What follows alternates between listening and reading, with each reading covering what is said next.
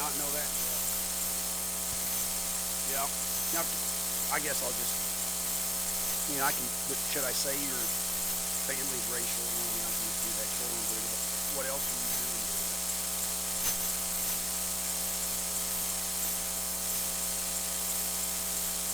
Does land run show up? Land run? Yeah, why don't you write that down? Just write them on this. Because I did not know what you were doing for a full-time gig.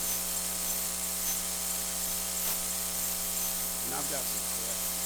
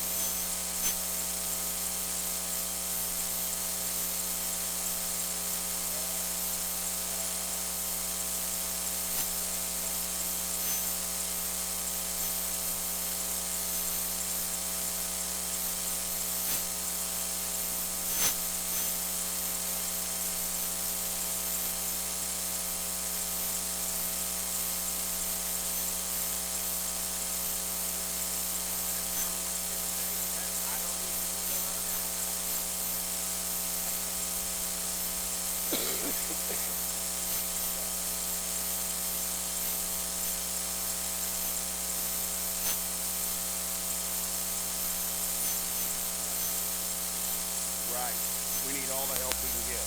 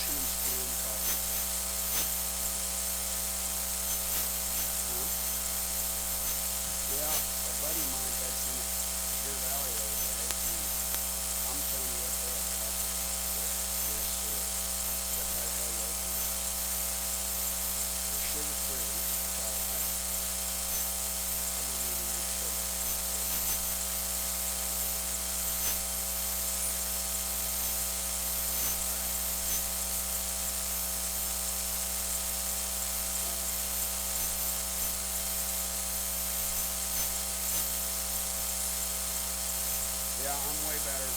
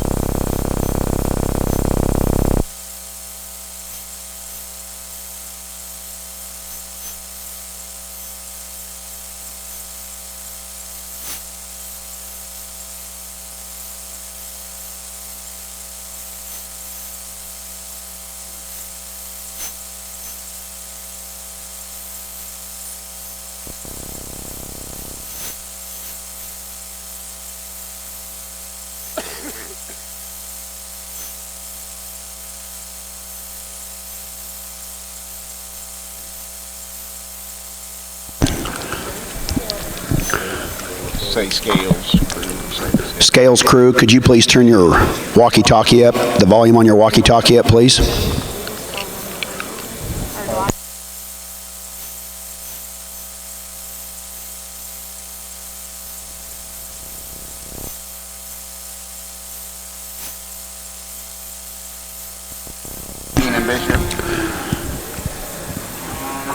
Would the weigh scale crew for the Red Angus show please bring their sheets up here? We will not be weighing Red Angus females.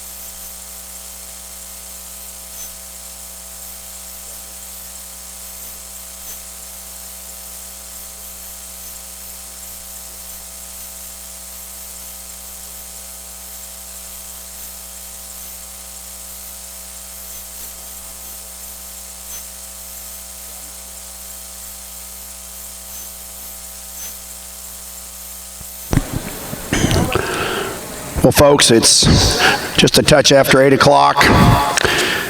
Welcome to the North American.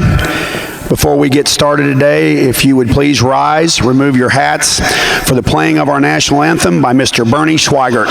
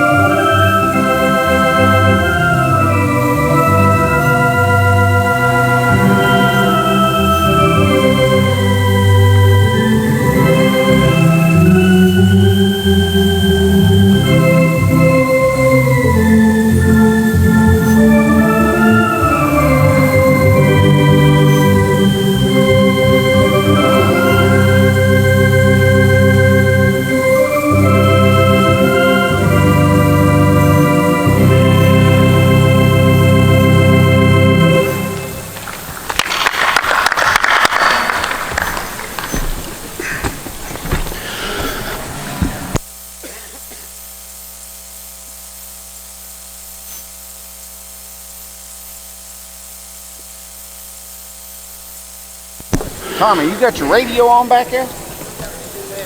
Okay.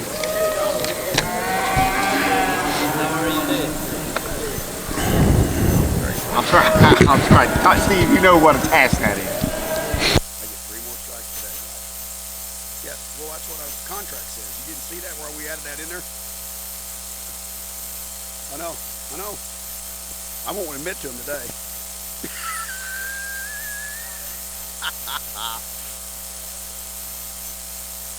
You all were working diligently. Morning, Tommy. How are you, buddy? Very good. How are you?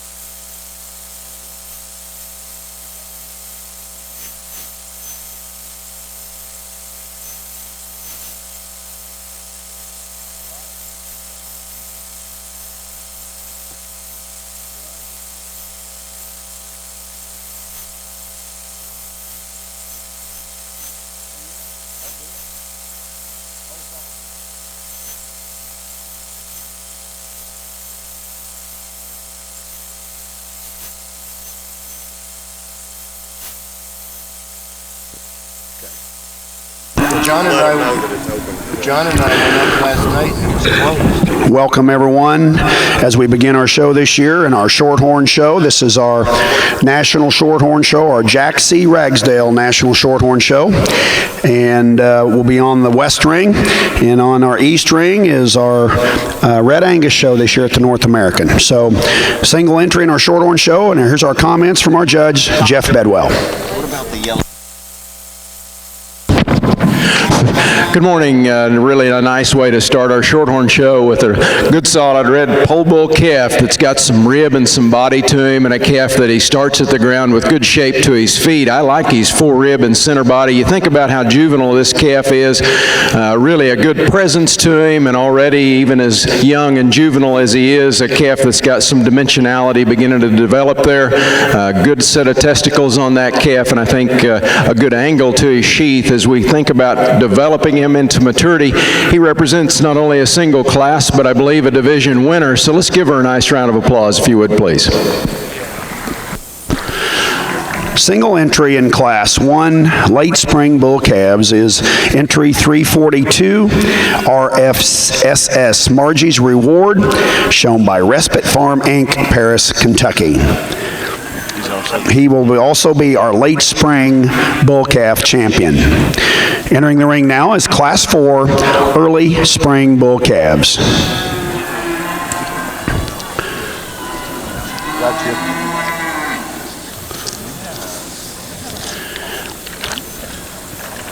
It is my pleasure to introduce our judges today. In our Shorthorn ring for our National Shorthorn Show is Mr. Jeff Bedwell from Isabella, Oklahoma. Jeff's wife, Diane, and daughter, Jennifer, represent the 4th and 5th generations of 100 years of breeding Shorthorn cattle in their family. Jeff has had a broad-based production ag background where he has been involved in extension service, livestock production, and crop production throughout his entire life. He is currently the ag and ag sales specialist for Land Run Co-op near Enid, Oklahoma. Let's put our hands together for Mr. Jeff Bedwell from Isabella, Oklahoma.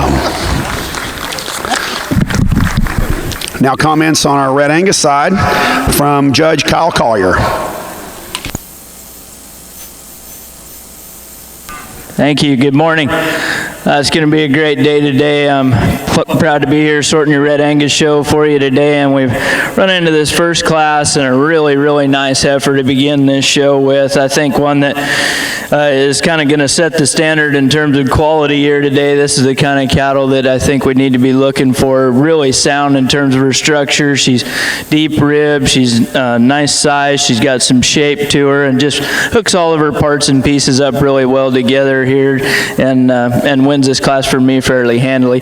Then we come in here with the heifer in second, that if you like one with a lot of performance and length of body, a heifer that's going to be a little larger frame kind of female when it's all said and done, but that's not all bad. She's got some good parts to go along with it. This heifer's extremely long top. She's got a great set of numbers. She sets the standards in this class and excels her contemporaries by quite a lot in terms of her herd builder EPD, and that's very important. This is a nice heifer that's got some extra performance and weight per day of age for sure. Then we come in with a little more medium-sized sort of heifer here that just doesn't have quite as much performance, not maybe as much volume and rib capacity as the heifer that just left the ring, but a good female in her own right for sure.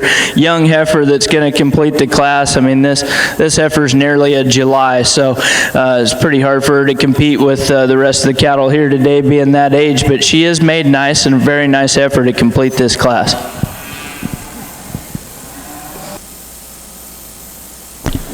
Thank you, Kyle. Placing first in Class 1,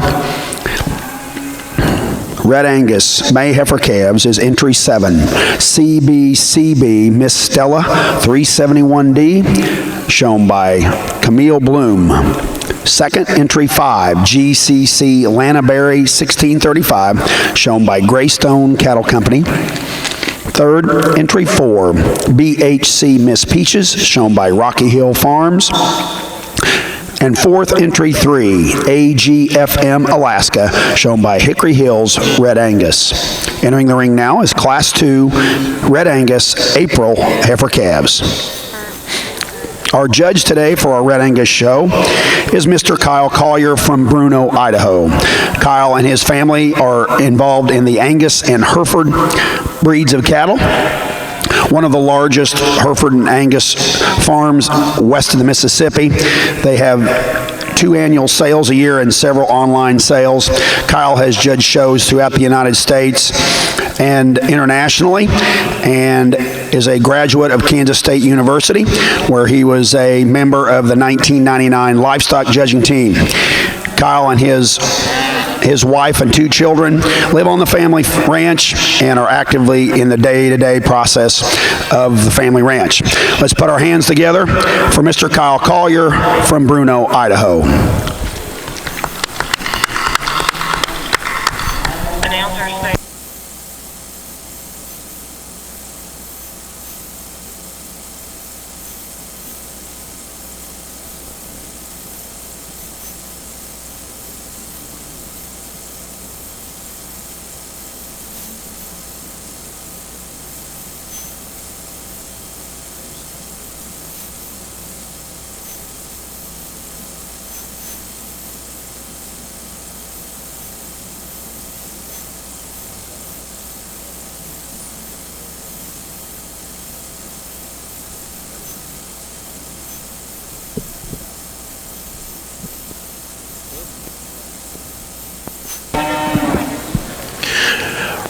Excellent set of roan bulls we've got in our March class here, March-April class. I think this young bull calf that we've got that begins this group really starts at the ground pretty impressively. Good-footed, good-structured kind of a bull with regards to having lots of comfort in his structure as he gets out and travels. I like his jaw and his muzzle. I like the prominence that we've got there in terms of masculinity. He opens up a bit more at the top of his blade than maybe some of the other bulls do, but he still lays nice back into his rib cage the way he needs to reach comfortably off both ends of his skeleton. I'd like to change the angle of that sheath just a little bit. He's one of the higher growth bulls, if not the high growth bull we have in terms of his EPDs. Probably goes along with that a little higher birth EPD, and we'd certainly like to tone that back a bit, but a lot of tools to work with this guy, a lot of dimensionality to this bull, and I really like the favor that he has with regards to his structural correctness. Pretty good calf, and really a pretty interesting pair for me that comes in second and third. Both these bulls get a little tighter wound and a little more muscular in their makeup, if you will. Both the calves get a little up in their top as they get out and travel. I think part of the difference for me this morning, see a little more testicle in the calf that ends up second, perhaps just a little more forerib, and he carries that back to his flank a little more uniformly than what I find in my calf that's 3. That calf perhaps just slightly edges the calf in 3 in regards to being able to reach a little more comfortably out of his front end. I like the extension we find in the bull calf in 3rd. That calf to me is a cleaner, trimmer-made kind of a bull through his lower 3rd than a lot of cattle will be nowadays. An expressively muscled calf as you study him down his top. A great big hip in him as well. Like to see him show us a little more testicle here this morning. Here's our calving ease bull of the group that rounds out our group, and certainly would like to run him a little higher to recognize that calving ease value. This calf is one of the deeper bodied of those 3 that are 2 and 3 and 4. This calf's got more forerib in him and has more flank, but I have a little concern about his shoulder shape and front end. Not nearly as comfortable or true placed as he comes off that front knee and shoulder. We'd like to see him a little sounder as he goes. Excellent set of bull calves. Let's give him a nice round of applause, if you would, please. That'd be a division champion in reserve, too, I believe. Thank you, Jeff. Placing first in Class 4 early spring bull calves and also selected as our early spring bull calf champion is entry 352, BR Hot Dam 416, shown by Jared Bates, Blue Rock, Ohio. Second, and our reserve early spring bull calf champion is entry 347, Frosty Mug, shown by BAL Family Farms, Norway, Michigan. Third, entry 351, shown by Humor Jr. & Sons, Jerseyville, Illinois. And fourth, entry 346, shown by RTB Shorthorn Syndicate, Byron Center, Michigan. Entering the ring now is Class 7 Junior Bull Calves.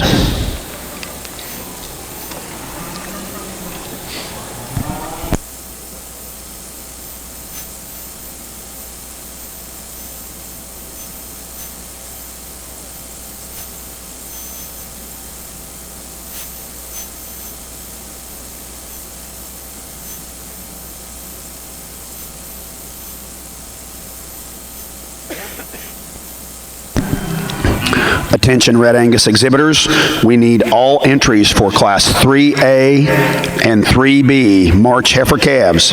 Let's bring those heifer calves to the makeup ring, please. All entries for Class 3A and 3B to the makeup ring, please.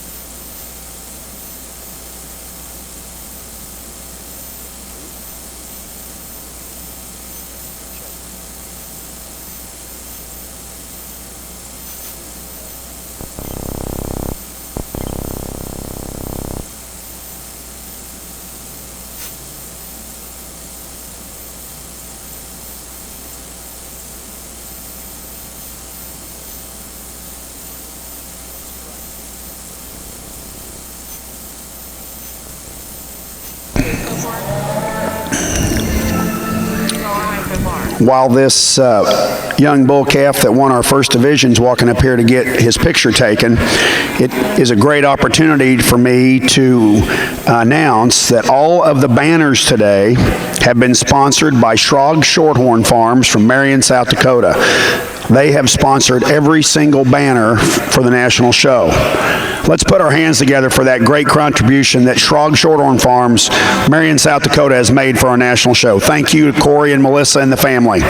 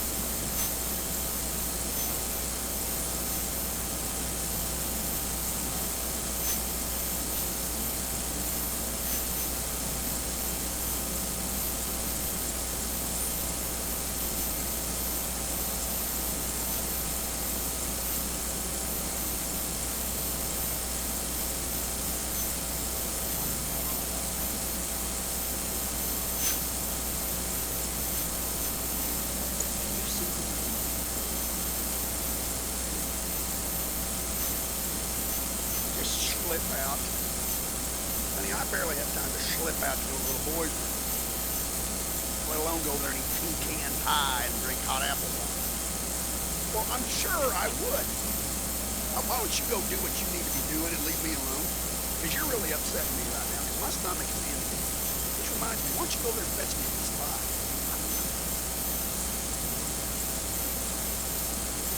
I'm not going to eat pie.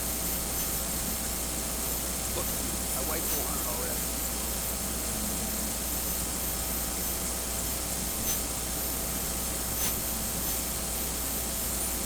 Say pecan pie one more time.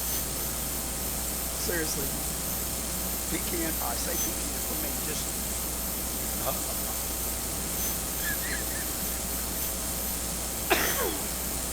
Whatever. Oklahoma.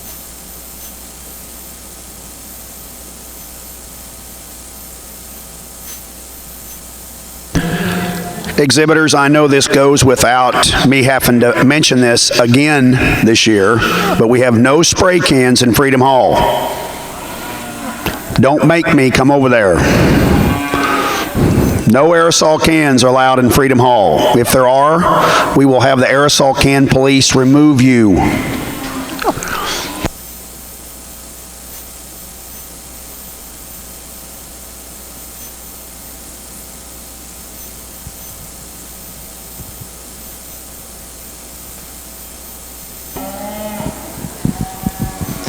Well, it appears to me that April is a fun time for Red Angus breeders to have calves, as many as we've got in here to evaluate a nice class and quality from end to end here. There's not a lot of just throw away, put them to the bottom kind of cattle in this class. And you know, this heifer that's going to come to the top of this class does so for me just because I find her here today with the least amount of faults. And I like her in terms of her structure. I like her length of body and extension. I like the correctness that she holds her top when she's on the move. And she's probably just the most relaxed. And this is a really difficult time to show calves. A lot of times these are the first times that these calves have been out. So we're going to have to deal with some difficulties there as far as the showing part of it and evaluate the cattle. When it comes right down to it, this heifer that wins the class here just does so with the least amount of faults and the least difficulty getting around the ring. She's just really nice in terms of her structure. The show heifer of the group, and the one that is the neatest looking one, and the one that I honestly thought would probably win this class, is the heifer that comes here in second. And as I start to study that heifer, I love her look, and when she gets stopped, you just cannot find one that's going to give you this much profile and look.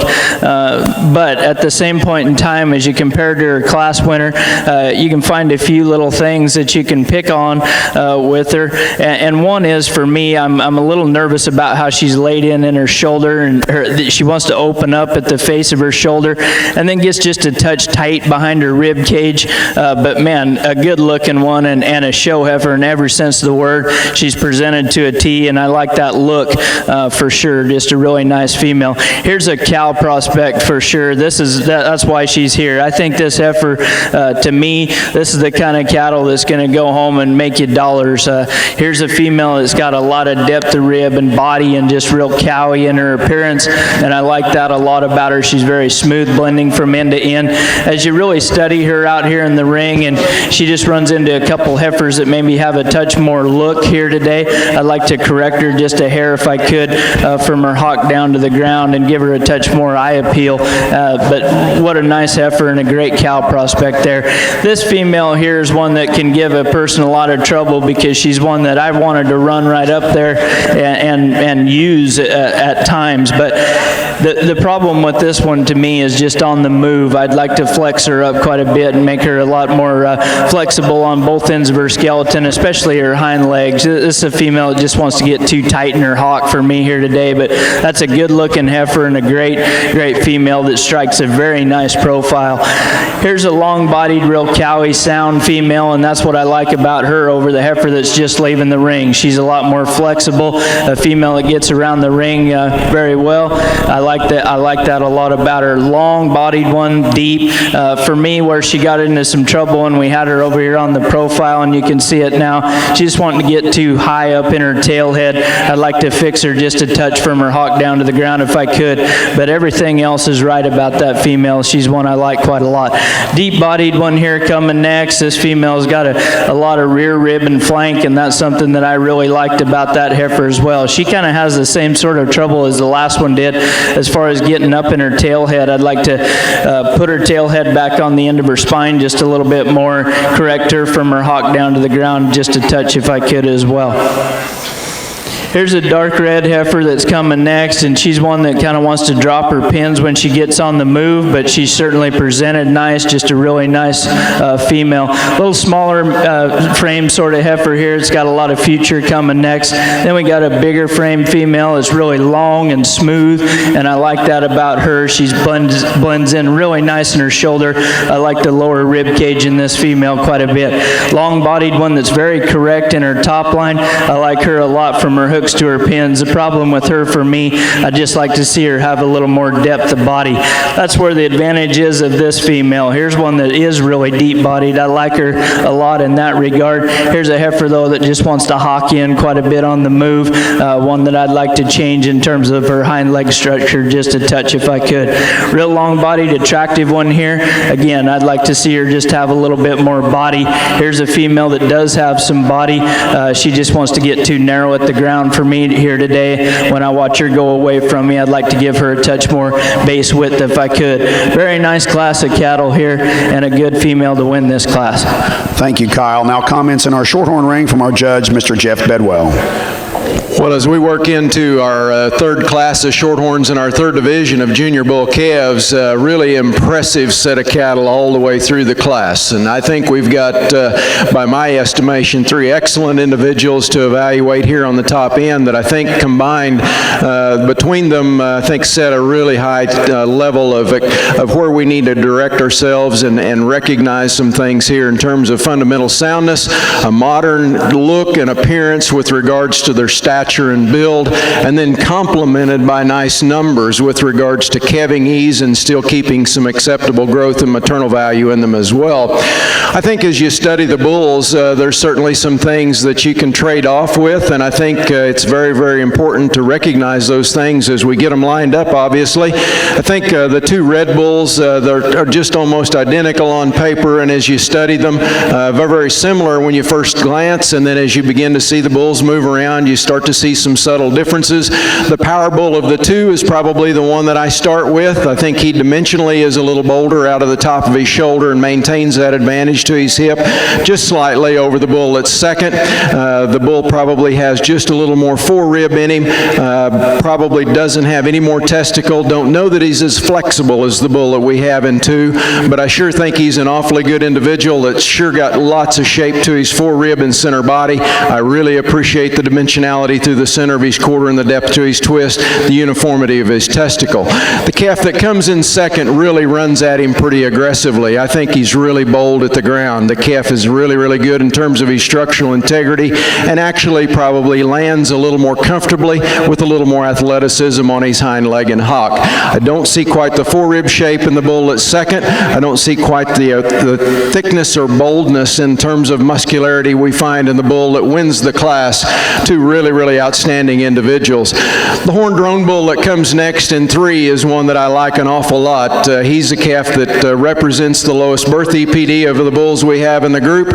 He's one of the, doesn't have quite the growth in terms of his genetic profile, but in terms of his build, I really, really like in terms of correctness and the kind of beef animal that he represents. A big top, bold back bull that's got lots of thickness to his hip, a bull that strides extremely well and correctly for the amount of muscle that he's going to continue to develop with. The next couple of bulls get a little more close for me. The spotted bull that comes next is really an athlete. That bull travels extremely well. I think his foot shape's pretty good. He doesn't open up quite as wide underneath as the bulls that are 1, 2, or 3. Maybe doesn't have quite the testicle shape or a presentation there that we'd like for him to have. Not quite as muscular as those bulls we have up the line. Here's another very muscular made kind of an animal that comes next in the spotted bull that's 5. This calf to me is one that is really, really expressive out of the top of his blade and top. That bull has got a tremendous width to his hip, a good testicle bull that handles his hind legs correctly, not maybe quite as long strided as some of the cattle, but certainly not one that's unsound. a calf that handles a lot of muscle very, very well.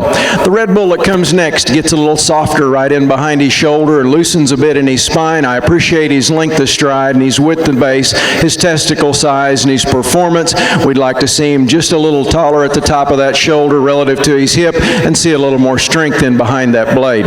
Calves that come next just get a little bit less attractive in terms of their balance and perhaps their growth performance, maybe their genetic profile. The bull that is now leaving the ring, the more muscular of that pair, probably the bull that has just an advantage in being a little more proportional in his width relative to his frame, but a really, really nice set of Shorthorn bull calves. Again, if you would, join me in congratulating our exhibitors with a nice round of applause out of our junior bull calf division. Thank you, Jeff. Placing first and selected as our junior bull calf champion is entry 367, Boy Free Trade 604, shown by Michael Boyert, Seville, Ohio. Second, entry 371, and also our reserve junior bull calf champion is CF Premium, shown by Kate's Farms, Modoc, Indiana. Third, entry 361, shown by Patrick Foley, Pearl City, Illinois. Fourth, entry 370, shown by Craig Bratcher, Elizabeth, Indiana. Fifth, entry 364, shown by Wesley Morris Courthouse, Smithfield, Kentucky. Sixth, entry 362, CF Best Option 632, shown by McCall Show Cattle, Shelbyville, Kentucky. Seventh, entry 389, shown by Madison Daniel, Morgantown, Indiana. And eighth, entry 360, shown by Clayton Miller, Beecher City, Illinois. Entering the ring now is Class 10 winner bull calves.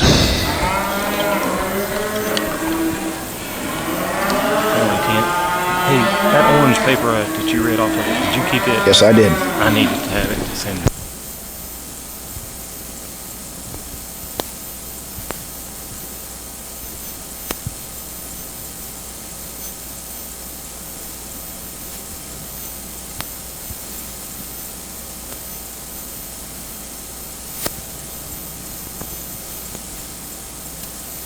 In our red Please call for 388 and 395. in our red Angus ring today, placings in our Class 2 April heifer calves. First goes to entry 19, KJHT Bit of Honey, shown by Hannah Taylor. Second goes to entry 26, TC Sweet Luana 69D, shown by TC Reds. Third goes to entry 13, shown by Greystone Cattle Company. Fourth, entry 25, shown by Cow Tracks. Fifth, entry 12, shown by Chase Pladson. Sixth, entry 11, shown by Emma Foster. Seventh, entry 24, shown by Ethan Dickerson. Eighth, entry 10, shown by JG Cattle Company. Ninth, entry 14, shown by Greystone Cattle Company. 10th, entry 21, shown by Glues Performance Cattle. 11th, entry 18, shown by D-Bar Cattle. 12th, entry 28, shown by KD Red Angus. And 13th, entry 16, shown by KD Red Angus. Placings in that class, entry 9 was a scratch. Then it was 8, 6, 5, 3, 9, 13, 11, 1, 10, 7, 2, 4, and 12. Now for reasons in our Class 3A, March heifer calves is our judge, Mr. Kyle Collier. Really, really nice class of cattle here to look at, and the heifer that wins this class for me does so fairly handily just from a balance and eye appeal standpoint, and I think where she excels the other cattle that have that look that we're looking for here today is just her natural muscle shape. I really like this heifer down low and in her stifle. That's where she beats the heifer that's here in second, is just the extra shape and pop that heifer has through her lower quarter and her lower rib and stifle. Very nice heifer that puts a lot of good things together. Good heifer here that's coming next with a lot of balance and eye appeal and style. From the side, I actually like this female just a touch better over her top line, maybe back over her hip, but when I get right behind this heifer, she just moves away from me a little narrow, base narrow here today. She's one that's still relatively green in terms of her appearance, and that's why it's hard for me to place her any higher today. Here's a real good looking one that's probably got a ton of future to her for sure. She comes comes to us in really nice condition. She just gets out horsed just a touch here today. I'd like to see her have just a touch more mid-rib in her as we compare to the cattle above her. The cattle that do have a lot more rib are the two that are coming next. These two are really cowy appearing females, maybe don't have quite the balance and eye appeal that we see in the cattle just above them. They're also cattle that are a little farther along in terms of their condition here today. This entry 41 heifer is one that when she first came into the class, I wanted to just start with her, to be honest with you.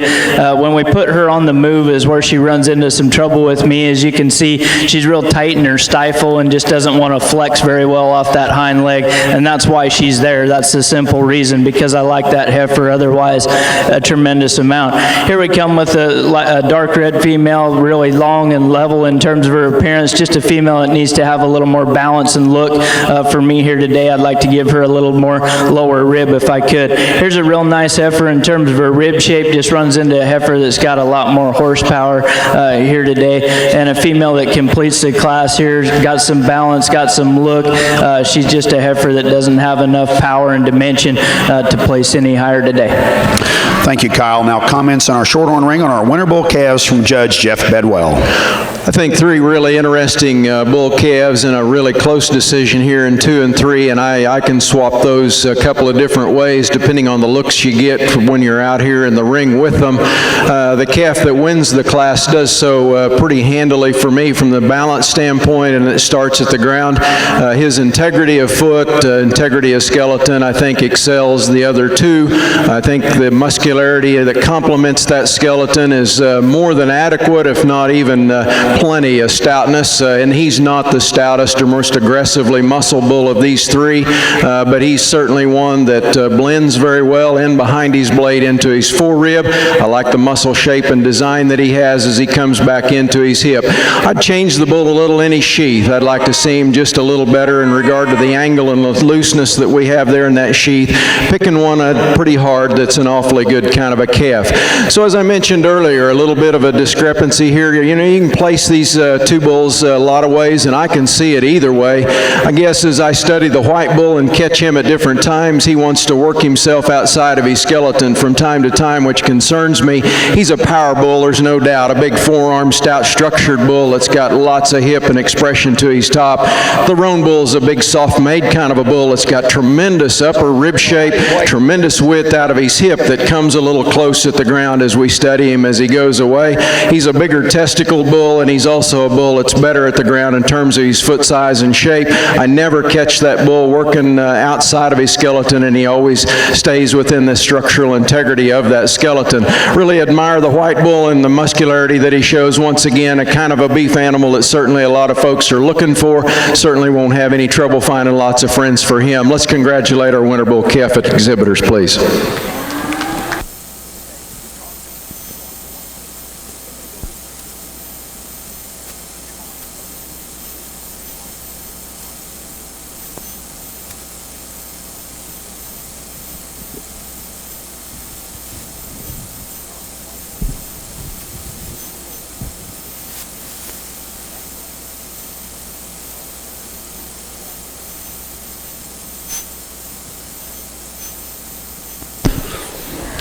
Placings in our Red Angus show for Class 3A March heifer calves.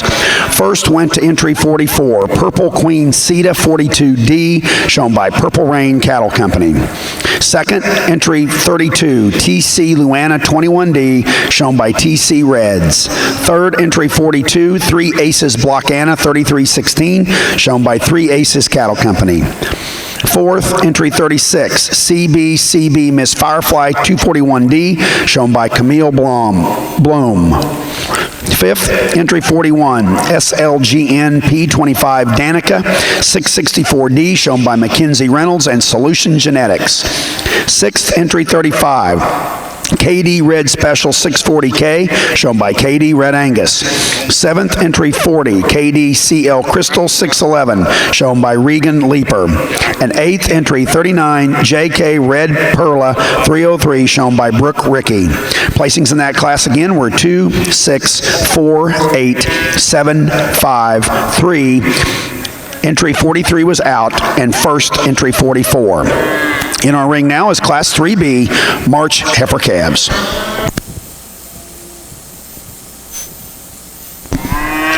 Placings in our Shorthorn Winter Bull calf class. First goes to entry 39. CF Proven Commodity 5136, shown by Charles and Arlene Burt, Placerville, Colorado, and Mark George Galt. Placerville, California, and Mark George Galt, California. Second goes to entry 376. CS Starcatcher CS 815C, shown by Cheyenne Starman, Camp Point, Illinois. And third, entry 377, shown by Brian and Sally Caverly, Clinton, Maryland. In the ring now is Class 11 Senior Bull Calves. 380.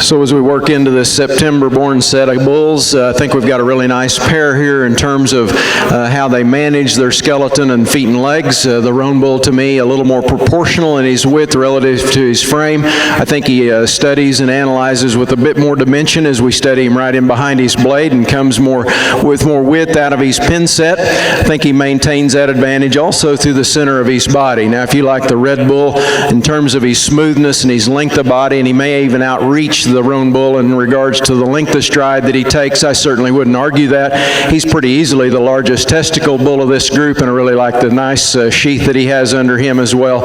He's a good kind of an animal and makes it a very competitive pair. Now, the next two bulls probably need a little improvement in regard to their feet and legs. The roan bull that I like next probably has an advantage in being sounder with a little more integrity through the front portion of his skeleton, keeps those front feet a little more true, and has just a little more slope to his shoulder. Makes him more comfortable as he gets out and travels.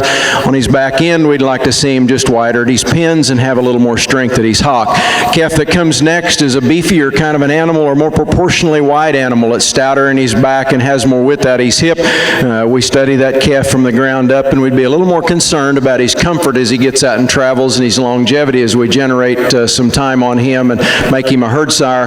But an awfully good set of September bulls. Again, congratulations to our exhibitors. Let's give them a nice round of applause. Thank you, Jeff. Placing first in Class 11 Senior Bull Calves is entry 380. LSF Rock Steady, shown by Lehman Stock Farm, Hoopston, Illinois. Second, entry 384. Oler's Redout, shown by Oler Farm, Economy, Indiana. Third, entry 386, shown by Clayton Fugit, Crawfordsville, Indiana. Fourth, entry 385, shown by Danny Powell Jr., New London, Missouri. Placings in that class were 381 was out, then it was 2, 1, 4, and 3. We now will be selecting our senior and reserve senior Shorthorn bull calf. This is our division for our senior bull calves.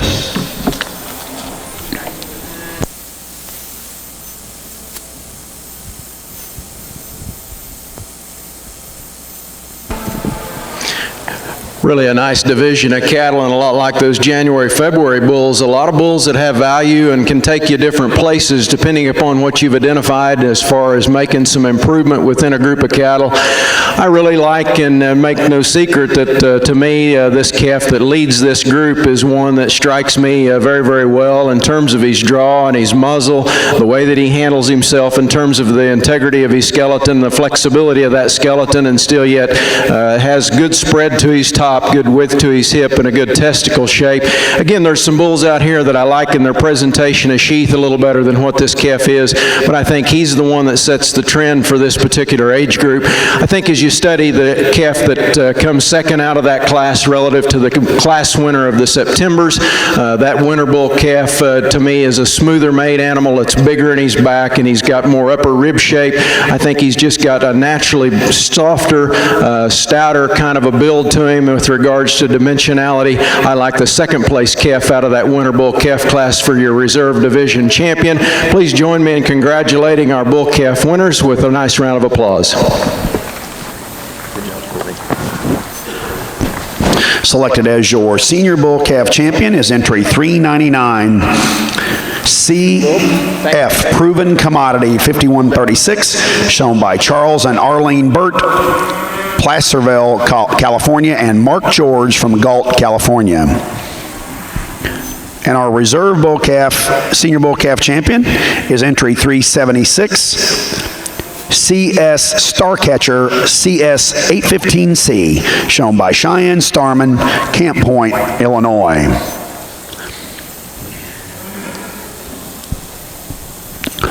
Now comments on our Red Angus ring from our judge, Mr. Kyle Collier. This is a class that fits together fairly good for me, actually, when we get right down to it and study these females at the top end of this class. I think this is a real close placing. But as you really start to analyze these heifers and look at what they could be on down the line, I like the look that this one gives me from the side. A heifer that on the move is where she excels the heifer just behind her. And when we took them on that short walk, it kind of confirmed that for me. I just prefer this one quite a lot better on her hind leg and the flexibility that she has. And again, a female that's got a lot of look. And then when you study her numbers, I was just standing there looking what a spread she's got from birth to yearling, and a good index there, 128, just a really nice complete female to win this class.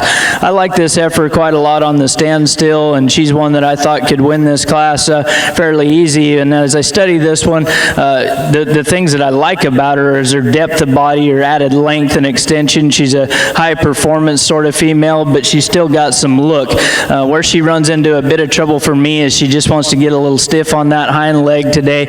And as I study this one down in her lower third and her lower quarter, just wants to flatten up quite a bit to me. I'd like to give her some more shape to her lower end by nature and spread her out just a little bit, give her a little more muscle shape.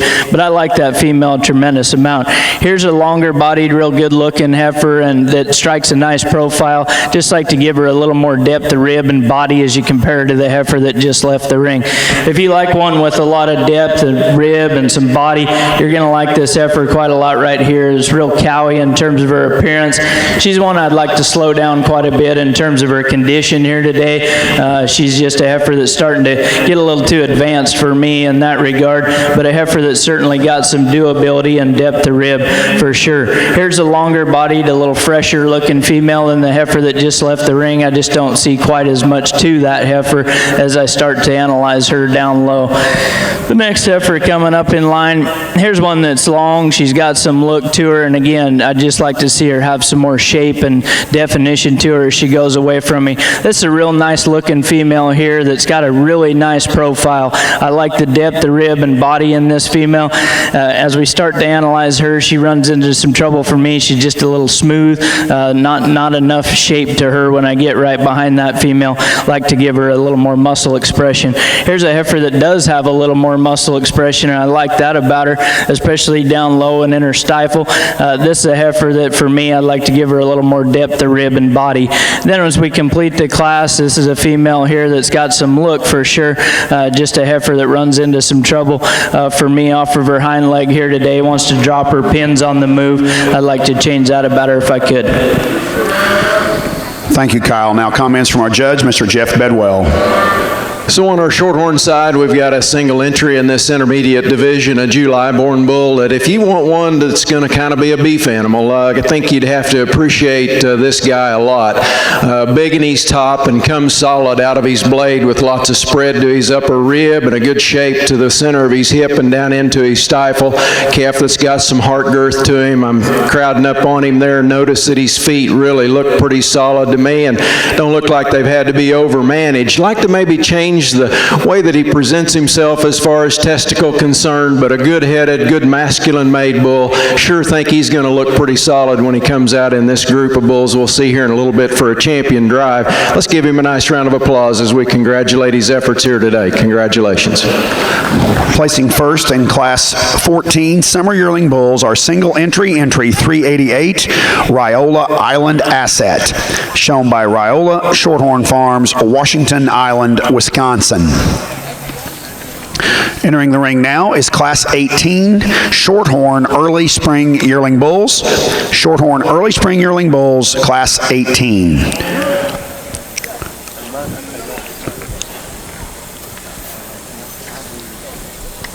In our Red Angus ring, results from Class 3B March Heifer calves. First went to entry 57, Damar Berry D190, shown by Jacob Presnell. Second, entry 60, WDZ CF Delilah 6013, shown by Zender Cattle and Cannondale Farms. Third, entry 58, shown by Pelton Hills. Fourth, entry 47, shown by Miguel Leon. Fifth, entry 56, shown by Bluff Creek Farms. Sixth, entry 46, shown by Emma Kate Foster. Seventh, entry 52, shown by Country Acres. Eighth, entry 51, shown by Ethan Dickerson. Ninth, entry 65, shown by Jacob Shutter. Placings in that class were 4, 6, entries 48 and 9 were out. Then 51 was 8, then 7, 5, 1, 3. Entry 59 was a scratch. Then 60 was second, and 65 was ninth. We now will be selecting our champion and reserve champion, Spring Heifer Calf.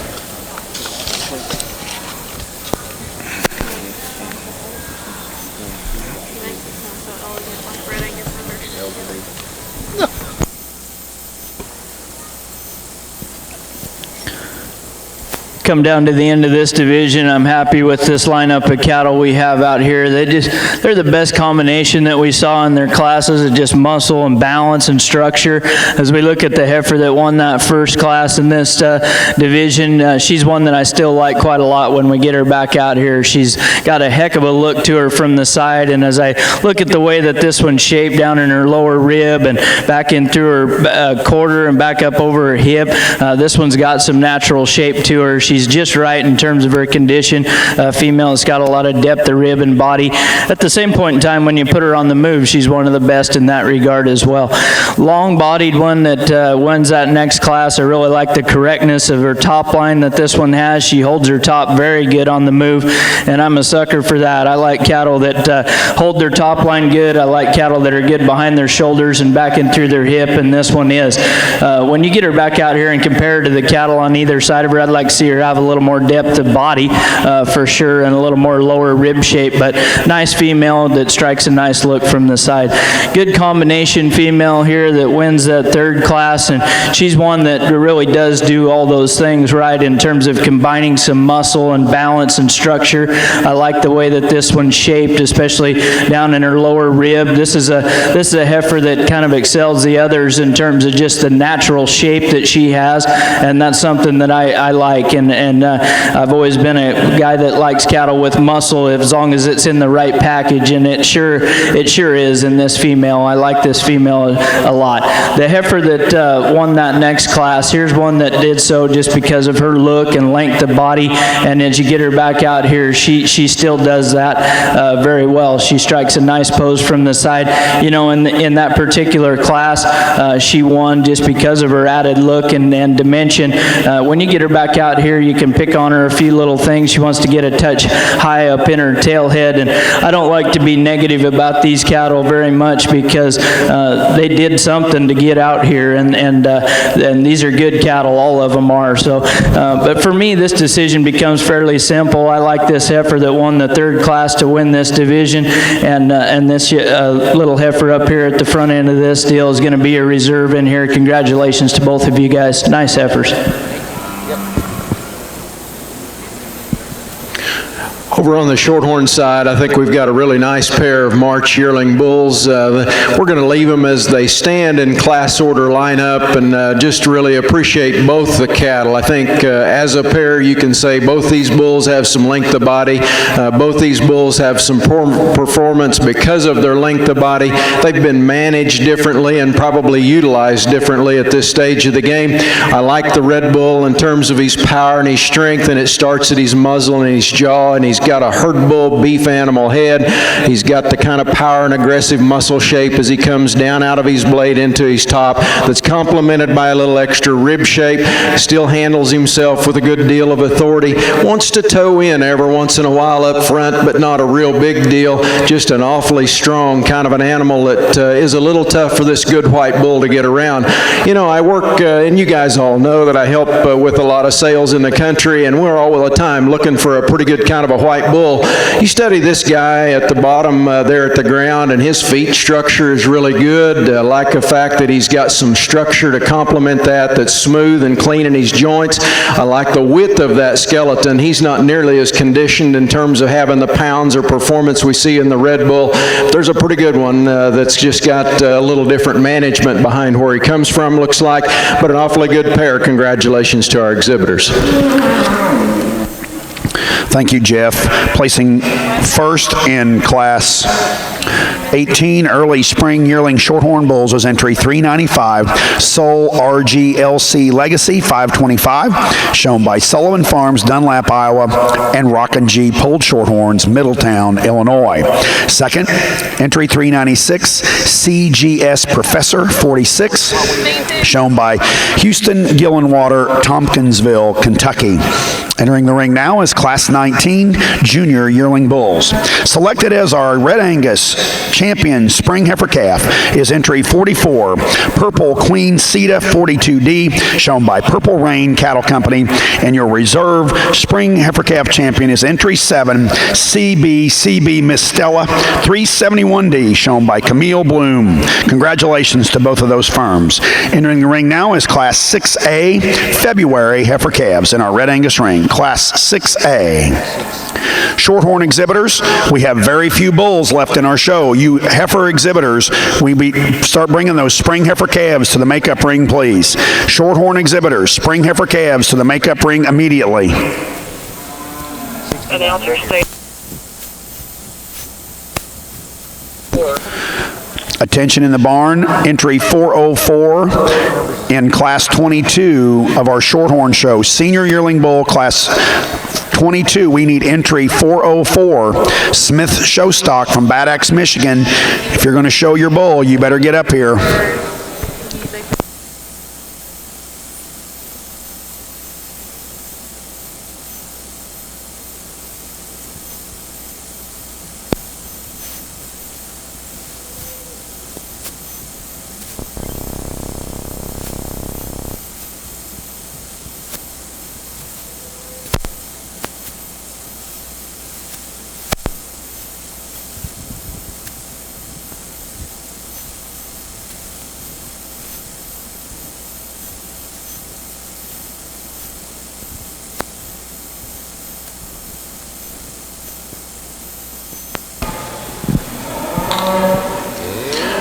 Excellent pair of junior yearling bulls that we've got now in the ring, and I again am going to leave them as they stand, and I wouldn't argue a whole lot if we're going to trade or swap them out, but I think we have to recognize our class winner's advantage in testicle size, really an ultra-correct footed bull and super in terms of the foot shape that he has there, perhaps a bit more masculinity at this stage of the game, and a bolder made bull in regards to the strength and width that he has and spread up over the upper rib and upper top.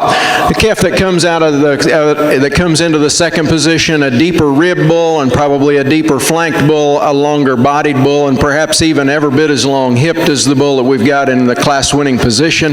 Don't think he's quite as comfortable as he gets around out here with regards to his feet, and as he gets out and travels, I don't see quite the dimensionality we have with our class winner or testicle size we have. Those are two really excellent red poll Shorthorn bulls. Just an awfully good pair in that junior yearling class. Let's give them a nice round of applause. Thank you, Jeff. Placing first in Class 19 Junior Yearling Bulls is entry 401. Studer's Crunch Time 22C, shown by Jason Smithers, Pittsfield, Illinois. Second, entry 402, MM Red Terror 10C, shown by Hugh Moore Jr. & Sons, Jerseyville, Illinois. We now will be selecting our junior and reserve junior champion bull. Well, we ran into a really nice heifer to win this class, and one that I like quite a lot from a lot of different aspects. This heifer does a lot of things right. You talk about one that's got some depth of rib and body and does so by nature. This heifer's really nice on the move. She's cowy looking, yet when you get behind her, she's got a lot of natural shape to her. This heifer that's here in second is one that I like the way that she's shaped an extreme amount. And this is a heifer that has got as much natural muscle probably as any heifer that we've seen yet today. She's one that I wanted to run up a lot higher, but when you study this one on the move and down in her ankles, this is one that just gets too tight for me down there. I'd like to make her a little more flexible there if I could, but I love the shape that heifer has. I like the upper hip, and that's why she's there. In fact, this heifer here maybe moves a touch better and has a little more lower third. She's got a touch more depth of rib and body, but this is a heifer that when you get right behind her and you study her down low, I just wish that there was a little more lower shape to this one. She wants to walk away from me a touch base narrow as I compare to the cattle just above her. Actually, the same goes for this female, the next one coming up in line. Deep rib, nice body, cowy looking in terms of her appearance. Again, I just like to see her have a little more shape to her when I get right behind her, and then I could run her up a little higher in this class today. Real smooth made kind of female that comes next, and she comes up in here just because she is a little deeper than the heifer that comes next. I like the shape of this one just a touch better. Real green kind of heifer here that's got some balance and look. Again, I'd like to see her have a little more lower rib, give her a touch more muscle shape if I could. The heifer that's going to complete the class is one that does have a touch more depth of rib and body. She's just a female that wants to get a little awkward on the move for me here today. Gets a touch narrow gauged as I watch her walk away. Thank you, Kyle. Placing first in Class 6A, February Red Angus Heifer Calves is entry 76. WDZ Dairy 626, shown by Chad Zender Cattle Company. Second, entry 68, 3 Aces Fiona 2306, shown by 3 Aces Cattle Company. Third, entry 74, shown by Weber Land and Cattle. Fourth, entry 66, shown by Ethan Dickerson. Fifth, entry 72, shown by Nolan Rentshire.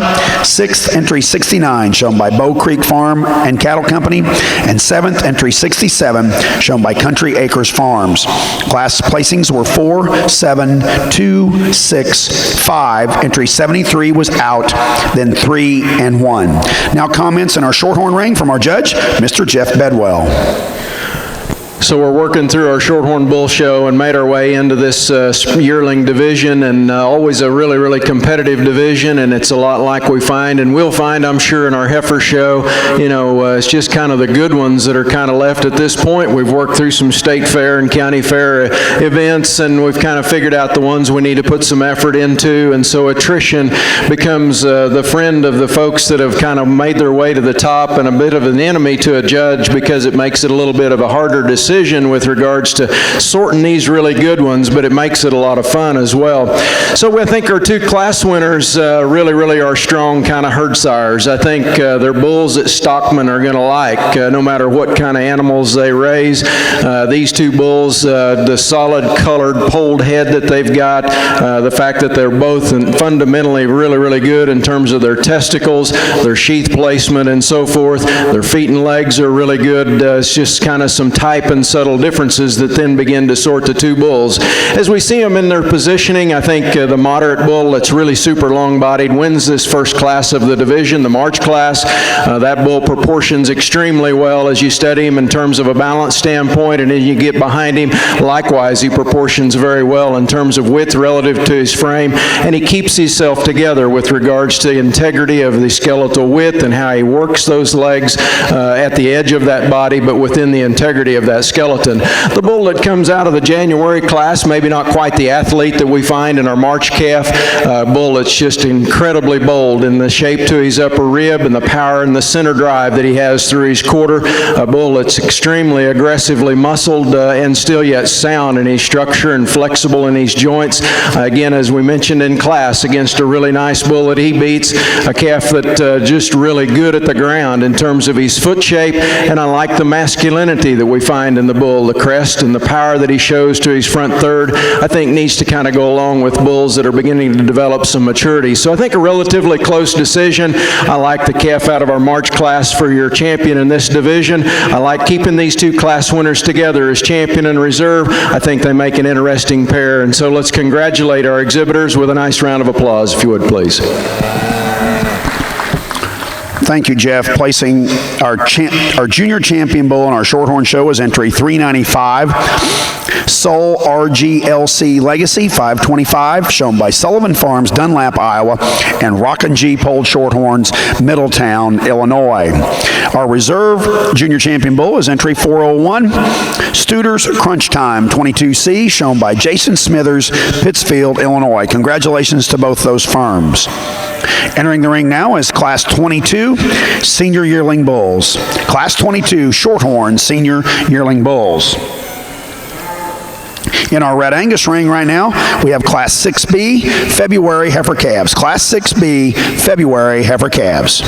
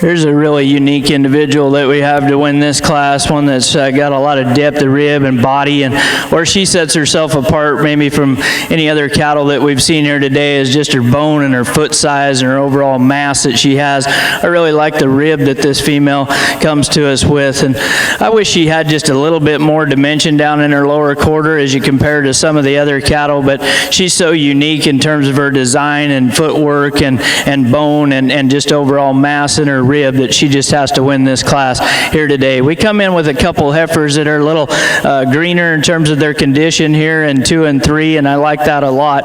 These females got a lot of future in them, especially this heifer that comes in second. Here's a long-bodied one that's very correct in her top line. She's got a real nice shape to her by nature. She just runs into a heifer today that's got a little bit more power, a little bit more lower rib than this female does. I prefer this one over her top and tail head just a hair better than I do the heifer here in 3. The heifer in 3rd, really nice, good condition. She's got a lot of rib shape to her by nature too, and I like her muscularity. Here's a female that just wants to get a little high up in her tail head as we study her. She's also a heifer that wants to get a little different from her hock down to the ground as I studied her from the side when she was standing here on a profile.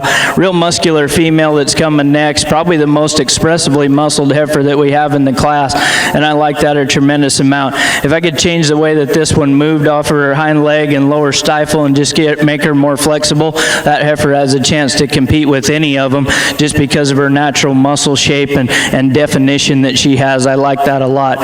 Here's a heifer that comes next. It's a bit more correct in terms of her structure. I like the way she handles her hind leg a touch better than the heifer just ahead of her. She's one, though, that gets into a little trouble in terms of depth of rib and body. Here's a heifer that's real smooth made from end to end. I like the way this one's laid in her shoulder. I like the depth of rib and body. She's just a female I like to see be a touch more feminine up through her front end. She wants to just get a little plain up in through her neck and head for me today. Then we come with a heifer here next that certainly got some length and some eye appeal. She just runs into some balance issues for me. I'd like to deepen her up just a touch if I could. Same goes for the heifer that's coming around next. You talk about one that's long-bodied and real good looking that way. She just needs some more lower 3rd. The heifer that's leaving the ring right here, entry 96, she is one that has some more depth of rib and body. She's just one that when I get behind her, I'd like to see her have a lot more natural shape. Same goes for the heifer that completes the class. Just not quite enough to that female to compete any higher today. Go ahead, Jeff. So in our Shorthorn ring, we've got a pair of senior yearling bulls that I think really are a nice pair, and there's some differences in the cattle. You look at their genetic profile, and they're really pretty similar. But as you look at the bulls phenotypically, a pair of really strong bulls in terms of muscularity, and our class winner has an even greater advantage over the bull in second in that regard. You know, we pack more muscle on these cattle, and they're not quite the athletes that the cattle are that are less muscular. There's no doubt about it. And this guy is very bold in his upper rib. He maintains a progressive width out of his hip. As you study him from the top, that bull gets down to a really deep twist in lower quarter, offers the beef business a lot of muscularity, and still yet in a very smooth, soft-made kind of a package. We'd like to free him up and let him go, but truthfully, I'll bet he's a lot different athlete in the pasture than we find him to be with his nose being jerked on. Calf that comes next is a calf that I think does have a slight advantage in being just a little freer as he travels, but he's not without his issues as well. We'd like to maybe see him a little more correct or athletic on that hind leg, but a calf that just gives up just the dimension that we find with our class winner. We just don't have quite the heart and rib shape in that bull that comes out in second, but certainly has some value with regards to his pattern and his balance, and he complements that with certainly more than enough muscle. A good pair of bulls out of our senior yearling class. Congratulations to our exhibitors. Thank you, Jeff. Placing first in Class 22 Senior Yearling Bull is entry 405, K's Homebrew, shown by Robert and Beverly Alden, Hamilton, Missouri, and Kolstad Farms, Wellington, Missouri. Second entry 404, 3BC Battle Axe 1491, shown by Smith Show Stock Battle Axe, Michigan, Narrowbrook Show Cattle of Charlotte, Michigan, and Bill Schomburg and Sons, Pierce, Nebraska. Entering the ring now is our 2-year-old bull, single entry in our 2-year-old bull class, entry 409. Following this class, we will be selecting our senior, reserve senior champion bull, then move right into our grand and reserve grand champion bull. Shorthorn exhibitors, please bring your spring heifer calves to the makeup ring. All spring heifer calves, let's get those to the makeup ring, please.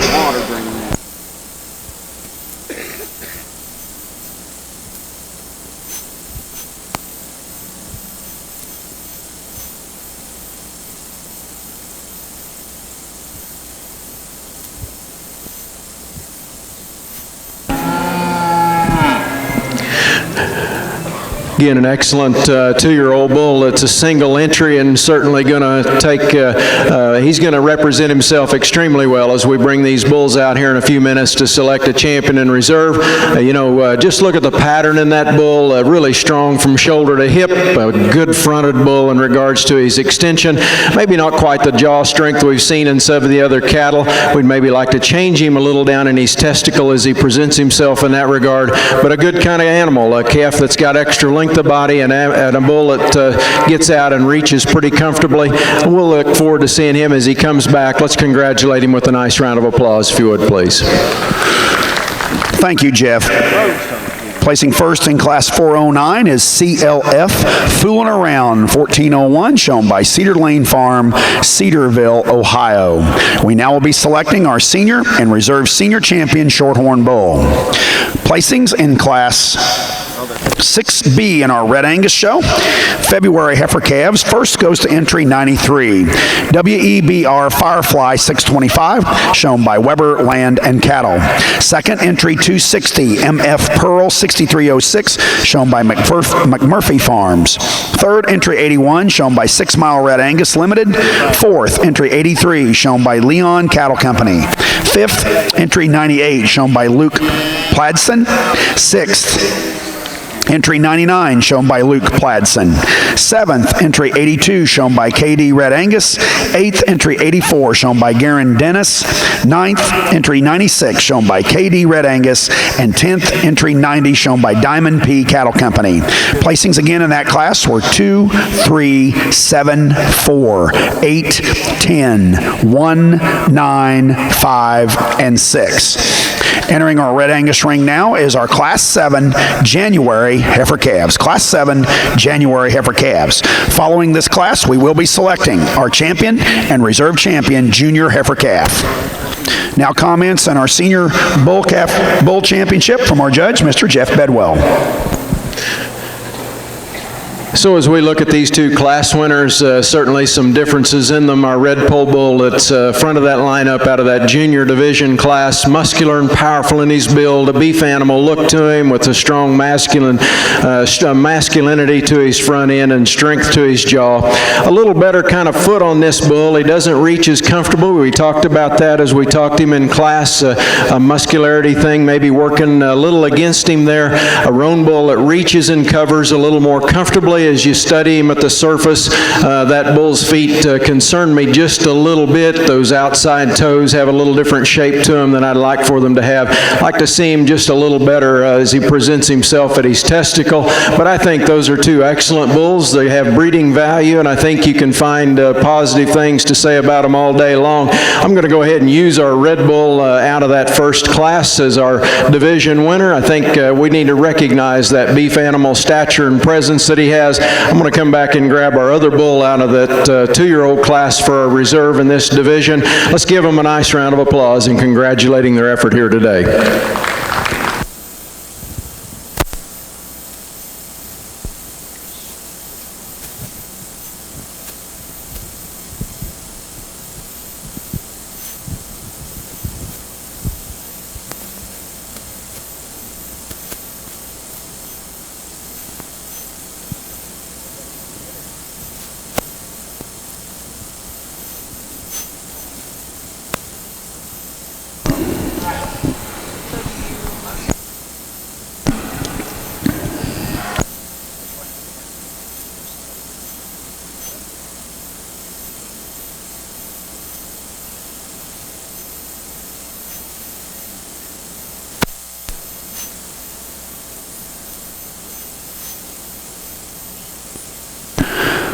attention in the Red Angus barn. We need all entries for Class 10 winter heifer calves.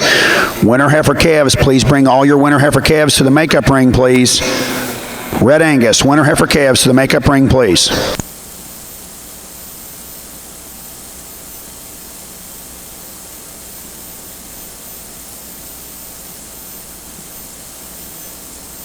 Selected as your senior champion bull in this last division of our bull calf, our bull show and our Shorthorn show is entry 405. K's Homebrew, shown by Robert and Beverly Alden, Hamilton, Missouri, and Colstat Farms, Wellington, Missouri.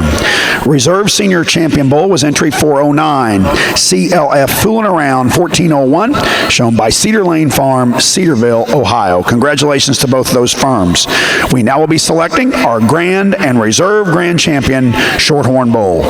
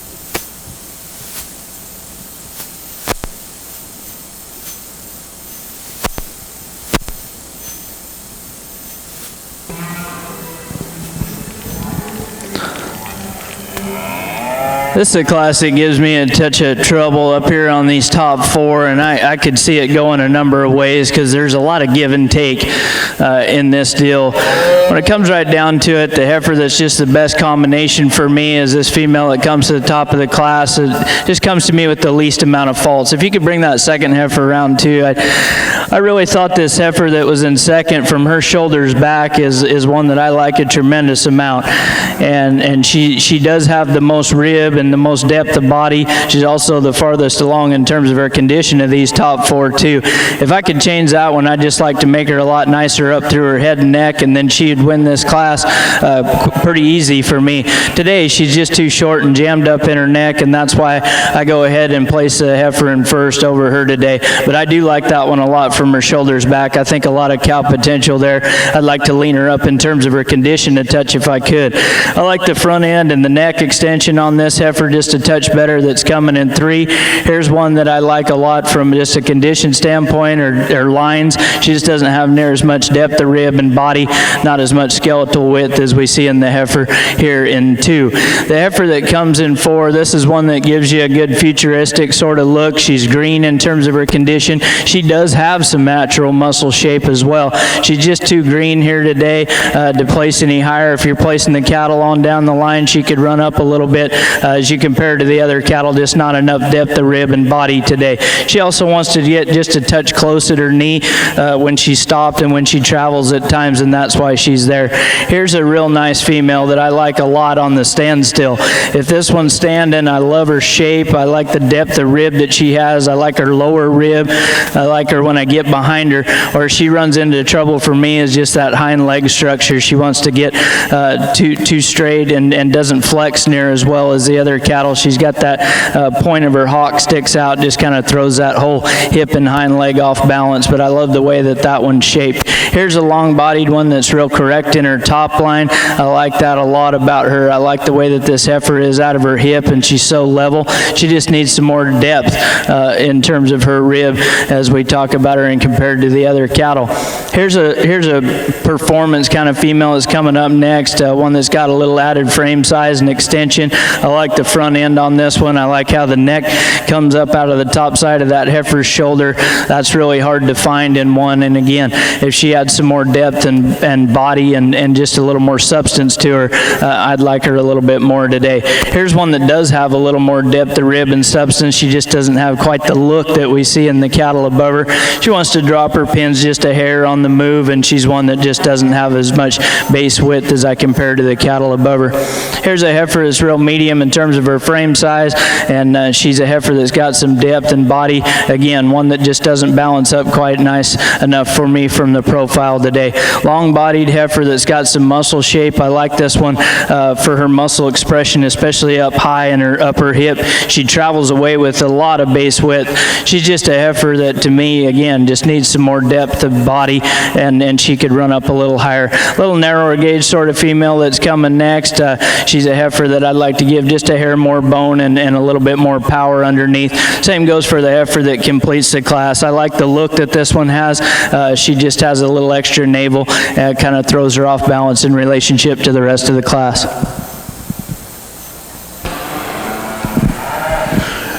So on our Shorthorn side, as we get ready to select a grand champion bull, I couldn't be more pleased with the cattle that I had an opportunity to evaluate through our bull show. Not a lot of numbers. Guys, I guess I take it as a signal that you recognize where we need to be, because I think these cattle on our side are pretty modern with regards to having some performance that complements their physique. I think they're manageable in terms of their birth EBD, if not even considerably amount less in terms of how we're going to manage that calving ease from this point forward. Our division winners are all good in terms of their spread from birth to weaning, birth to yearling, and they all have pretty respectable maternal indexes as we look at those genetic profiles. And then we rear back and look at the cattle. We've got good cattle that have a beef animal look. We've got some expression to their top. We've got some strength to their front third.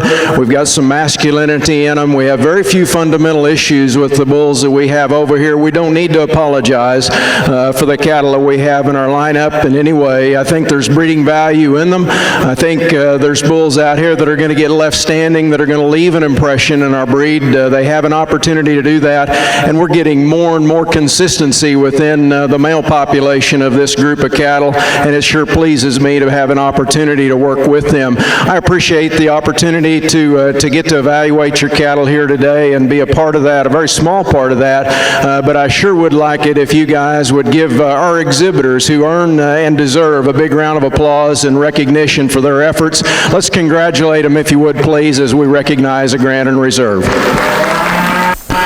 Thank you. Once again, our judge for our Shorthorn National Show, our Jack C. Ragsdale National Show, is Mr. Jeff Bedwell, Isabella, Oklahoma. And your grand champion bull is entry 395, Soul RGLC Legacy 525, shown by Sullivan Farms, Dunlap, Iowa, and Rockin' G Polled Shorthorns, Middletown, Illinois. Congratulations. And your reserve is entry 399, our senior bull calf champion, CF Proven Commodity 5136 ET, shown by Charles and Arlene Burt, Placerville, California, and Mark George from Galt, California. Congratulations to both of those firms. We now will take our pictures. Shorthorn exhibitors, let's get our pictures of our champions, and then we'll move right into our heifer show. So let's break right now for pictures, and then we'll move into our heifer show. Oh, that's cool, Danny.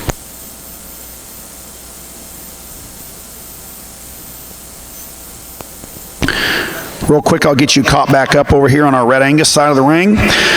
Placings from Class 7 January heifer calves. First goes to entry 111, SLGN 738T, Dare to Dream 611G, sown by Jacob Tapley. Second entry 108, Damar Ballet D041, shown by C-Bar Ranch. Third, entry 121, shown by Three Aces Cattle Company. Fourth, entry 110, shown by Weber Land and Cattle. Fifth, entry 122, shown by Gino Van Wy. Sixth, entry 115, shown by Luke Pladston. Seventh, entry 114, shown by C-Bar Ranch. Eighth, entry 117, shown by Dawson Dimmitt. Ninth, entry 124, shown by Swan Creek Red Angus. 10th, entry 123, shown by Hickory Hills Red Angus. 11th, entry 118, shown by Reba Prather. 12th, entry 116, shown by JK Red Angus. Placings in this class were 2, 4, 1, 7, 6, 12, 8, 11, 3, 5, 10, and 9. We now will be selecting our junior and reserve junior heifer calf champion on our Red Angus show.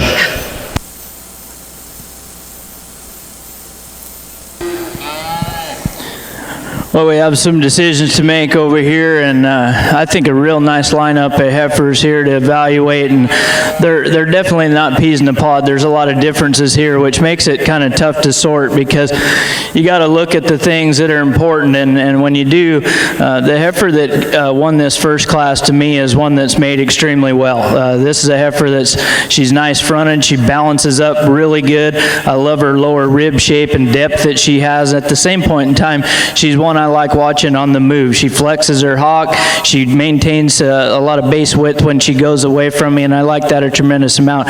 She becomes a heifer that's just really hard to poke a big major hole in. I would like to see her maybe a touch bigger in terms of her frame size, and that's what you get in the heifer behind her. You get one that's got some added dimension and performance and stoutness, and like we talked about this one in class, I know. We have not seen a heifer that's got this much bone and this much power.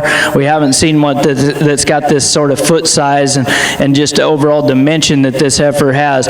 If I was to guess, and I don't know, but I'd say that this heifer would outweigh this female in front of her by a good, 75 to 100 pounds maybe even, just because of her added dimension and overall skeletal width. However, when I watch her go, I can find a few faults in her. She wants to travel a little close at her hock today, and then when she stands on the side, I'd like to make her a little more correct from her hock down to the ground, but that's a unique individual that's got a ton of power and performance, and I like her a tremendous amount. The next heifer that came up in line did so because she was just so complete, and when you get her back out here, she still is. This is a heifer that's got some balance and eye appeal and look, and I like her a tremendous amount. When it comes right down to it, I guess when push comes to shove, I like cattle that don't have any holes in them, and that's why I'm going to use this heifer right here to win this division. Heifer that I like a lot, one that, like I said, she's real hard to poke a hole in. The most unique one is right here. She's going to be your reserve in this division. Congratulations to both of you guys. Both really, really nice females.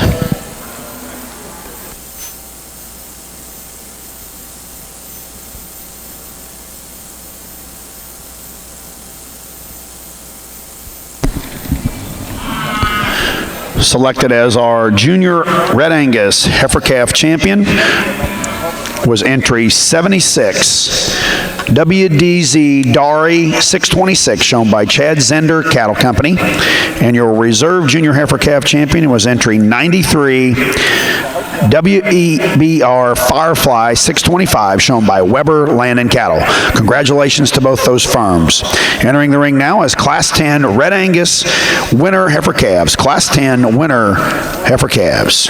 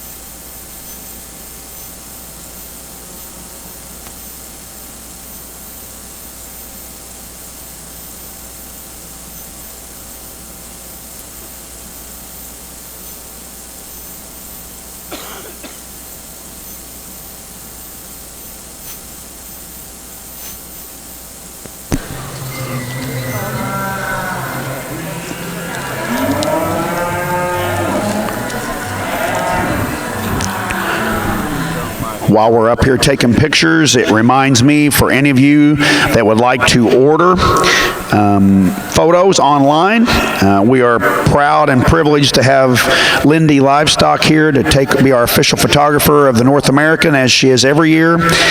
You can go online at www.lindeslivestockphotos.com. That's LINDES, livestockphotos.com. Or you can visit with one of the representatives that are here at the show. But you can order online. Again, it's www.lindeslivestockphotos.com. And for those of you that are here at the show that would maybe have family members at home that could not make it, we are being streamed live via the internet. And if you'll give me just 5 seconds here, I'll tell you exactly the website.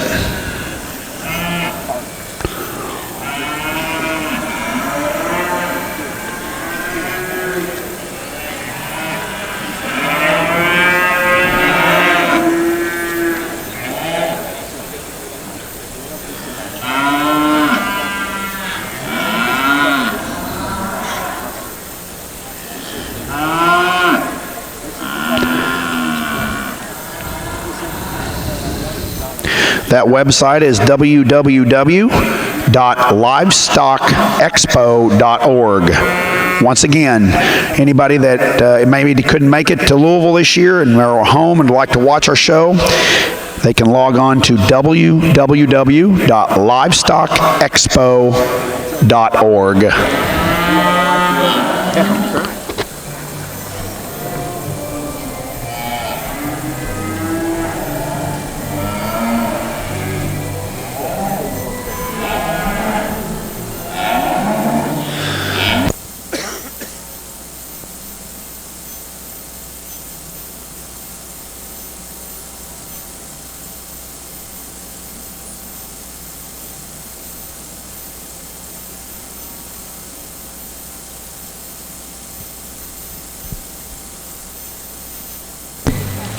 Now comments on our Red Angus ring from our judge, Mr. Kyle Collier.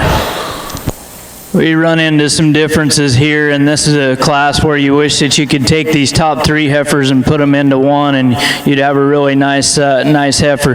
The one that comes to the top for me, I'll be the first one to admit, I wish she had more depth. I wish she had a touch more body, but she does have the most look and probably the most natural muscle shape to her in this particular class. So you kind of got to have some give and take up on the top end. Let's bring these 2 and 3 heifers around together, because they are the ones that have some more depth of rib and body as compared to the heifer that wins the class, especially this heifer in third. The heifer that comes in second is just one that comes to us a little more correct in terms of her condition.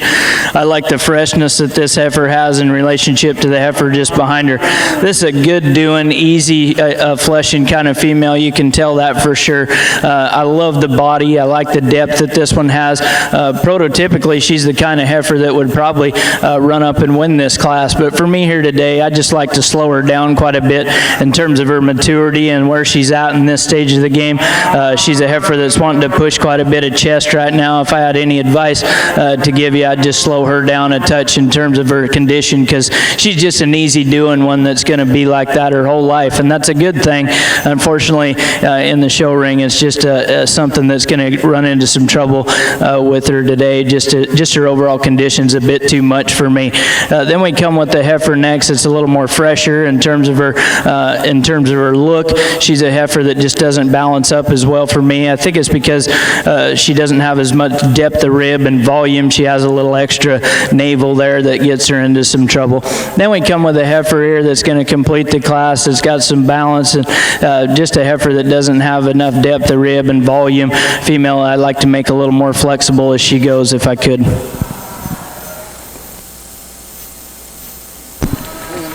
Thank you, Kyle. Placing first in Class 10. Oh, I need those last 2. Got it. I got it. Placing first in Class 10, Red Angus winter heifer calves was entry 1. SSST Dream Girl 367C, shown by Lake and Landry. Second, entry 132, RFRA Epic Rib 542C, shown by Nolan Rentshire. Third, entry 130, shown by Jonathan Presnell. Fourth, entry 128, shown by Josh Newton. And fifth, entry 127, shown by Rocky Hill Farms. Placings in that class, entry 125 and 126 were scratched. Then it was 5, 1, 4, 3, and 2.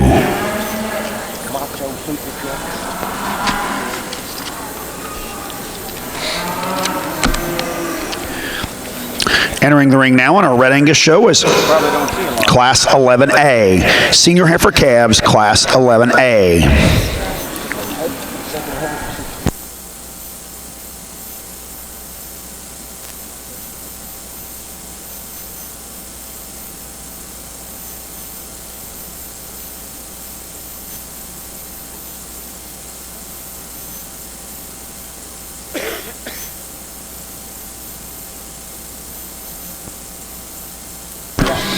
Once again, in our Shorthorn show, while we're taking our picture of our Grand Champion Bull, I'd like to sincerely thank the Schrog Shorthorn Farm from Marion, South Dakota, for their generous contribution of supplying all of the banners for this year's National Shorthorn Show. Let's put our hands together again. Thanks, those Schrog family, for their generous contribution supplying all of our banners today. Thank you, Corey, Melissa, Sammy, and of course, Jackson, the herd manager.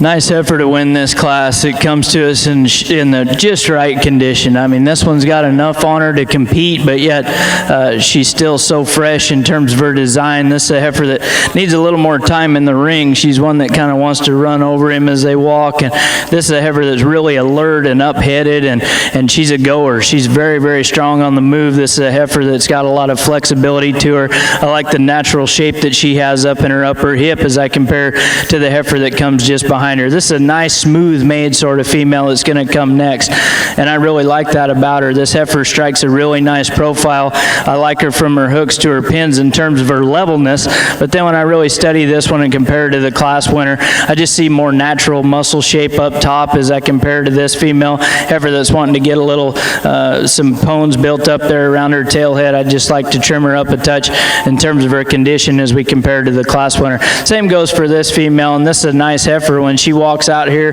on her own merit, this is a very nice heifer. I see just a touch more shape in this female down low as compared to the heifer in second. She's just a heifer that runs into some balance issues as I compare to that heifer. Don't like to look at her quite as well from the side as I compare to the heifer in second. Then we come with a couple females here at the end of this class that just aren't quite ready.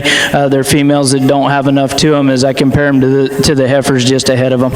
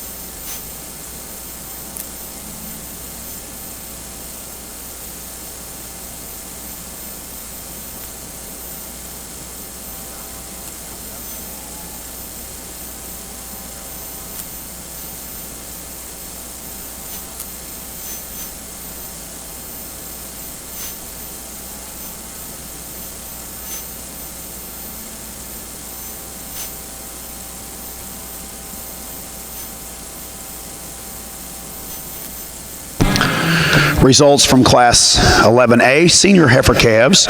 First goes to entry 141, VF Flo Marie C601 245, shown by VF Red Angus. Second goes to entry 140, 3 Aces Lana 9035, shown by Jaron Gerdes.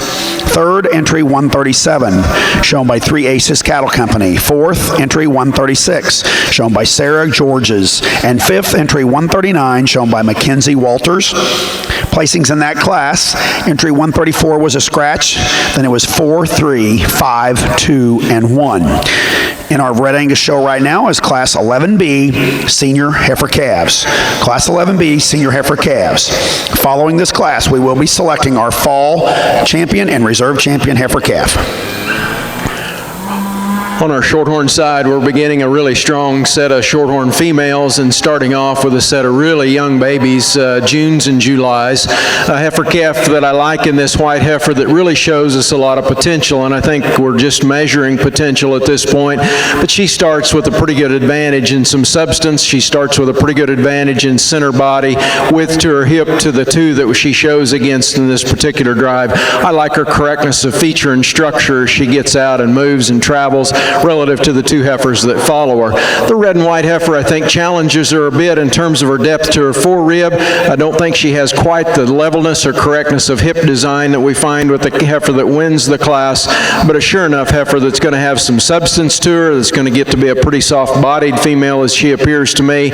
We'd just like to see her a little more with more strength in terms of her width out of her hip relative to the heifer that wins the class. I really like the heifer in third up through her head and neck. That's a nice, tight, smooth polled head on that female, and she reads like she's going to be an awfully nice cow. I just read a lot of femininity into her front third.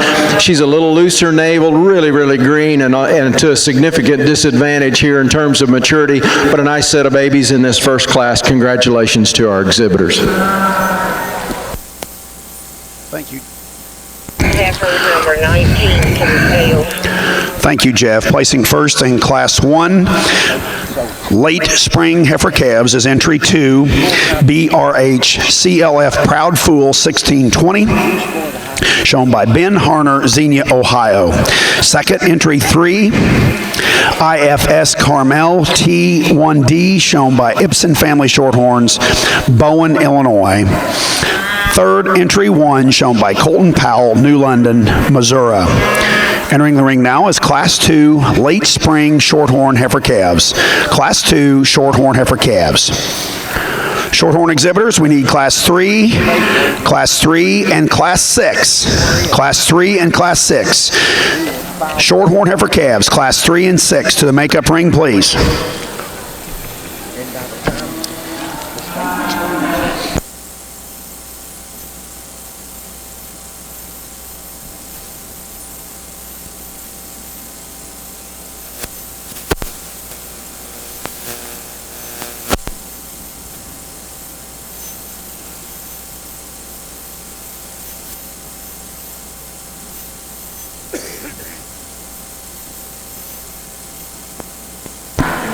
Attention Red Angus exhibitors, we need classes 14A, 14B, and class 17. Class 14A, 14B, and class 17 to the makeup ring immediately. Thank you.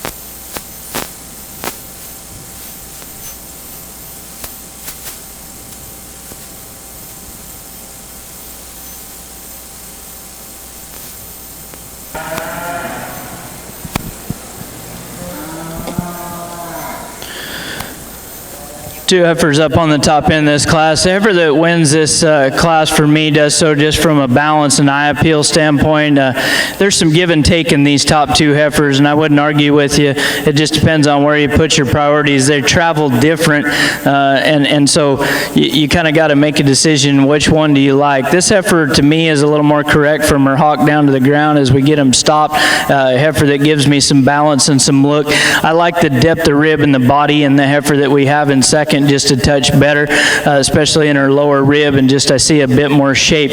But as you folks watch these two heifers travel out of the ring, I think you're going to see what I'm talking about. The heifer that's ahead of her maybe is a little too straight and doesn't stride out as well. This one takes a little longer stride, but she's kind of got that permanent set to her hock and wants to travel up underneath herself. So there's some give and take there. You can make one of them sounder than the other if you want to. I read them both about the same. It just depends on where you put your priorities, but I see a little more balance and look in the one that wins the class. Then we come with the heifer that's here in third. She just kind of ends up there by default because she's the most like the other heifers in terms of balance and look and structure. She's a heifer that just doesn't have quite as much to her. As I read her through her rib cage, she wants to just get a little flatter design. Probably the most unique individual, is the most different in this class, is the one that's going to come up in 4. She's the one that's got the most muscle shape to her, especially right up over her top and over her hip, and I like that a tremendous amount. The problem for me is this heifer's just got a little too much elevation in relationship to her rib cage. This heifer just wants to get a little too shallow and tubey through that rib cage, but I do like the extra muscle. If that one was deeper, she could do a lot of damage here in this class today. Here comes a heifer that's got some more depth of rib and body, just not near the muscle shape that we see in the heifer above her. This female here that's coming entry 133, this is one that's got some balance and look, and she runs in some trouble for me again right behind her shoulder blade, and just reads a little too flat in through that hip and rib for me today. Here's a female that's got a little bit of extra rib, but she's a heifer that wants to travel a little too stiff for me in her skeleton here today. I'd like to make her a touch more flexible. As we come on down the line, here's a heifer that's got some power. She's got some muscularity.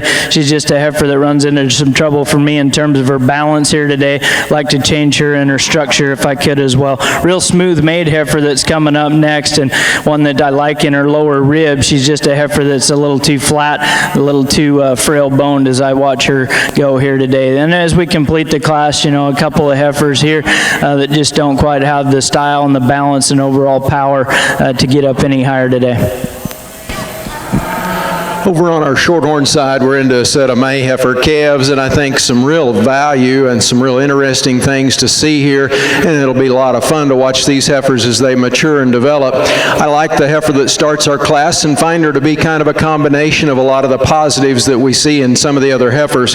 Really good at the ground in terms of her foot size and shape, and true and honest in her skeletal width as she both maintains good width as she travels. I also like the way that she's designed through that upper rib and seems to remain comfortable in her top line as she gets out and goes off both ends of her skeleton. So to me, the pair becomes the two in second and third. The red and white heifer that comes second, a little bit trimmer in her jaw than I'd like for her to be, and she toes in a bit in front. The heifer that comes third, a heifer that's big and strong at the ground, but tends to have just not as much dimensionality to her in terms of true skeletal width, doesn't have quite the shape and expression to her quarter. That pair of heifers weighs within 20 pounds of each other. And so I think there's a lot more honest substance and constitution to the heifer that ends up two. I'd like to sure enough true her up a bit as she comes off those front feet, but in terms of flexibility, on her hind leg, I think she has that advantage. In terms of compositionally, I think she's just a little more honest regarding that substance and width to the top of her skeleton and through her hip.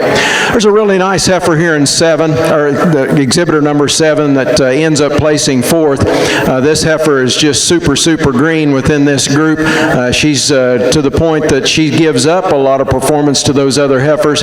We'd like to open her up through the center of her body, and hopefully she'll mature with more width to her base as she continues to develop. Here's a heifer that comes next in 5 that's got some shape to her upper rib and top and length to her hip. A little more calculated in her movement, in that she's a little shorter in her step and presentation in that regard. I'd like to see her just a little freer in the way that she travels and keeps her top a little more comfortable and a little more relaxed. Excellent set of May heifer calves. Again, congratulations. Thank you, Jeff. Placing first in Class 2 late spring heifer calves is entry 6, SS Hope's Mirage, shown by Sammy Schrog, Marion, South Dakota. Second, entry 9, CF Cumberland 6115 SOL, shown by Kevin Hesser, Leesburg, Indiana. Third, entry 8, shown by Steck Cattle, Woodstock, Minnesota. Fourth, entry 7, shown by Alexis Hansen, DeKalb, Illinois. And fifth is entry 10, shown by Mitch Williams, Gamaliel, Kentucky. Placings in this class are 1, 4, 3, 2, and 5. Entering the ring now is Class 3, Shorthorn late spring heifer calves. Class 3.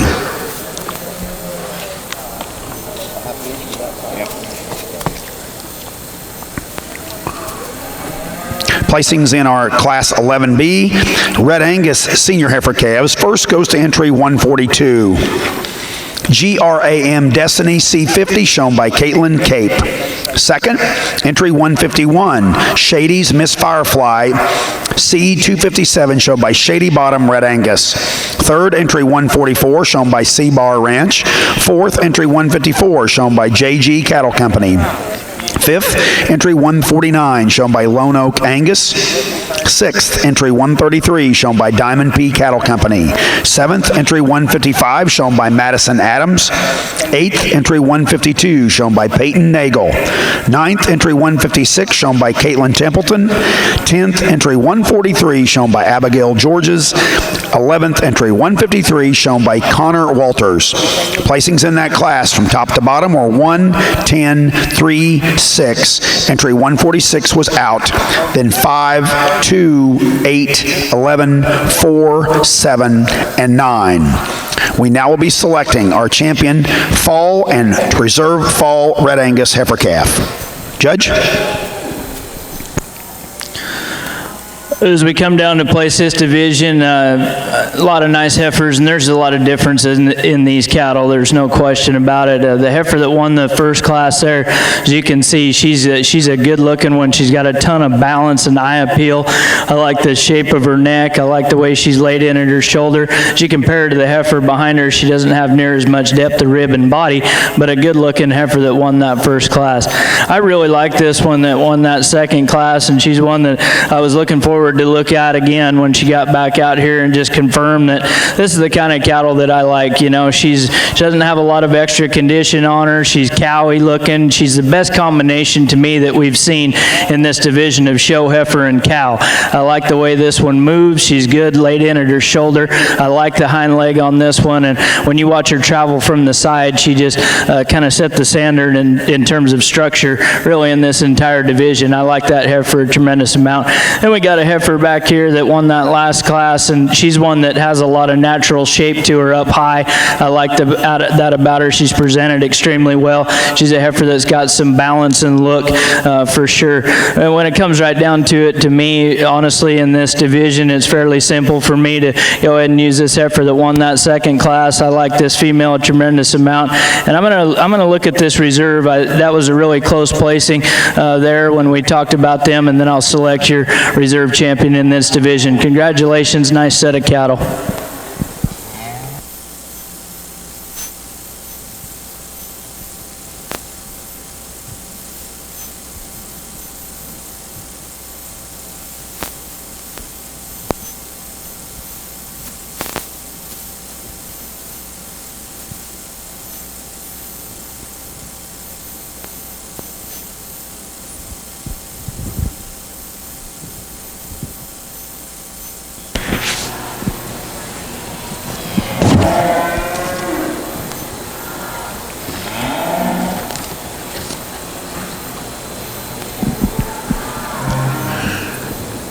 As we work ourselves into another set of maize on the Shorthorn side, a set of early maize, as a group of cattle, this particular class excel the class we just saw with regards to their numbers and their genetic values. And I think certainly some really good heifers. We'll be curious to see how they come out and size up as we select a division champion later on. But a really nice, strong pair in this particular class, and I think they rival one another a little bit in different ways. I went ahead and used the heifer that today's got a little more substance, and I will admit further along in terms of having some more condition on her than the heifer that we end up leaving in the second position. I think too she complements that with perhaps a little better slope to her shoulder and a little more comfort in her knee as she gets out and travels, maybe just a notch more width of base at this point in time.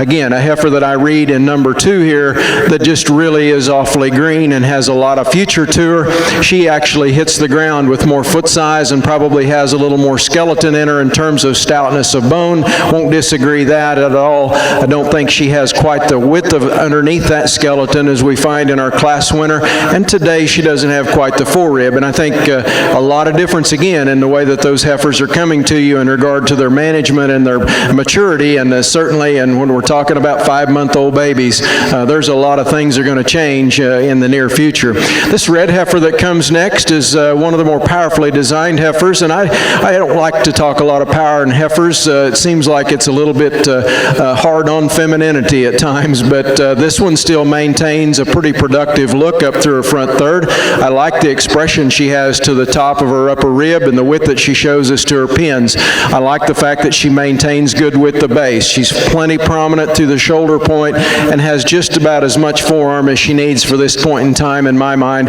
but I think an awfully good place to put her is in that third position, and we'll see how she develops. This is a really nice heifer that comes next as we study her through the front two-thirds of her body. She blends extremely well up through the top of her neck and into her shoulder. Really like the sweep that she shows me to her rib and a nice trim look to the front third of her body, but still has some productivity. So the issue I have with this heifer is as I come back to her hip, I'd like to see her a little more correctly placed in her pin set. Not that I think she's got to be perfectly square, but I think the way her pin's set is it lets her get her hind legs up just a nickel further than they need to make her comfortable as she gets out and travels. But I think a lot of value in that heifer as we study her up through her front two-thirds. Heifer that comes next gives up some performance to these cattle in a really strong class. A very attractive heifer as we look at her from the side. And again, similar to what we found in the classes earlier, those heifers at this stage of the game, it's pretty easy to give up 30 or 40, 50 pounds and just not have enough performance. And so that's a little bit of where this heifer lands today. Congratulations to our exhibitors. Thank you, Jeff. In our Red Angus division, our champion fall heifer calf is entry 141 VF Flo Marie C601245, shown by VF Red Angus. Our reserve fall heifer calf champion is entry 1 SSST Dream Girl 367C, shown by Lakin Landry. Congratulations to both those firms.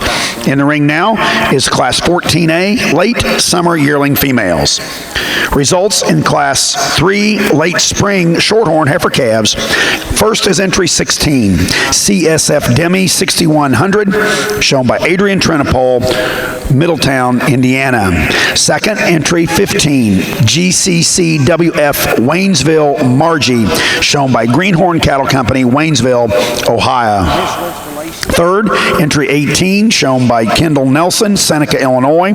Fourth, entry 13, shown by Michael Poole, Kemar, Maryland. And fifth is entry 17, shown by Bailey Kleiss, New London, Missouri.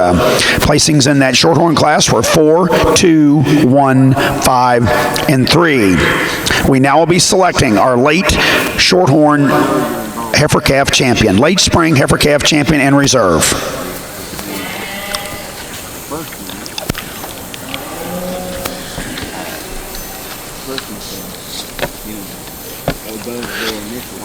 Red Angus exhibitors, we will be showing our open bulls following our heifer show, and then our junior bred known bulls, and then our group classes.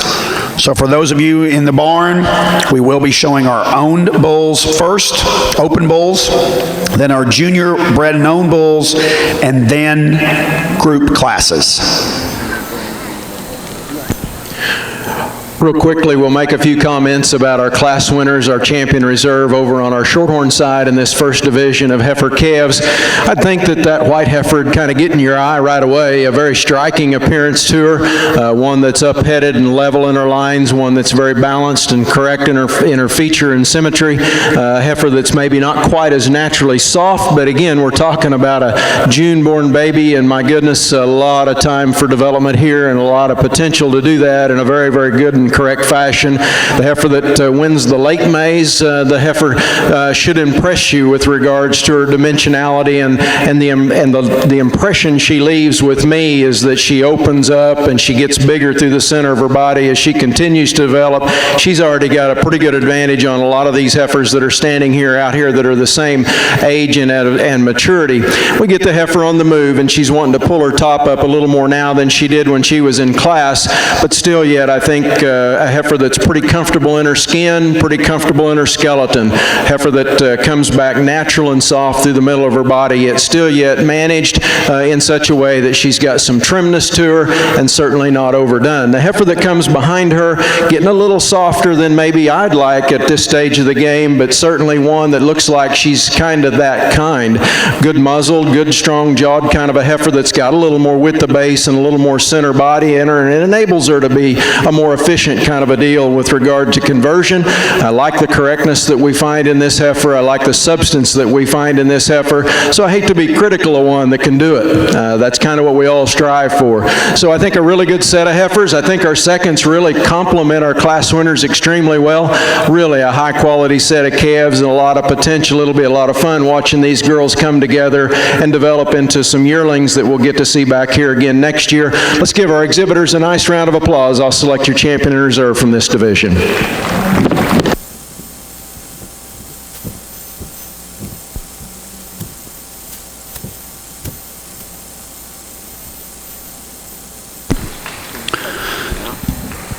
Selected as your late spring heifer calf champion is entry 16, CSF Demi 6100 HC, shown by Adrian Trenopole, Middletown, Indiana.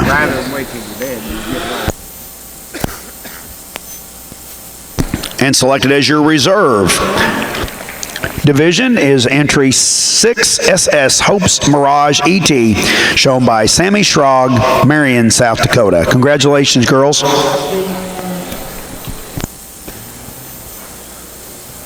We're in the Red Angus show. This is a kind of a class that's really difficult. You can see these heifers going a number of ways up on the top end of this, and I'm not sure you'd be wrong, but I'm not sure you'd be right either, because when you get to looking at these heifers, you could argue and make a case for any one of them that they could win this class.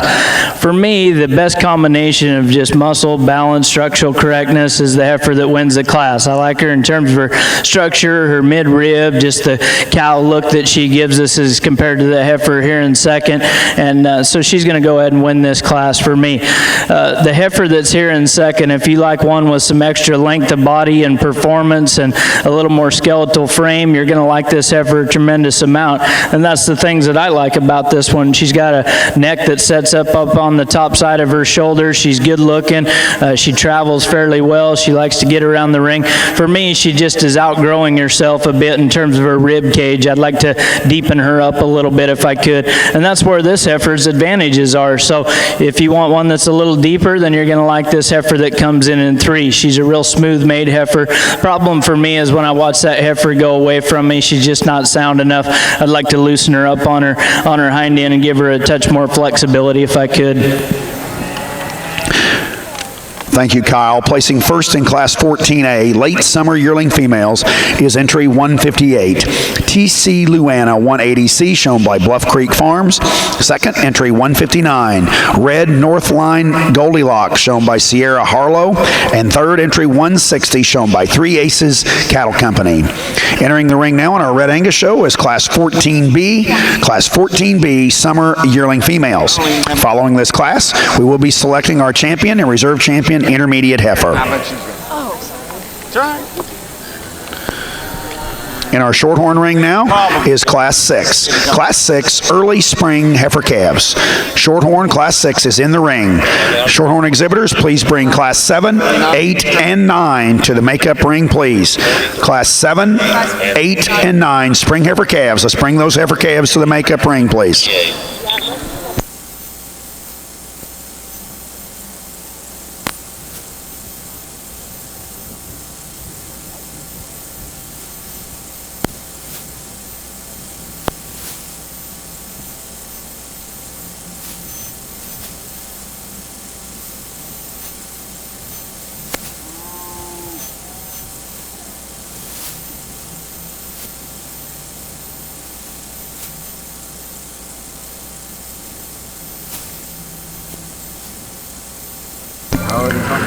Shorthorn exhibitors, we are missing entries 43, 49, and 58 for the next class. Entries 43, 49, and 58. If you're going to show in Class 7, you better get a hustling.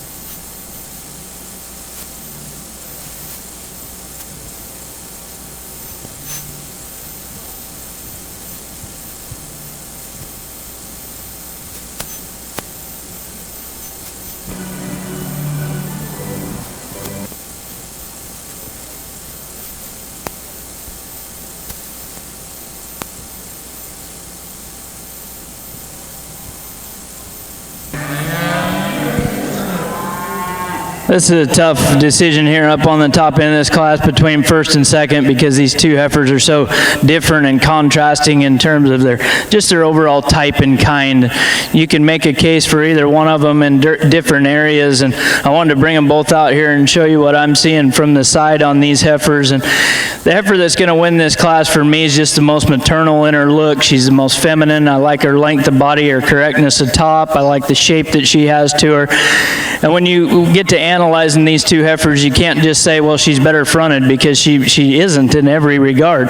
What I see in this one is she's better fronted up in her neck and her head, but she has more chest than the heifer behind her. But she's more feminine to me, more maternal looking than the heifer just behind her. The female behind her is cleaner in her chest, doesn't stick out quite as far, gives me a little better look from the side, but at times this heifer can get pretty jammed up in her neck and a little steerier looking for me here today. I love the presentation of this one. I just like to stretch her out quite a bit if I could, give her a little more femininity up front, but I like the body that one has. I could see a little more frame score in that heifer. That's what you get with this one in 3. Now this is a skeletally, this is the largest frame sort of heifer that we have out here. She's long bodied. She's got a lot of power and performance. She's just a heifer that doesn't have enough lower rib and balance as I compare to the cattle just above her. Then we get a couple heifers down here at the end of the class that are pretty smooth made. This female's real smooth. She just doesn't have quite the power that I see in the heifer in front of her. Then we have a heifer here that completes the class, not wanting to show real well today, runs into some balance issues for me.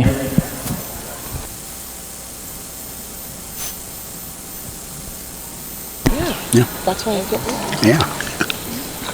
Thanks, Kyle. Placing first in Class 14B, Summer Yearling Red Angus Females is entry 165, MF Nancy 5153, shown by McMurphy Farms. Second, entry 167, TC Rachel 115C, shown by TC Reds. Third, entry 166, shown by Greystone Cattle Company. Fourth, entry 168, shown by Ty Montgomery. And fifth, entry 162, shown by Hickory Hills Red Angus. We now will be selecting our intermediate and reserve intermediate Red Angus female.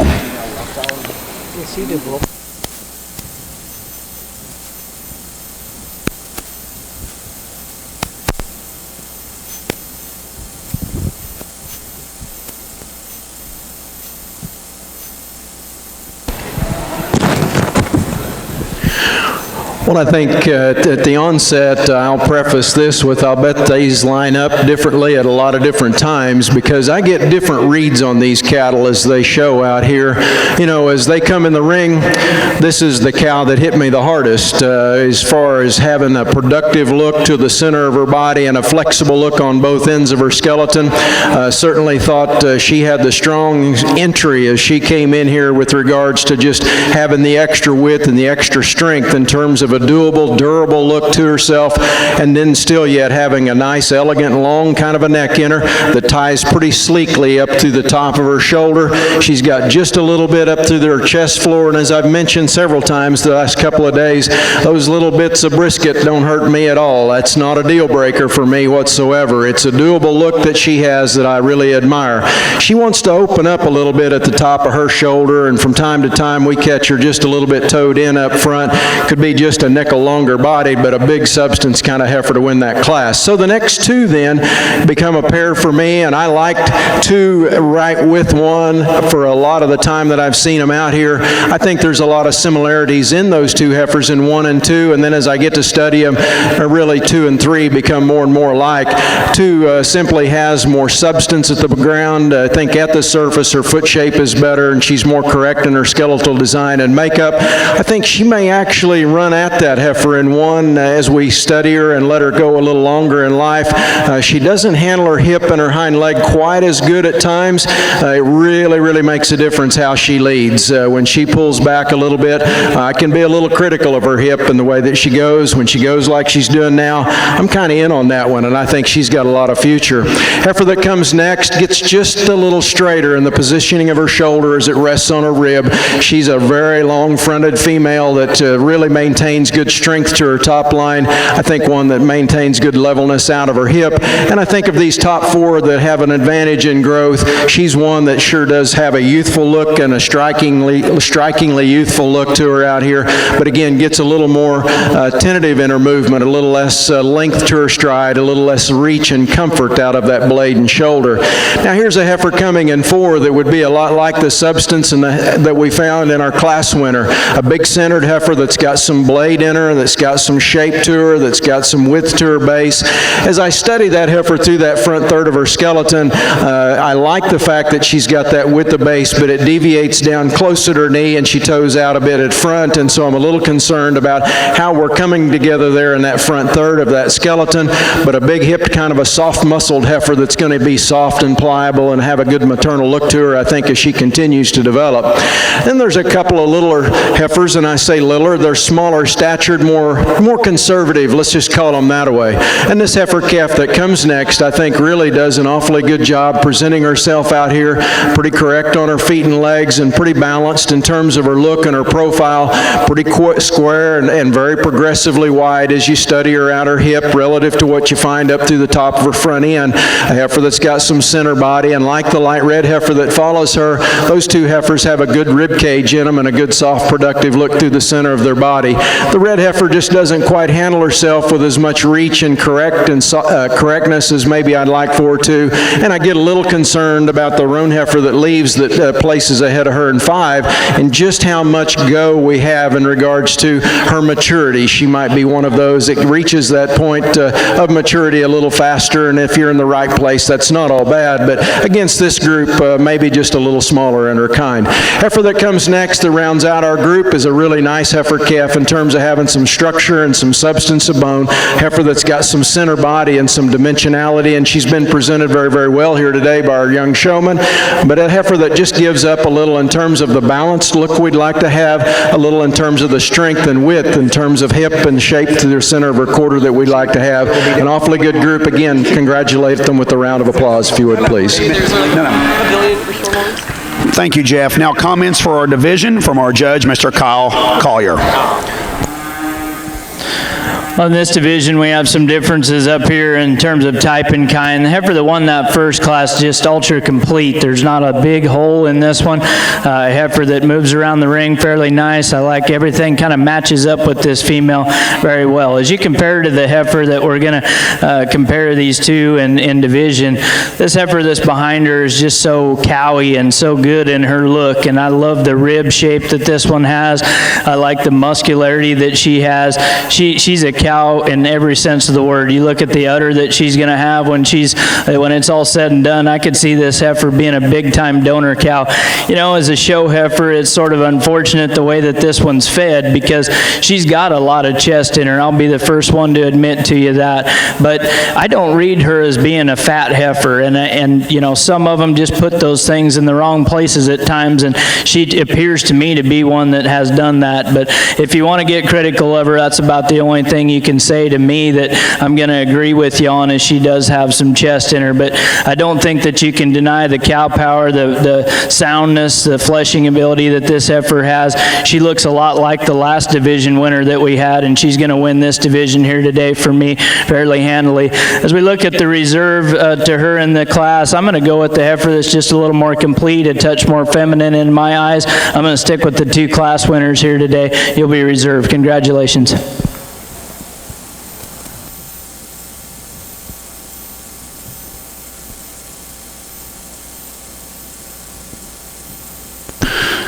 Thank you, Kyle. Selected as our intermediate Red Angus champion is entry 165, MF Nancy 5153, shown by McMurphy Farms. And our reserve intermediate heifer is entry 158, TC Luana 180C, shown by Bluff Creek Farms. Congratulations to both those firms. Entering the ring now is Class 17. These are April Spring Yearling heifers. Class 17 Red Angus April Spring Yearling females.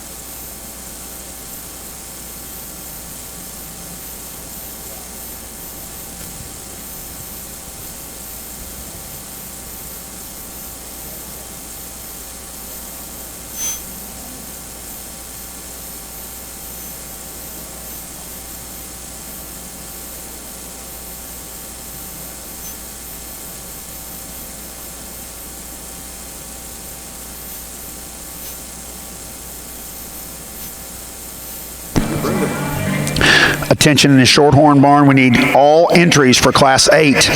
Class 8 early spring yearling heifers, or spring heifer calves, excuse me. Early spring heifer calves, Class 8 and Class 9. Let's get to the makeup ring. Classes 8, 9, and 10. Let's get those heifer calves to the makeup ring, please. Is it pretty much the same animals?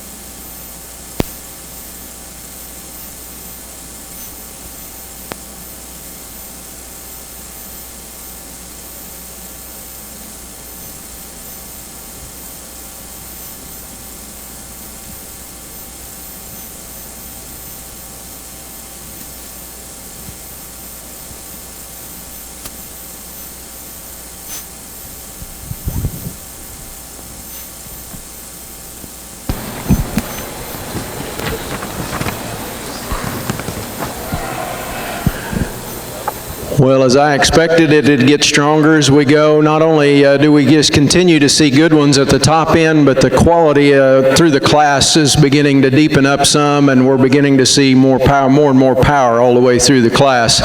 I think, again, like the heifer we saw in the last class, this one gave me a really nice look as she came in and kind of just was ground grabbing as she came through there. A nice, soft, productive look through the center of her body. She's not as stout featured as this really aggressively boned female we've got below her, but I think her parts blend a little more nicely right through the front third. I think she ties a little neater and sharper right at the top of her neck. I like the way that she blends with maybe a notch more width right out her hip and pins, and maybe maintains a little more shape to her center of her quarter than maybe the heifer we find here in 2, but just an awfully nice female to start this particular strong class of April heifer calves. The heifer that comes next in second, as I mentioned, just tremendous in terms of structure and dimension of that bone, and you know, they can get way too strong in that regard. You look at her paper and she doesn't read like a real hard Kevin one, and she actually has some production as you study her maternal index, and so you think about what she offers in terms of durability and stoutness and strength through her center body. She softens up good through the middle rib of that area. She's also one that maintains really good width of base. I'd like to see a little more of the same shape that we see in the heifer that wins the class, and perhaps more flexion on her hock than we find here in this heifer in second, but an awfully good female, and I think she gets there a lot because she's the kind of heifer in terms of dimensionality through her forerib, through the center of her body, and through her flank is what the class winner is, but a lot because she's just got a little more strength at the ground than what we find here in our heifer in second. I like a lot of the shape that we find here in this heifer in the spotted female that comes 3. This heifer calf's going to always be one that has an advantage to either of those 2 heifers that are above her in terms of the rib shape she's got through the upper portion of that skeleton. She's always going to be one that has an expression shape advantage, especially through the center of her quarter. She's going to be a trim-made kind of a female, but never is she going to have that production look to the center of her body that those heifers have, I don't think, and I don't think that's all bad. That heifer's got a lot of value in terms of quality of balance and strength of top, straightness of lines, and expression that I really admire, and I think we'll be looking for at some point in time. The next 2 roan heifers are our 2 really high birth heifers out here, and I'm not placing them here because they're high birth. I do think it's worth mentioning, and I think we have to focus, or we have to pay attention to it a little bit, and of the 2, the more flexible and the sounder of the 2 go here, that tend to be a little flatter made, a little narrower based heifers than the 3 that we have up the line. Maybe not quite as muscular, certainly, as the spotted heifer we've got in 2, but a nice pair of roan females that I think have a good productive look through their front third. A nice heifer that comes next that, again, is a little smaller statured, and doesn't bother me that she's smaller statured, but a little tighter made and tighter in the top of her hip. She doesn't reach as comfortably as the heifers that are up the line, maybe wants to reach a little more rigidly out of her front end, but I think she's still sounder, maybe a little more comfortable in the way that she travels than the heifer we come here that rounds out our class. I think likewise it's worth mentioning our highest maternal indexing female is the female that comes out of the class next. You know, they can still have some issues and still be good in terms of their genetic values. This heifer is a little too straight in her hind leg for me and a little tight in her hock, and we'd like to tone down some of that coarseness about that, but a really good set of April heifer calves. Again, congratulations to our exhibitors. Thank you, Jeff. Now comments in our Red Angus ring from our judge, Mr. Kyle Collier. This is an interesting class, and 4 heifers up on the top end that you all probably have your favorites, and I have mine. When it comes right down to it and you ask yourself, which one of these heifers would you take home? It's this one right here. And I wish she had just a hair more frame to her, but this heifer is ultra complete and really hard to poke a hole in. I like her rib, I like her rib shape, I like her muscularity, and I especially like this heifer in terms of her soundness, just a real smooth made, good one that's pretty hard to poke a hole in. The heifer behind her is a bigger, stouter version of that for sure, and I agree with everybody that's going to say that that one's maybe a little too small. This one, you get it, a little extra frame, but I find some problems with this one, and I watch her stop a lot of times, and she wants to stand pretty wide up in her front end. I'd like to change that about her if I could, but a heifer that's certainly got some muscularity and some extra shape, and that's why she's going to go in the 2 hole for me today over the heifers here in 3 and 4. I like the look of this one a tremendous amount. I actually like her look, especially up in through her front end, perhaps better than the heifer that's there in 2. The problem with this one for me is she just doesn't have enough to her for me underneath. A heifer that just wants to flatten in through her lower quarter. She wants to get a little higher in her tail head as I compare to the other cattle as well. But a well-presented, nice made female there. Here's a big stout heifer that's next, and this is one that you can contemplate doing a number of things with. She just gave me some looks here today that didn't quite meet my needs, and when I got right in behind her, I studied this heifer through her lower quarter. She's a lot like the heifer that just left the ring. I'd like to see her have a little more shape to her, down low by nature if I could.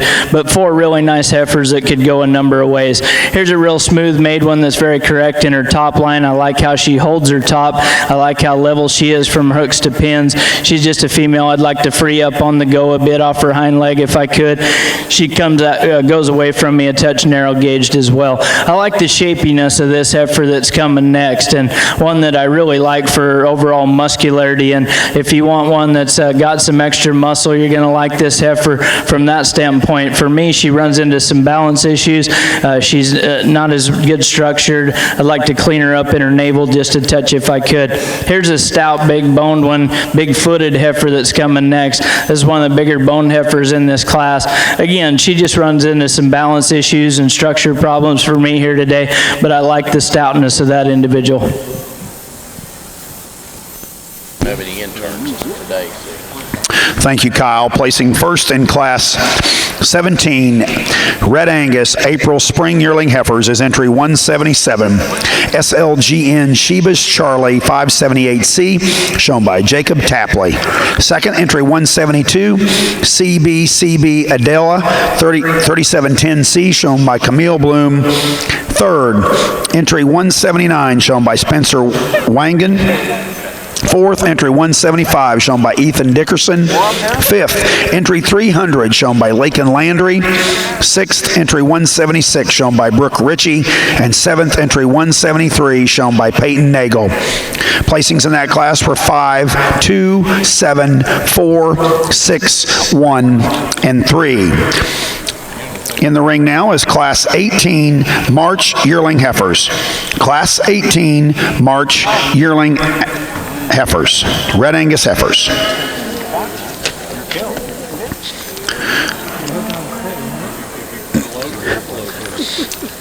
Placings in Class 7 in our National Shorthorn Show, early spring heifer calves.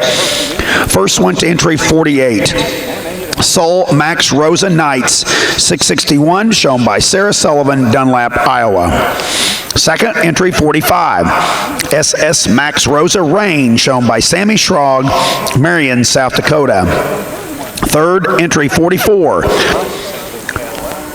shown by Allie Muir, Jackson Center, Ohio. Fourth, entry 49, shown by Hahn Family Shorthorns, Mononk, Illinois. Fifth, entry 46, shown by Dawson Ward, New Paris, Ohio. Sixth, entry 51, shown by Cornerstone Farms, Winchester, Indiana. And seventh, entry 67, shown by Allison Utig, Grand Ridge, Illinois. Entering the ring now is Class 8, early spring Shorthorn heifer calves. Class 8, Shorthorn exhibitors, we need classes 9 and 10 to the makeup ring immediately. Classes 9 and 10 to the makeup ring immediately.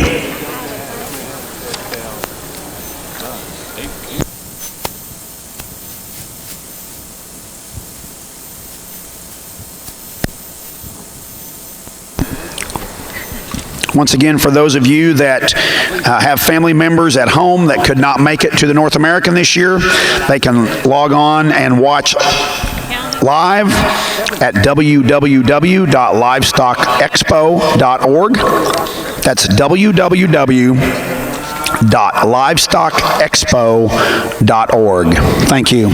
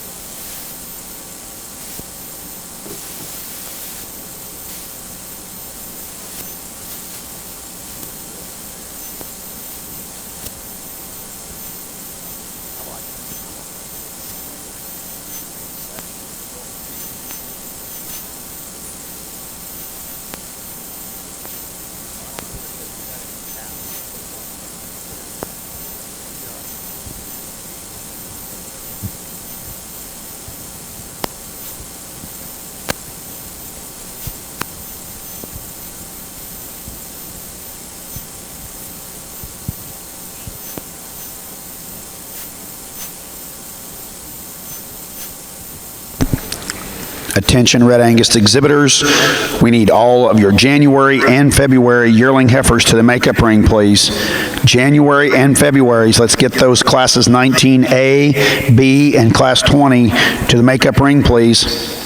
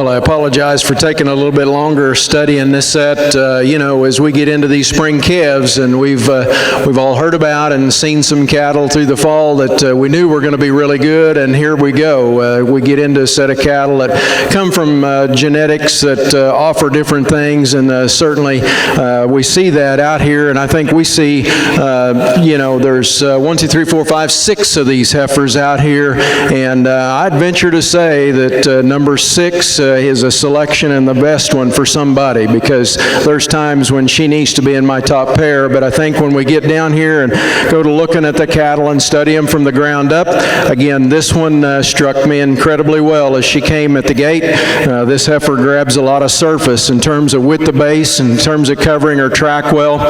She's one of the greenest in terms of conditioning of the heifers we have out here. There's actually a couple, 3 of these heifers that are more muscular in their build, and that's okay.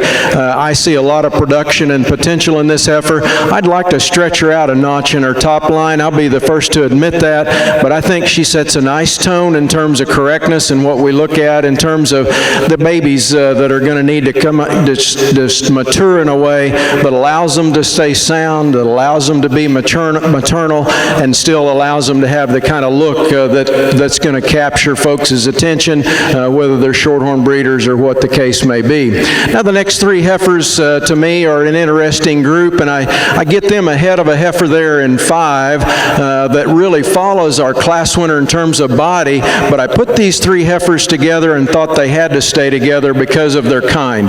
They're trim, clean-made heifers that are trim and clean through their lower third. They're muscular-topped heifers that are feminine up through their front end.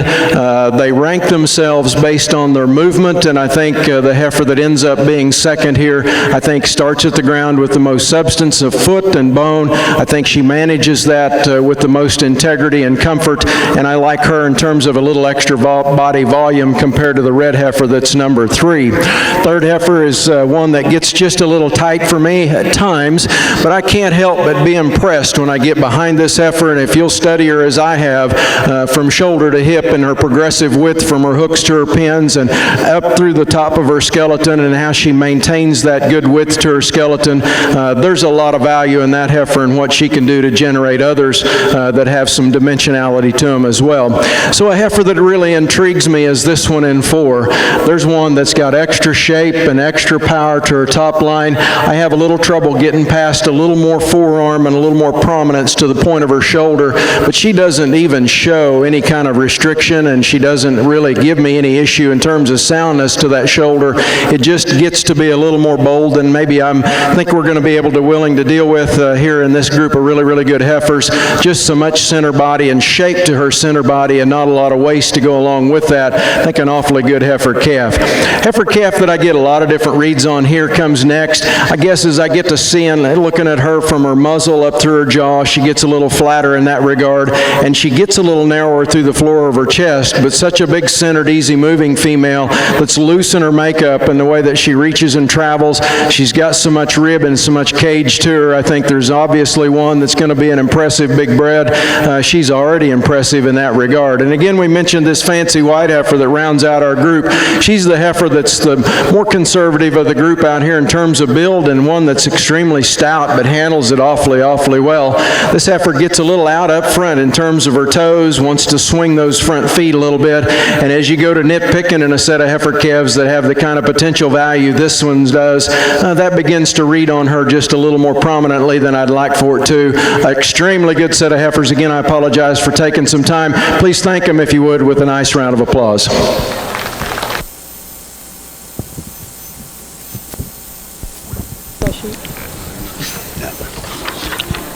Not a chance. Thank you, Jeff. Placing first in Class 8 early spring heifer calves is entry 62, HF Margie's Beauty 610S, shown by Andrew Hammond, Lowell, Indiana. Second, entry 74, Steck Chelsea C611, shown by Abby Bratcher, Elizabeth, Indiana. Third, entry 77, shown by Peyton Vogel, Hartley, Iowa. Fourth, entry 75, shown by Sheridan Fox, Kanawha, Iowa. Fifth, entry 68, shown shown by Jacob Scheffler, Fortville, Indiana. 6th entry, 70, shown by James Johnson, Niantic, Illinois. Placings from that class are 1st, 5th, entry 69 was out, and it was 6-2-4. Entry 76 was out, and 77 was 3rd. In the ring now is Class 9 Shorthorn Early Spring Heifer Calves. Now comments from our judge in our Red Angus show from Kyle Collier. We just turned up the heat in a serious way over here, you know, and cruising along there, placing these classes. And if you happen to draw this class, you're unlucky, because this is one heck of a set of heifers. And I mean this in every sense of the word. This is probably the toughest class of cattle I've ever placed, because these things are good. I mean, that last place heifer is good. These things are nice. There's a lot of differences in here, and I guarantee you this thing could get placed so many different ways and I would agree with you. I can see these heifers down in 4, 5, and 6 being your favorites, and I wouldn't disagree. I'm not sure that you'd get it right either. I don't know that anybody's going to just nail this class and get it right, but I'll tell you what I saw in the 2 heifers that end up in the top end of this class. A lot of times you go throughout the day and you have to live with one that has this or have to live with one that has that. When this heifer that wins this class hit the ring, I liked her a lot, and I like her freshness. I like the look that she gives me. I like her correctness of top. I like the length that she has from her hooks to her pins, and just her overall freshness and the way that she puts everything together. Both these heifers, to me, are the freshest ones, and they've just got the most to them by nature that I see in this class. Now, of these 2, when you're comparing them, there's very little difference in terms of their freshness and their condition and their overall muscle shape. The only difference that I saw in this is when we watch these cattle come at us, and this is getting awful nitpicky, this heifer here just maintains a truer stride as she comes at me. I like that about her. The heifer in 2nd here today wants to get just a touch pigeon-toed as she comes at me, and that's just a subtle little difference in these 2. And I hate to get nitpicky, but at this stage of the game, that's kind of what you have to do with these 2 heifers. But I like the correctness of condition that these 2 are in. They're heifers that got a lot of shape to them by nature, and I like that a tremendous amount. That's what probably gets these next 2 or 3 heifers into some trouble for me. Today they're just a little too ready, a little too overdone here. This is a really nice female. I love the head and the neck that this heifer has. I like the way that neck sets up on the top side of this heifer's shoulder. She wants to get a little too stiff for me. As I watch her go away from me, she's not as flexible as the 2 just ahead of her. But talk about a heifer that's got a lot of power and dimension and a really nice look. Here's a good looking heifer that comes next too, and one that's real correct in her lines, and I like that about her. I like her underline. I like her top side. She moves. She keeps her skeleton all in place, and I really like that about her. This is a heifer to me, again, maybe a little too much condition on her, and as I read her at the ground, I don't see quite as much natural shape in that one as I do the cattle just above her. Here's a unique individual. This is one of the most unique heifers that you're going to find, and if you like this one to win the class, I'm not going to argue with you.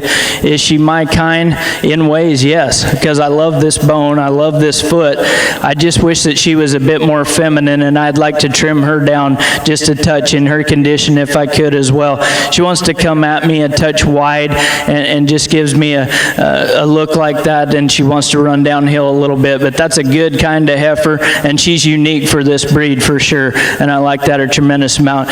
2 real good cow prospects coming here next, and these are heifers that I could see on down the line out in the pasture. These are cows right here. These are heifers that are very sound in their makeup. They just run into a really tough class of heifers that have a little more balance and eye appeal. Here's a good looking little heifer right here. You know, she just doesn't have enough to her. There's just not enough cattle there today to compete any higher. Both those heifers are a lot alike in my eyes, but they're just not stout enough here today. And like I said, here's a heifer that's the last place in this class, and when you get her out here by herself, there's not much wrong with her. A heifer that's got some depth of rib and body. She just runs into some balance issues in a really tough class. But if you want to say that the Red Angus show wasn't tough, I'd like you to come back and evaluate those heifers again, because you could place those a number of ways in a really good class. Thank you, Kyle. Placings in Class 18, Red Angus March yearling heifers. First goes to entry 184, WCR CETA 5098C, shown by Lind TLC Livestock Services, J6 Ranch in Nebraska, Blair's Ag Cattle Company in Saskatchewan, and JC Ranch in Arkansas. Second goes to entry 191, WEBR Worth It 560, shown by Dylan Enyart. Third, entry 187, shown by MC Livestock. Fourth, entry 192, shown by Zender Cattle. Fifth, entry 189, shown by Cowtrax Ranch. Sixth, entry 181, shown by Three Aces Cattle Company. Seventh, entry 183, shown by Annie Meyer. Eighth, entry 185, shown by McMurphy Farms. Ninth, entry 182, shown by Cooper Harris Rogers. And 10th, entry 194, shown by Kip Wallace. Placings in this class were 6, 9, 7, 1, 8, 3, 5, 2, 4, and 10. Now comments in our Shorthorn ring from our judge, Mr. Jeff Bedwell. Well, just 4 days separate the age on these heifer calves, and boy, there's not much that separates them other than a few days of age. Really good set, but I think one that sets a nice tempo for the remainder of the class to measure up to with regards to soundness and dimensionality. A good fluid moving female that's got the kind of length of body and spring and shape to her rib that I really like to see. Flexible on both ends and has a nice maternal look to her because of those things. I think a nice place to get a class winner out of in this heifer. The next two become a bit of the pair for me in 2 and 3. I read the second heifer to be a notch leaner and just a little more honest in her composition because of that. As you study her through the bottom third of her body, I don't think she's quite as far along, and certainly as we look back to her top and tail head, we don't see quite as much conditioning. And then as we evaluate these two as they travel out of the ring, I think some of that enables a little freer momentum and movement out of the heifer in second than we find in the third heifer. She certainly isn't as thoughtful about where she places her feet as that heifer in third. Heifer in third's the bigger hipped and more muscular of the two, but certainly thinks about where she places her feet a bit more, a little shorter in that stride. Heifer that comes next, as well as the heifer that ends, give up a lot of performance in terms of WDA. That heifer that ends, or that's fourth there in class, gets there because she's more correct than the heifer that rounds out our group and is, well, a little more stout in terms of bone work and foot size. A nice strong top female that rounds out this group. We just need to see a little more athletic kind of a design to her skeleton. Congratulations again to our exhibitors. Thank you, Jeff. Placing first in Class 9, early spring heifer calves in our Shorthorn division is entry 79. Soul Bowes Reward 6325D, shown by Carly Berkheimer, Mechanicsburg, Pennsylvania. Second, entry 88, CFV8 Mona Lisa Reward 660, shown by Miller Smith, Pendleton, Indiana. Third, entry 86, CF Dream Lady 663 AV, shown by David Smith, Boulder, Colorado. Fourth, entry 83, Jace, shown by Sarah Fry, entry 83 is shown by Jeepetta Cattle Company, Chickasha, Oklahoma. And fifth, entry 80, shown by Charlotte Jaeger, Piasaw, Illinois. Placings in this class were entry 78 was out, then 1 and 5. Entry 82 is out. Entry 83 was fourth. Entry 84 was out, then 3, 2, and entry 89 was also a scratch. Entering the ring now is Class 10. Class 10 Shorthorn early spring heifer calves. Class 10. Go ahead and open one up, make sure it looks like it. There is or a blue?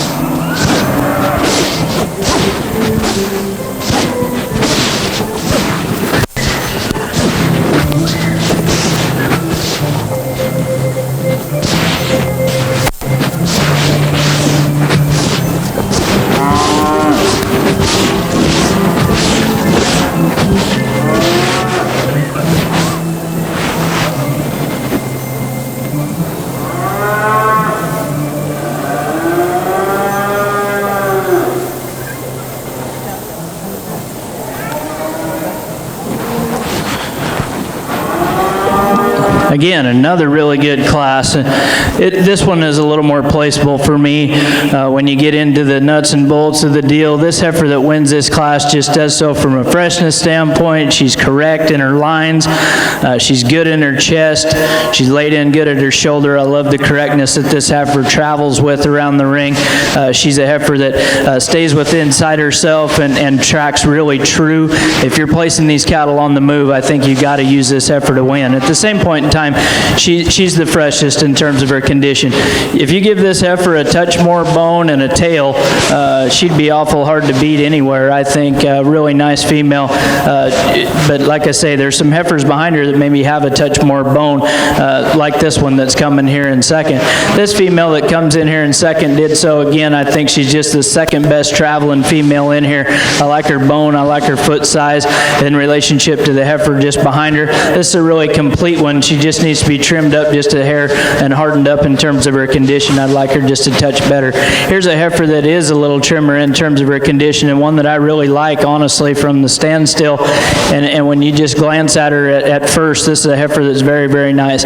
As I look at this one and I get right down to it, she's a heifer that's a little bit more unsound to me on her feet. This heifer wants to kind of travel on the outside of her toes and rolls out just a little bit. Her outside toes are just a touch short, and she wants to roll out just a hair. That's why she's there, to be honest with you, because I like the build, I like the makeup of that heifer. She's very nice. And then we come with a heifer here next, and again, I think these top four for me just got placed on the move. This is a heifer standing still. I like a tremendous amount. As I watch her go away from me, she just wants to travel outside of her skeleton, gets a hair wide for me here today, but a really nice heifer on the standstill that's got a lot of muscle and power. Then we come with a heifer next. It's a good moving one. She's long. She's just a heifer that gets a little too narrow base for me here today.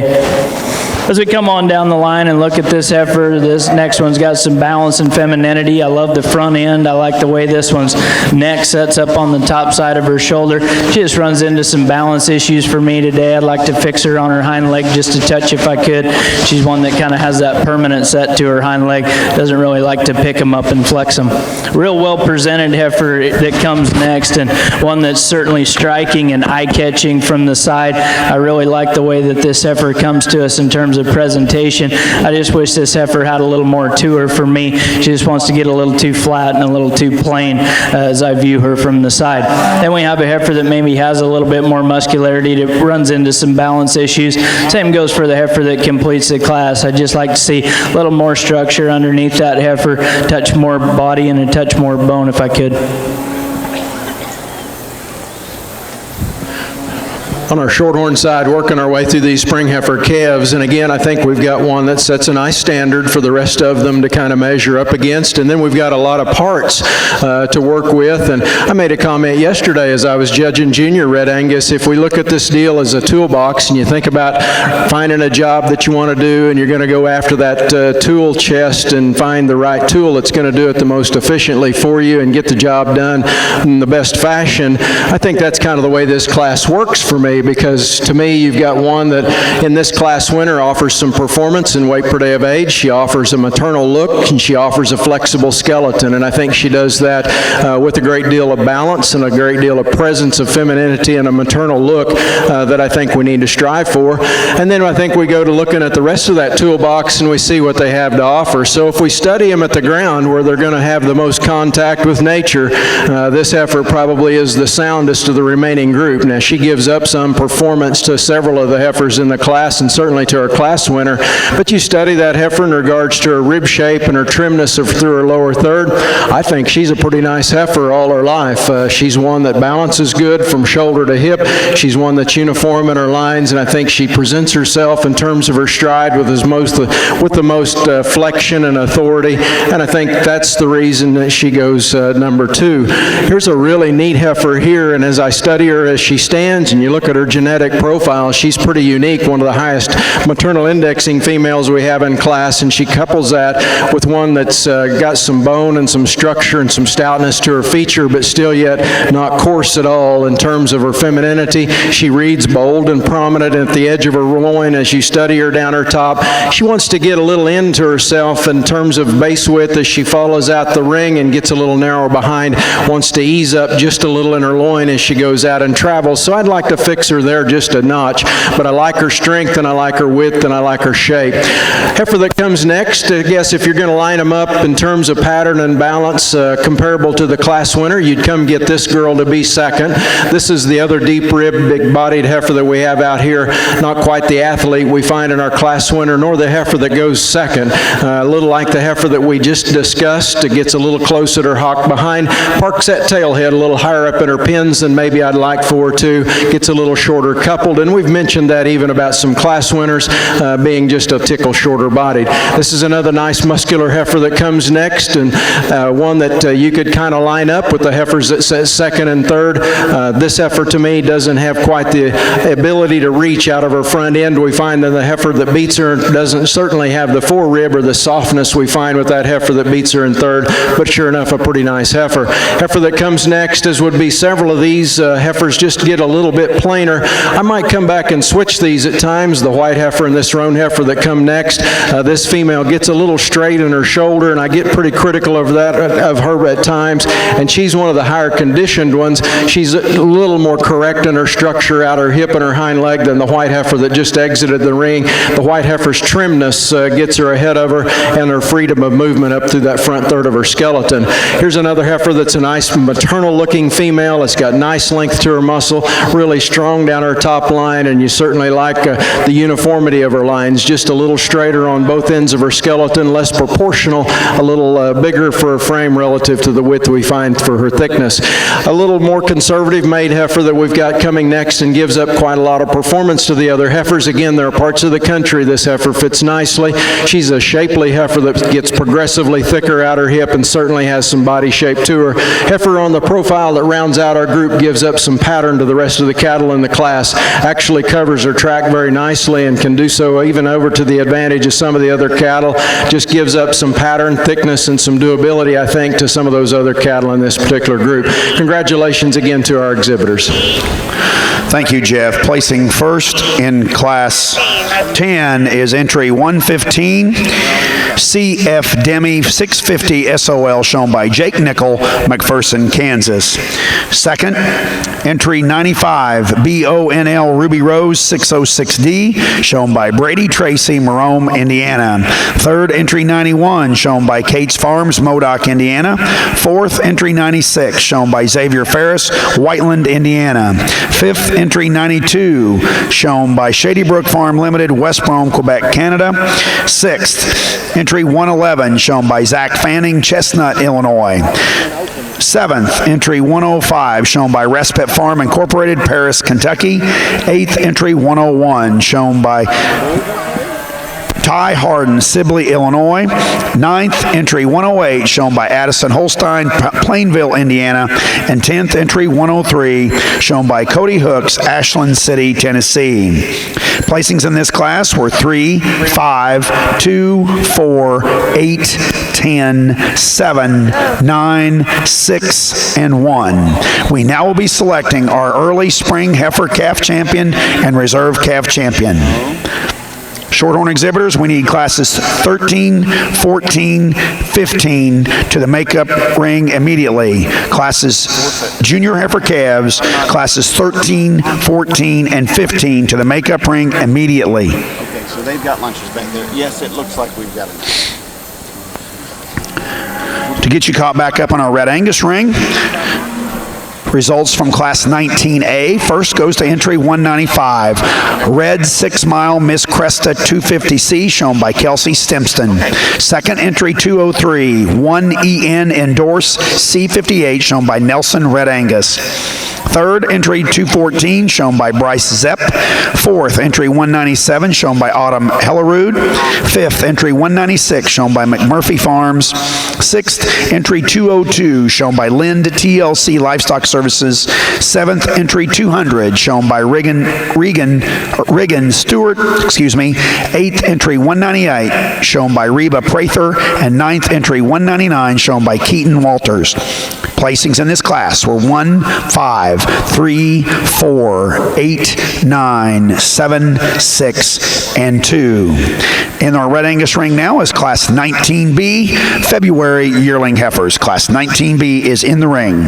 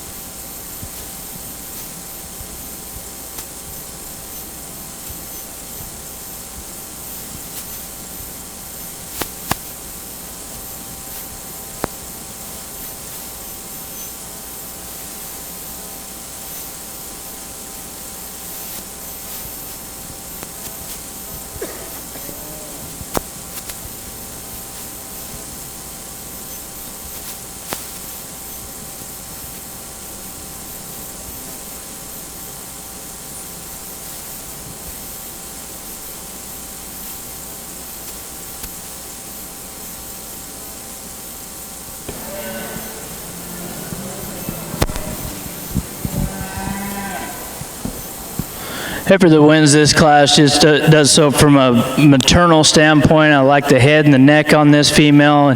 And again, when it comes right down to it and you ask yourself which one of these heifers would you take home of this group, this is her for me. I realize maybe there's some other heifers that are maybe a little more prototypical show heifers in this class for sure, but I like the femininity, the maternal aspects of this heifer. She looks like she's going to have a beautiful udder. I like the structure that she has in relationship to the heifers behind her. I like her foot size and the correctness that she has there as well. The next heifer coming up in line is one that I like to just fit with this other heifer. I see her as being the next one that I like the best up into her shoulder, her neck, and her head, and I realize that she comes with a few problems. If I was to change her a little bit, I'd like to see her have a little more shape to her. I'd like to see her travel away with a touch more base width. That's what you get in this heifer in 3. Now you talk about a soggy bodied one that's got a lot of depth of rib and volume. She's got everything going for her from her shoulders back in an extreme way. This is a heifer though that up in her head and her neck, I don't like the design and the maternal look that she gives in relationship to the two heifers that just left the ring. Then we come with another heifer here that kind of runs into the same issues. I saw this as being kind of a two-pair deal where 2 more maternal heifers and then 2 heifers that maybe have a bit more to them here. I like this heifer quite a lot. When I really study her out of her hip, she wants to drop her pins just a bit, and perhaps what gets her in the most trouble for me is her foot size. I'd like to change her inside front toes just a little bit if I could, and that'd maybe move her up a hair higher in the class. Nice maid heifer here that comes next, and you might be saying, well, as far as front ends and maternal, this one here would fit your top 2 just a little bit better, and she does. But she runs into some trouble for me in terms of balance, and then when I put her on the move, I don't like her watching watch her walk away from me quite as much. She wants to hawk in. She's a little coarser in her underline and teat structure as well, and that's why she's there. Pretty good looking one here that's going to come next, and you like her balance and her overall eye appeal. I'd just like to see more cattle there if I could today. She just gives up some weight per day of age. Quite a bit of performance there. You get a little bit more performance in this next heifer coming up, and she's a good looking one. Just a heifer that I'd like to change up around her tailhead if I could. She's a heifer that you want to read as being kind of green, but she's really not. If you look up in her top, she's got plenty of condition on her. I'd just like to change the way that heifer's made a touch if I could around her hip and tailhead. Then we come with the heifer here next, a couple of females that just don't have quite the balance and overall look that we see in the cattle just above them. I like the smoothness of that heifer that's going away. What places her down here is just structure. Same way with this female that completes the class. I'd like to just change her in the way that she goes off her hind two if I could. Real quickly on our Shorthorn side, and we'll keep our comments relatively brief for this group. I think a guy could sure dig himself a hole if you go to talking a whole lot about this great set of calves. This is always a great division to watch in our breed. These spring heifer calves are always a great group. It's a big time in terms of a lot of numbers being born in our breed as others. Just a great set of cattle, and a lot of people put a lot of effort into generating cattle at this age, so you know the good ones are going to shake out here. So if you agree or disagree, and there's probably more disagreement with me than there would be agreement, and that's okay, but I tell you, I think pretty strongly that I've identified out of each of these classes some heifers that are modern with regard to their build and their flexibility, and I think mostly complemented by some numbers that kind of give them some value additional to just looking the part. And I think it is important to use all the tools we have in that toolbox, including that. You know, these heifers, as we started with our first class and saw the dimensionality in her and kept coming through those divisions, those heifers that surfaced were those females that were flexible on both ends, that have some substance and some cavity to that center rib, some heifers that also have the flexibility and the length of muscle and the spread to their top that gives them the doability to be good cows. And I would sure think that there's some nice ones in here. We've seen some good heifers go back that, given the right management and the right set of circumstances, they'll give them a run for their money, but they're maybe not quite there today, and I think we've recognized, or I feel pretty strongly again, recognizing those that are kind of in the mix today for this particular division. Again, if you would, congratulate our heifers and our exhibitors with a nice round of applause as we make a champion and reserve selection here.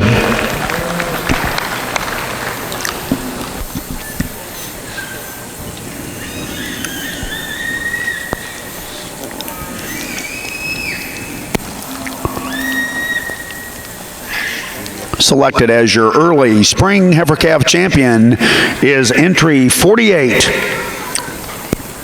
Sol Max Rosa Knight 661.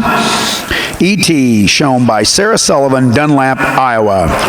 79. And your reserve champion in this division is entry 79. Entry 79 is Saul Bowes Reward 6325, shown by Carly Berkheimer, Mechanicsburg, Pennsylvania. Congratulations to both Sarah and to Carly.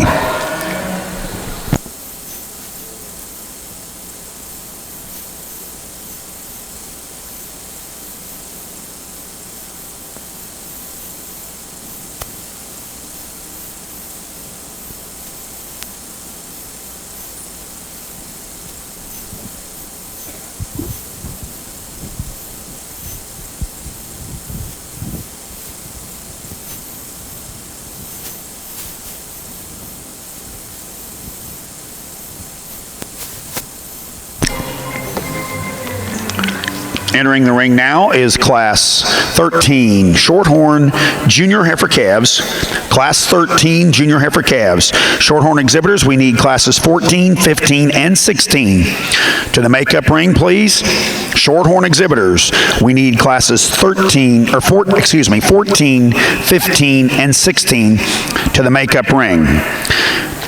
To get caught back up in our Red Angus ring, results from Class 19B. Winning Class 19B is entry 208. L83 Calamity Jane 6C, shown by Ed Spencer. Second, entry 204, Red Rainbow Lark 17C, shown by Renee Locke. Third, entry 207, shown by Luke Pladston. Fourth, entry 213, shown by Kip Wallace. Fifth, entry 212, shown by Jacob Shutter. Sixth, entry 206, shown by Cassie Jones. Seventh, entry 205, shown by Justin Slaybaugh. Eighth, entry 209, shown by Madison Adams. And ninth, entry 210, shown by Peyton Nagel. Placings in this class were 2, 7, 6, 3, 1, 8, 9, 5, and 4. In our Red Angus ring now is Class 20, January yearling females. Following this class, we will be selecting our champion junior and reserve junior female.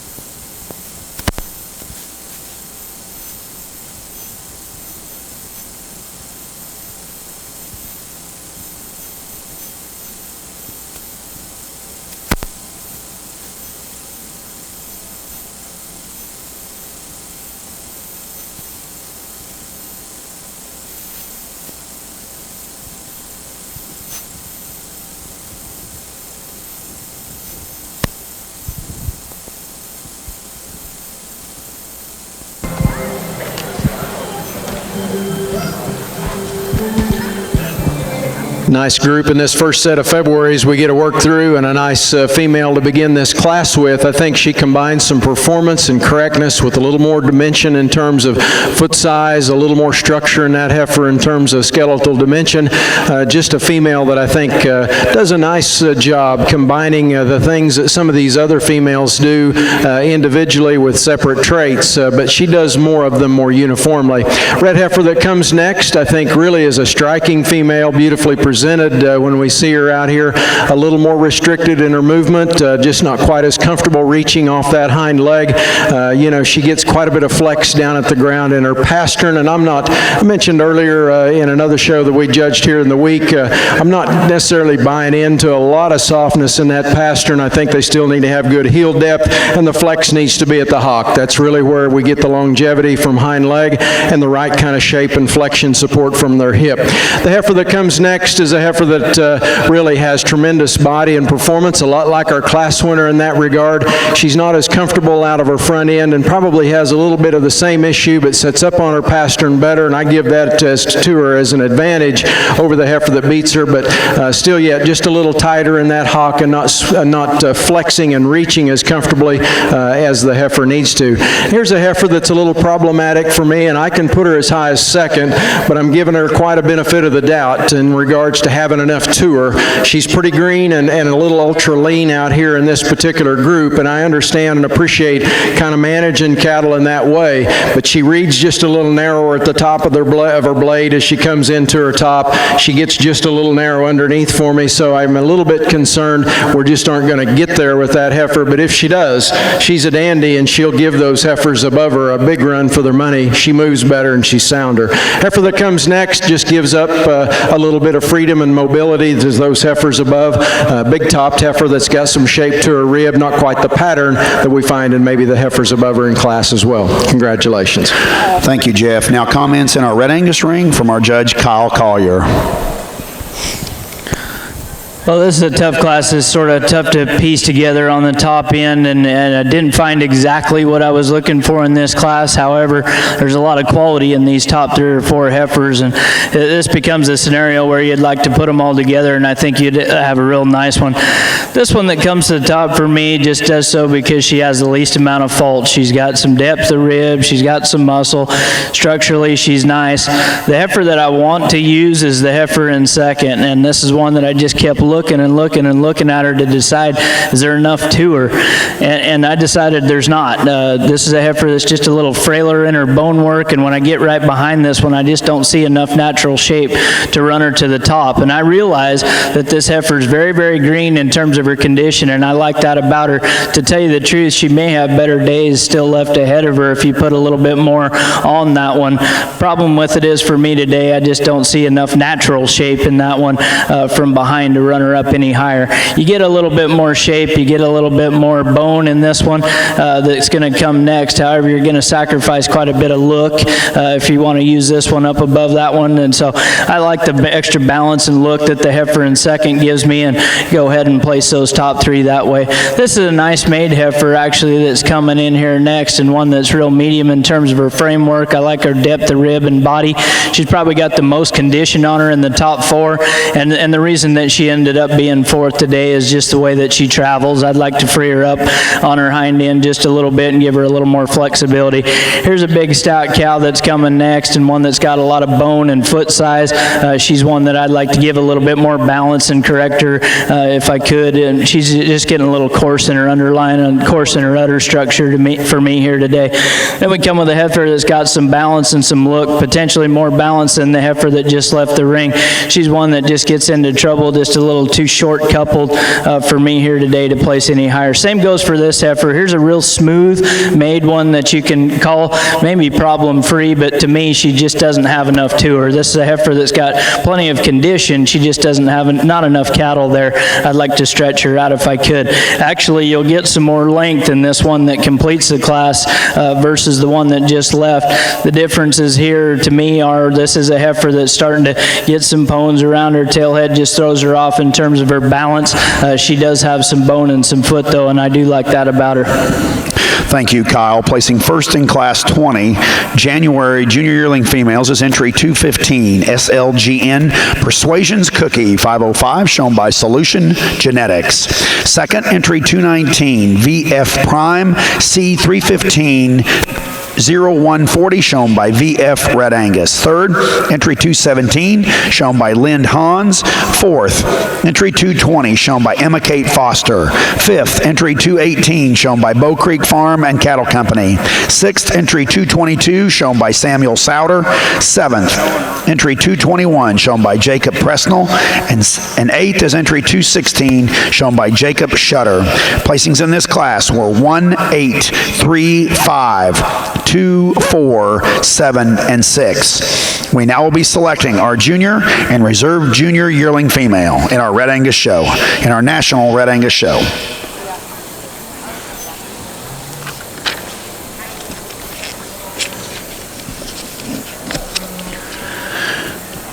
Going back into our Shorthorn ring, getting you caught back up on results from Class 13, junior heifer calves. First went to entry 121. AF Mirage 1604, shown by Tyler Alden, Hamilton, Missouri. Second, entry 124. CFJBC Caroline 645 HC, shown by Cole Wisman, Illinois City, Illinois. Third, entry 127, shown by Sarah Fry, Roachdale, Indiana. Fourth, entry 123, shown by Anna Parnell, Stanton, Alabama. And fifth, entry 133, shown by Dustin Pitcock, Athens, Tennessee. Placings in that Shorthorn class were 1, 4, 2, 3. Entry 130 was out, and entry 133 was fifth. In the ring now, Class 14 Shorthorn Junior Heifer Calves. Class 14 is in the ring. Shorthorn exhibitors, I need classes 15, 16, and 17 to the makeup ring, please. Classes 15, 16, and 17 to the makeup ring, please.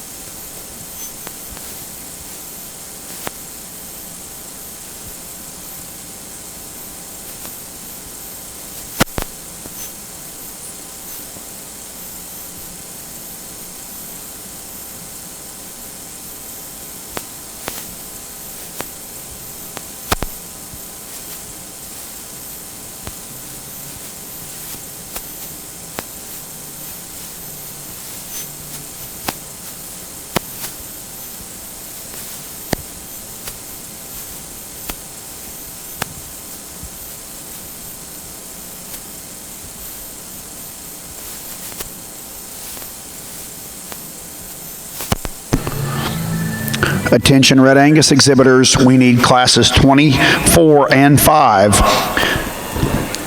2-year-old females with a calf and mature cow calves.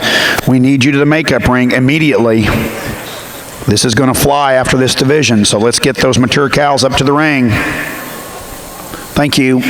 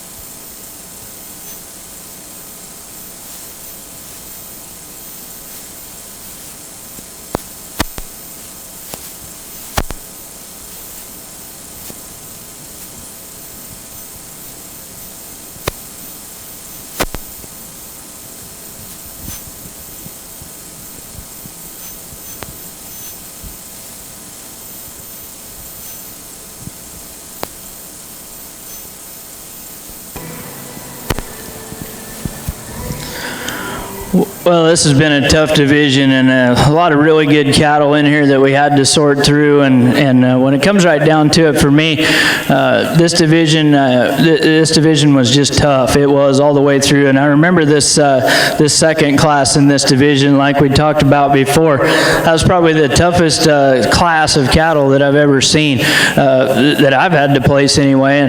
And that just goes to show you the depth and quality that we were able to work through here.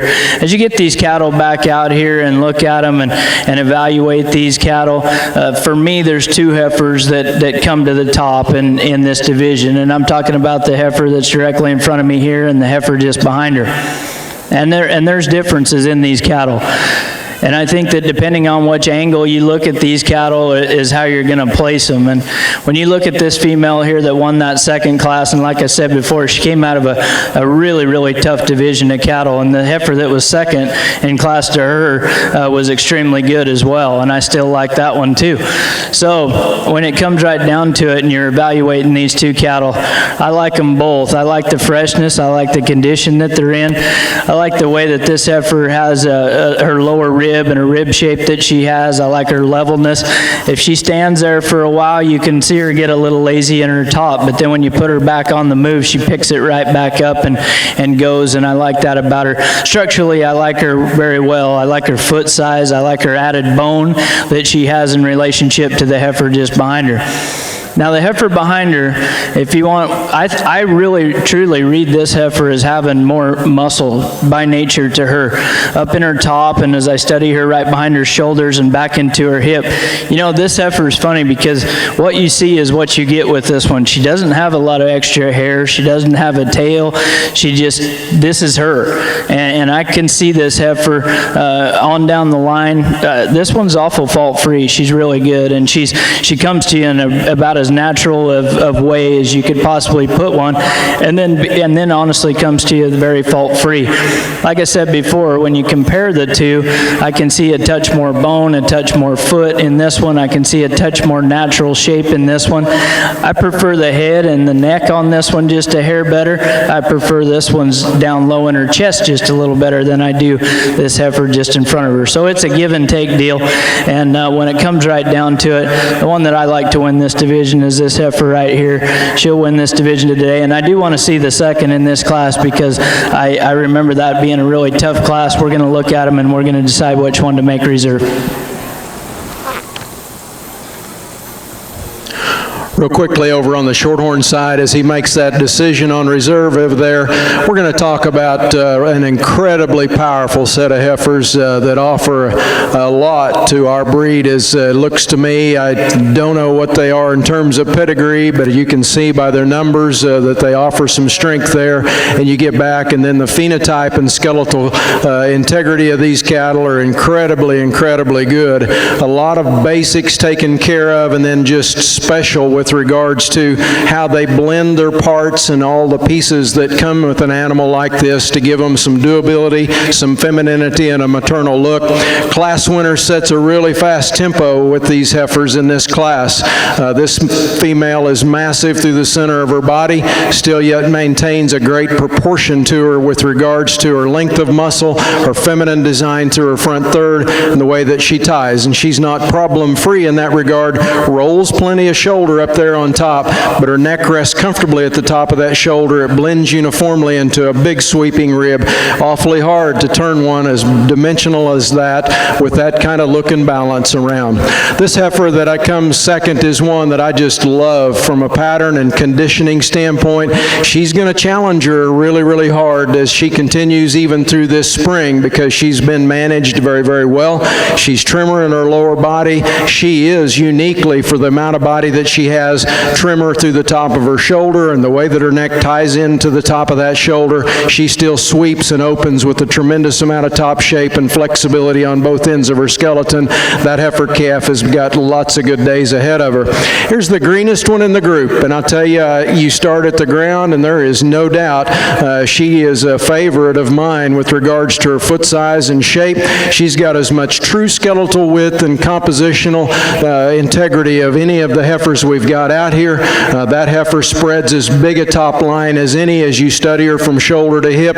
She has as good a dimension through the center of her body. She doesn't sweep all that lower belly. Maybe that waist in their lower third isn't necessary, and if you think so, that heifer would be a favorite of yours. That heifer really does a nice job giving herself an opportunity to be a great cow. The heifer that she beats in fourth is a super female as well, a tremendously long-bodied, shapely heifer, has upper rib shape that you really admire and appreciate, gets a little more up in her tail head as she travels, wants to get just down in her shoulder. Her neck comes a little lower out of her shoulder. She becomes a little rougher at the top of that shoulder as she gets out and works that blade. Heifer that comes next is just drawn into four pretty scorpion types, I think. This heifer from a distance has got to be impressive in terms of her dimensionality and her width from shoulder to hip. She progressively thickens to her hip with the most dimension of any female we've got in this group. She gets a little less flexible off both ends of her skeleton, wants to hesitate a bit, and doesn't maybe have quite that shape or dimension to her lower rib we'd maybe like to see. Again, a really nice female that rounds out our group, one that balances pretty good from the side, just gets into an awful hornet's nest here in terms of performing females that have just a little more look and a little more of a fancy appearance to them than what she's got. Congratulations again to our exhibitors.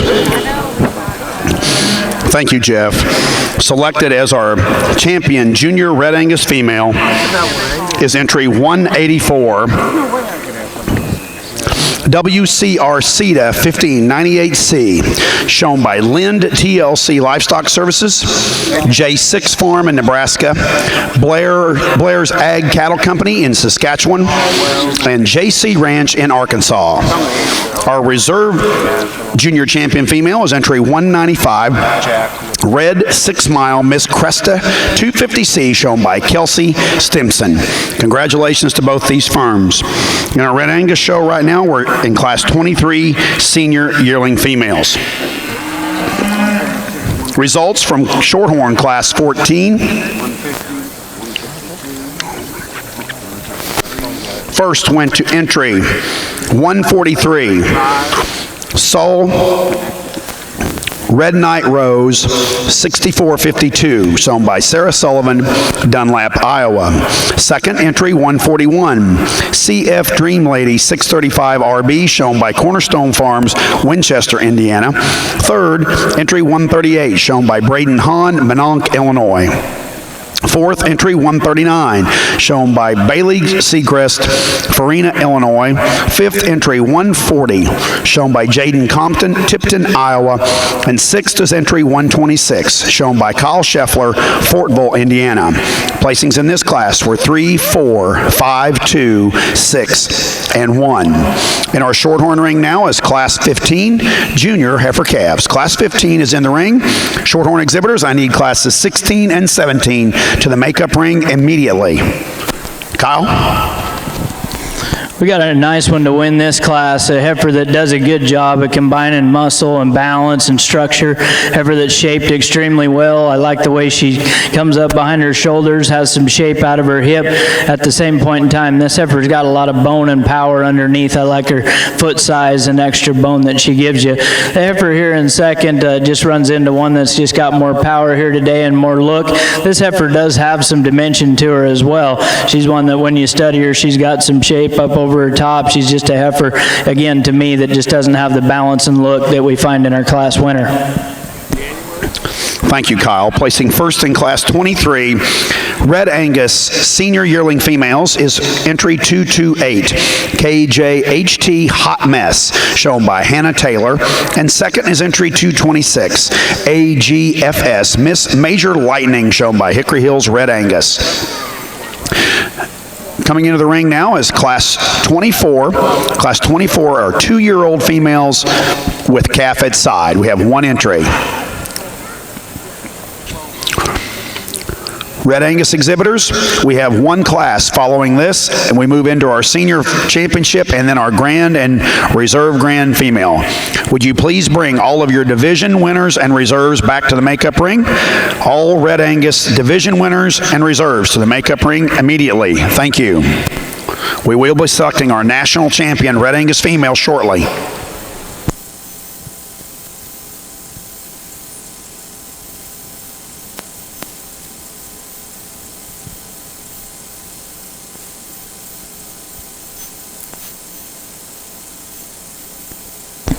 Once again, Red Angus exhibitors, we will be, after our female show's over, we will be showing open bulls, then our junior bred and owned bulls, and then our group classes.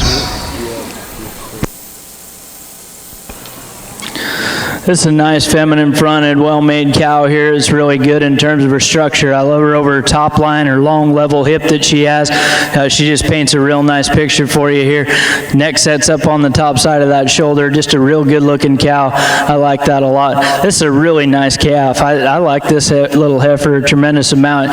She's added some bone and some power. You talk about one that's got some look, and I really think a big future in this little heifer calf right here.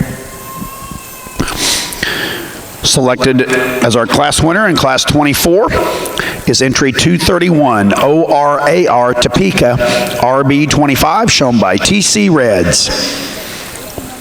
And for our final class of the day is class 25. Coming into our ring right now in our National Red Angus show is class 25 mature cow-calf pairs. We have 4 entries.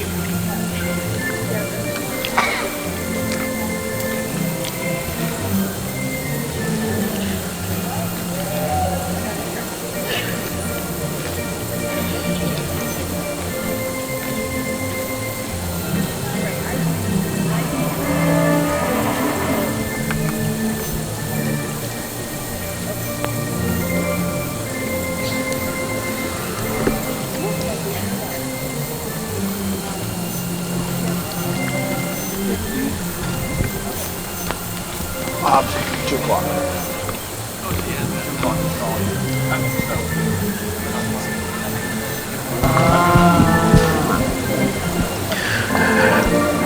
Again, I think a female we can find in this group that offers a lot of balance and a lot of completeness with regards to the positive things she offers, and resting at the ground the most comfortably and taking a nice stride off either end of that skeleton would rank among those things that I think are her better attributes. A bigger volumed heifer than maybe the 2 heifers behind her. Further along, and I'll admit we've got more conditioning here than we find with the 2 that immediately follow her. I really like the second heifer. I think she's actually probably bigger featured in terms of bone work. I think a female that as we study her and she gets out and travels wants to at times get just a little more tight up in that hip, and her hock doesn't flex quite as good as what we find with our class winner. If you want to find one that's big and open behind their blade and has extra contour and shape to that upper rib, certainly this girl's going to give you that look.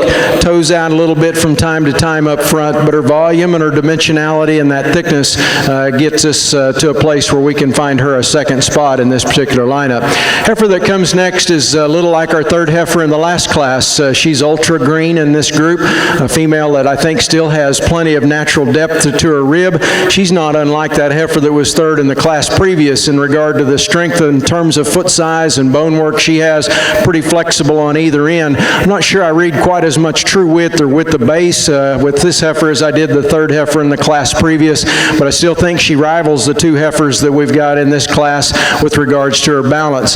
This heifer is a little unique. If you study the first glance at this heifer, you think, well, there's one that's awfully bold and expressive. She's got the roundest shape to her muscle. Let's study her numbers and see what she tells us. You know, there's the highest maternal indexing female we have in our group with the highest milk. So potentially there's a lot of value with her in terms of the muscularity that she offers, and also giving us a shot at some number evaluation there that gives her a bit of an advantage. Oftentimes we call her terminal. Boy, I'd be afraid to do that with that kind of number support. Heifer that comes next gets a little coarse in her reed for me, and I like the softness and the looseness of makeup of that heifer, but as I get to studying that shoulder blade and how it's working up there today, young lady's having a little trouble keeping her head cranked up, and that's a little bit of that soft nature in that heifer, and that's great, but it is a little bit to her disadvantage in that she opens a bit to her shoulder and gets a little coarser up through the top of her front end. Heifer that comes next next is a nice alert fronted female, a little shallower bodied, but a muscular heifer, not unlike we found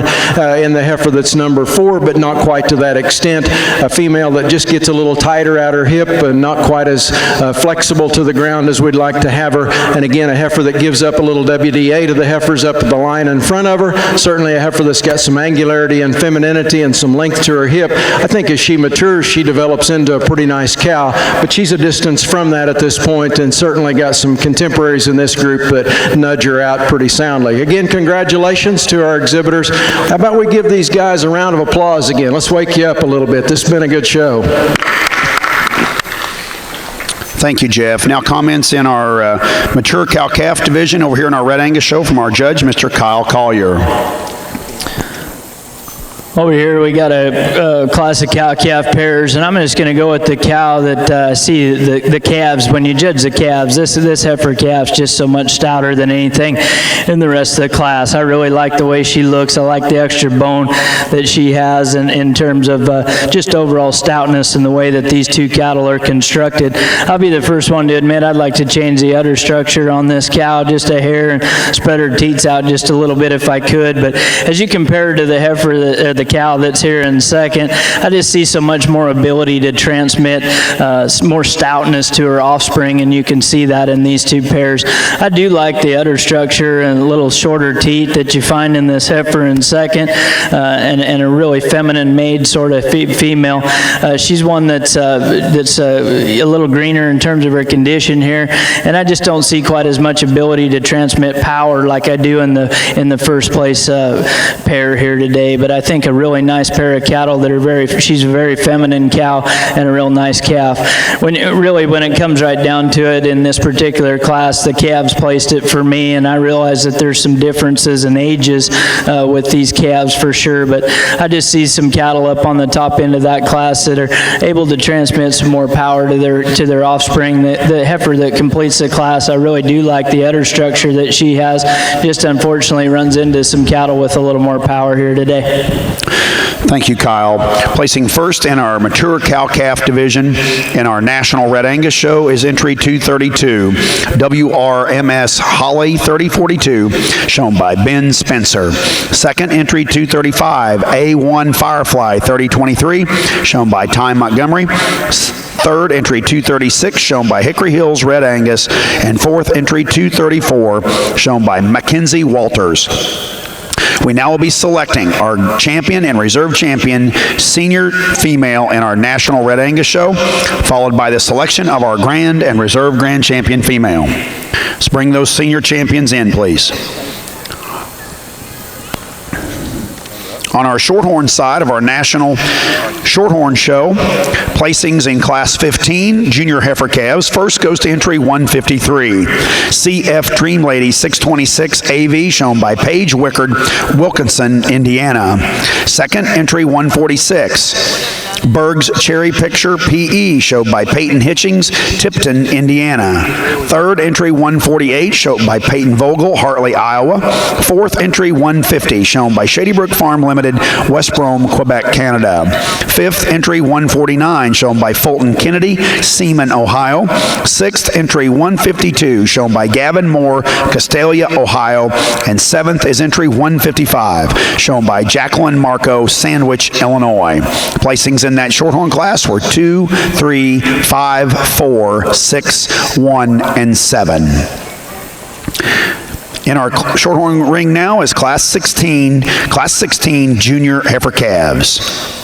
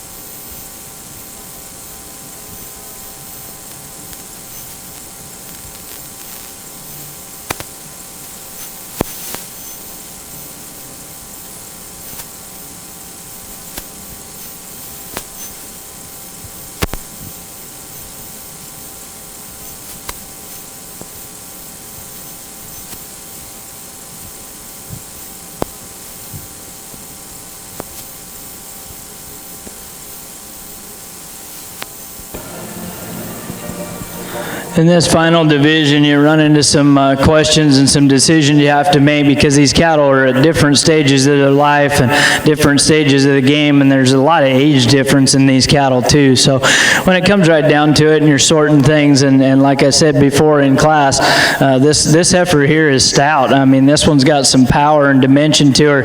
The young lady said she's going to calve in January, and I have no reason to believe that that wouldn't be true as far as looking at her and where she is right now. I sure enough would buy that. This heifer's getting pretty far along in calf. I really like the added shape that this one has, and she's unique in that regard, up over her hip, and just the added shape that she has down low. She's a real nice animal. This pair that won that next class, here's a good one. They're a good pair, nice cow. She's already doing it, so kind of, you know, the guesswork sort of out of it. You know what kind of udder she has. You know she has a nice calf. And again, you know, when you're seeing these cattle, who knows what this heifer would look like if she was melted down with a calf on her. Maybe she wouldn't be as shapy, because this cow right here does have quite a bit of shape to her. However, when it comes right down to it for me, I really like this female that's standing in front of me, and I'm going to roll the dice and take a chance on this one, laying down and having a real nice calf too when it's all said and done. I like her to win this division, and you guys will be reserved. Congratulations.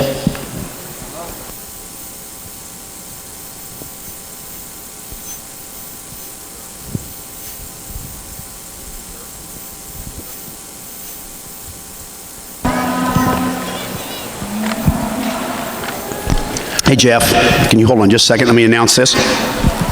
Thank you. Selected as your senior champion Red Angus female is entry 228, KJHT Hot Mess, shown by Hannah Taylor.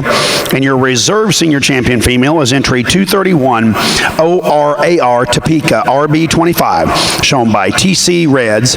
We now will be selecting our grand and reserve grand champion, National Red Angus female. Now Jeff Bedwell in our Shorthorn class. So still working through some of these February heifer calves, and I guess we've got one here that in 1 and 3, both those two heifers could be just a nickel trimmer for me, but I think still as we evaluate what we're working with out here in terms of integrity at the ground, dimensionality, a little more substance, this heifer sure surfaces to me as one that offers a lot of those things. And still yet, as we see her stand there, one that blends pretty nicely at the top of her neck and shoulder, again beginning to get a little more looseness to her lower third and middle that I think might attribute to extra conditioning and not so much natural composition. Heifer that I really like in terms of her flexibility and freshness is number 2. This heifer gets a little flatter in her jaw and maybe a little narrower through the floor of her chest.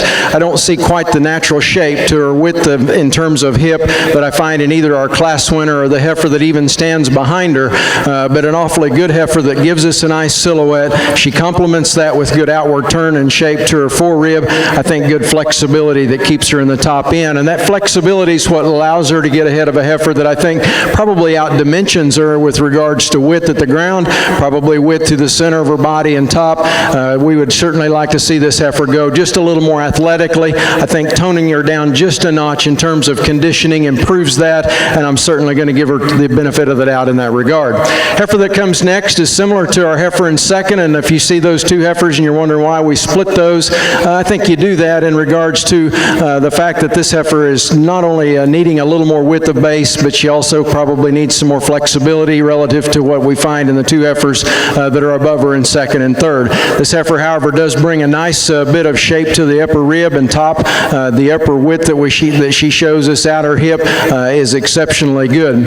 Again, we've got a heifer that's not unlike a heifer we saw earlier in class, in another class, a little more open to the top of her shoulder, just a looser made heifer up through her front end. I like that looseness though. It gives us some flexibility, it gives us a maternal look, but as we put her into some cattle that have got a little more fancy to their front third, a little more trimness, perhaps it gets ahead of her and maybe works to her disadvantage. Our roan heifer that comes next gets into this position because, again, she needs to be just a little more flexible or pliable on either end. She gets just a little bit narrower as we look at her down to the floor of her chest, a big topped heifer that's got some muscularity and some shape in that regard. Her comfort level saddle and the width at her hip get her ahead of the heifer that we conclude with.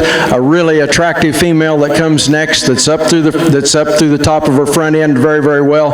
A neat made heifer that's probably as correctly conditioned as any of those heifers in class. I get a little critical of the way that she comes out of her hip and on her hind leg. We'd like to flex her and give her more mobility in that regard. Excellent set of heifers. Again, congratulations to our exhibitors.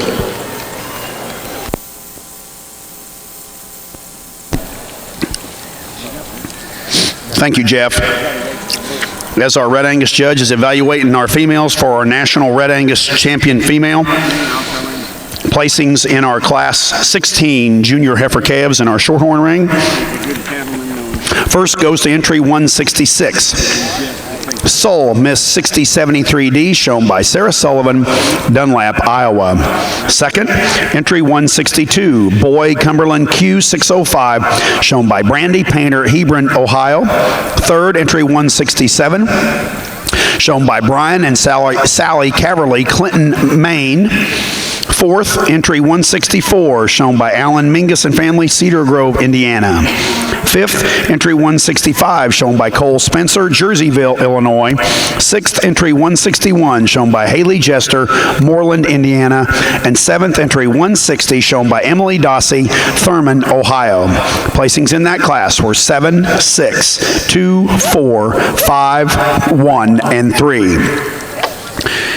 Entering our ring now in our Shorthorn National Shorthorn Show is Class 17 Junior Heifer Calves, Class 17 Junior Heifer Calves.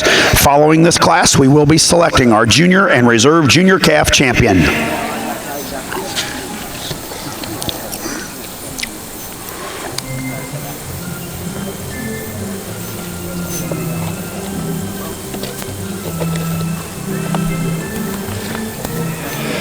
Did they get the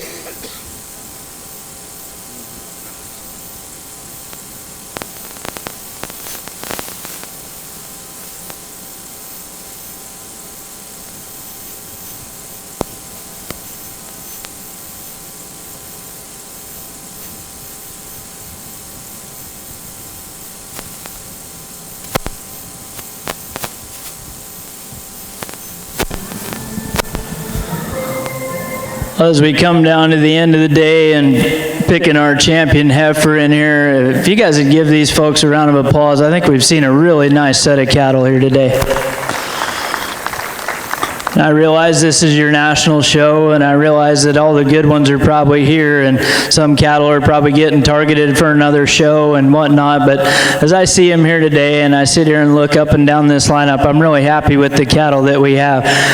And to be honest with you, as a judge, when you go into a show, you wonder what to expect and what you're going to get. And I will say one thing, that we saw a lot of quality all the way through this deal today.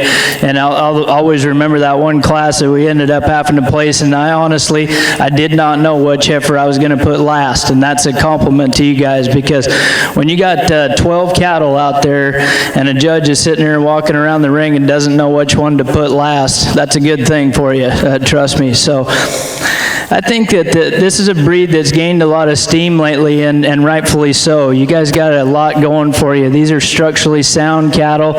They're nice cattle in terms of what they can do for calving ease and different things that they can do in the industry. And then when you get them out here and you look at them, they can be show cattle too, and they can combine some things from a maternal aspect, and yet they're cattle that can have some look and cattle that you can go out and have fun showing too. So that's a really good thing. And I'm going to be honest with you guys, as breeders, I wish that I could have found some cattle today, honestly, that had a little bit more muscle shape in them. And I'm a Hereford breeder, and at one time we were that way too, and probably still are to a certain degree. So if I'm going to challenge you in any way, I think you got a lot of good things going on for you. But I would have liked to have used some cattle at times that had a little bit more shape to them. Unfortunately, they didn't have everything else to go along with them. And these cattle that are out here were the ones that were the most complete. They had enough to them to go ahead and win their classes. The other thing is I think we see a lot of differences in condition, and you can't necessarily feed it on all the time and get them to be shapy. Sometimes you just got to start with them that way. And these cattle out here I like in terms of their condition. You can see them all the way from the calf all the way down to the other end. These cattle are right in terms of their trimness and the way that they're made. So with that, I don't think there's any need to go through and pick these cattle apart, and we've talked about them time and time again. You know how I feel about them. I like every one of these heifers, I really do, and I'm telling you that that's just the honest to God truth. Every one of these heifers I'd take home and have no problem doing it. Lots of good reserves over here as well. It's been a privilege of mine to be here with you today. I'll go show you the ones that I like for your champion in reserve. Congratulations to all you guys, and a nice set of cattle. Once again, let's put your hands together for Mr. Kyle Collier, Bruno, Idaho, selecting your national champion Red Angus female.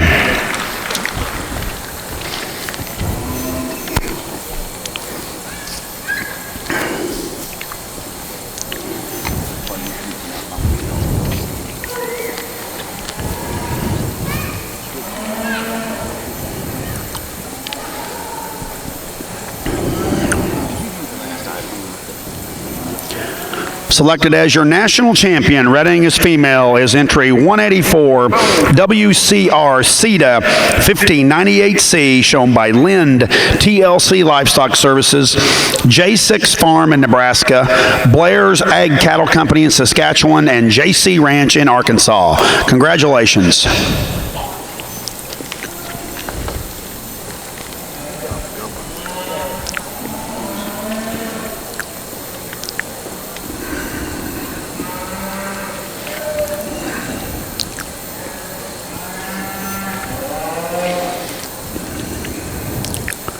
Hey, Jeff.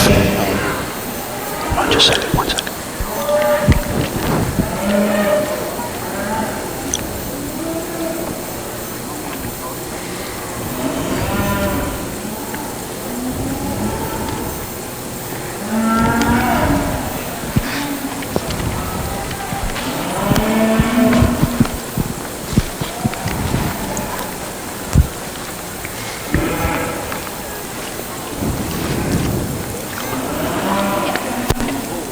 And selected as your reserve national champion female, entry 195, 6 mile Miss Cresta 250C, shown by Kelsey Stimson.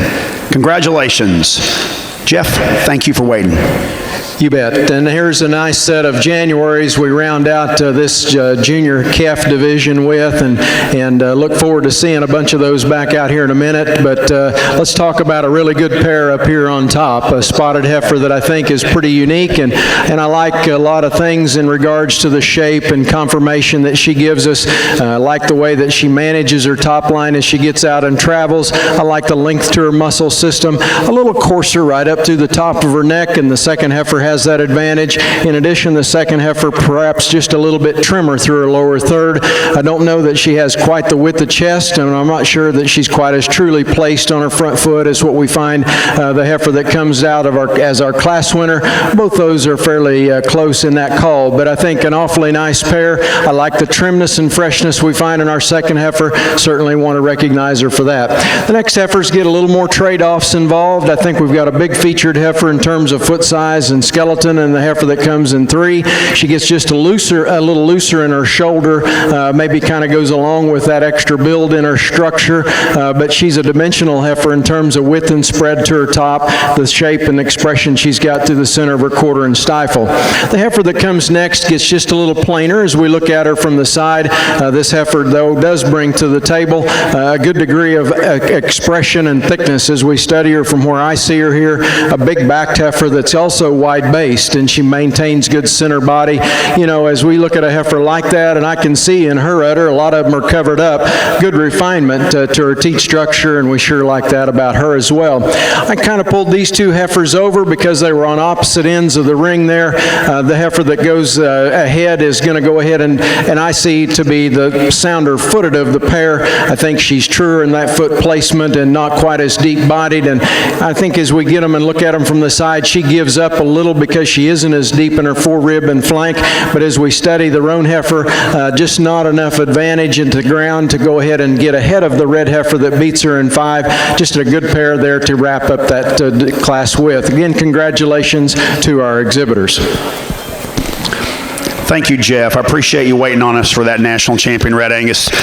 Placing first in Class 17, Junior Heifer Calves in our National Shorthorn Show is entry 169. CSF Margie 611HC, shown by Mark Inskeep, Lafayette, Indiana.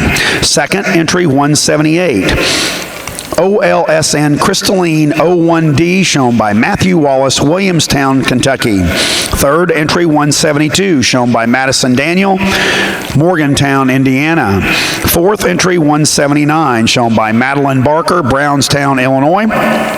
Fifth, entry 168, shown by Isabel Bunning, Emmington, Illinois. And sixth is entry 180, shown by Madeline Barker, Brownstown, Illinois. Placings in that class were 5, 1, 3. Entry 177 was out. 2, 4, and 6. We now will be selecting our junior and reserve junior calf champion in our National Shorthorn Show.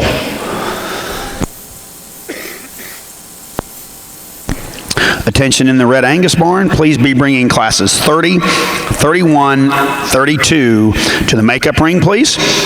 Red Angus bull calves at classes 30, 31, and 32. Let's be bringing those bull calves to the makeup ring, please.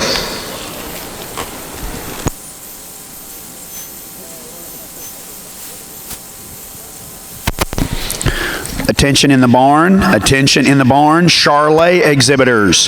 Charlay exhibitors, we are looking at a 2 p.m. start for you. Charlay exhibitors, we will try to get your Charlay show started at 2 o'clock. So let's aim for a 2 o'clock start in our Charlay show.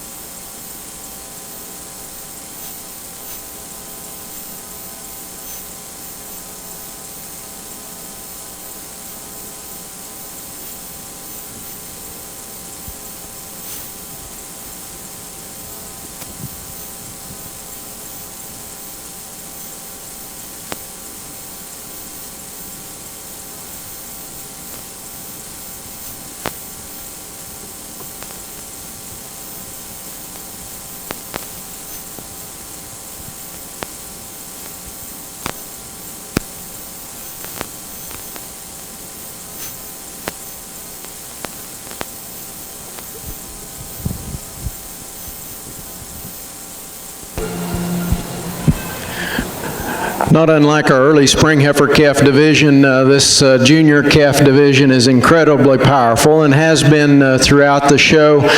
There's been a tremendous amount of quality at depth in these classes. As I mentioned earlier, we get a lot of our cattle born that time of year. Everybody kind of gears up for that. Certainly we make pretty wise choices as we select those cattle that we're going to put our name on and promote those programs with. And certainly I think we see that out here with our class winners, and of course folks have made a commitment as they purchased heifers through the fall, and I think they've made some nice choices as we look out here at this first and second place lineup. Just a tremendous set of brood cows as we look at the potential to do that. You know, that as they get out and travel, it tells the tale to their soundness, and there's a couple of these heifers do an incredibly good job of that. There's a couple of heifers in here I'd sure shave a little condition off of, and I think we're getting to a point of maturity as we get into the progression production of these older heifers. I'll become more and more critical of that. I think it doesn't help productivity in terms of what we see to prolong longevity, and I certainly think it hurts fertility and getting the heifers off to a good start. So just get ready for it. We'll probably see that discussed a little more as we go. But for now, let's be very complimentary of the cattle we've got. We started with a tremendously well-balanced heifer. We come to a tremendously stout and bold-made, flexible heifer. We follow up with 3 females that are so deep and so powerful through the center of their body and still maintain good athleticism. I think we need to recognize that all of these cattle in this ring are really, really nice. They have great potential as both cows and show heifers. Let's give them a good round of applause. I'll select your champion in reserve.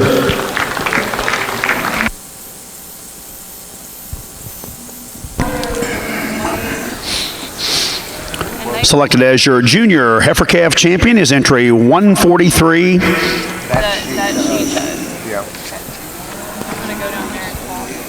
Try to hurry them along. As they're doing, they're very much. Okay, where is it? Where is she? I don't see her. I don't. Where's my 143 at? That's 14.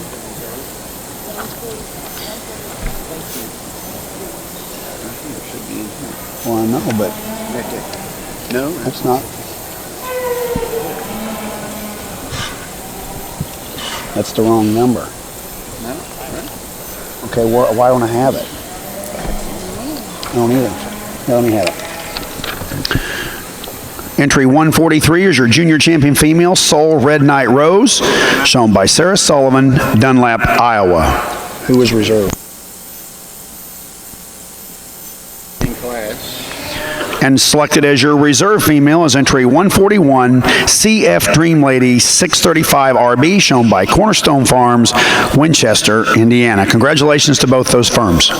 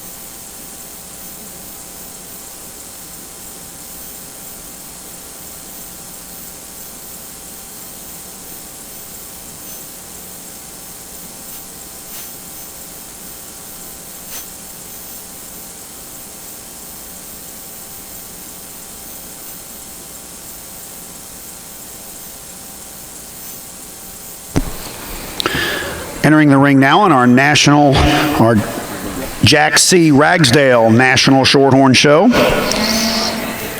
is Class 20 winner heifer calves. Let's bring those winner heifer calves. Judge took a break. Oh, Judge took a break. Okay. Pump the brakes, Jakey. Pump the brakes.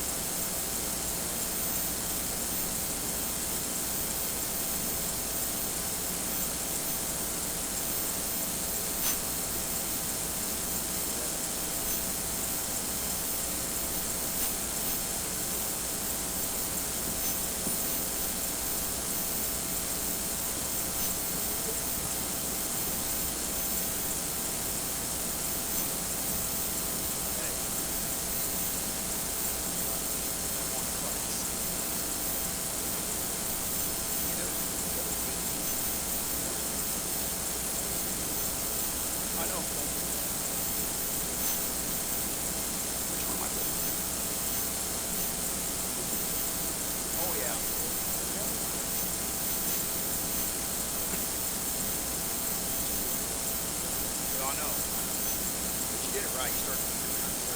But that heifer that was third, she was dead. The one that was fourth was 255 south. I love her. I love her. Right. She was so extraordinary. I'll put her look. That third heifer. She was one. When she came to drink, she had the one.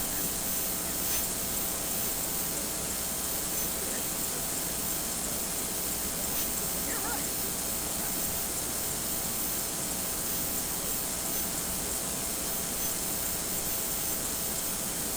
Well, because there's some differences, but that was a good set of cows. Well, there you go. You got your gold medal. Okay. Onward. Entering the ring now is Class 20 winner Shorthorn Heifer Calves. Class 20 Shorthorn winner Heifer Calves. Shorthorn exhibitors, let's bring classes 21 and 22, senior heifer calves, and 23. Let's bring them up too. Classes 21, 22, and 23, senior Shorthorn heifer calves to the makeup ring. In our Red Angus show, we're starting our owned bull show with class 30. These are May bull calves. May bull calves.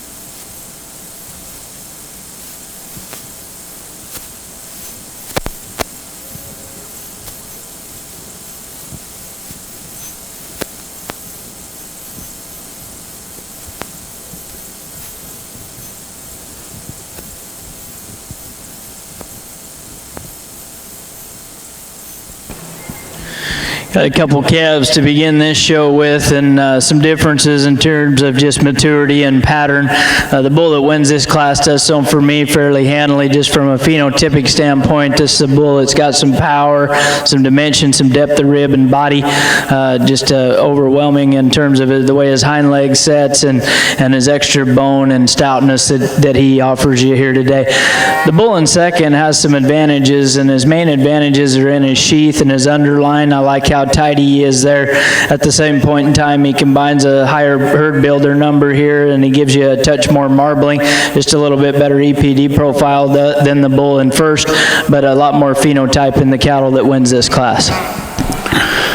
Thank you, Kyle. Placing first in Class 30, May Red Angus Bull Calves is entry 241.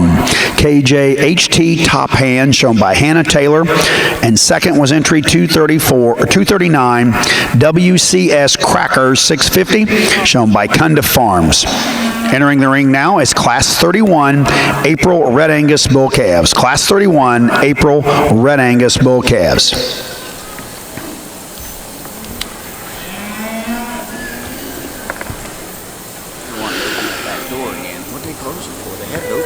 I don't think they ever opened it. Yeah, it was open. What was?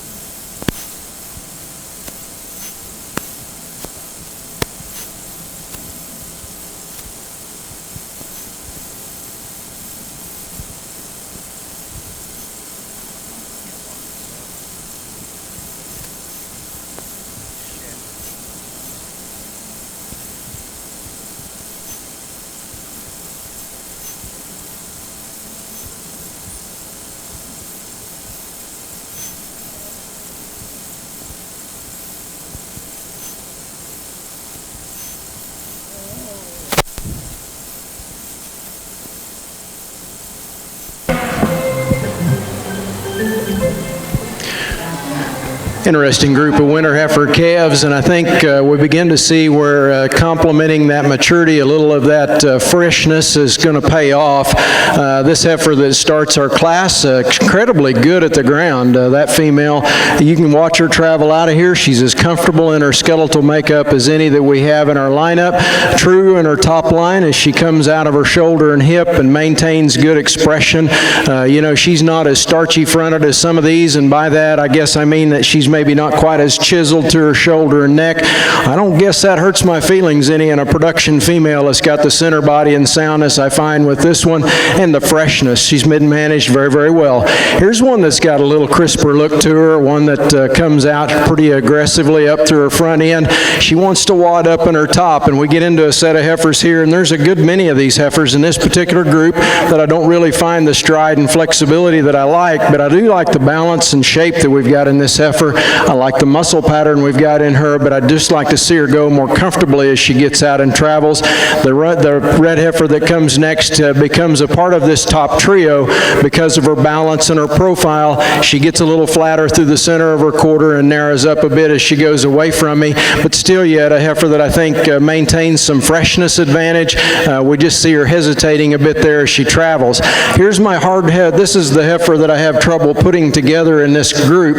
We can run her all the way up in behind the heifer that's second, but I just don't know that she's got quite enough gas to go ahead of those two heifers ahead of her with regards to true dimensional width, and I'm not sure that she's appreciably sounder than those two heifers, but she is really pretty good at the ground up front, and she's got some rib shape to her. I think there's some value in this heifer. It's just a little challenging to get the right read on her at times.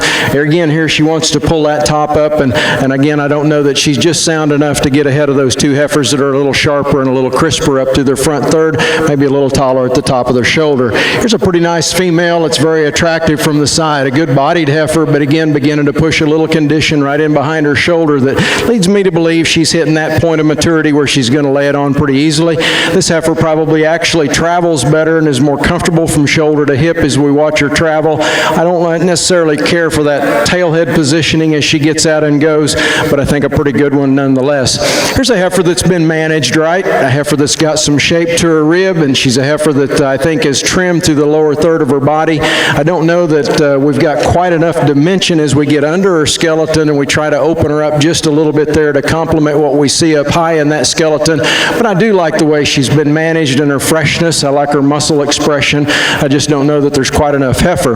Here's the big dimensioned heifer we've got in the group, and there's no doubt if you're going to just measure heart girth and pounds per day of age, this girl's got to be in the top 2 or 3. She gets just a little choppier in her stride, and we see extra conditioning there that's working to her disadvantage, pushes her shoulder forward a little more because of it, gets a little rougher as we look at her right at her hip.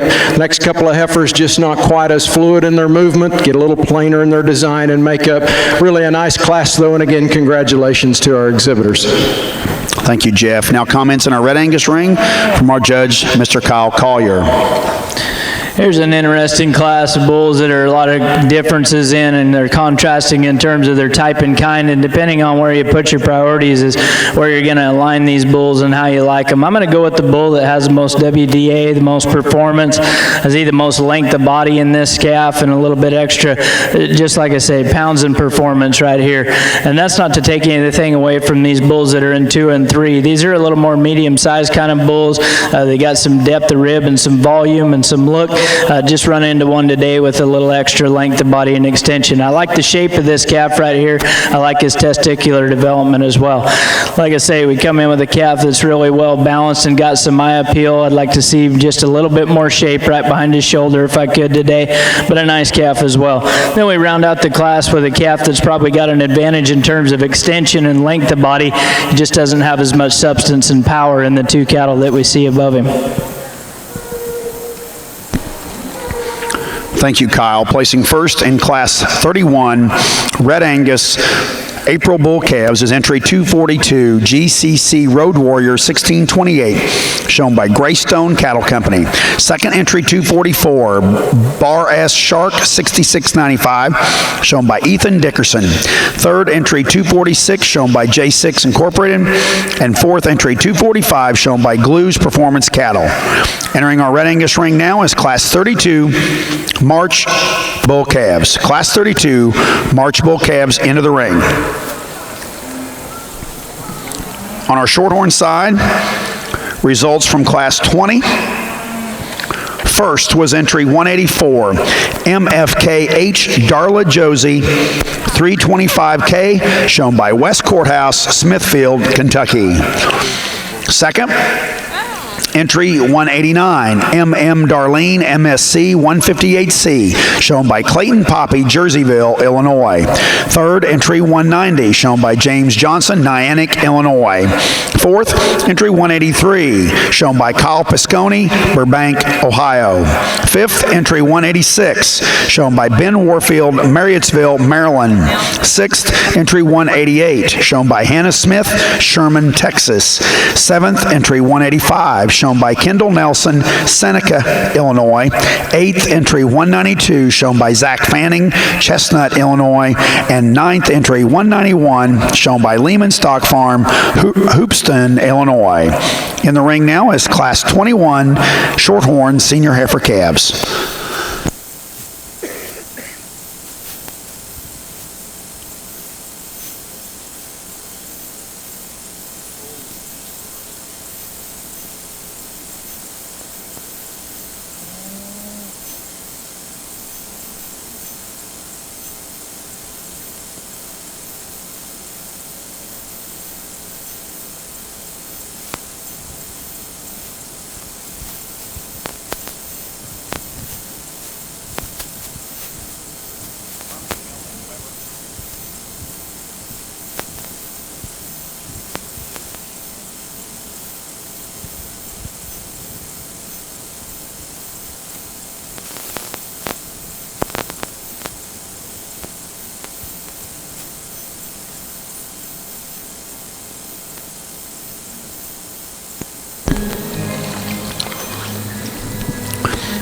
Attention Red Angus exhibitors, please bring classes 35, 36, 35, and 36 to the makeup ring, please.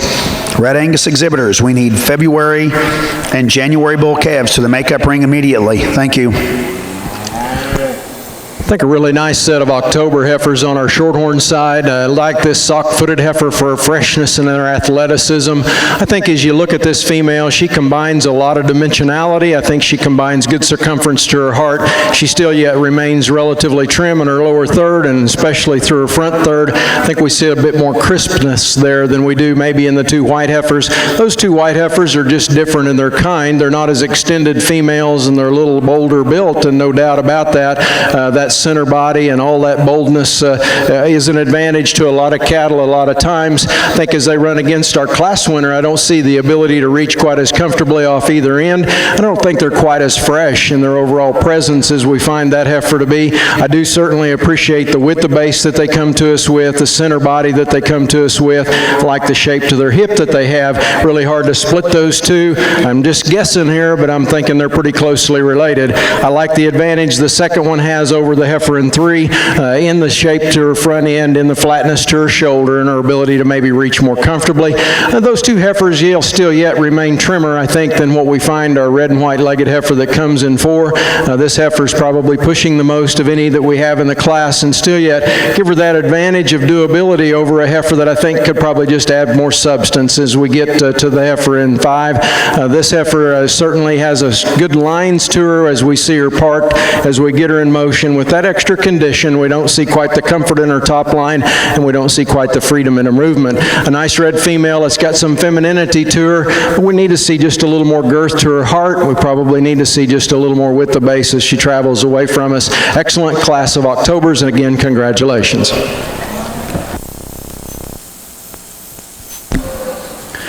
Thank you, Jeff.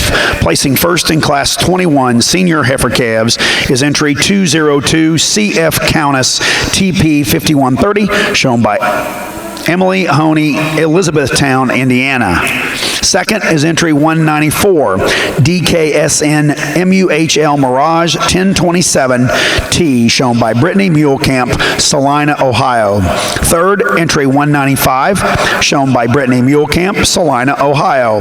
Fourth, entry 196, shown by Lizzie Schoenline, Portland, Indiana. And fifth, entry 200, shown by Chase Meisner, Jerseyville, Illinois. Placings in that class were 2, 3, 4, 5, and 1. Entering the ring now is Class 22 Senior Heifer Calves. Class 22 Senior Heifer Calves are in the ring.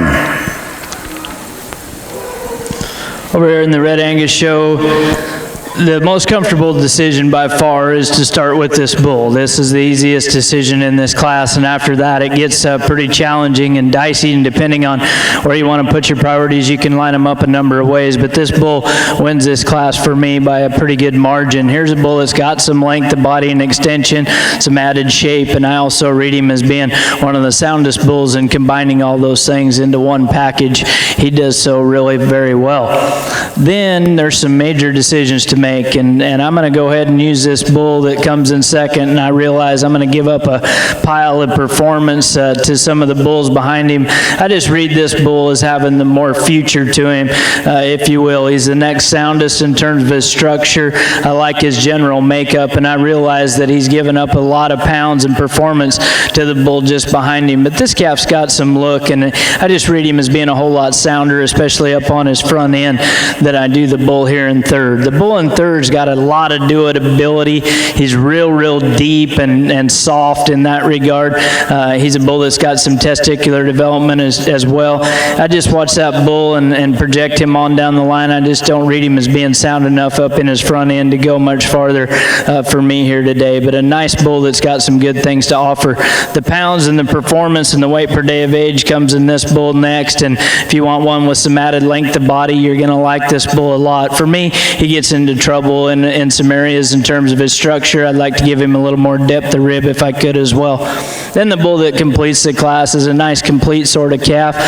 He again is going to give up quite a bit of pounds of performance. He's a bit behind in terms of his testicular development as you read him in relationship to the rest of the cattle as well.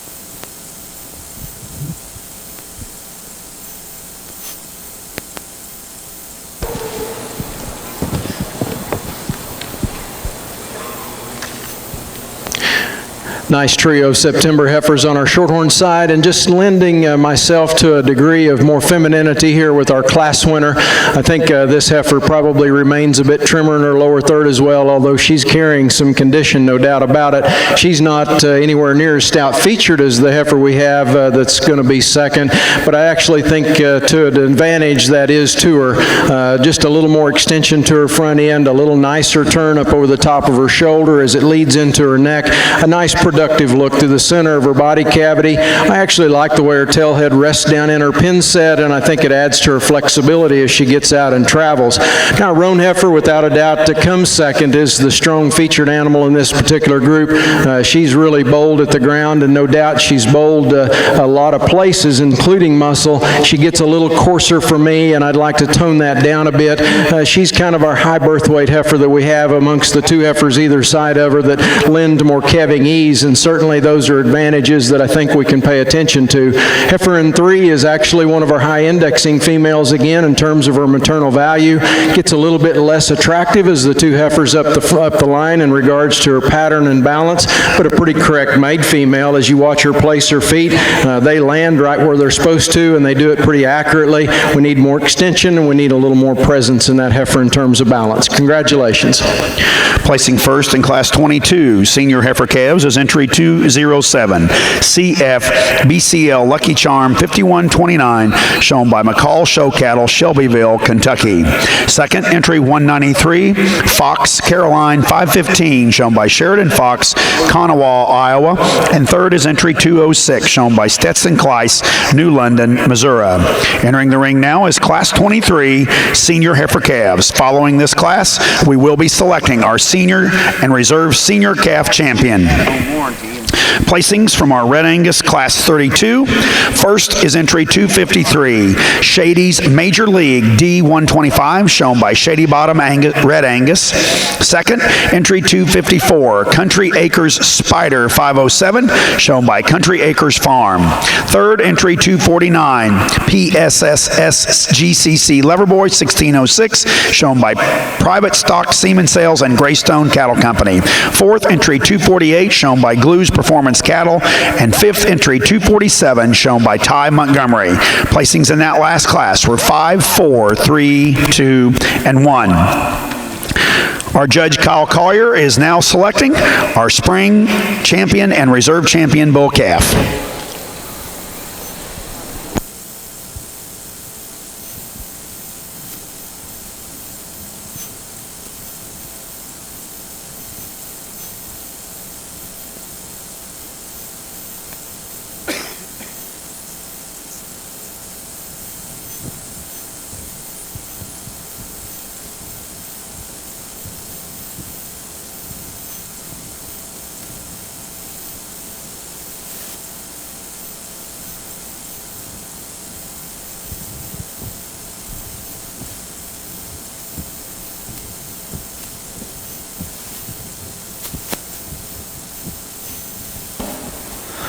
As we come down to the end of this division, I think we got three really nice individuals to evaluate out here. The bull that won that first class, there's a real smooth-made one from end to end. You like the way that this bull looks, and as you kind of project him out and what he's going to look like in the future, I wouldn't be surprised if he has the most future, honestly, in terms of just look and what he's going to have to offer as far as smoothness and structural correctness. I like that bull quite a lot. If I was to change him any, I'd like to tighten him up in his sheath just a little bit.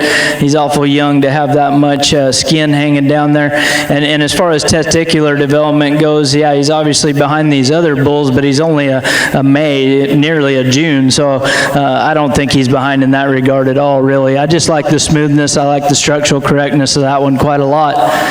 Then we come in with a bull here that won that second class, and he was the high-performing bull in that class, the one that had the most length of body, WDA somewhere over 4, so he's pretty impressive in that regard. Bull that, like I say, he's got a lot of extra length of body and performance. When you get him back out here and you evaluate him next to the other two bulls, I like to change him just a hair if I could in terms of his structure, maybe the way he's made up in his front end, front knee, and that area. A bull that just kind of wants to fall apart at times, but I certainly enjoy looking at the extra performance that he could give you. Then you come in with the bull that won that last class, and he did so just because he was so complete. He's a good combination, honestly, of just muscle, balance, structure, bull that's got some natural muscle shape to him, and you can see that up over his top and his rib and loin, and just the extra shape that he gives you through his hip. So for me, it's kind of a difficult decision, to tell you the truth, because I'm not so sure on down the line that this could get flip-flopped a lot. And you're talking about cattle at the same point in time that haven't been in the ring a lot, and so a little May calf has a hard time showing sometimes. But I'm going to go with the bull that I just see a lot of muscle shape in today. I like the structure of this bull. He's going to be your division champion. I'm going to make this young calf your reserve today, and both really good cattle. Congratulations.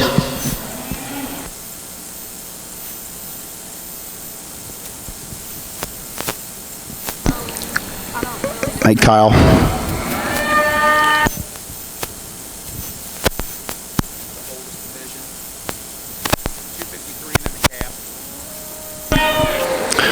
Selected as your spring bull calf champion is your entry 253 from class 32 is Shady's Major League D125, shown by Shady Bottom Red Angus, and your reserve spring bull calf Red Angus bull champion is entry 241 KJHT Top Hand, shown by Hannah Taylor. Congratulations.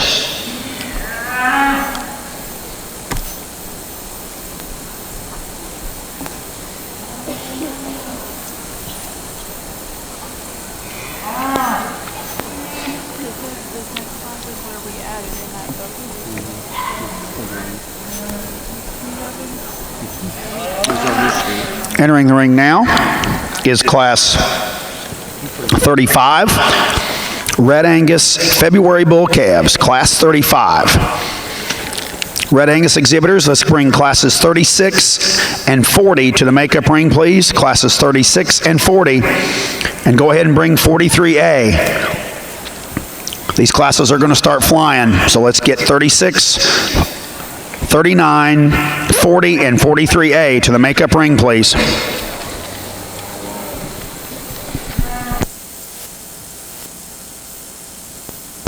Once again, Charlay exhibitors, we will begin the Charlay show at 2 o'clock. Charlay exhibitors, we will begin the Charlay show at 2 o'clock.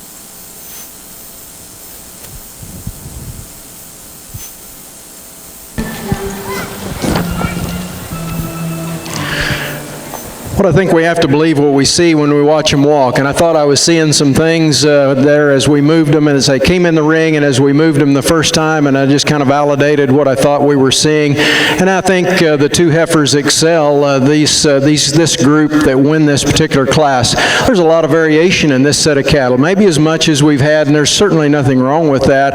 But it makes it a little more challenging to fit the pieces together as we kind of work through our priorities. And my main priority is production and freshness and femininity as well as soundness. And so I think we got to kind of work those things together. This heifer at times, as she stands, I wouldn't expect her to read as comfortably in the move as she does out of her shoulder and front end. We kick her in motion and we ask her to go, and she reaches pretty good out of her knee, and she has pretty good comfort in that regard. I'd like to park her tail head down just a bit and change the shape of that hip, but actually she still flexes fairly good, and she gets out and reaches her stride pretty well.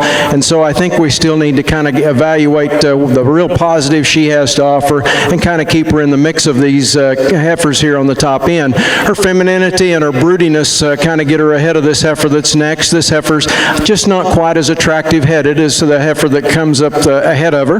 Her birth weight's just a little bit higher, but I do like this heifer when she gets out and travels. And as a matter of fact, she's probably the best athlete we have in the group. She's the most truly placed at her foot. She maintains the most width to her base. Her shoulder works a little looser at the edge of her body cavity. She complements that with extra width to her hip, extra shape to her top. A more moderate sized heifer. If you like one that's a little more sensible in terms of mature size, you might be a pretty good fan of that one, and I do like that heifer pretty well. This heifer is another one that I like extremely well. I think a heifer that's pretty honest compositionally. I think a heifer that's got tremendous shape to her top and good width down through the center of her quarter. She gets just a little harder landing on her hind leg, and as I study her up front, she's maybe just a little straighter through her shoulder.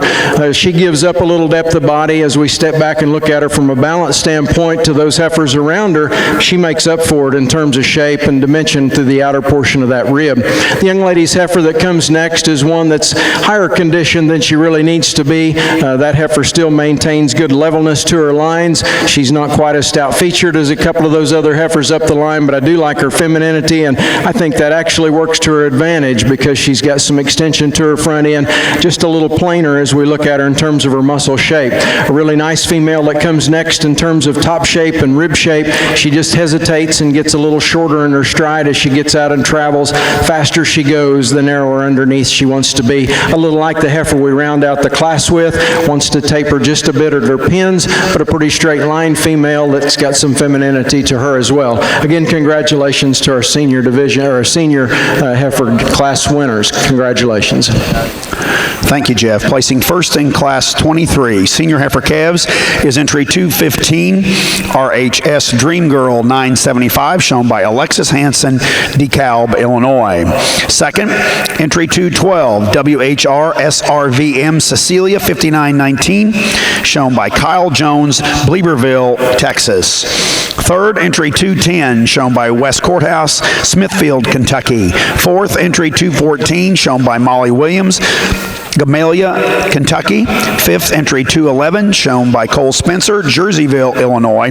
And sixth, entry 209, shown by Clayton Miller, Beecher City, Illinois. Placings in this class were 6, 3, 5, 2. Entry 213 was out, 4, and 1.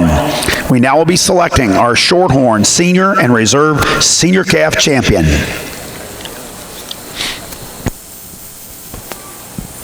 Good class of bulls here, and the easiest thing for me to do here is just start with this bull. You talk about one that's got some mass and power and dimension and foot and bone and all that rib that he's got, a big old huge hip on him, lots of testicular development. There's just a lot of bull here, and I think one that overpowers this class by quite a bit. Now, you are going to have to live with a little more shoulder in this one, but you always do if you want one with a little more power. I don't read him to be really, really bad shouldered. I think he's a bull that has a lot of usefulness here and a bull that's got a tremendous amount of power and shape to him. The next one in line is along those same lines. He just doesn't have quite the balance and look that we find in the class winner. He is a little smoother at the front part of his shoulder, right at the point of his shoulders, but he also gets a little straighter in his shoulder too as you compare him to the class winner. But here's the next one that's got the most turn, the most shape, and the most muscle to him. Just this next stouter bull that I can find here. We come with a couple real good looking ones here in 3 and 4. These bulls have a tremendous amount of balance and look and eye appeal. As I study both of those calves, the reason they're here in relationship to being in 2 or first is they just don't have quite enough shape for me here today to run up there with those other 2 bulls in terms of their muscularity. Then we come with a bull that's got some length and extension, some more growth and power and performance. I just don't read him as being quite good looking enough from a profile and a structure standpoint as I compare him to the 2 bulls above him. Here's another stretchy long bull with a lot of performance, one of the heavier weight bulls in this class. I believe he's the second heaviest weight bull in comparison to the bull that won the class. Lots of length and lots of performance here, just not quite the look and balance that I find in the other cattle. Real medium-sized sort of bull here that blends pretty smooth from end to end. I like that about him. Just doesn't have enough growth to him here today, not quite enough muscularity to place him any higher.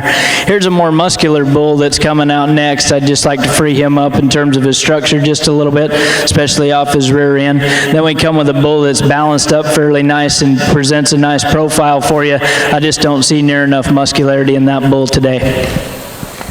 Okay, Jeff. Well, real quickly, we'll talk just a little bit about these cattle and congratulate again our exhibitors for bringing us a nice set of these senior calves, winter heifer calves in that fall age group. Really a nice group in regard to the conditioning we find in the top end of this. We still are able to bring that with some skeletal correctness and length of body and a productive look through the center of that body, a pretty high degree of femininity. Obviously, I actually think there's been more variation in this group of cattle. Maybe they've been a little more challenging to work through the trade-offs as we evaluate them, but we're going to make that commitment today and live with it, and I certainly do like what we find out here for our class winners that we've worked up into the top of the line. The red heifer that started that winter heifer calf class did so because of an incredible amount of correctness. I challenge you to find one that does a better job handling her feet and legs. She's not maybe quite as striking up through her front third as maybe some of the other cattle are. That brisket doesn't bother me whatsoever. It adds to the doable look that I think she has in regards to the rib shape that she has. You look up underneath her udder and she doesn't have all the wool that some of these guys have put back into those flanks, and you can actually see the refinement and the quality there. I think that makes her, it enhances her femininity as we study her out here today. The red and white heifer that comes next I think is a power heifer, but a powerful athlete as well. She flexes incredibly well at her knees and her joints, and I think she remains one of the leaner heifers heifers even yet of the 4 class winners we have out here, exception being the winter heifer calf we just talked. Really a nice female in that white-legged heifer. Heifer that's next in this group, a female that I think has a nice feminine productive look to her as well, refinement to her udder, but a bit maybe too much, maybe not quite stout enough in her feature. When we line her up against this group of peers, she could probably be just a little bigger at the ground and a little more uniform in terms of her rear foot size, maybe have just a little more outward shape to her hip as we study her from behind. White heifer still kind of intriguing to look at, but still yet a little problematic in some areas. She gets a little bit flatter in her jaw, a little looser behind her shoulder even as she goes. I like to just change the design of that hip. She just gives me so many different looks as she goes. I'm just not real comfortable tying into her today, but a really nice set of cattle. Let's give them a nice round of applause. I'm going to congratulate your champion in reserve in your senior division.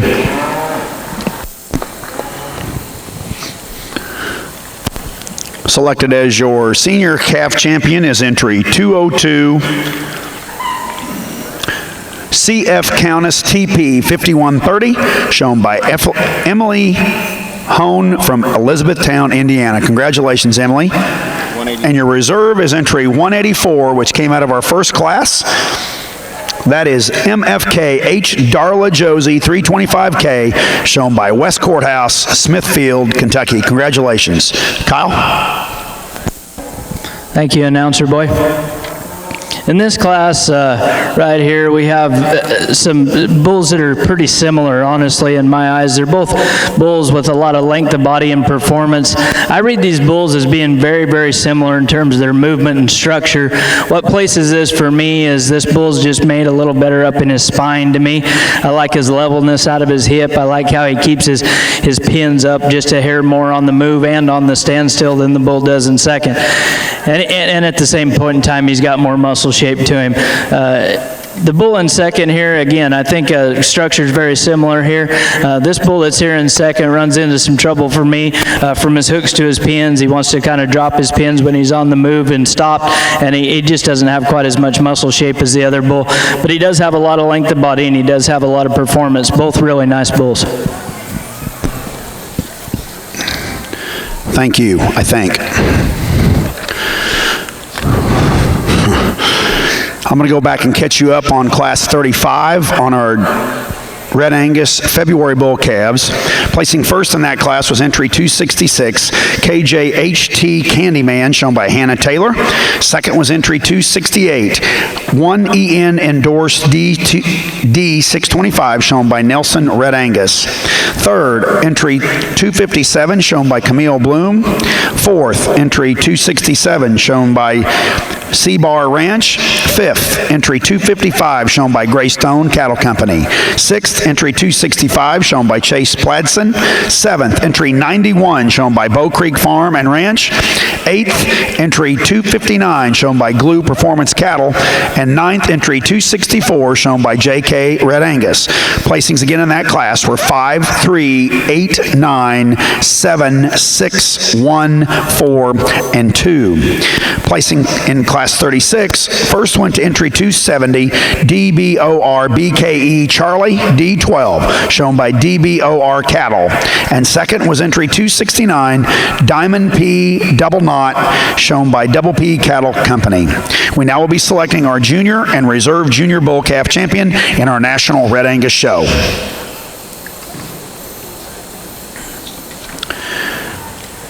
In our Shorthorn show, Class 26 summer yearling females are in the ring.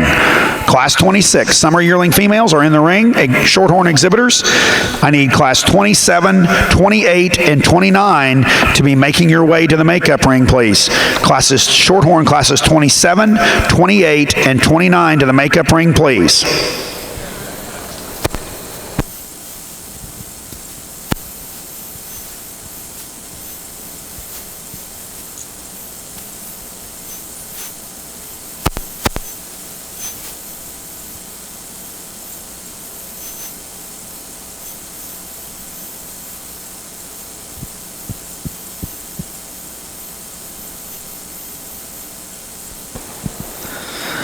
picking this division over here in the Red Angus show.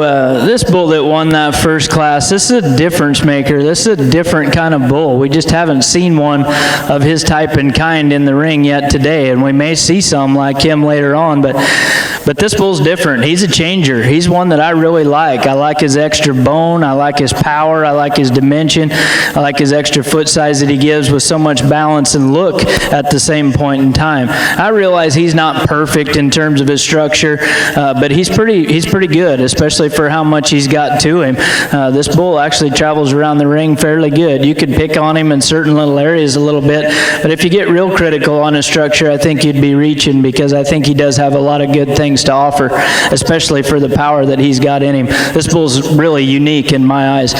Then you come with a bull here that won that next class, a real long-bodied one like we talked about before. He won because he was a little more correct up in his top line. As you compare him to the bull that won his class up there, you know, not near as much dimension to him and as much power. So for me, this decision is very easy. I like this bull right here to win this division. I think a really unique, good individual.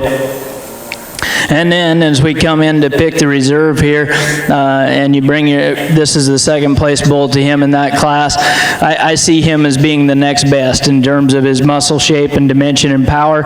He's also a long-bodied bull in relationship to the other two cattle. I like this one to be the reserve in this class too.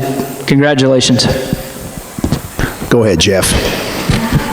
Well, real quickly, before he announces those winners, these July heifers over here are an interesting group of females. I think femininity and freshness really gets this heifer into the top of this particular group. She doesn't dimension with another heifer or two in here in regards to width, but she is able to cover her track a lot more freely. Still gets up in her top a little more than I'd like, but I do like the fact that she does cover that step. She does do it with a productive look in terms of her freshness and the femininity we see through the front third of her body. Here's a bigger backed heifer that is actually wider based, and probably to a little bit of a fault. She wants to at times get outside of that skeleton when she goes, as does the other two heifers. Give us some issue with that movement, and in that way, we'd like to trim all three of these heifers up a notch, maybe 2 notches, possibly 3, with regards to peeling some of the condition on them to add a little bit more of a productive potential to them. But I think a really nice group of heifers that have got the ability to generate something for these young people if they manage them maybe just a little differently. Congratulations again to our exhibitors. Thank you, Jeff. Back in our Red Angus show, our junior bull calf champion was entry 266. KJHT Candyman, shown by Hannah Taylor, and our reserve junior bull calf champion was entry 268. 1EN Endorse D624, shown by Nelson Red Angus. We have a single entry in this class, class 39. Kyle? This is a real smooth blending bull from end to end. You like the way this one blends in his shoulder. He's structured nearly perfect up there. I like the way that bull blends from end to end. Ultra smooth, really good top, real sound in terms of his structure. Just a nice single entry bull.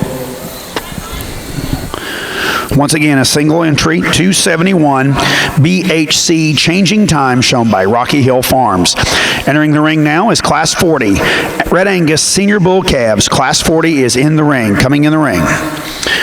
Back in our Shorthorn ring, results from Class 26, Summer Yearling Females. First goes to entry 218, MM Belly Dancer, MSC 514C, shown by Clayton Poppy, Jerseyville, Illinois. Second, entry 220, Lorenz's Mona Lisa 15, shown by Grace Rinker, Strasburg, Illinois. Third, entry 217, shown by Allison Udig, Grand Ridge, Illinois. And fourth, entry 219, shown by Charlotte Yeager, Piasaw, Illinois. Entering the ring now in our Shorthorn show is Class 27, Late Spring Yearling Females. Class 27 is in the ring.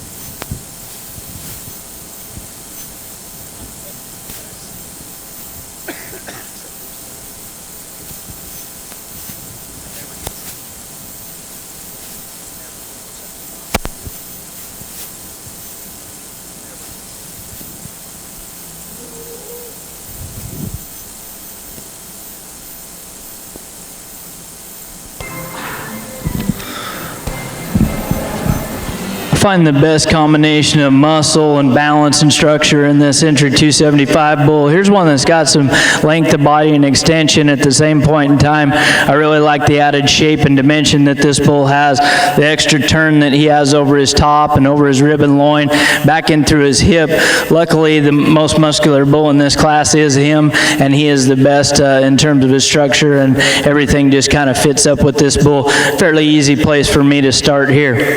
Then we come with a bull here in second that's just got the next most power. He's a long-bodied one. He's got a lot of shape up over his top and back in through his hip. I like that about him. I just like the extra muscularity that I find in this bull versus the one in three. The bull in third is a real smooth blending sort of bull from end to end, and you like that about him. He's a structurally correct sort of bull, and you like him over his top line. For me, this is a bull that just gets too flat, a little more shapeless as I view him from behind. I think a bull that's got some extra condition on him. I just like to see some more muscle expression and power if I could in that one. Then we come with a couple bulls here that are very contrasting in type and kind. You could flip-flop them either way. I'm going to go with one that I just see a little more usefulness on down the line. I think a bull that has a little more rear rib and flank in him, a bull that's a little bit softer in his midsection, if you will, in relationship to the bull that completes the class. If you want one a little bit longer, you're going to like the bull that's rounding out this class as compared to the other one. For me today, he just doesn't have enough rear rib and flank. I'd like to free that bull up, if I could, just a bit in terms of his structure as well. Okay, Jeff. Over on our other side here with our Shorthorn females, really a female that begins our class that does it in several ways. Actually, I like this heifer really well. When she came into the ring, I thought she had a striking presence about her in terms of her feminine front, the depth and sweep to her rib that she possesses. Be the first to admit we could trim her up a little bit. You see that around her tail set, a little bit up through her front end. Good, easy doing heifer. And I guess I like the progression we're making these cattle a lot easier doing. They just don't need to see so much much corn, and certainly it's nice to be able to turn those kind of cows out and still have something when there's left, and I think that's the case with this heifer. You look at her genetic profile, she's got a nice spread of numbers that get her from birth to weaning with the most spread. She's got a nice milk number to go along with that, and one of the higher maternal indexes to go along with that. So I think she makes a pretty cool place to start. Our roan heifer fits her pattern and design with regards to flexibility, femininity, and sweep to her rib. Not as much dimension to that heifer. She doesn't have quite the outward turn to her upper rib, nor does she maintain quite the strength right through the center of her quarter. It's a pretty interesting female we have coming next. Now this heifer looks a little plainer up through her front end. She's a little chuffier made in terms of being a little shorter bodied, and she's certainly one of the higher conditioned ones we got out here. That heifer's a beef animal, and I guarantee you a big top, big rack in that heifer that's got all kinds of rib, wants to work outside of her skeleton a little bit, and I don't think she would if she wasn't quite as conditioned up as she is. I think trimming her down would help her some, and her refinement, just the smoothness to her shoulder, gets her ahead of a heifer that I just read an awfully big one into. This heifer's big at the ground, and in her feature, just don't have any numbers to work with, but you know, she's awfully strong built, and let's just leave it at that. Heifer that comes next is just giving up some correctness to the heifers that are ahead of her in the lineup. We need to get her more relaxed in her top line and see her go more comfortably off both ends of her skeleton. Let's give him a nice round of applause if you would, please.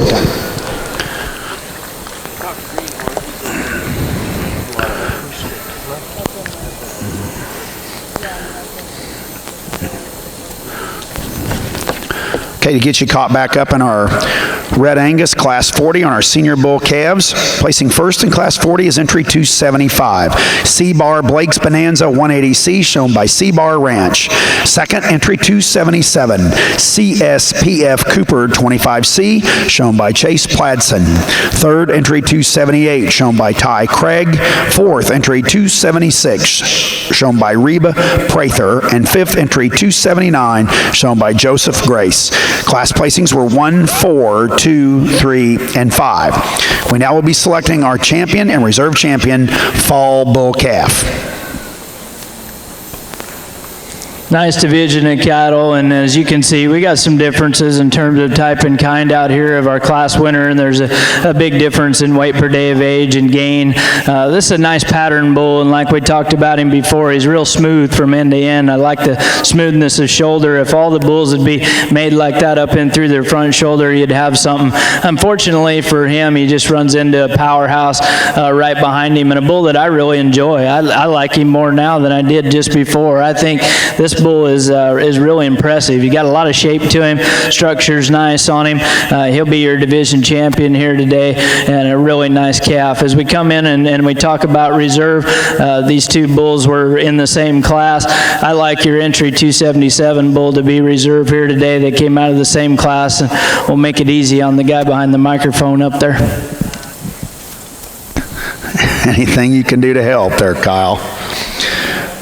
Selected as your fall bull calf champion is entry 275, C-Bar Blake's Bonanza 180C, shown by C-Bar Ranch, and your reserve in that division is entry 277, CSPF Cooper 25C, shown by Chase Pladson. Congratulations.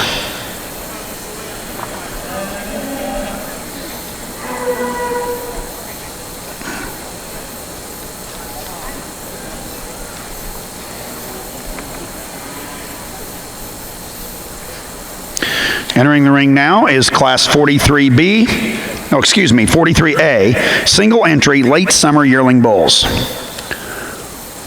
In our Shorthorn ring, I'll get you caught up here on results from Class 27, late spring yearling females. Winning that class is entry 224, Soul Mary's Roses 5763C, shown by Carly Kirkpatrick of Villa, Indiana. Second, entry 230, WEIK Wildest Dreams ET, shown by George Cazantoro from Hilmer, California. Third, entry 223, shown by Riola Shorthorn Farms, Washington Island, Wisconsin. Fourth, entry 228, shown by Heather Berry, Brown City, Michigan. And fifth, entry 226, shown by Danny Powell, New London, Missouri. Now comments from our Red Angus judge, Mr. Kyle Collier.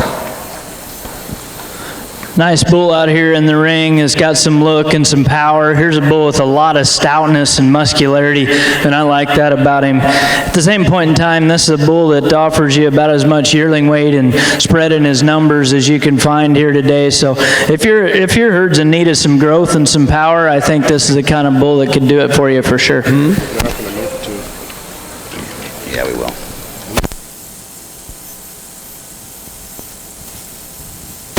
First in Class 43A and our Red Angus Late Summer Yearling Bulls is entry 280, HCC Cowboy Up, 530C, shown by Hein Cattle Company. Entering the ring now is Class 43B, Summer Yearling Bulls.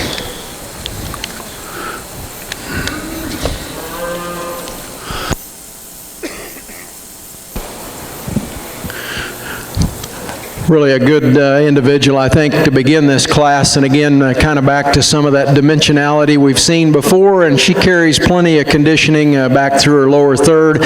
Certainly could trim her up a notch, but let's not misevaluate what's here. That heifer's still pretty crisp at the top of her shoulder. She still spreads big and wide over her top and loin.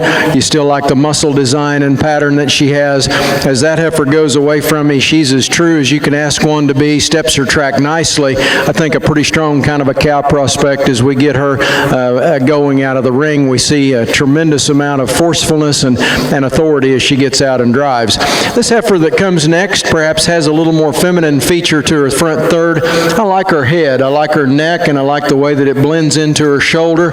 Now, as I get to the ground, I notice that she toes in, and then as she goes away, she really does that on the move. And so we'd like to change that about her. She still opens up good with a great rib through the center of her body, and I like the feminine design to her muscle pattern that complements the front end that I find in that heifer. I like the way that she travels on her hind leg. Just don't see quite the dimensionality we have with that really powerful female that wins this class, nor is she quite as true as we get those toes to the ground. Heifer that comes next in 3 just kind of gives up some dimensions and also probably some soundness to those 2 heifers above her. I don't catch her moving with quite the freedom or length of stride off either end of her skeleton that I find in those 2 heifers up the line. But I like this heifer a lot. She's a very attractive heifer when you look at her from the side, and one that opens up with good center body. She wants to park her tail head a little higher than I'd like for her to, and I think that's part of the reason we see some of those angles on that hawk a little bit different than we'd like for them to be. Young man's heifer that comes next has got some bone to her, and she's got some volume. She's certainly got some depth to her rib. Now, as we slip around and notice, she's a little bloated here today, and so she's not wanting to work very good for him. He's done a great job. How about we recognize him with a nice round of applause? We wouldn't have had very many any younger than him in here today. Let's give him a good round of applause.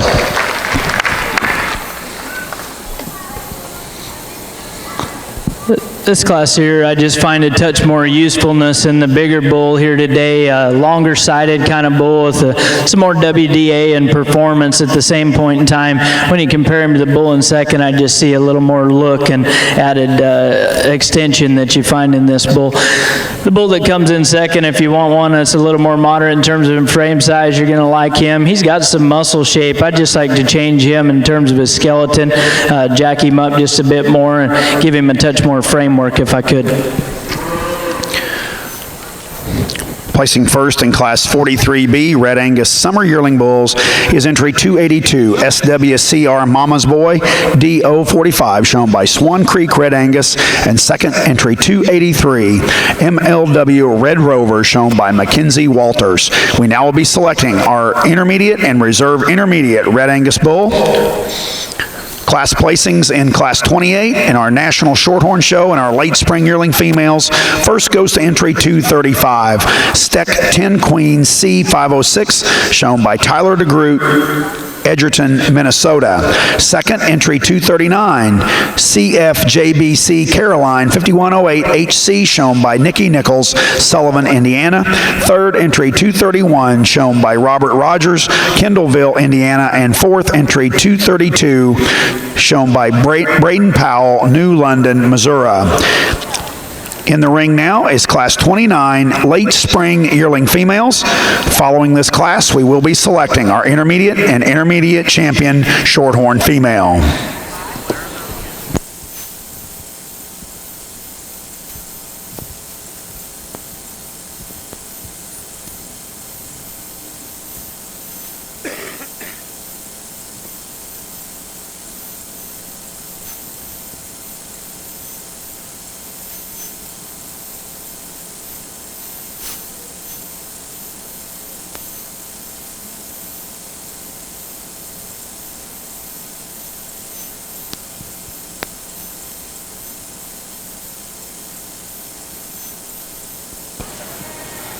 In this division, the entry 280 came out, and he was a single entry in that class. You get him back out here and evaluate him. I still like him quite a lot, even with competition. He's a bull that's got some shape and muscularity to him, and I like that about him. He's the big yearling bull, one of the bigger yearling weights that you'll be able to look at today. And at the same point in time, he's a good one. He's got some stuff to him, a lot of muscle shape, a lot of power. I like him at his hip and the way that he goes around the ring. The length of body and the maybe extra performance may go to the bull that's just behind him. Here's a bull that's real good to look at from the side in terms of his smoothness. I don't see quite as much muscle shape in this one though, and so it becomes fairly easy for me in this division to go ahead and use the big yearling stout made bull. He'll be your division champ here today, and you'll be reserve here with your first place in the other class. Entry 282 is reserve. Selected as your champion intermediate bull this year in our National Red Angus Show is entry 280 HCC Cowboy Up 530C, shown by Hine Cattle Company. And your reserve intermediate bull champion will be entry 282 SWCR Mama's Boy DO45, shown by Swan Creek Red Angus. Entering the ring now will be Class 47 March Yearling Bulls. Class 47 March Yearling Bulls. Really a nice set of late spring females as we round out the last class of this division, and I think we do so in really strong fashion and form. Saw a good heifer, a pair of heifers in that last class. Again, see 3 heifers in this class that I'm drawn to with regards to a broody maternal look that have some femininity to them, and then one that surfaces of those 3 that to me just has more dimensionality and more center body. I think still yet ties herself together pretty good up over the top of her shoulder and into that top of her neck. I think all 3 of these heifers, again, could probably be leaned up a notch, but as we compare them all to about the same in terms of conditioning, she has the advantage in being able to get out of here pretty comfortably, manages her top line pretty good as she gets out and reaches that track and travels. I think her strength off her hind legs particularly gets her ahead of this heifer that I like in second. This is a really soft-made, very pretty heifer that we've got here in second through the front 2/3 of her body. I really like the femininity we read through her face and head. I like the way that she ties to her shoulder. I like also the refinement that we find back into her teats and udder. I'd just like to see a little more width and true stoutness, or maybe just true width, rather, back through the center of her hip and down into her stifle. I still think she's an awfully nice cow and will make a really nice piece for this young man to work with in terms of breeding value. Heifer that comes next has got more strength in regards to her hip and top than the heifer that beats you today. Heifer just doesn't go quite as comfortably and wants to work her top up. Sometimes we get just a little more of a read of being too strong up through her shoulder or being too straight up through that shoulder area compared to the heifer that is second ahead of him today. And I think we see more flexion in the roan heifer that stands second over that heifer in third. Heifer that comes next is one of the really attractive fronted heifers. This heifer cranks her head up, and you've got to notice that she's very feminine through her front end and very strong in her lines. Wants to rest her tail head a little higher out of that pin set than I'd like, and I'd like to see a little more just substance to the center part of her body, keep those hind legs back into the skeletal dimensions that she should have there as we watch her go out. Again, an excellent set of late spring females. Congratulations. Thank you, Jeff. Placing first in Class 29 late spring yearling females is entry 244, Soul Dream Lady 5445C, shown by Kinley Christ, Adamsville, Ohio. Second, entry 247, CLAP Infinities Beyond, shown by Elaine Harden, Sibley, Illinois. Third entry 242, shown by Kendall Nelson, Seneca, Illinois. And fourth entry 246, shown by Molly Williams, Camellia, Kentucky. Placings in that class again was 3, 1, 4, and 2. We now will be selecting our Shorthorn Intermediate and Reserve Intermediate Champion female. Kyle? Here's a class of bulls that are definitely contrasting in terms of their type and kind. There's just too much bull here in this first place one to go to switch these. I mean, you got a lot of difference in terms of weight per day and age and performance, a lot more length of body and extension. At the same point in time, this bull's sound. He moves extremely well, especially off his hind leg. I really like that about him. This bull in second's got some look, and he's got some muscle shape. When you really study this bull, he's got a lot of shape up over his top, and especially especially back in through his hip. Problem for me is he just gives up too much length and performance, and when you watch this bull go, and as he stopped, he wants to drop his pins just a little too much and get a little too round out his hip as you compare him to your class winner.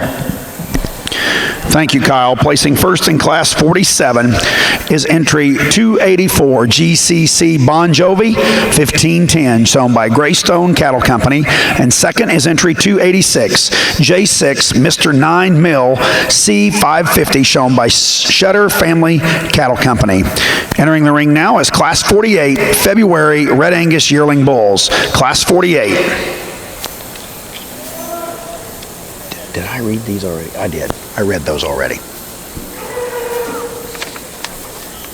What the hell is going on here? I'm going to stick it under there, Tim.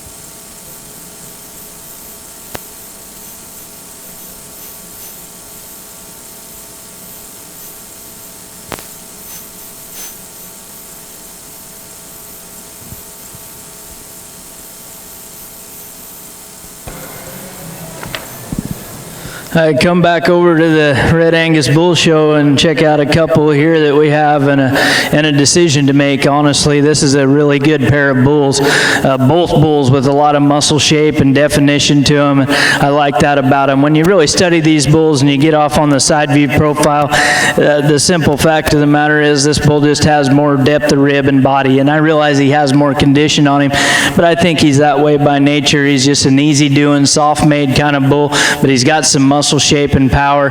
Gives you a nice look from the side. Both these bulls travel well. I probably prefer the bull in first as he goes away from me just a touch better than the bull in second. I see him walking inside of himself just a bit better. This bull wants to get just a little out there on the move. Not bad, because this is a nice bull. I like the condition he's in, the freshness that he comes to you with, and at the same point in time, I like the muscle shape and natural ability to have some muscle expression up over his top.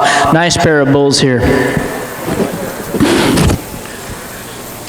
Over on our Shorthorn side, real quickly, we'll talk about make a few comments rather with regards to this intermediate division. Oftentimes we don't have a lot of cattle born that time of year, but certainly have seen a great set. And on the top end of this, I think set that are going to be very, very competitive for a lot of different reasons. They make great cows, and I think they have the potential to do that. I think there's 4 heifers out here that complement breeding programs in different ways. Don't know that I need to go back and talk each one of them, but generally speaking, I think we know that heifer that leads this group has sure got all the strength she needs in terms of bone and footwork, and plenty trim.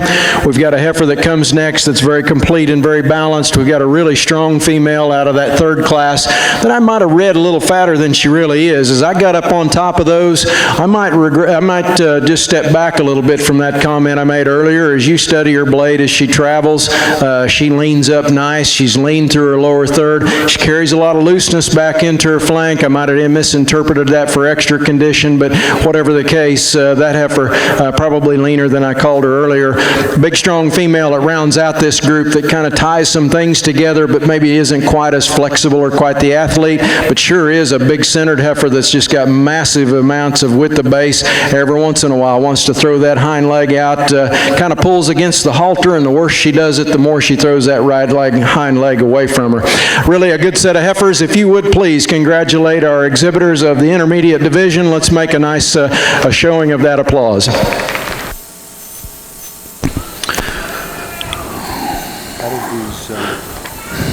Selected as your champion intermediate female is entry 236. 235. Oh, 235, excuse me. First mistake of the day. Steck 10 Queen C506, shown by Tyler DeGroot, Edgerton, Minnesota. Congratulations, Tyler. First and won't be the last. Here we have a really nice set of bulls here. I really like the way that this lineup comes together for you here. And when you compare these two bulls, I like the added length of body and extension of the bull that won that first class. That's what he ended up placing over the other bull in that class, just because of that, to tell you the truth. I really like this bull that won that next class. Here's one that I think puts a lot of good things together, and you can talk about structural soundness. I like the added bone and dimension and foot size that this one has. I really like his depth of rib and volume as you compare him to the bull just ahead of him, his extra muscle shape as well. At the same point in time, this bull puts together a real nice set of numbers for you in terms of a spread between birth and yearling. Wish he had a little bit more rib IEPD, but that's kind of hard to find for sure. Bull that's going to have everything. I really like this one. He's going to be your division winner here today. Nice bull. We'll bring in the reserve and compare them.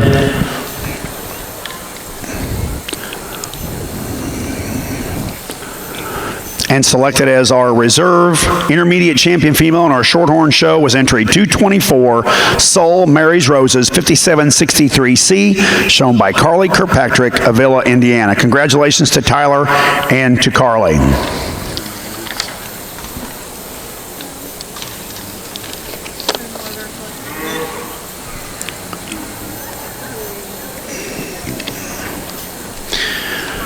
Selected as our champion junior bull in our National Red Angus show is entry 290, Damar Trump, C512. His name has been changed to Damar Trump. I wonder why. And he's shown by Rust Mountain View, Blair's Ag and C-Bar Ranch, Thomas Ranch of South Dakota, and Yackley Ranches of South Dakota. And your reserve champion junior bull is entry 289, WEBR Flexibility 587 or 547, shown by Weber Cattle Company and Harmony Hill. Congratulations.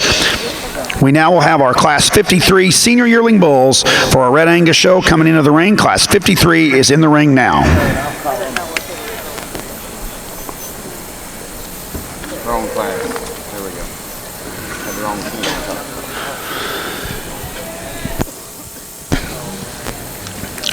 Entering the ring now on our Shorthorn show and our National Shorthorn show is Class 32 Early Spring Yearling Females. Shorthorn exhibitors, I need classes 33, 34, and 35 to the makeup ring, please. Classes 33, 34, and 35 to the makeup ring. Thank you.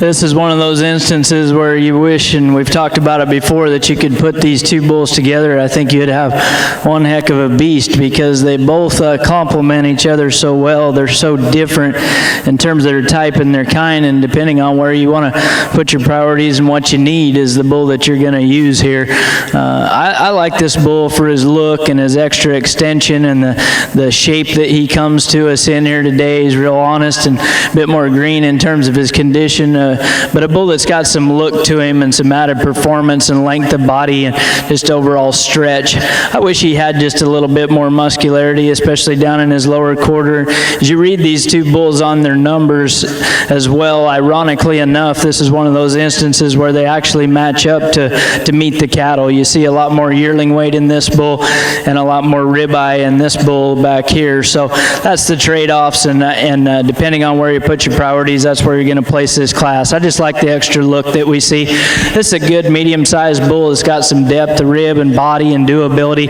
perhaps an advantage in terms of muscularity, especially in his lower quarter. I just like to stretch him out and make him a little more like the other bull in terms of balance and eye appeal if I could. Go ahead, Jeff. Well, as we begin our early spring yearling division, a nice set of April females, late Aprils that we're working into, and actually a pair. If you want to go ahead and pull that second heifer, I think those two heifers really come together quite nicely, and I give the advantage of trimness and femininity to our class winner. I think she also is at the ground a little more, just a little better shaped in terms of her foot size, and she maintains excellent skeletal integrity in terms of dimension of that structure and skeleton. I could open her up a bit in her heart and see a little more forerib shape there, but I still yet appreciate the way that she's being managed in terms of her trimness. Still think she's got plenty of depth back into her rear rib and flank. I like the way that she keeps that hind leg back into the structure and integrity of the skeletal design that she has. This heifer wants to get her hind legs outside of that skeleton ever so slightly from time to time, and so I'd like to correct that about her. She's a more muscular female. She is a bigger hearted heifer than the heifer that wins the class. I think those two make a really nice pair there in the top end, and if you wanted to switch them and make this stouter win the class winner, wouldn't argue that a lot, but I sure do think we need to be thinking about how they're landing on those feet, and I think that's a little bit of an issue here in two. Heifer that comes next with our roan female is really an attractive heifer, and he gets her parked out here and from the side, a very balanced heifer, one that's deep in her body work and one that's got some center to that center rib. She's actually pretty correct on her feet and legs, but gets to be one of the three higher conditioned heifers we've got out here, so I'm a little more critical of her conditioning, and we tone that down a notch. This girl runs right in the middle of those heifers that we just discussed in 1 and 2. Heifer that comes next is a female that gives up some performance to cattle around her, but she's one of the really attractive heifers we have out here. The young lady does a nice job getting her shown, and she's done a nice job managing her. She's one that I think could get a little heavier in her condition if she needed to be, and you get up on top of her, she's got a lot of natural shape, and her composition's pretty honest. I like her width through the center of her stifle. I like her correctness as she goes. Heifer that comes next is the next female behind her, get just a little more conditioned up through the front portions of their body. This heifer's the freer moving of the two, and actually one of the freest moving females of the group. She steps incredibly long and free as she gets out and goes, whereas the heifer we round out her class with gets a little wide and prominent in her blade, gets outside of her skeleton up front. I really like the heifer ahead of her, just need to tone her down a notch in terms of her conditioning. Again, congratulations. Placing first in Class 53 Senior Yearling Bulls in our Red Angus show was entry 295 RRA Power Eye 508, shown by JK Red Angus and Rich Red Angus. Second was entry 293 WDZ CF No Doubt 450, shown by Zender Cattle and Presley Farms. Go ahead, Kyle. Here's a class that comes to you kind of like the last one, only these bulls aren't quite as much different. I'm going to go ahead and use a bull that's just a bit smoother blending from end to end. I like him just a bit better behind his shoulders, and I realize that this bull has a lot more condition on him than the bull does in second, and that's why he probably does blend together so much better. But I like his added bone. I like his squareness on his hind feet. As you compare these two bulls, one of the bigger things too that made this bull go ahead and place a little higher is I like the the way this bull's designed underneath in terms of his sheath, just a bit better than I do the bull in second. The bull in second, here's a long-bodied, real freewheeling kind of bull that comes to us real honest in terms of his condition. If you're looking for a big ribeye bull, this bull probably has one of the highest values that you'll be able to find at a .51, and you can see that up in this bull's top. He's got a lot of muscle expression up over his rib and loin and carries that back into his hip. Two really nice bulls there. Thank you, Kyle. Placing first in Class 54, 2-year-old bulls is entry 299 SLGN Bojangles, 479B, shown by Glues, Performance Cattle, and Solution Genetics. Second, entry 297 RRA Conquest, 124 495, shown by Greystone Cattle Company. We now will be selecting our senior and reserve senior champion bull in our National Red Angus Show. Class placings in our National Shorthorn Show, Class 32, early spring yearling females. First was entry 256, GCC Turner's Margie 542 ET, shown by Gavin Sender, Mahomet, Illinois. Second, entry 250, Colt K Lady Force 1121, shown by Erica Harrell, Roseville, Illinois. Third, entry 251, Rachel Clark, Mercersburg, Pennsylvania. Fourth, entry 254, shown by Addison Holstein, Plainville, Indiana. Fifth, entry 252, shown by Riola Shorthorn Farms, Washington Island, Wisconsin. And sixth is entry 253, shown by Bart and Megan Dirks, Morrison, Illinois. Placings in that last class were 2, 3, 5, 6, 4, and 1. In our Shorthorn ring now is Class 33, early spring yearling females. Class 33, early spring yearling females.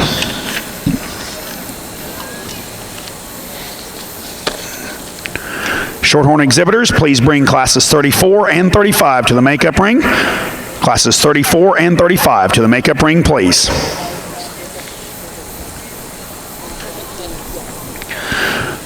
Following the selection of our senior champion bull in our Red Angus show, we will be selecting our grand and reserve grand champion bull.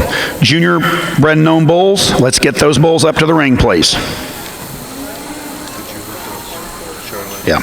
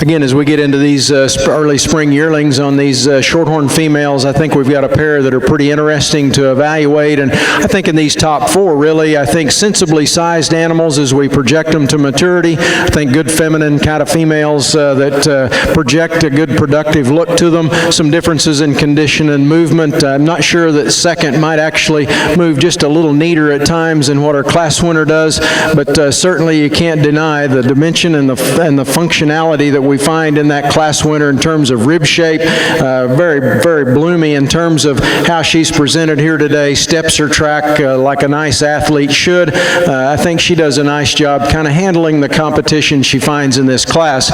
Tremendous numbers on this heifer again. This young man's exhibited several of these that come in here with tremendous values in terms of maternal indexes, and I appreciate that about him. This heifer is not unlike some of the others we've seen him show. Feet and legs are right out on the corners and correctly designed in terms of muscle system. I think you read good maternal strengths in this female as well as you study her back at her vulva and back in to where we read that udder quality to begin to develop. Heifer that comes next is really an attractive one in the group, one that's very long in her top line, and her neck and shoulder sets really good and appropriate as we see her stand there. As we get her in motion, she's a little tighter up in her hip, and it causes her to be just a little bit more restricted or a little tighter at her hock. But I still like her cleanliness down through her lower third compared to some of the other heifers we've got in this group. She just needs to be freed up a notch and go with a little more authority on that hind leg. I do like her strength of lines and her strength at top as she gets out and travels relative to this dark roan heifer that comes in 4. This heifer loosens up just a little right down there in her top line. She wants to get in at her toes just a little bit up front, and we could melt a little of that condition off, but still yet a good, productive, broody female that's got a tremendous amount of mass and capacity to her. Even if you melt the condition off of her, you see a lot of refinement to the teat placement of that heifer as well. It's kind of a bigger, stouter heifer that we've got coming next, and appreciably stronger in terms of her features compared to some of the other females in the class. Just gets a little coarser in her makeup for me and rolls at a little more prominence to the point of her shoulder. We just see a little more rugged build in that cow that we'd like to tone down a notch to read more maternal look and more femininity into her. Her substance and dimension gets her ahead of these heifers that are below her in class. This is really an attractive female that comes next, and the young lady's done a great job keeping her condition right. She wants to rest her tail head a little high up out of her spine, and I see her just being a little shallower through her forerib. Big volumed heifer that rounds out this group, and a heifer that's got tremendous length at top line as well. You get in on top of this heifer, she opens up really big through the center of her top and through the center of her rib. She's just one that's not quite as attractive as we find her up through her front third. Maybe wants to work that hind leg outside of her skeleton ever so slightly. Excellent class of early spring yearlings. Again, congratulations. This is a tough pair of bulls to evaluate because they're so much different in terms of their type and kind and the condition that they're in.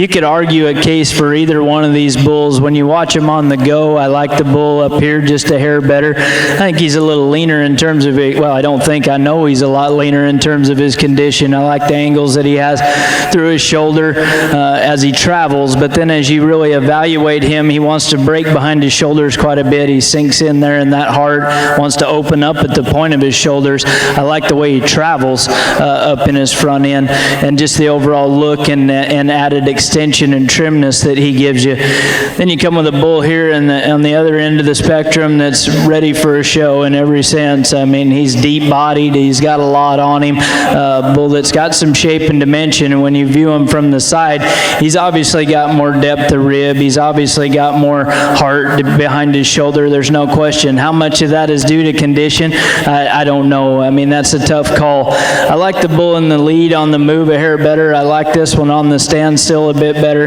Y'all make your own decisions how you like these two bulls. Today, I'm going to go ahead and use this bull here to win this division, and you're going to be reserve and both good cattle. Make your decisions on which ones you like the best in the crowd.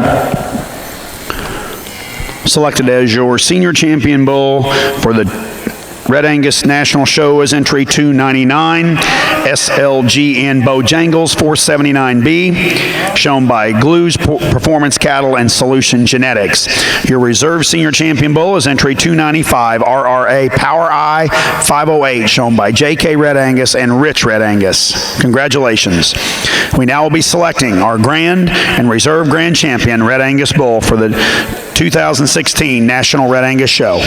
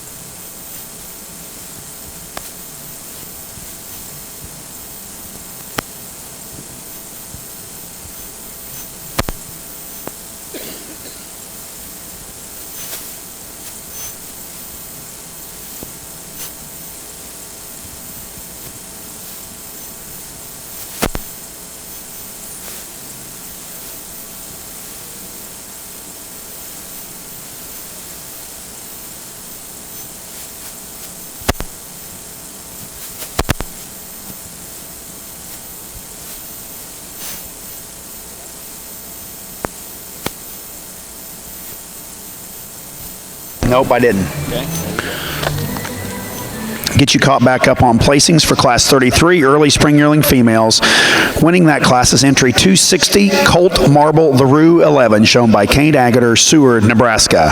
Second, entry 257 Shady Brook Juanita 97C, shown by Shady Brook Farm Limited, West Brom, Quebec, Canada. Third, entry 262, shown by Craig Bratcher, Elizabeth, Indiana.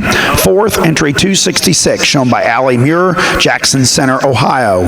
Fifth, entry 259, shown by Carly Baumeister, Deckerville, Michigan. Sixth, entry 261, shown by Keisha Burgess, Charlotte, Michigan. Seventh, entry 263, shown by Maya Lenke Hetrick, Fremont, Ohio. Placings in that class were 2, 5, 1, 6, 3, 7, and 4. In the ring now are Shorthorn Class 34 early spring yearling females.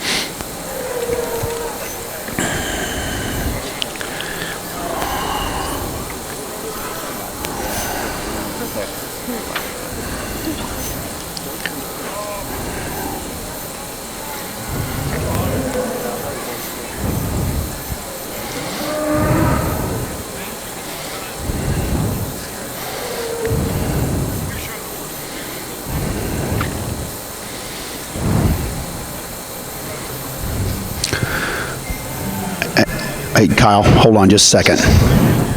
Jeff, go ahead.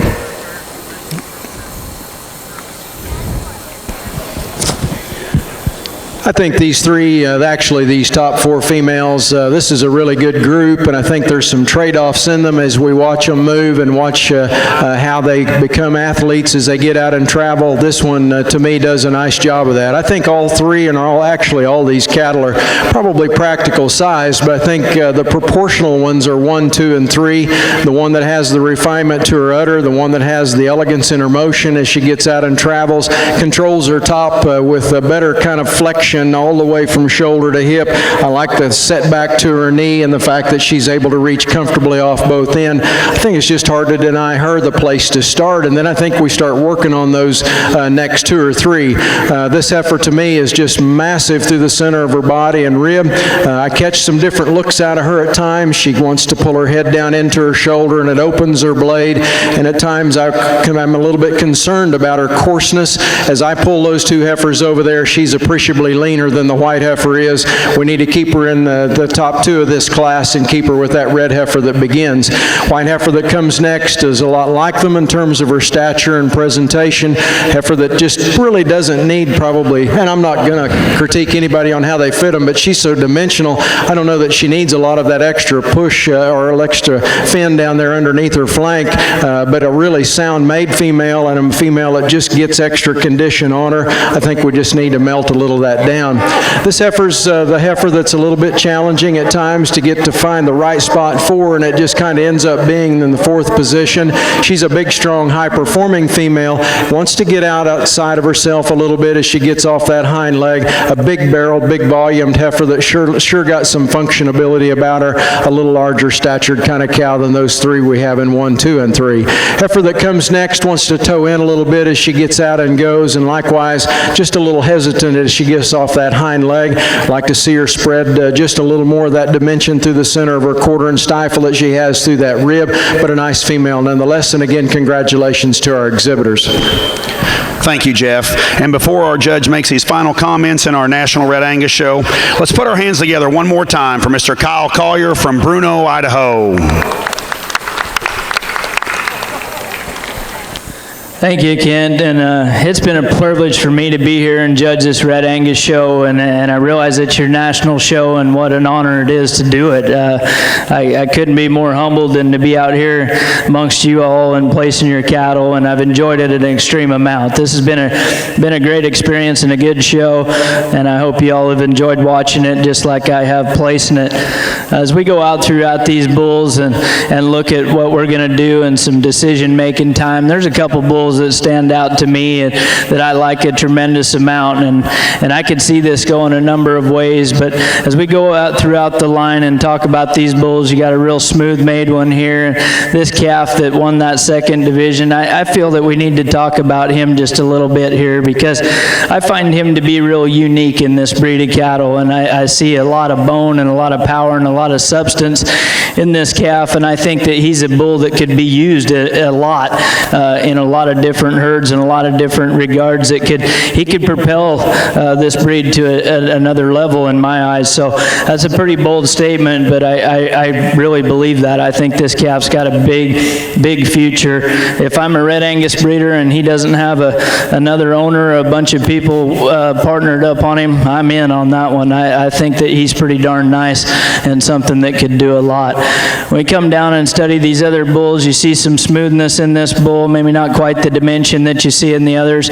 Real muscular bull here, and then you come down to a bull that's a real comfortable place right here in this bull. That's not a lot wrong with this one, just real good all over. Here's a bull that's got some depth of rib and some body, some muscularity. He's very sound on the go. I like that about him a tremendous amount, and so he's obviously in contention as well. Then the big bull that won that last division, we talked about how much power and substance that this one has, real deep-bodied, of course. I like to trim him up in his condition, and as you watch him walk around the ring, he could probably go with a little more freedom and ease, and that could be due to a little extra condition, but he's a high-quality bull.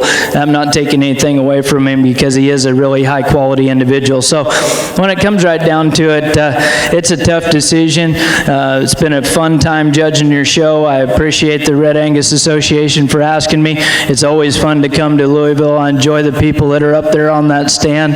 Every time I come, they're always so welcoming, and I appreciate the opportunity to be here once again with you.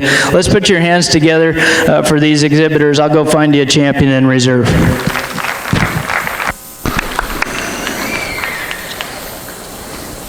Good to see you. Hi, buddy. How are you, buddy? What's up, Floyd? He is important, I feel, really. Selected as your national grand champion bull is entry 290. Damar Trump, C512, shown by Russ Mountain Farm, or Russ Mountain View, Blair's Ag and Seabar Ranch, Thomas Ranch in South Dakota, and Yackley Ranches of also South Dakota. And your reserve national champion bull is entry 266, KJHT Candyman, shown by Hannah Taylor. Congratulations.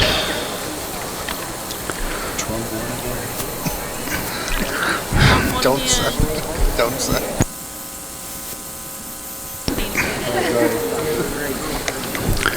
Collier, Trump won again. How could you beat him?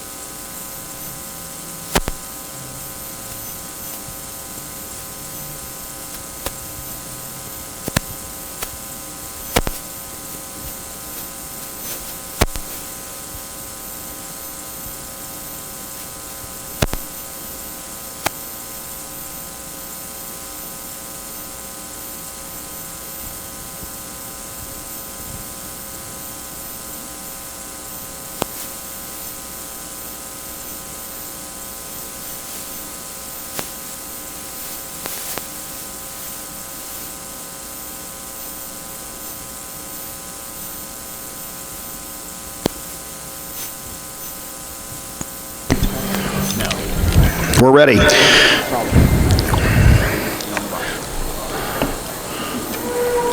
Junior bred known Red Angus. Let's bring those bulls in. Okay, do we have another program for me? Oh, it's in here. It's in here. Okay, all right.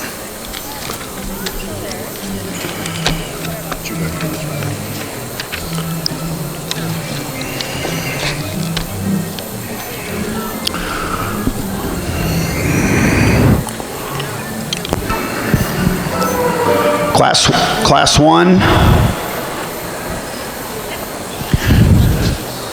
We're kind of winding down on a spring yearling division and an awfully strong set of cattle to end up that class or that division of cattle. Here's a class winner that, no secret about it. She's got a pretty good reputation, and there's no reason to deny that to her. That female is tremendously flexible, tremendously fresh in her presentation and dimensional. It takes a pretty good one to run at her.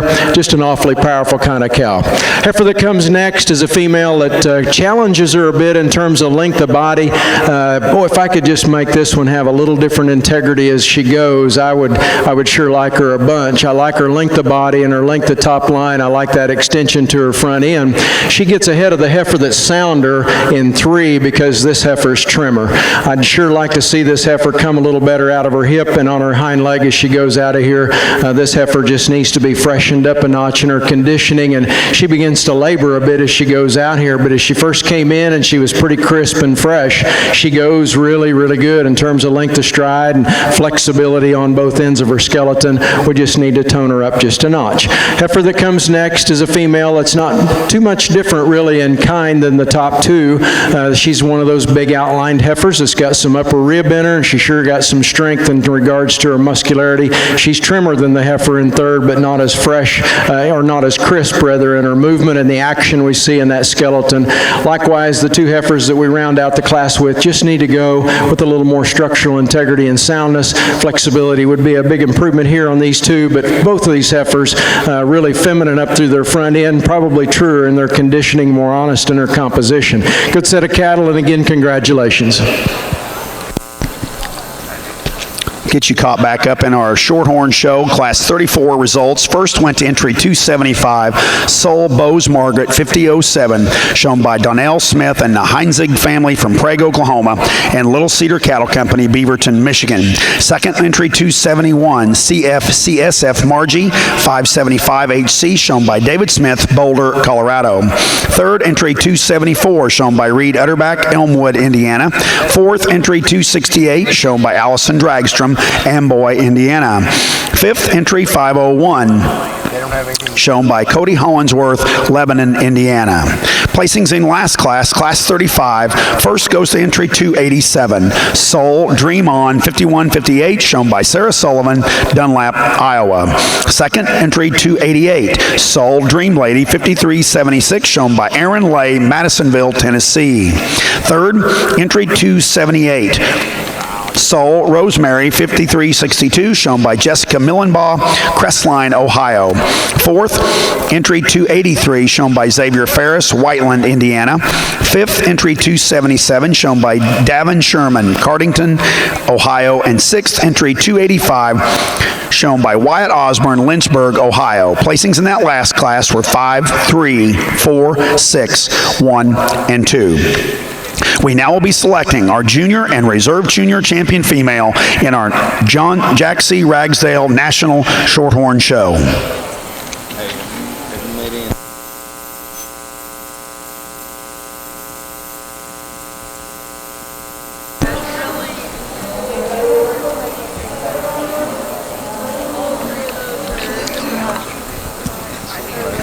Folks, for those of you that have never been into the Saddle and Sirloin Club, which is directly behind me on the top deck of Freedom Hall, That has changed this year. That saddle and sirloin is now open to the public. You do not have to be a saddle and sirloin club member to go into that. They have lunch and dinner every day. So if you have not experienced the Saddle and Sirloin Club, I strongly encourage you to do so. It is a great dining experience. It's a great experience to meet friends and family up there. Feel free to go up and enjoy the Saddle and Sirloin Club here at the North American while you're here.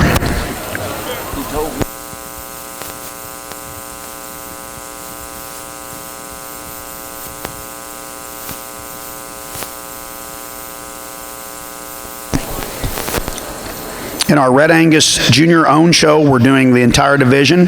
We're bringing our single entries back in along with our Class 3 2 entries for that class. These guys weren't able to have their bred-and-owned bulls with their heifers the other day, so we're going to look at them now. And really nice division of cattle out here. These bulls, if we'd have brought them all out individually, would have been class winners. And so what we're doing right now is selecting your division winner. And for me, when it comes right down to it, it's a good class of bulls. Lots of structural integrity in these bulls. They're all very, very sound, and that's very impressive, especially in a junior program like this. I like this bull right here to win this division. He's a bull that's got some power and some performance and extra length of body and extension. I like the smoothness of this calf right up here. He'll be your reserve here today. Congratulations to both of you guys and a nice pair of bulls. Selected as your Spring Bull Calf Champion is entry, is it 241? Oh, excuse me, 244 is your champion, and 241 is your reserve. 244 exhibited by Ethan Dickerson on Bar S Shark, 66.95. 241 is KJHT Top Hand, shown by Hannah Taylor.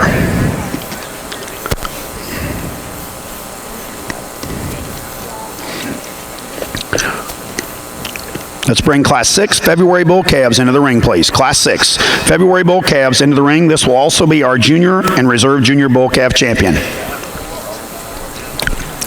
Jeff? Yeah, I was afraid you were going to call on me, Jake. Thought I might just sneak by and slap them and call it good.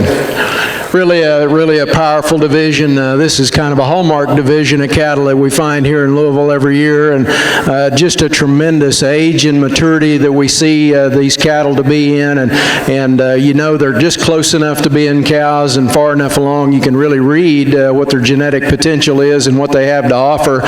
There's just an awful lot here with the 4 heifers we have as class winners. There's an awful lot of value in that cattle we have standing in second. There's a lot of good cattle that are generated that stood 3rd, 4th, maybe even 5th in some of the classes that we saw as we change their management regime and we see what they can do at different levels or at different times. So I'm not going to talk these heifers. I guarantee you I'll dig a hole I can't get out of. So we're just going to select your champion, but I would greatly appreciate a big round of applause if we go ahead and congratulate our exhibitors. This is quite an elite set of females. Congratulations. Okay.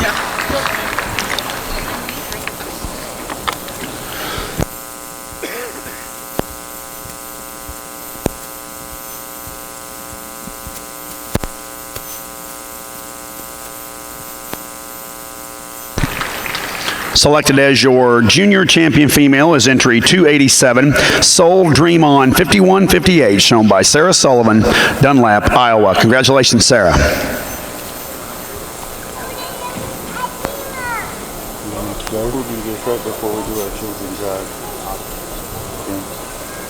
That makes shaky. You want him to go? Hold on.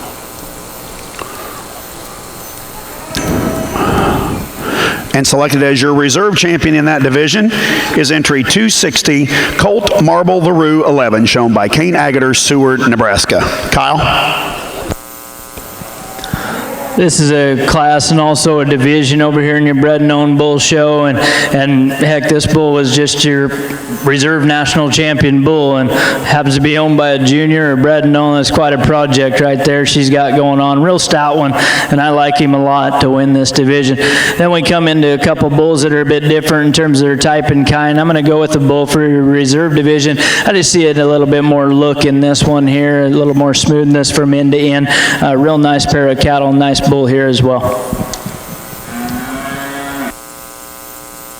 Selected as your junior champion bull in our junior bred and owned show is entry 266 KJHT Candyman, shown by Hannah Taylor, and 257 CBCB Backdraft 242D, shown by Camille Blome, is going to be your reserve junior champion.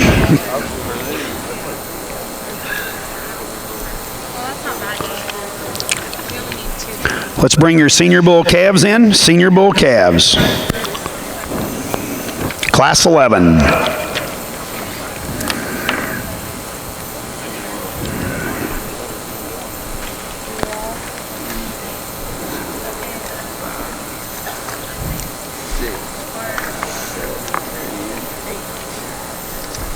All right, darling, bring us a sheep.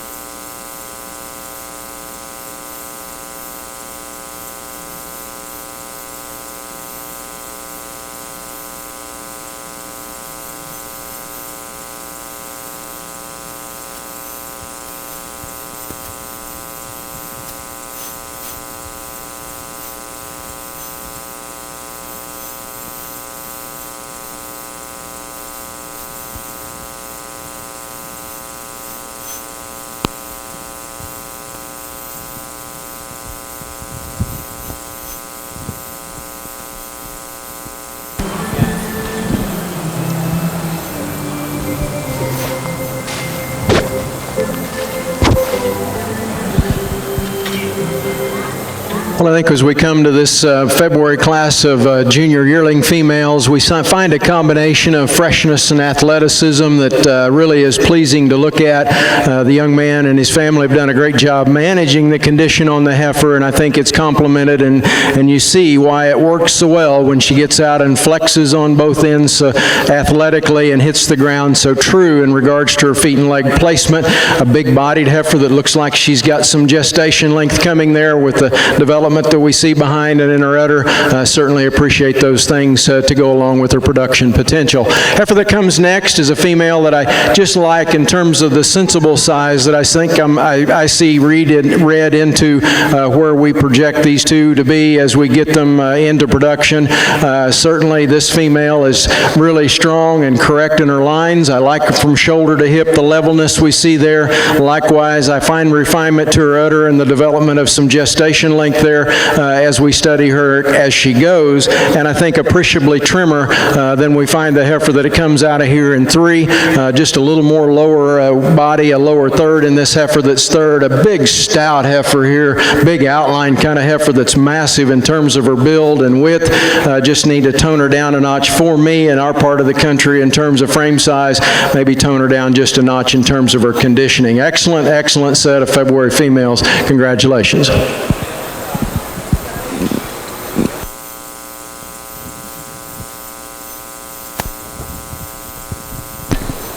In our Red Angus Junior Bred Known Show, Class 11, first was entry 277, CSPF Cooper 25C, shown by Chase Pladson. Second was entry 278, TC Perfect Storm C002 by Ty Craig. Third went to entry 279, Joseph Grace. And fourth, entry 276, shown by Reba Prather. We now will be selecting our Grand and Reserve Grand Champion Junior Bred Known Bull. We had single entries in our summer division. Entry 283, MLW Red Rover, shown by Mackenzie Walters. And our only senior division bull, shown by Sydney Zender, is WDZ CF No Doubt 450, entry 293. So let's bring all of those division winners in. We will be selecting our Grand and Reserve Grand Champion Junior Bred Known Bull. Do you announce that class? Not yet. In our Shorthorn show, Class 38, junior yearling females, placings were as follows. First went to entry 292, Soul Edgy Dream Lady, shown by John Gellerman, Petersburg, Illinois. Second, entry 299, CF Cumberland 535 Soul, shown by Miller Smith, Pendleton, Indiana. And third, entry 294, Soul Cherry Moon 5993C, shown by Kathy Lehman, Shelby, Ohio.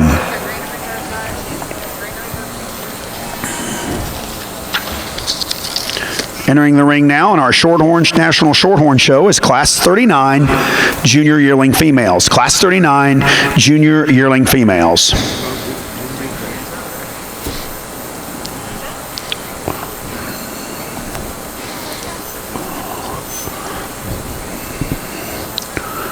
Attention Shorthorn exhibitors, Shorthorn Plus Bull Show. Let's get those Shorthorn Plus bulls down to the makeup area, please. Shorthorn Plus bulls, let's get those bulls down to the makeup ring, please.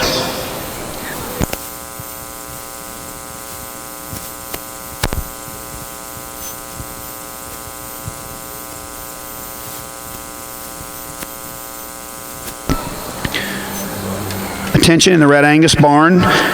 We're missing entry 293 from Sydney Zender. Sydney Zender, entry 293. If you'd like to show in the champion drive, we need your bull in here immediately.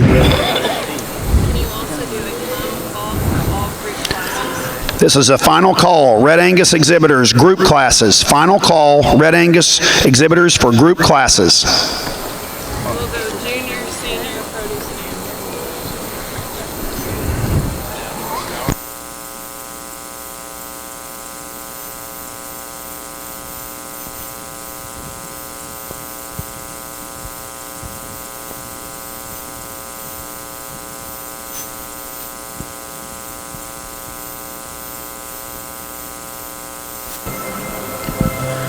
I don't see a lot of sense in going through and individually talking about these bulls. We've already done that, but I do want to mention the fact that these are bred and owned bulls, and quite an impressive lineup, I think, for a group of juniors to assemble out here today, and y'all should be real proud of what you have out here to offer. Some really nice cattle for sure. So if you would, put these exhibitors, give them a big round of applause. A nice set of cattle. I've enjoyed sorting through them. Now go find you a champion.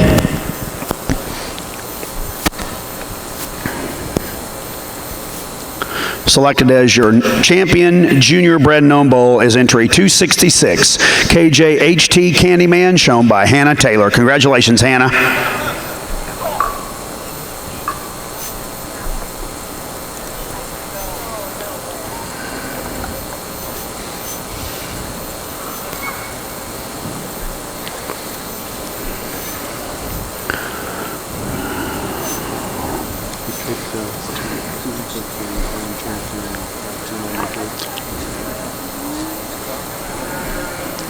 And your reserve champion junior bred and owned bull is entry 257. CB Backdraft 242D, shown by Camille Bloom. Congratulations.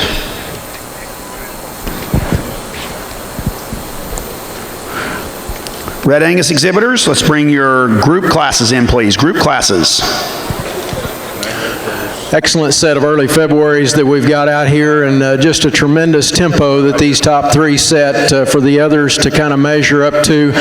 This female is just fabulous in the way that she's presented out here, I think, in terms of freshness.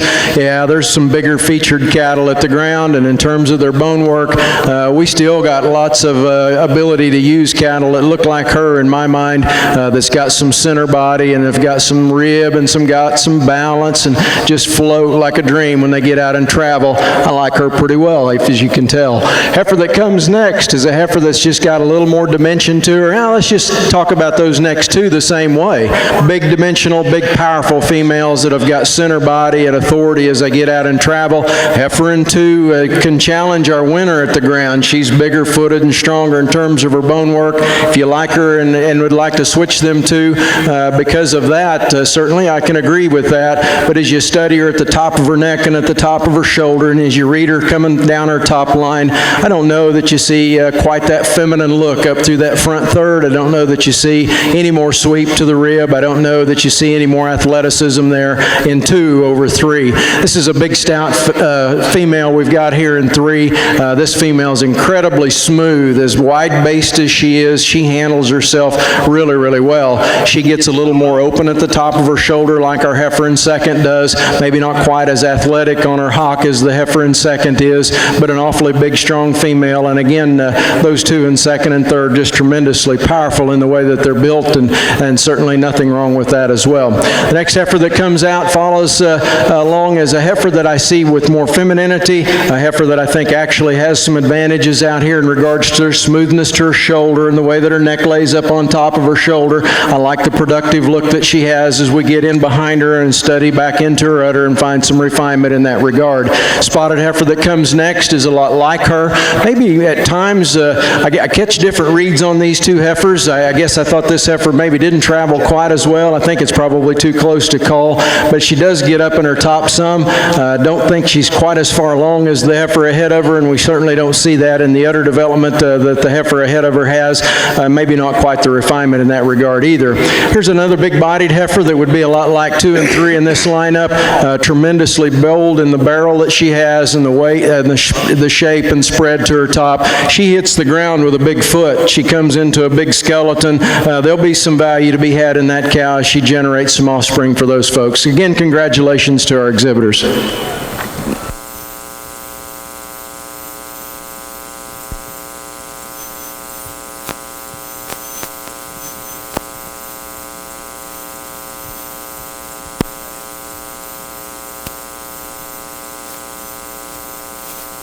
Okay, in our Red Angus side, we have one senior get a sire. This is shown by Greystone Cattle Company.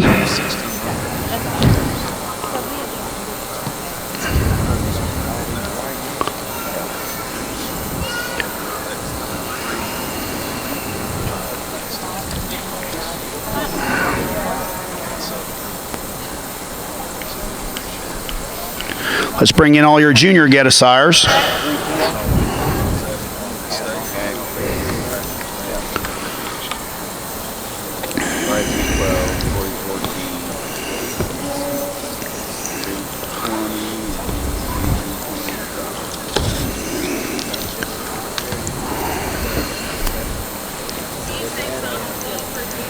Final call, Red Angus Junior get a sire, please. Final call, Junior get a sire, Red Angus. No more. Greystone Cattle Company, congratulations. Produce and Am now, Red Angus. Produce and Am. Bring in your Produce and Am, please. Group class, Produce and Am, Red Angus. Class placings in Class 39, Junior Yearling Shorthorn Females. First goes to entry 307, CFV8 Mona Lisa Smile 528, shown by John Reeser, Wildwood, Georgia. Second, entry 308, CYT DSC Max Rosa, shown by Sarah Sullivan, Dunlap, Iowa. Third, entry 306, shown by Sarah Sullivan, Dunlap, Iowa. Fourth, entry 302, shown by Tucker Pearson, Portland, Indiana. Fifth, entry 304, shown by Stetson Kleiss, New London, Missouri. And sixth, entry 301, shown by Brian Jordan, Washington Island, Wisconsin. Placings in that last class were 6, 4, 5, 3, 1, and 2. In the ring now is Class 40 Junior Yearling Females.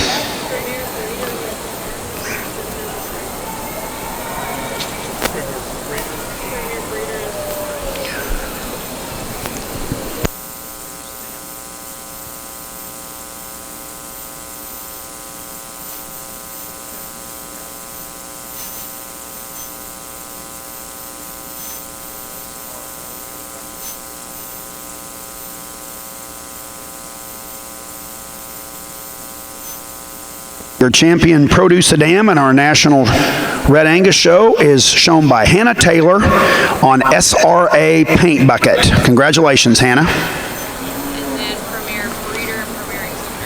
Your premier breeder is DeMar Farms from Wisconsin, and your premier exhibitor is Greystone Cattle Company. Congratulations. That concludes our Red Angus show. Thank you, one and all. Stick right around. We are going to begin our Charlay show, our national ROE show, as soon as our judge can get down. Oh, he is there.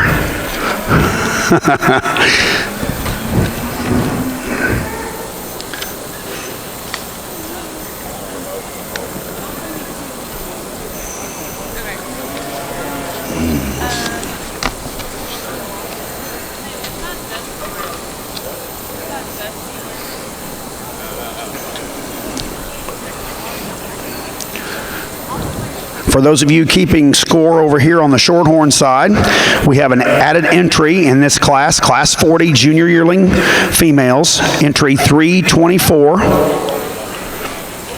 She's a January 3rd, 2015 female. Her name is B.O.Y. Cumberland Love 501. She is shown by Brandy Painter from Hebron, Ohio. Entry 324.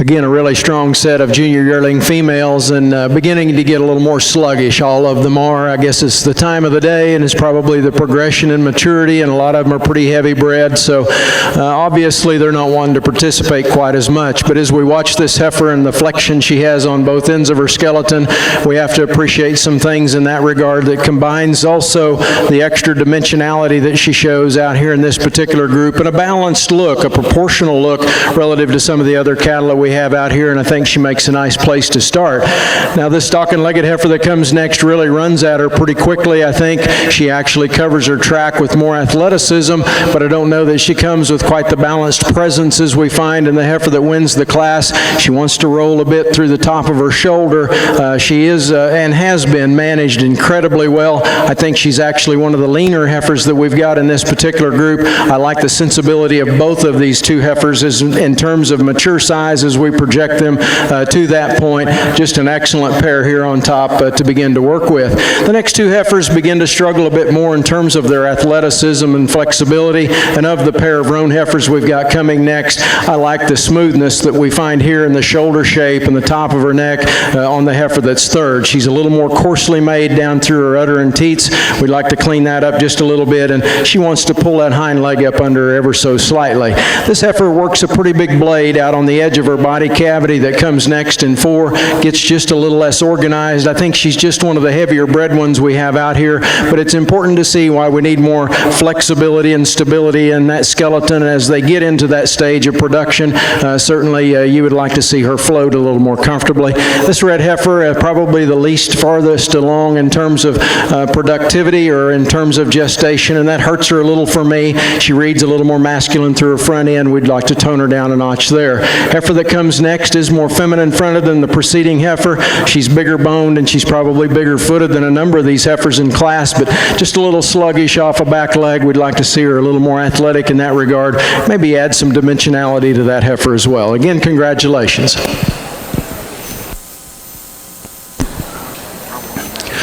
Placings from Class 40 Junior Yearling Shorthorn females. First goes to our added entry, entry 324. That's BOY Cumberland Love 501, shown by Brandy Painter, Hebron, Ohio. Second is entry 312, shown by Sheridan Fox, Kanawha, Iowa, on CYT Myrtle Bow MX. Third, entry 314, shown by Trent Borman, Camden, Ohio. Fourth, entry 320. shown by Maddie Williams, Gamaliel, Kentucky. Fifth, entry 311, shown by Alex Stady, Prior Lake, Minnesota. And sixth, entry 310, shown by Josh Lorenz, Grant Park, Illinois. Placings in that class were 6, 5, 2, 3, 4, and entry 324 was first. Into the ring now is our senior yearling females. Class 41 senior yearling females. Following this class, we will be selecting our senior and reserve senior champion female. Let's be bringing our 3- and 4-year-old cow-calf pairs to the makeup ring, please. Class 45 cow-calf pairs to the makeup ring, please.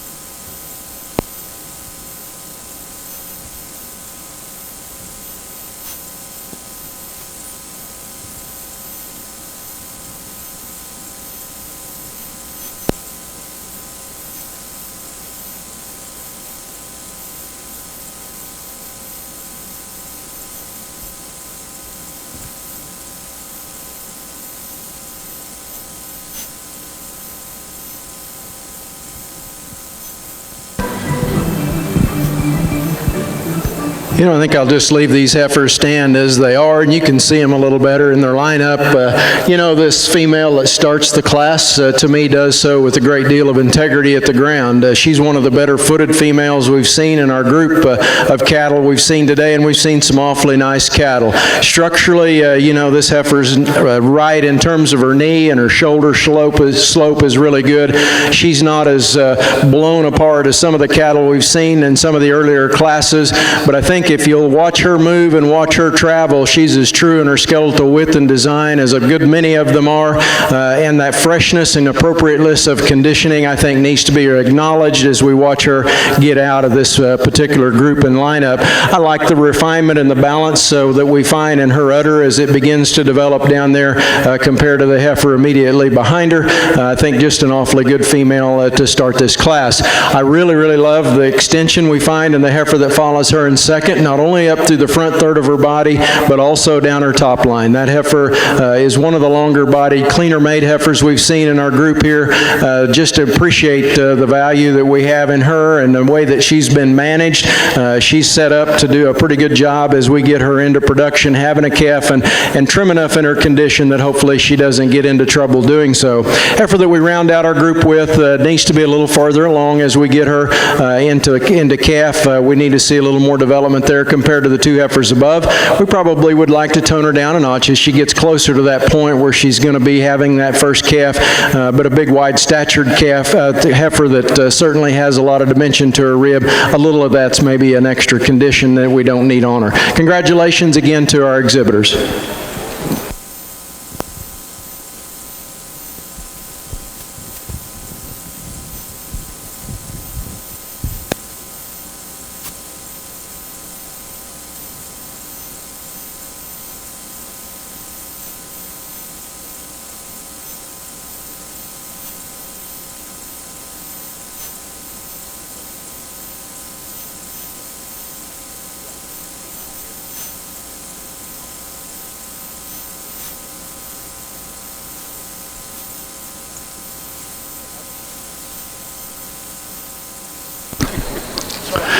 Placings from Class 41, senior yearling females. First went to entry 326, Han Leading Lady P4C, shown by Han Family Shorthorns, Mononk, Illinois. Second, entry 329, WHR CRVM Cecilia 4N02, shown by Cameron Fallon, Tom Bean, Texas. And third, entry 335, shown by Danielle Wood Seddon from Bad Axe, Michigan. Placings in that class again were 1, 2, and 3. We now will be selecting our senior and reserve senior champion female in our National Shorthorn Show.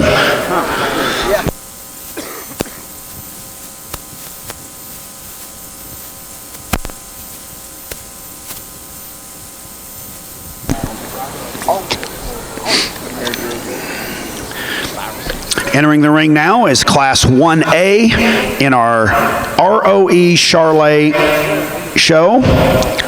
Class 1A, these will be our spring heifer calves, Class 1A. It is my pleasure to introduce our judge for today. Judging our National ROE Charlay show here at the North American, it is Mr. Brandon Callis from Minco, Oklahoma.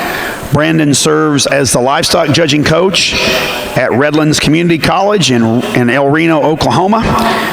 Brandon is originally from Needville, Texas, where he was raised on a cow-calf operation with his family. Received his Bachelor of Science degree at A&M, and then got really smart and went to Kansas State and got his master's. Brandon and his wife and family live in Minco, and it is my pleasure. Let's put our hands together and welcome my dear friend, Mr. Brandon Callis, Minco, Oklahoma, to judge your Charlay ROE show today.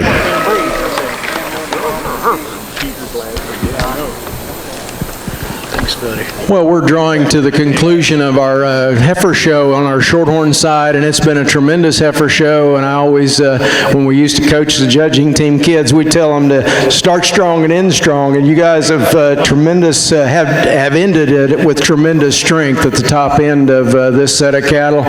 They're just class winners, and other cattle standing here to represent second places in line for a reserve division potential that are just awfully good brood cows as we study the value that they have in terms of their structural and skeletal integrity, as we study the different features that they have in terms of maybe changing things a little bit in a breeding program with extension or muscularity or any of those kinds of things. I think we've just got some awfully good tools to work with as we wrap up with this particular division of cattle. Again, I think I'm going to get in trouble if I start talking them very much, so I better get out here and just make one of them a champion and another one reserve. I'd like you to put your hands together and congratulate our exhibitors. I think they've really put on a nice show. They've done a tremendous job managing this set of cattle.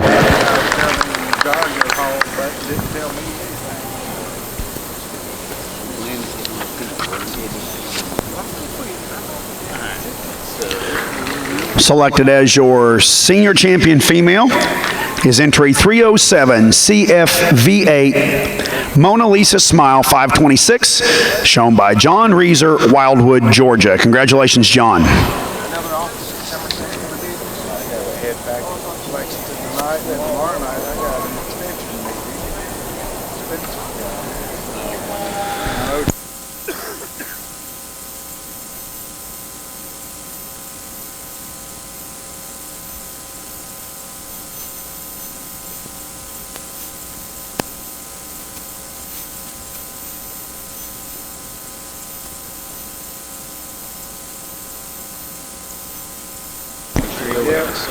And selected as your reserve senior champion female comes out of the same class, entry 308 CYT DSC Max Rosa, shown by Sarah Sullivan, Dunlap, Iowa. Congratulations to both John and to Sarah.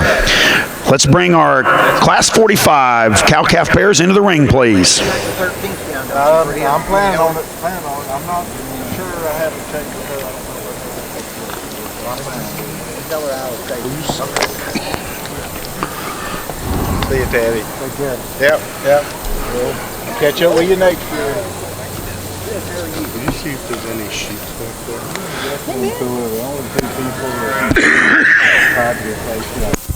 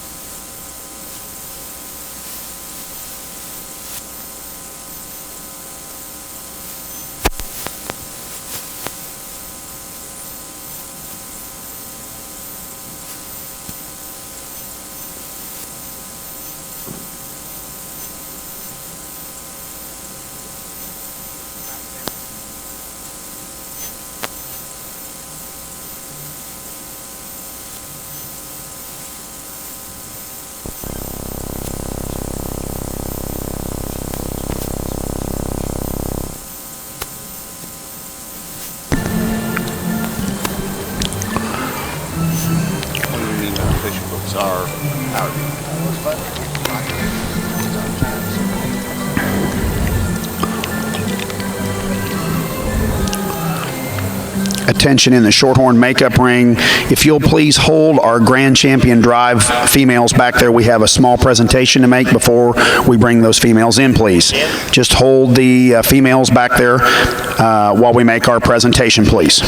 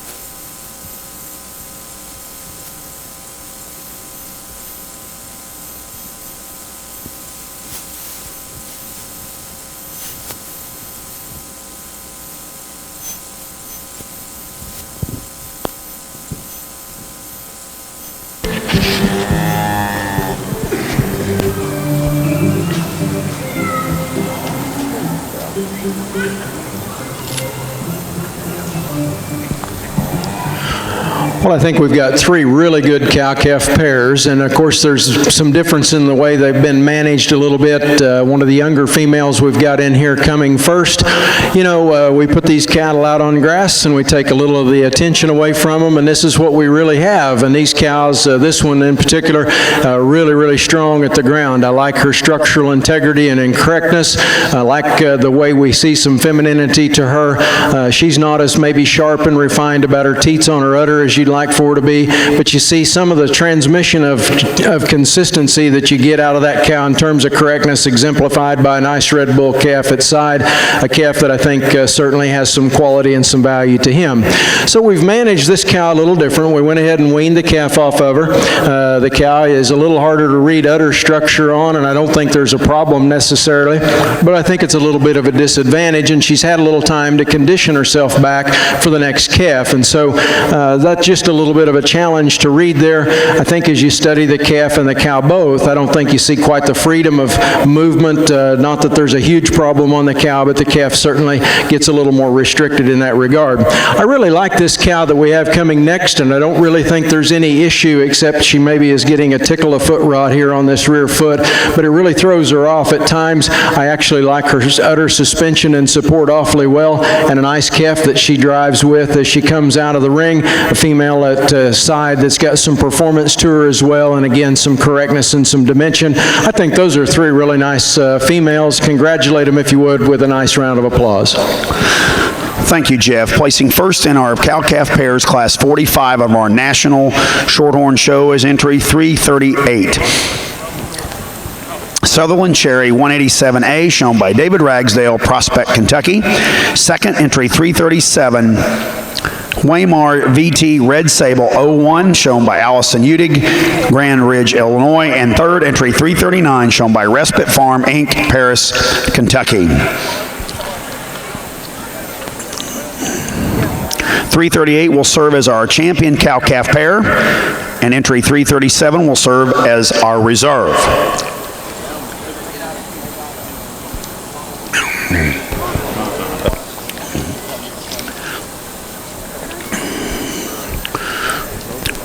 Brandon, can you hold on just a second for me, my friend? It is my pleasure to introduce to you Mr. Gene and Marilyn Byers. Gene was born in 1927. Gene grew up on a dairy farm near Loudonville, Ohio, and attended Ohio State University, taking pre-vet classes before entering the United States Navy. He served in the Philippines during World War II, and after duty returned to college to finish classes. Graduated from vet school and opened his veterinary practice in his hometown.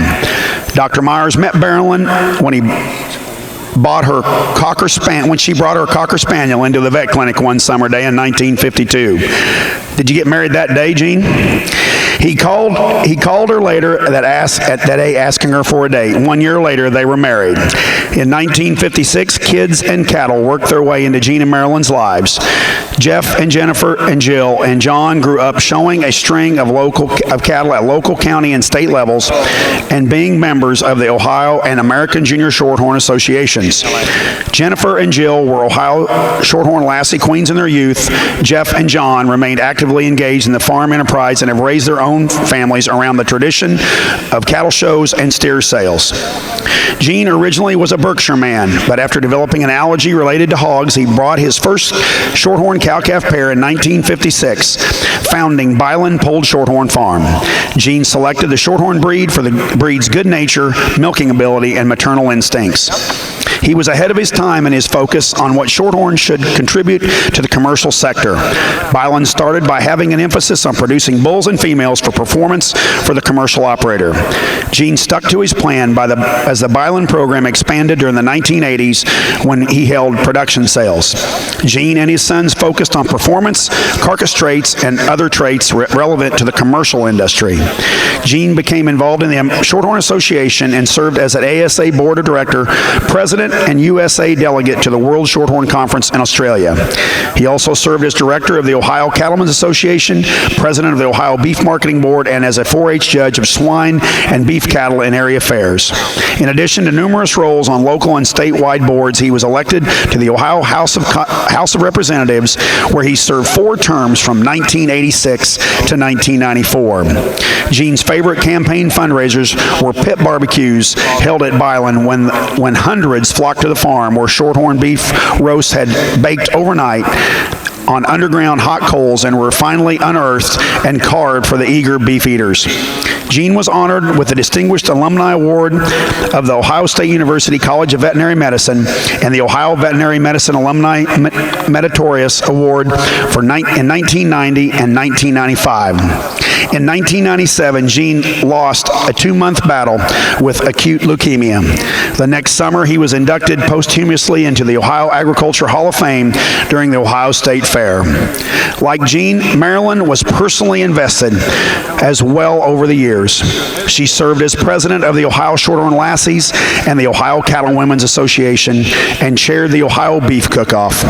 Beyond raising their 4 children and balancing the farm and veterinarian businesses, Marilyn excelled in a career of her own. In 1978, she became the first female county commissioner in the history of Ashland County, Ohio, one of the first 2 Republican women commissioners in the state.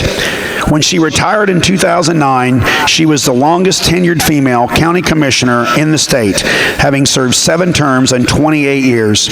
Among numerous leadership and community service roles, Marilyn has served as president of the National Council of Republican County Officials and has been recognized by Country Woman magazine as one of the top 10 American notable farm women and has been named to the Ohio Women's Hall of Fame for government service.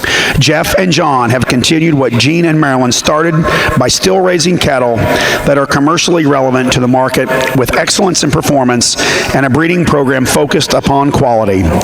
They raise most of their own cattle but add to the genetic pool when necessary. As members of the ASA, they work to produce the best EPDs they can.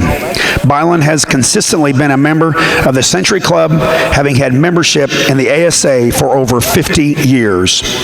Over the years, Byron Farms has received numerous honors, including the 1973 American Shorthorn Association Builder of the Breeder Award, the 1986 Ohio Beef Excellence Award, and the 2004 Ohio Beef Improvement Federation Seed Stock Producer of the Year Award. The Byers family was also named Ohio's Great American Family, a declaration signed by then First Lady Nancy Reagan. Join me in congratulating the Byers family of Byron Farms, Loudonville, Ohio, for being selected as this year's show honoree. I'd like to now introduce Mr. Mark Gordon. Mr. Mark Gordon, president of the American Shorthorn Association, and making the presentation. Mark? On behalf of the American Shorthorn Association, it is my honor and privilege to present this award to the Byers family, Marilyn, Jeff, and John. Thank you for your years of service, promotion, dedication to the Shorthorn breed. Thank you very much. Once again, the Byers family from Loudonville, Ohio, this year's honorees. Congratulations.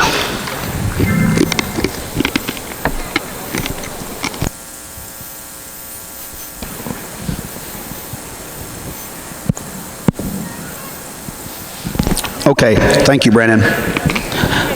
Not a problem. Really a neat class here to start off with, and if you'd have told me it was going to be this deep, this fast, I'd have said you're lying. Definitely not a dog out here amongst this group. Heifer we're going to start off with, really impressed with. Just love that one's symmetry and her lines. Like the way that one comes down in terms of her body. Get behind her, you're still impressed in terms of squareness. Sets down an extremely attractive rear leg set and can go there. She's not the heaviest bone or biggest footed one of this crew. I just think she fits together quite well. Got a lot of positives to her.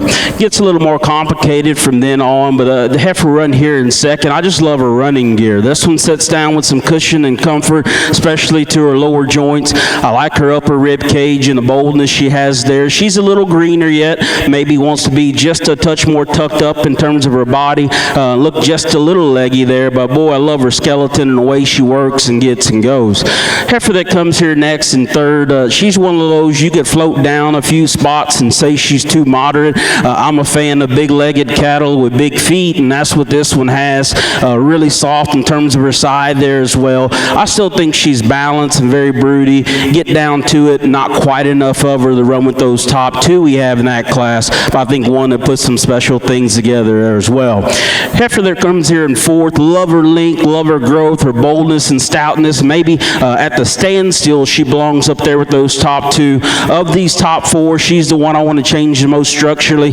Wants to get just a little tighter there on the rear joints. Want to see her set down more comfortably as you get her on the go. Another heifer here that's got some look about her, very good out through her hip and's got some shape, a little forward in her shoulder, a little more upright in terms of her blade and her knee there. Heifer that comes out next here, another one that's very smooth. She's got some growth, heavy bone there as well. Gets a little piecey and tighter, maybe about her heart and her forerib.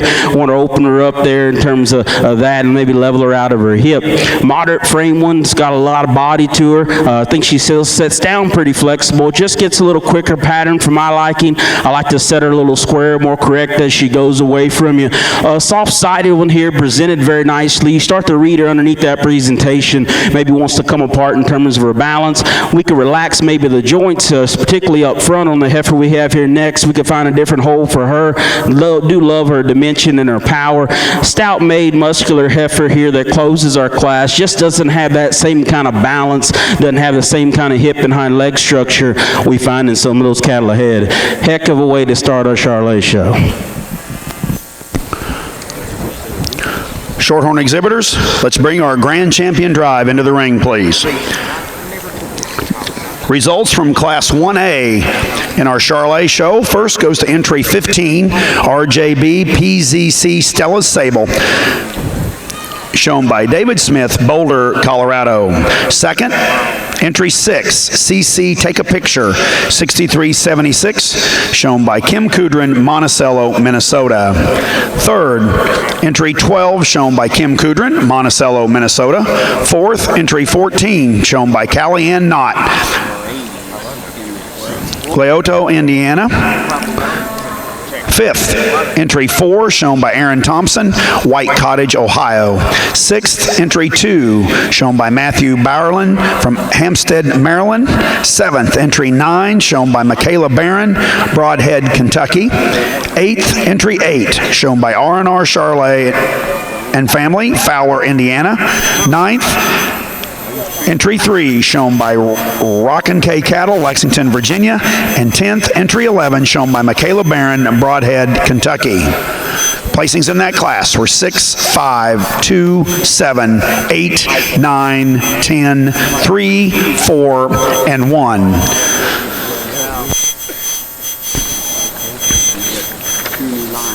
Entering the ring now is Class 1B Spring Heifer Calves.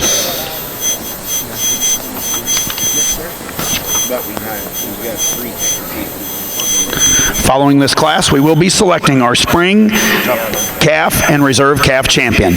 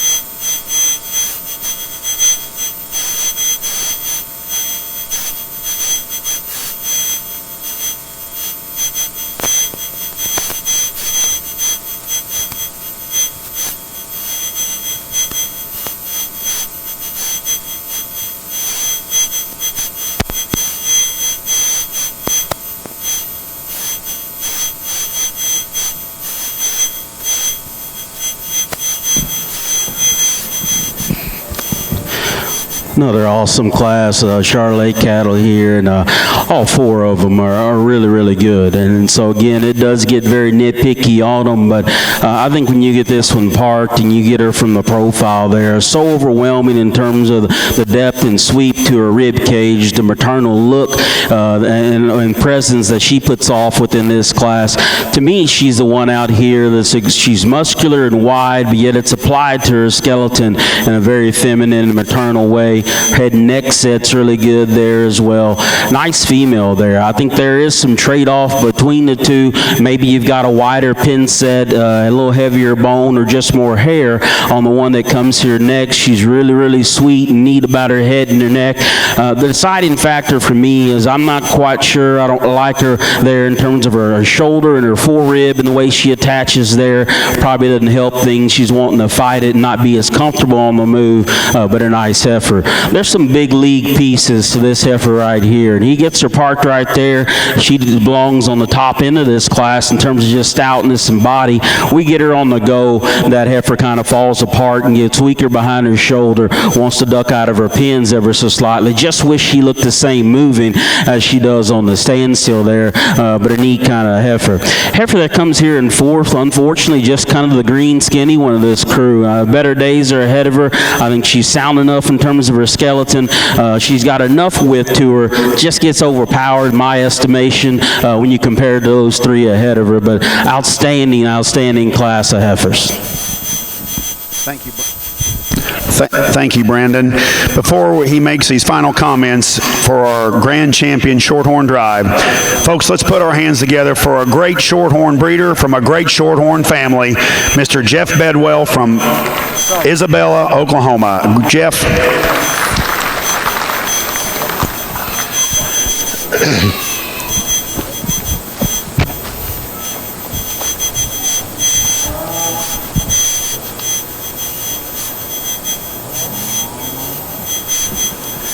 Well, it's certainly been a pleasure to get to evaluate and work with a great set of breeders and get to be invited to do something that not everybody gets to do, and it's really pretty special. And there's no doubt when you get to do a national show of any breed, there's a certain level of kind of ego building that goes along with that, and I've certainly been looking forward to doing this for quite some time. And when you get to this point, it's more about humility than anything, because you guys have brought some pieces to me to work with as an evaluator of these cattle that I am overwhelmed with in regards to how much more consistent we've become as a breed, how much more dimension we've put in our cattle, how much more sensible we've made them to fit a lot of venues within where these cattle end up commercially, and where we are, what we can do with the pieces, the practical pieces that we've got represented out here in this set of cattle. There's just been a tremendous set when we started with those baby calves, and they're just off the cows. All the way through, we saw a progression of strength, and we saw cattle that, to me, just get stronger in terms of what they have to offer our industry in regards to performance and maternal strengths. You know, we're getting close, guys, to a point when we think about putting cattle in the West, and we get to talking about, to my producers that I work with, and they talk about their British cows, and they talk about those British cows having multiple breeds in them other than just Angus. We're getting close to a point where they're going to start recognizing the values that we have. I challenge many of our breeds to find the integrity at the ground we find with the set that we have out here. I challenge many of our breeds to find some of the performance and practical fundamental soundness that we find with these cattle and some of the cattle we turn to the barn. So you guys have done a great job representing us as a breed, and it's been a humbling experience to get to be a part of that. Thank you to the North American for the opportunity to do that. Those guys down here that allowed me to do so from the American Shorthorn Association. It's been truly a pleasure and an honor. Let's put our hands together and congratulate our exhibitors. That's really what it's all about, and you folks as breeders.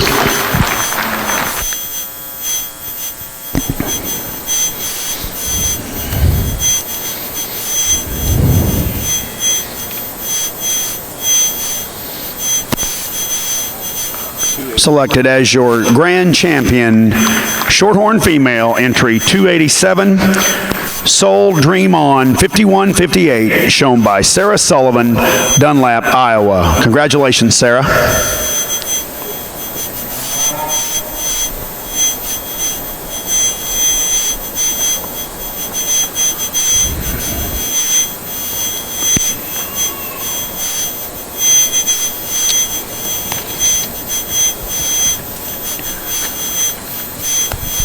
And your reserve champion female is entry 307, CFV8 Mona Lisa Smile 526, shown by John Reeser, Wildwood, Georgia. Congratulations to John.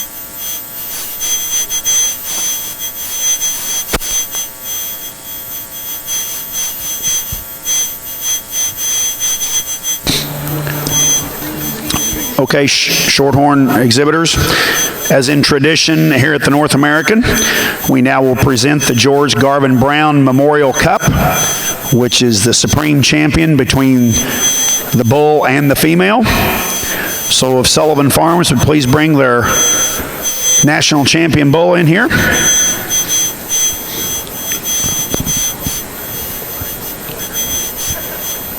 We'll have a little father-daughter competition.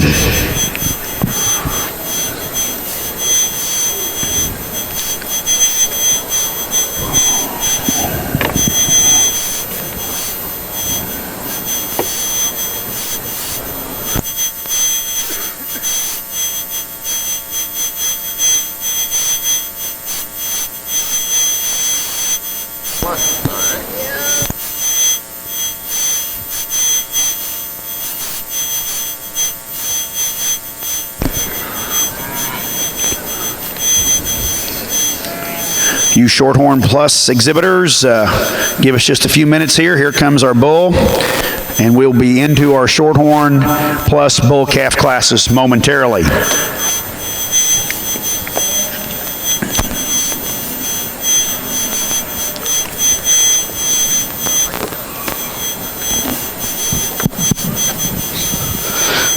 I think another good class of heifers here. And heifer we're going to start off with, again, nicely presented, but I think when you really get to studying her, just at a quality advantage out here in terms of feet and legs and structure, the way she puts herself together there, got some squareness of hip and pin, really neat bodied one as well. Not free from criticism. You like to open that one up still. She gets just a touch narrow chested as she comes right at you. I like to see just a little more base width in her, but still good livestock. Cowie one here. Stout and powerful, got a big hip in her. For as powerful as she is, she still sets her foot down in a comfortable manner. She's just a little coarser about her point of her shoulder, deeper in her chest floor, and just doesn't maybe balance up quite as nicely as you'd like her to, but still a neat kind of female. Heifer run here in third. She's got some length. She's probably got the advantage there up front versus the heifer we put right ahead of her. For me personally, though, I like to elevate her out of her pins, soften her in her body just a touch as well. Big middle, the stout and broody one that comes here next. Love how opened up she is in her rib cage. Length of stride is good. I still change the foot shape on that female. I like to lengthen her up out of her hip and set her tail head down to her a little differently, make her go a little differently off of her rear skeleton. If this one's deep enough for you and big enough footed for you, you can roll her up. Done a nice job putting her together. For me, she gets just a little round. a little harder there in terms of her body. Want to set her down a little more comfortably as well. Long-sided one is pretty deep in her center body, gets a little piecey and flat about her forerib. She too gets a little aggressive in her tailhead set. Then the heifer ends up closing our class. She's got some boldness to her ribs, some shape to her muscle, just not quite enough performance and width and pizzazz there to her to run her up any higher in the class. Jeff? Well, this is one of the really great pleasures that we get to do here in our Shorthorn breed and kind of compare or recognize those national champions of our male and female purebred show. And gosh, what an incredible pair. A pair of cattle that represent their sex very well. A female we just selected that just waded through a tremendous high quality set of females, and a bull that rose to the top of a show that wasn't great in number but powerful with regards to the dimension those bulls have and the fundamental soundness that they offer our business and our industry. Just an awfully good pair of cattle. I tell you what today, and I know that a lot of times the female wins the battle, but today it's going to be a battle of the boys, and he's going to win it. I like his masculinity, I like his strength, and I like his power. I like what he does for our business in terms of sensible, mature size and soundness and power in terms of having a beef animal look. I like our bull for your supreme champion. Let's give him a great round of applause if you would, please.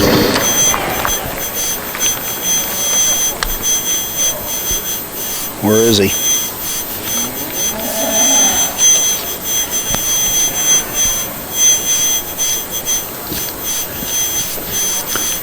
Selected as our George Garvin Brown Memorial Cup winner is entry 395, Soul RGLC Legacy 525, shown by Sullivan Farms, Dunlap, Iowa, and Rockin' G Polled Shorthorns, Middletown, Illinois. Congratulations.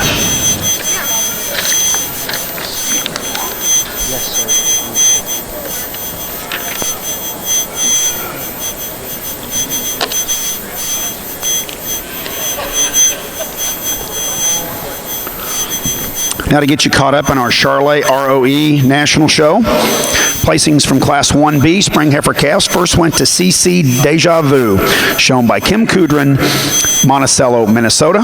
Second, entry 16, Boy BSMT Montella Marie, 623, shown by Jamie Moore, Piesaw, Illinois. Third, entry 25, shown by Carter Hodge, Good Hope, Illinois. And fourth, entry 18, shown by Wright Charlay, Richmond, Missouri. Class 1C, class placings were: first was entry 30, ECCC 619, shown by Macy Chamberlain, Winchester, Indiana. Second, entry 28, HFLH Miss Kennedy 1630, shown by Jenna Harrod, Frankfort, Kentucky. Third, entry 29, shown by Jacob Harrod, Frankfort, Kentucky. Fourth, entry 31, shown by Kinsley Harris, Hepler, Kansas. Fifth, entry 27, shown by Taylor Geralds, Tompkinsville, Kentucky. Sixth, entry 33, shown by Laurel Clark, Fowler, Indiana. And seventh, entry 32, shown by Micah Malone, Cynthiana, Kentucky. Once again, placings in that class were 5, 2, 3, 1, 4, 7, and 6. We now will be selecting our spring calf and reserve calf champion female.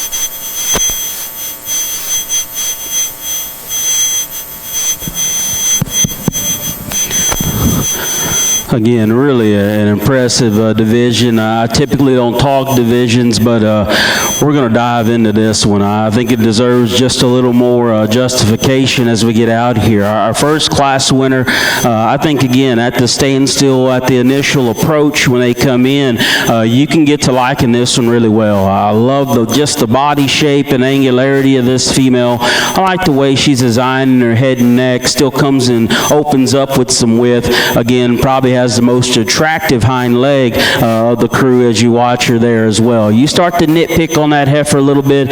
You'd like to maybe lay her back in her shoulder ever so slightly. She doesn't just reach as freely as you'd want her to out there, and that's being ultra critical of her, but boy, she puts together a nice fresh look, nicely presented, a neat heifer calf here. Heifer that came out of that next class, again, that was a cool pair within that class. I called her maternal then. I think she's still the maternal one out here in terms of just her body, the way she transitions from shoulder back into her forerib, opens up in terms of her center body, and still has some width and some stoutness when you get behind her. I think what's impressive about this heifer is, for as bold as she is, she still keeps herself cornered and square as you get her out there on the go. She sets down with some flexibility. She's not as neat and tidy through her chest floor and the base of her neck as what maybe heifers on either side of her is, but I think from her shoulder back, a neat kind of a heifer that puts a lot of positives together. Obviously, the different one out here is the heifer here on the end of the line. I think that's one of those deals, you either use her or you don't. I love her squareness of her hip. She's got the big legs that you like. She sets down good on her feet. You just have to draw that line or make that decision that underneath all that good presentation, is there enough bovine there in terms of just chest width and sheer open up? That's the one way I critique her, is when she comes at you, she wants to get in at her knee and be just a little more base and arrow. Personally, not like her to be, considering how stout she looks from the outside, but boy, that one's put together neat. She's kind of an outlier out here, so it's kind of you do or you don't. Again, probably the one out here that I just call the one that puts the most together. Still stout, still powerful like I like them, still maternal. Heifer out of our second class is going to be the champion here in this division.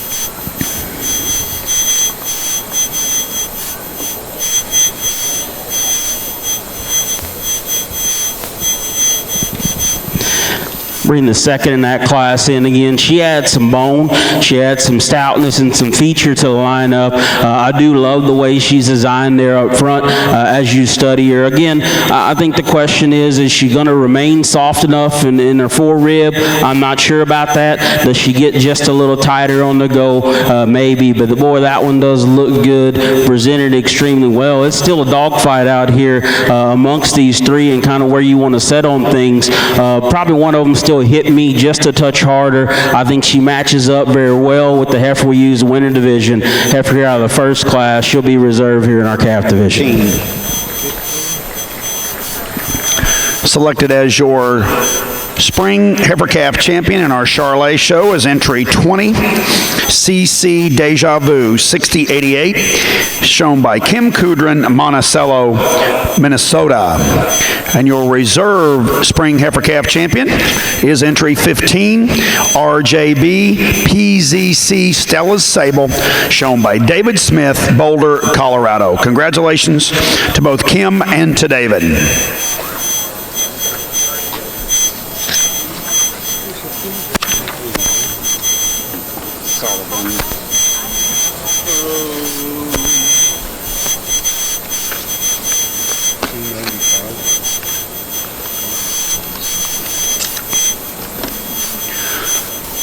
Entering the ring now in our Charlay ROE National Show is Class 4A, Junior Heifer Calves. We have 2 entries.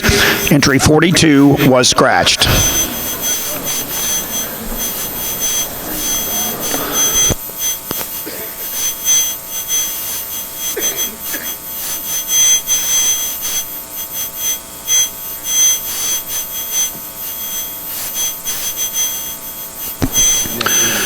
Once again, for those of you that would be interested in ordering pictures for you exhibitors or anyone that has ownership in any of these cattle and would like to purchase some pictures, you can do so with Lindy Livestock. You can go to her website at www.lindeslivestockphotos.com. That's LINDES livestockphotos.com, and order your photos online.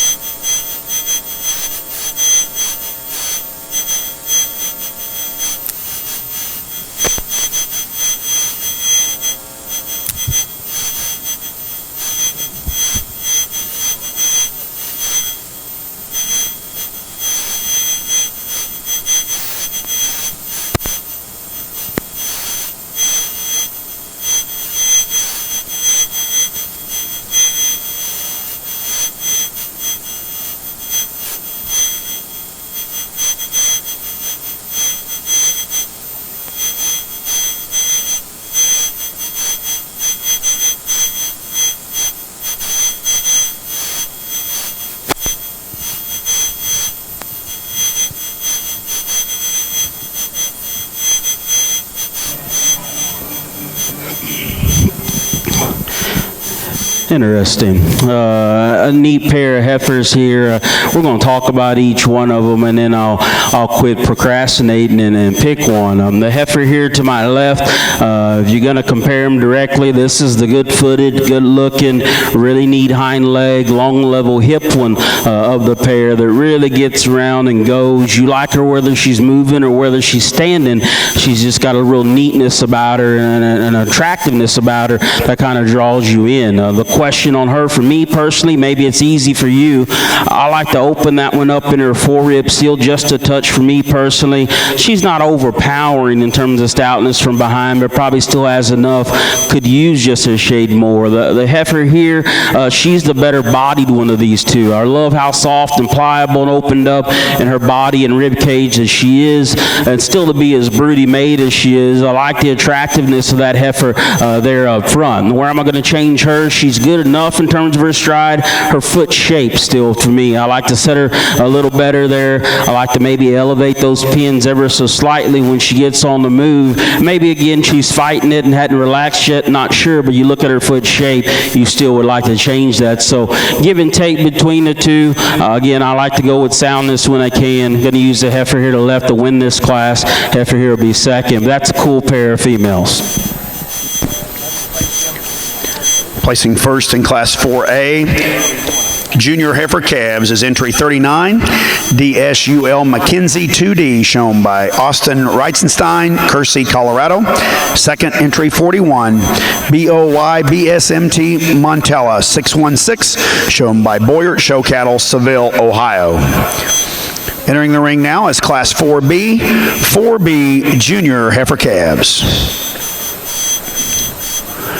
We have two scratches in this class. Entries 52 and 57 are both scratched. Following this class, we will be selecting our junior and reserve junior heifer calf champion. Looks like they're getting ready to bring in the first place, Judge. Okay. Shorthorn Plus exhibitors, let's bring in that first class. No. Class 1, late spring bull calves.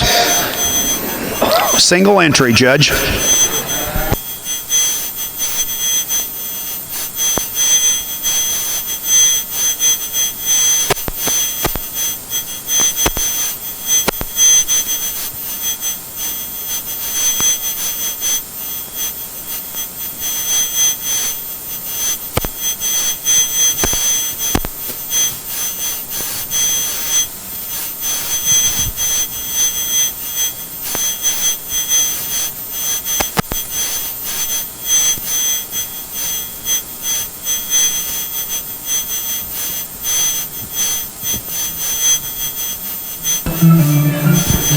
Well, our single entry on our Shorthorn Plus show, May Baby, that's really got quite a bit of stuff to him. Very dimensional as you study him out of his shoulder back into his hip. Now, he maybe is a little straighter in his structure up front than we'd maybe term ideal, but this calf really does have a nice shape to his foot. I really like the muscle and the squareness that we've got to that upper rib.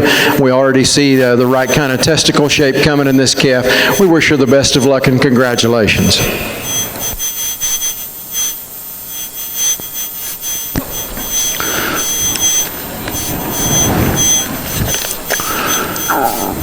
Selected as our class winner in Class 1, late spring bull calves is entry 82, GJD Smokin' Bandit ET, shown by GJD Farms and Cattle, Hamilton, Ohio. This calf will also serve as our late spring bull calf champion. Entering the ring now is Class 4. Class 4, early spring bull calves, single entry.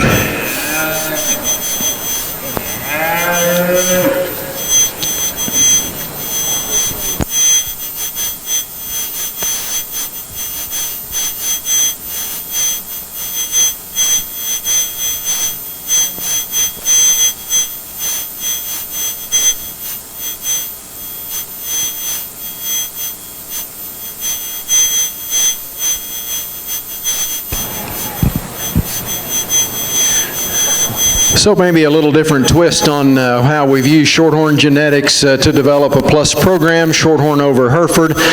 You know, in my part of the country, my dad and grandpa made a living doing that for a long time. There's a lot of Hereford cows west of us that used white or light roan Shorthorn bulls, and they just loved those females. Those guys always raved about the maternal strength that they had, and still yet had the vigor that you would expect out of that kind of a deal. This bull calf, I think, exemplifies a lot of that. A great performing kind of a calf that's got some body to him, calf that's got some width to his hip. I could maybe see him just a little more comfortable as he comes off his shoulder and front end there just a little bit, but I think a good kind of a bull has sure got a lot of the right pieces and parts in terms of volume and performance. Again, congratulations. Again, our single entry in Class 4, entry 21, R.C. Proud Freckles, 602, shown by R.C. Show Cattle, Eaton, Ohio. This calf will also serve as our early spring bull calf champion. Entering the ring now is Class 7 Junior Bull Calves. Well, folks, I've made my second mistake for the day. One more, and I'm out of here. But Class 4A, I announced placing wrong. First went to entry 41, BOYBSMT Montella 616, shown by Boyert Show Cattle, and second was entry 39, D Sol McKenzie 2D, shown by Austin Reisenstein, Kersey, Colorado. I apologize. We all make mistakes. You're forgiven, Jakey. Neat class here. I like this one. This one's kind of fun. This one, in terms of just body shape and stoutness and look and soundness, she puts a lot of that good stuff together. Still good out of her hip, still neat to look at. Good bovine here that wins this class. Heifer run here in second. Love the softness of her body. Again, just a big broody maternal one in this class. Just runs into a buzzsaw here. Doesn't have quite the foot, doesn't have the pin width or the look we find in the heifer that leads off ahead of the class. Heifer that comes here next, again, big square and out of her hip, very bold in terms of her center body there as well. Maybe one for me, it gets just a touch plainer there up front, maybe not quite as level and good in terms of where her tail head sits into her, but still a nice heifer. A bold made heifer here that comes next. It's got some shape to her, just want to change her there at the ground, make her a little more athletic in terms of her feet. Stout, powerful female we have here next. Again, just gets a little more uncoordinated in the way she handles her rear structure. Heifer here, she's deep and soft enough for you. You can sure move her ahead. For me, she gets just a touch longer bodied and taller and leggier than she needs to be. Like to soften her up quite a bit, but nice class of heifers. Neat heifer there up top. Jeff, are you ready? Real quickly, we'll make a couple of brief comments about our plus bulls on the other side. This bull calf that I'm going to leave them as they line up primarily because of soundness. I know our bull in second, feature-wise, is stronger of the two. He's bigger at the ground in terms of foot size. He shows us a little more testicle. No better presentation to his testicle than we find with our blue roan bull or black bull that we've got sitting ahead of him. I think the reason that they need to be placed as they stand is primarily due to soundness. And I still think we've got an awful valuable calf here in our class winner with regards to the smoothness that he shows us, the calving ease potential that he shows us, and already developing some masculinity. I like the placement of his testicle and the way that he presents himself in that regard. Red calf that comes second, again, maybe just need to see him sounder as he handles his hind leg and gets out and travels. Again, a really big testicle bull that's got excellent length of body, really good top shape as we study him in that regard, and a big, strong kind of a calf in regards to skeletal dimension. Congratulations again to our exhibitors. Placings in Class 7 Junior Bull Calves in our Shorthorn Plus Bull Show. First goes to entry 84, DTR Buzz 612D, shown by DTR Cattle Company, Raymond, Kansas. That bull will serve as our Junior Bull Calf champion. Second, and our Reserve Bull Calf champion is entry 85, BFC Can't Touch This 114, shown by Brandywine Cattle Company, Carthage, Indiana. Entering the ring now is Class 10 Senior Bull Calves, single entry. Class placings in our 4B Junior Heifer Calf class in our Charlay ROE show. First goes to entry 48, CRG Miss Canada 15D, shown by Nash Hensley, Markleville, Indiana.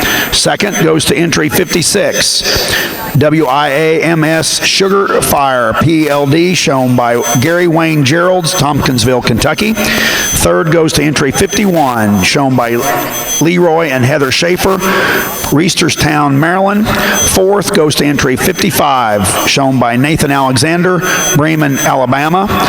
Fifth goes to entry 44, shown by Cole Harris, Hepler, Kansas. And sixth goes to entry 50, shown by Laurel Clark, Fowler, Indiana. Class placings in that class were 5, 1, 6, 3, 4, and 2. Brandon? Here in this division, again, two nice heifers. Again, like that first class, that was a tough pair. We get them back out here. I am glad I made a decision I did. I think she fits the heifer here right behind her in terms of just foot and flexibility and has some look. But you make that one stouter and bolder in her forerib and bolder in her hip, and you get the one that wins the second class. Heifer who wins second class is going to be our champion here in this division. Heifer out of the first class will be reserved.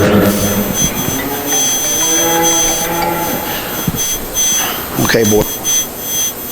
On our Shorthorn Plus side, just a single entry in this senior bull calf class, but one that could sure handle, I think, some contemporary competition. I think as we study him at the ground, a calf that's pretty correct in that regard, and it enables him to be a pretty good performing kind of calf as well. He's got some strength to him in terms of forearm shape and upper rib shape, a calf that's getting some masculinity to him, and certainly a calf that I like in terms of his scrotal circumference and testicle development. A nice kind of an October calf to make a senior calf champion rather. Congratulations to our exhibitor. Selected as our junior calf champion female in our ROE Charlay show is entry 48, CRG Miss Canada 15D, shown by Nash Hensley, Markleville, Indiana. And selected as our reserve junior calf champion is entry 41, BOY BSMT Montella 616, shown by Boyert Show Cattle, Seville, Ohio. Congratulations to both those firms. Jackie, half the problem is they're showing at the other end of the ring. I know.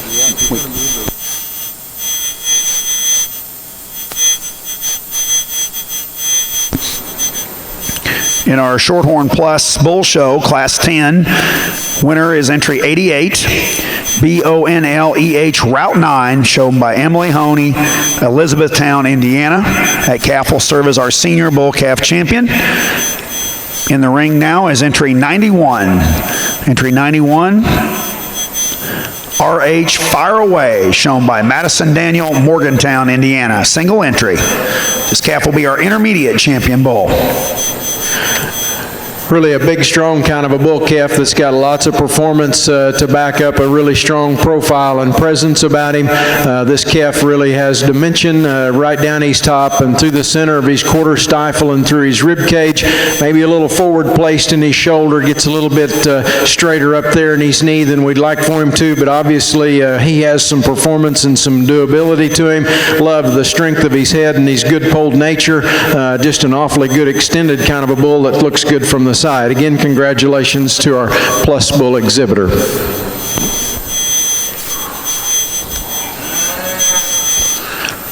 Entering the ring now in our Shorthorn Plus show is Class 16, Early Spring Yearling Bulls. Class 16.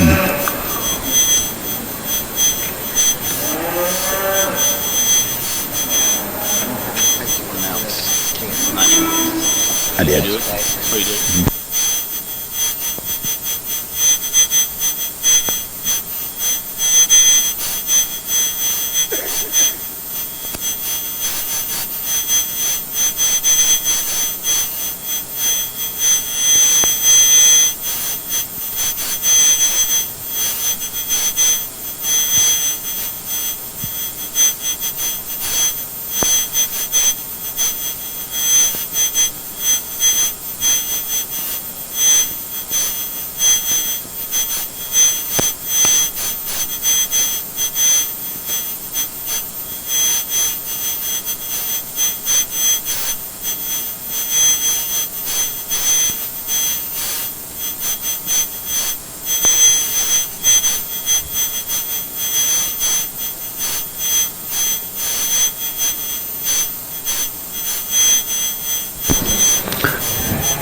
In the ring now in our Charlay show is our senior calf division. This is Class 7 winter heifer calves. Class 7 winter heifer calves.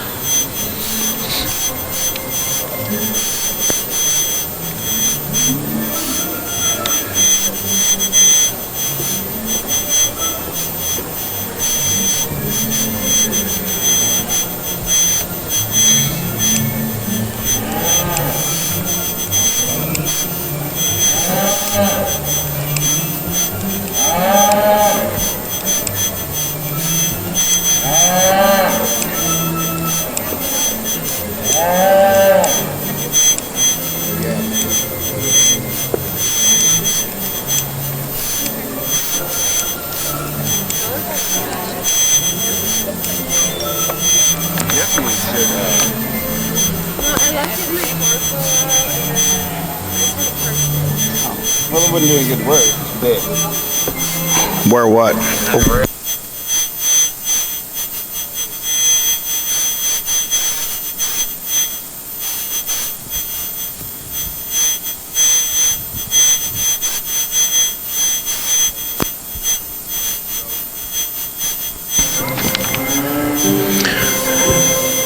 Over on our Shorthorn Plus show, I guess I'm going to go ahead and leave these two guys the way they stand. I think these are two really, really good individuals in the bull show. I think a better athlete here in our class winner as we look and study at the red bull with the white marks on him versus the blue roan bull that comes into the 2 spot for me. I guess I see the red bull as having maybe a little bit of an advantage in just strength and levelness to his top and design. I think he's more comfortable in his skeleton as he gets out and travels. He gives up some performance to the bull that's going to be second to him, no doubt, but I think a better athlete. I think as you study him at the floor, this bull just comes off the ground with more authority and more strength with regards to foot placement. He stays true in his skeleton, stays true in the width of that base. This is a really big-backed, high-performing bull that's going to be second. He wants to get outside of himself just a little bit as he gets off those hind legs from time to time. You cannot deny the bull has such an advantage in weight per day of age and performance to our class winner, but I think we just need to go ahead and recognize the value that we find in the Red Bull with regards to athleticism and make him your class winner. Congratulations once again to our bull exhibitors. Thank you, Jeff. Placing first in Class 16 is entry 92, MAV Disclosure 517C, shown by Lucas Stock Farm, Clanton, Alabama. And second is entry 93, LSF Blackjack, shown by Lehman Stock Farm, Hoopeston, Illinois. Our next class is Class 17, single entry, Class 17. Following this class, we will select our junior and reserve junior champion bull.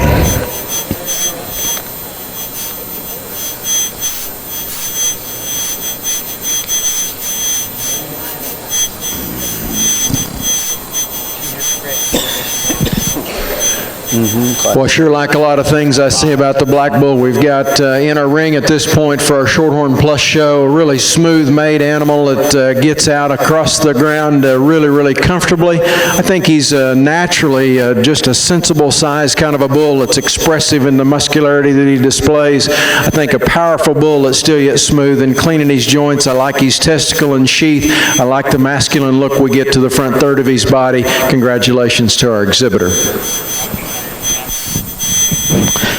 I think another good class, and again, maybe a little more variation here on our top 3, and just want to exercise that right to keep them a little more moderate, and that's what we do with this heifer here. I like the look and neatness of her. She's one that truly has some shape and some muscle. When you get right on top of her, boldness is good. She's got some squareness to her hip. I like to change the set to her rear leg every now and then. She's still a greener one out here, but I just think her profile, her presence, her moderation and size is what I like here in this class. Heifer we have here in second, she does start to climb the ladder in terms of frame. For me personally, she's still a good heifer. I like the way she puts her hind leg down. She's bold in terms of her rib cage. She's got some levelness out through her hip. I want to change her up front. She wants to run downhill, come in at her knee just a touch and put a pinch more chest out there, but again, moderate her in her size, and I like her quite well. I like the boldness of the body of the female here next. She's very thick-ended as well. She might be on that other end of things in terms of being just a little quicker in her maturity pattern, a little shorter about her head and neck. She's pushing a little more condition than I like to probably see her at this age relative to the muscle or stifle that she has, but still a neat, useful kind of a female. Another bigger heifer we bring here next, very bold and stout, needs to change her hock. She wants to bow her hock and get a little tighter, a little uncoordinated in the way she goes. Like to just make her better in terms of her look and extension up front there as well. Nicely presented heifer here. She's a little green there, but pretty fresh in her lines. Just gives up a little too much body and depth and softness here today. Maybe want to change her from hock to ground a touch there as well, but interesting class of heifers.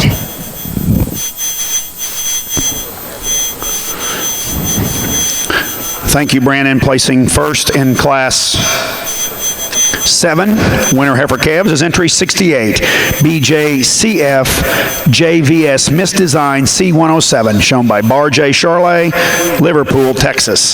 Second, entry 66, CTD Miss Marie, shown by Jenna Harrod, Frankfort, Kentucky. Third is entry 64, shown by Caroline Davis, Iva, South Carolina.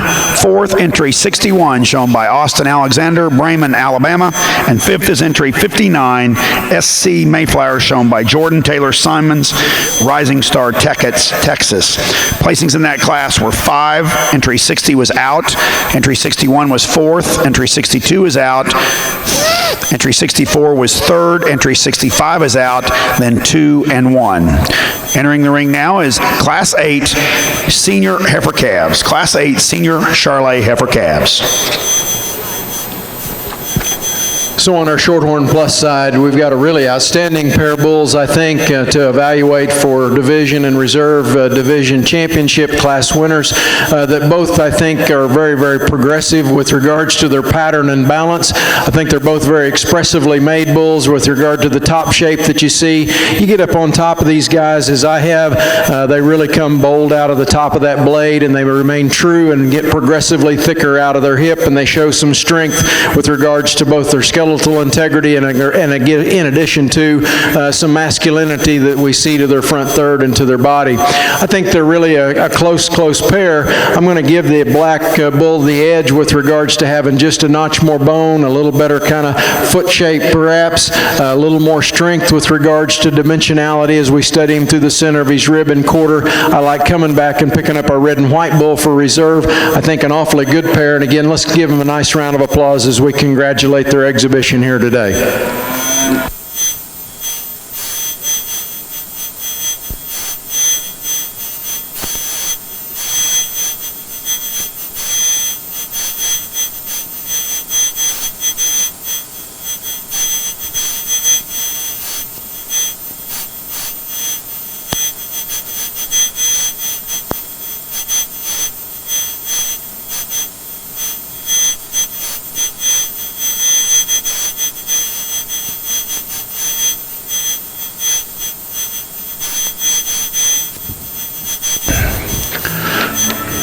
Selected as our junior champion bull in our Shorthorn Plus show is entry 94, SFF Booster, shown by Mitchell Smith, Pendleton, Indiana.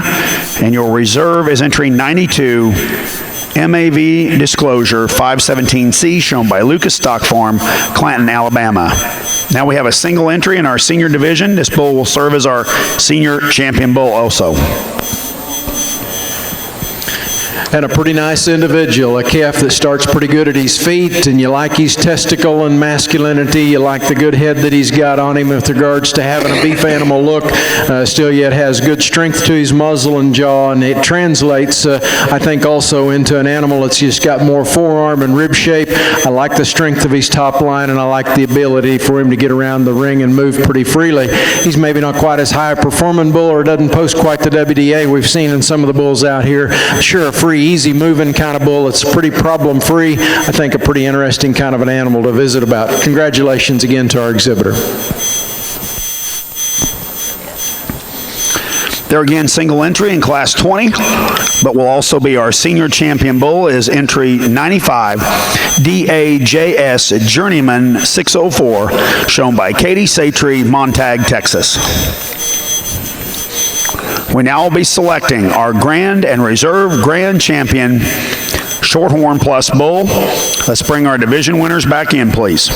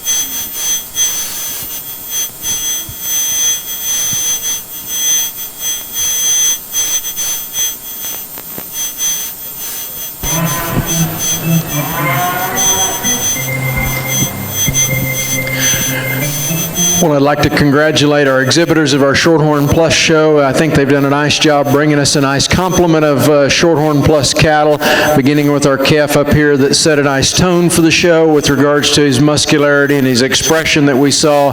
Followed him with a really super high performing, actually one of the highest WDA cattle that we have in the Plus show follows him in division. A real practical, sensible kind of a calf that follows him. A real problem-free calf with regards to cleanliness of joints and mobility. Calf that comes out of an October class that's more aggressive in his muscle system and more powerful in his design. Certainly you can appreciate some of those kinds of things about him. Another really high-performing bull that we've got next in that June bull that follows in the following division of the kind of the smoke-colored bull that we've got out here.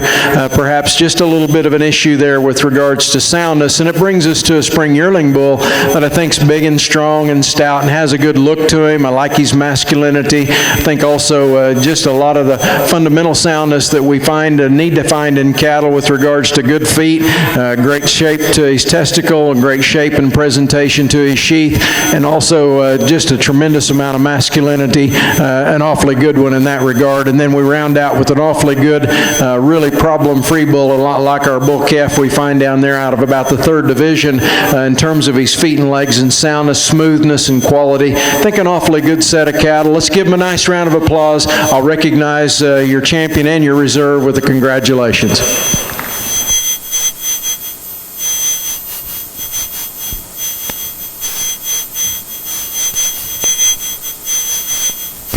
Selected as your champion Shorthorn Plus bull is entry 94 SFF Booster, shown by Mitchell Smith, Pendleton, Indiana. Congratulations, Mitch.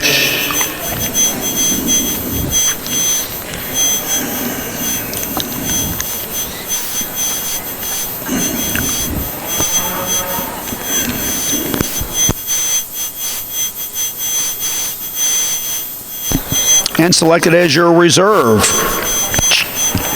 champion, Shorthorn Plus Bull, is entry 92 MAV Disclosure 517C, shown by Lucas Stock Farm, Clanton, Alabama. Congratulations, guys. That concludes our Shorthorn Plus Bull show.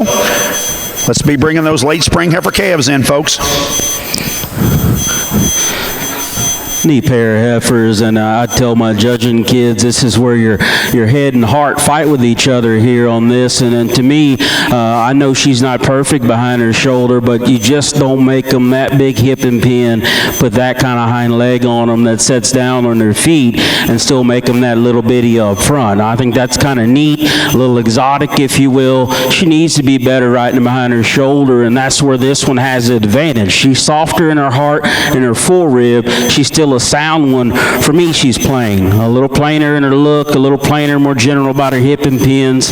Not quite as good out through her hip as what I like to see her. You can flip-flop them probably there. I just like the one that's got a little neater feature and pieces to her that rolls out as our winner. Heifer that comes here next and third, again, very cowy in her look and her makeup, fairly maternal in what she is as well. Not as good in her rear leg. Get a little extra set there, a little extra chest floor to her as well. She also gets just a shot plainer here in this class. A bigger heifer that's got some extension, big in her hip. Want to change her there at the surface and soften her there in terms of her body.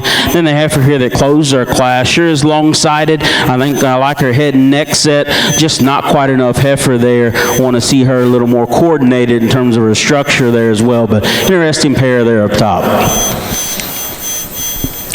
Thank you, Brandon. Placing first in Class 8 senior heifer calves in our Charlay show is entry 80, RF Miss Stealth 557, shown by Whitney Walker, Prairie Grove, Arkansas. Second, entry 77, PCC Miss Wildfire 910C, shown by Kimberly Cooper, Bardstown, Kentucky. Third goes to entry 76, shown by Circle K Cattle Company.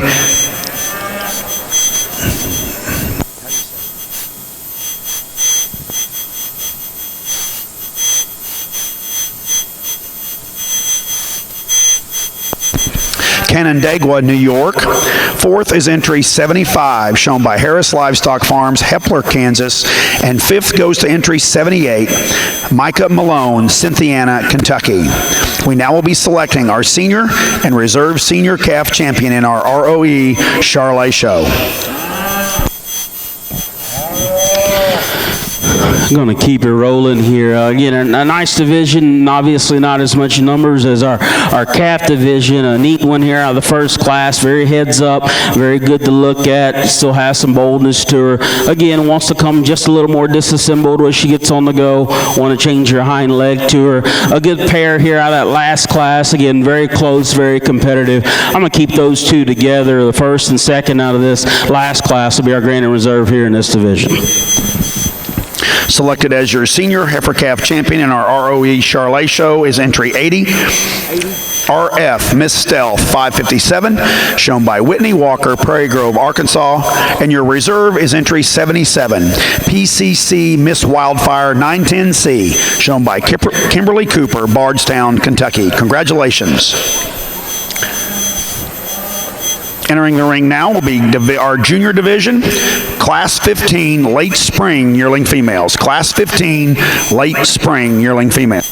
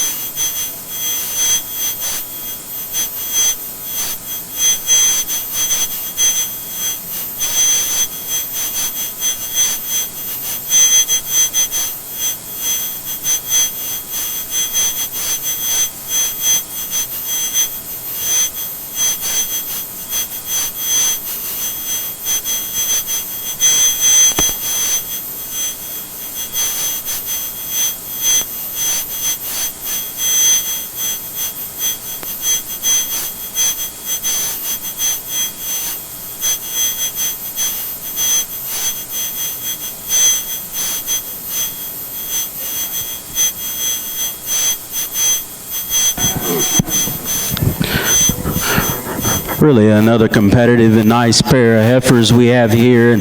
And still, with as competitive as they are, I think there's a way you need to go with the female here. Just kind of a tank on wheels, if you will. I love the body of this one, how opened up she is. Big hip and pin in this girl here. And still, to have as much mass and volume as she does, she's still athletic enough in the way she sets her foot up there and plants and pushes there off the surface. She's got a little more chub and chest up there, if you will. Like to maybe thin her down just a touch, but that's a neat heifer here. Heifer run here in second, still good stock. I like the way her udder is developing. I love the body shape of this one. Very smooth, very maternal. She just isn't quite as loose and freewheeling, not quite as dynamic and neat out of her hip and rear leg set. Just doesn't set as square and true from behind as you watch them go. Wants to get a little bow-legged there from behind. But that's a neat pair of heifers. Placing first in Class 15 in our Charlay show is entry 88. Soul Impressive Fire, shown by Kathy Lehman, Shelby, Ohio. And second is entry 87. Circle K Jackie O, shown by Emma Hankins, Springfield, Missouri. Entering the ring now is Class 16A. 16A, early spring yearling females, entering the ring in our Charlay show.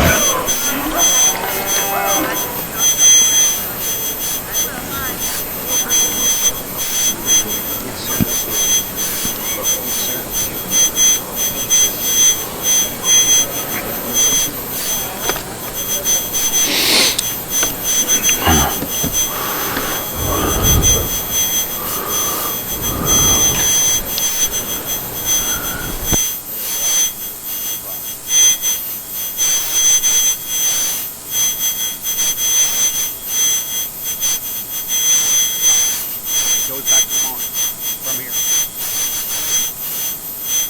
Yep. 93, 95, and 100. Attention in the Charlay barn. Class 16A is going into the ring. We need entries 93, 95, and 100 in this class. You are late for your class.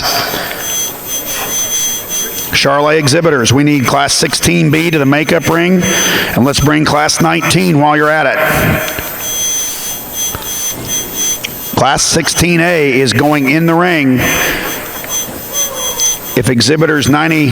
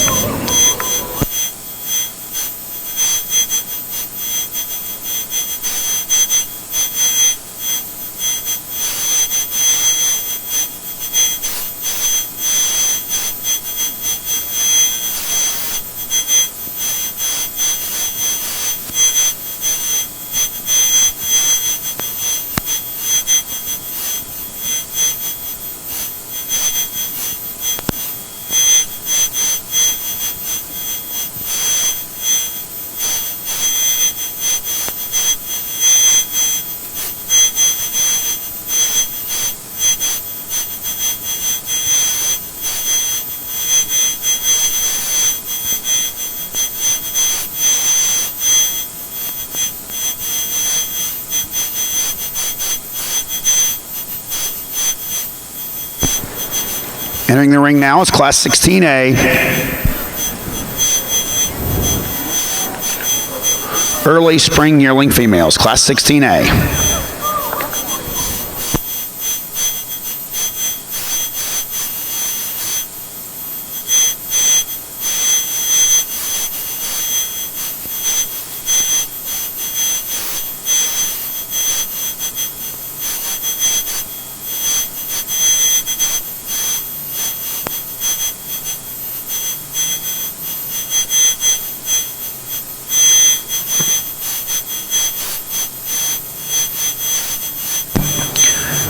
Entering the ring now on our Shorthorn show, as our Shorthorn Plus show, is Class 1 late spring heifer calves. Late spring heifer calves, Class 1. Shorthorn exhibitors, let's bring Class 4 and Class 5 to the makeup ring, please. Shorthorn Plus heifer calves, Class 4 and 5 to the makeup ring, please.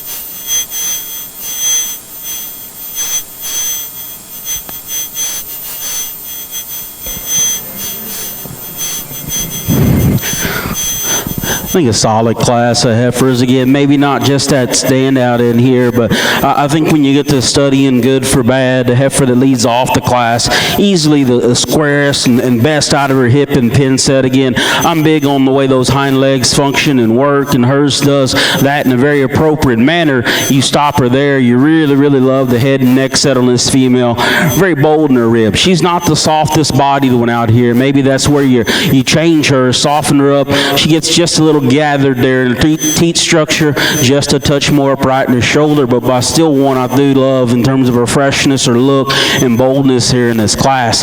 Heifer run here in second, very smooth made. I think one that's got a lot of female quality about her. Sets down good in terms of her feet. I just want to open this heifer up a little more for me personally. Just put a little more true shape and top in her. I want to see her go just a shade wider in terms of the way she goes from behind. But again, I'm returning one that's smooth, that she's stout enough for you. If she's not too plain up front, you sure could switch that pair and wouldn't get an argument from me. Probably the most muscular and stoutest heifer of the group is the one here next in third. Humongous hip and pin in this one. Very bold in terms of her rib. It just doesn't put it together with the right kind of skeletal function and flexibility. Gets a little tighter and hesitant in the way she sets to the surface. Like to see her sit down with a little more foot and bone there as well. Heifer that ends up closing our class. Very long-sided. She's probably as bold-bodied as any of them out here. A little more conditioned than maybe I would say ideal, but probably the main factor. I like to change her off of a rear skeleton, see her sit down quite a bit more comfortably and correctly. But nice set of heifers there in that class. On our Shorthorn Plus side, we'll real quickly discuss them before Kent gets into those announcements of that last class of Charlays. Really a nice female that begins here at the ground. She is pretty dominant. Just a big wide-based heifer calf that's got tremendous softness through the center of her body. Reads true and legitimate in regards to the composition that she has with regards to top shape and rump shape. And I really like the integrity that she handles that skeleton with as she gets out and travels. Now, this next pair I think are really close. Let's go ahead and pull 2 and 3 out together. Today I'm going to give a nickel of edge to the heifer in 2 in terms of how she's placing those feet and the comfort with which she does so. I actually think we've got more rib shape and more body in the heifer in 3, but I don't think she's quite as comfortable, doesn't move quite as authoritatively out here as we find our heifer in second to do, and so she gets that edge over the heifer in third. Heifer in third's just got more shape to her bone, more shape to her foot, strong featured female in that regard, but just not quite as athletic as we see her out here compared to the heifer in second. The next 2 heifers get to be a closer pair as well, and I give the advantage to the red heifer with regards to length of stride and fluidness of movement. I think she's more comfortable in her top line and in the way that she handles her skeleton. I see this heifer maturing into one that's got some body to her, very extended female, and lays neatly and cleanly up through the top of her shoulder and neck, and has some thickness out of her hip. Likewise, we've got a heifer that rounds out this class that's got shape to her top and a lot the same femininity. Not quite as correct a package in this heifer as what we find the slick-haired red heifer that's just ahead of her, but an awfully good set, and again, congratulations to our exhibitors.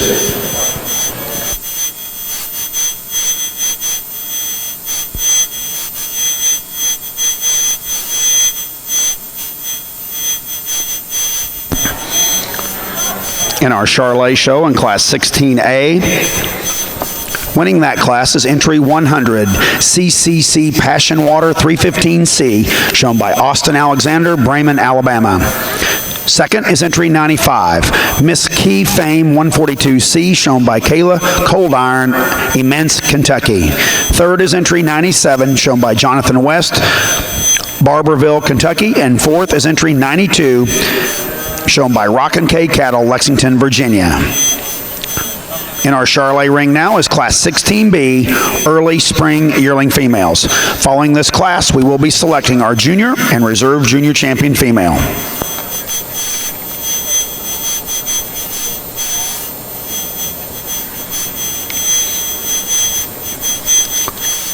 Results from Class 1, Late Spring Heifer Calves in our Shorthorn Plus show.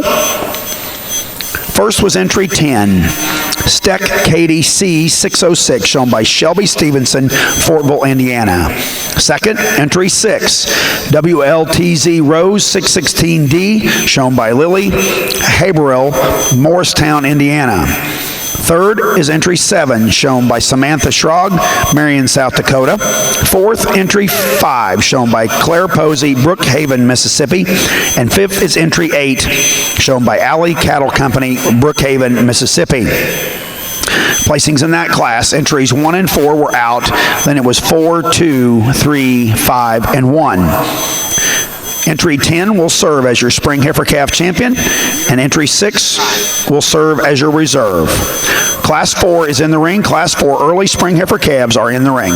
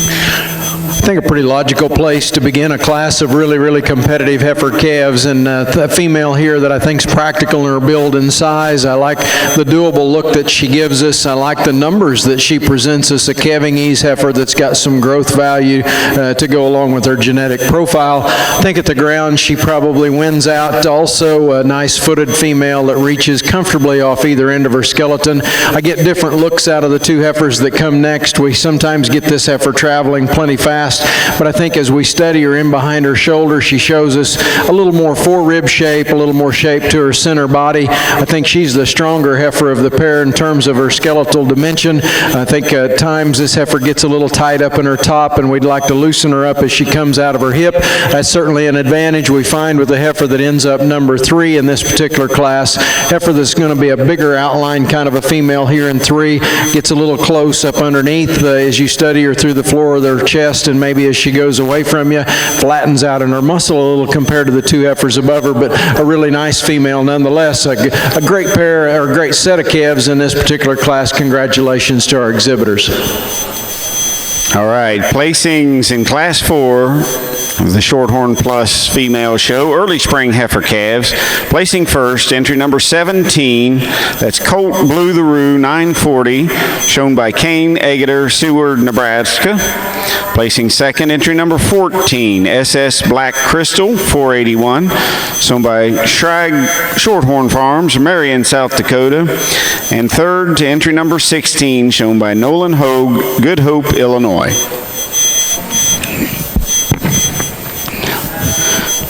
neat class of heifers here, and particularly these top two. Definitely some trade-off between them. I think there's two that maybe just have a little more elevated quality level to them, maybe than their contemporaries in this class. And the heifer I'm going to go ahead and use, she just hits me harder. I like her presentation. I like her body better. I think there's truly naturally just a little more cow there. You get behind these two, she comes wider and squarer there to her pins. Her neck set's still good. I think the trade-off is I like to see her reach just a little better up front. She gets just a touch shorter in her reach up front, but boy, shoulder back, look, presence, neat heifer here. Not going to lie, probably the heifer that's just probably a little more athletic, particularly in her reach up front and her knee and her shoulder, is the heifer we run here next. Softness in her body's good. Just one for me. You start to peel some of the condition away in terms of her pones, and she gets a little narrower pin. Just doesn't have the presence maybe and the dominance and power we find in the heifer that leads off this class. But again, good pair of females there. Stout heifer here that comes next. Tons of body, tons of muscle, very heavy bone. Just doesn't handle herself quite as correctly in terms of her angles. A little forward in her shoulder, a little extra set to those rear legs. Doesn't set them down quite as comfortably. We could stouten the heifer up that comes next. I'd find a different spot for her. She's smooth, she's deep, very maternal in her look from the side, and has some flexibility. For me, just gets a little too flat and narrow as you study her all the way through. A bold, stout-made, muscular heifer here. To the point, though, it probably causes her some problems in terms of femininity and coarseness. Gets outside of herself there up front. Then the young lady's heifer here. One that's got a ton of length to her, obviously athletic out here there as well, just not quite soft enough and opened up in terms of her body as you compare it to her contemporaries. Might want to close those gates or something there. Ah, they got her.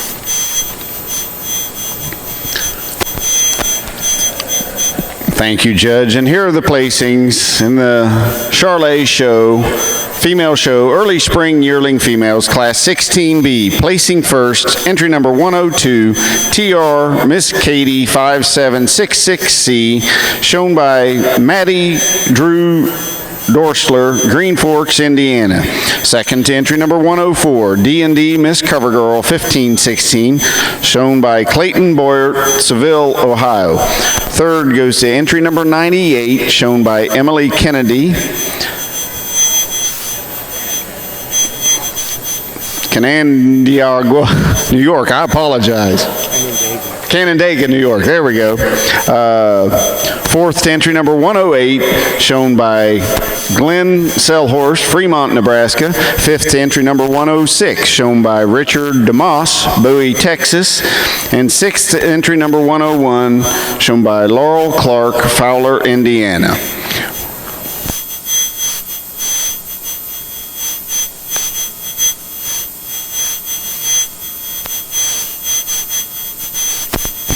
We're now showing for your junior champion and reserve junior champion female in the Charlay ring.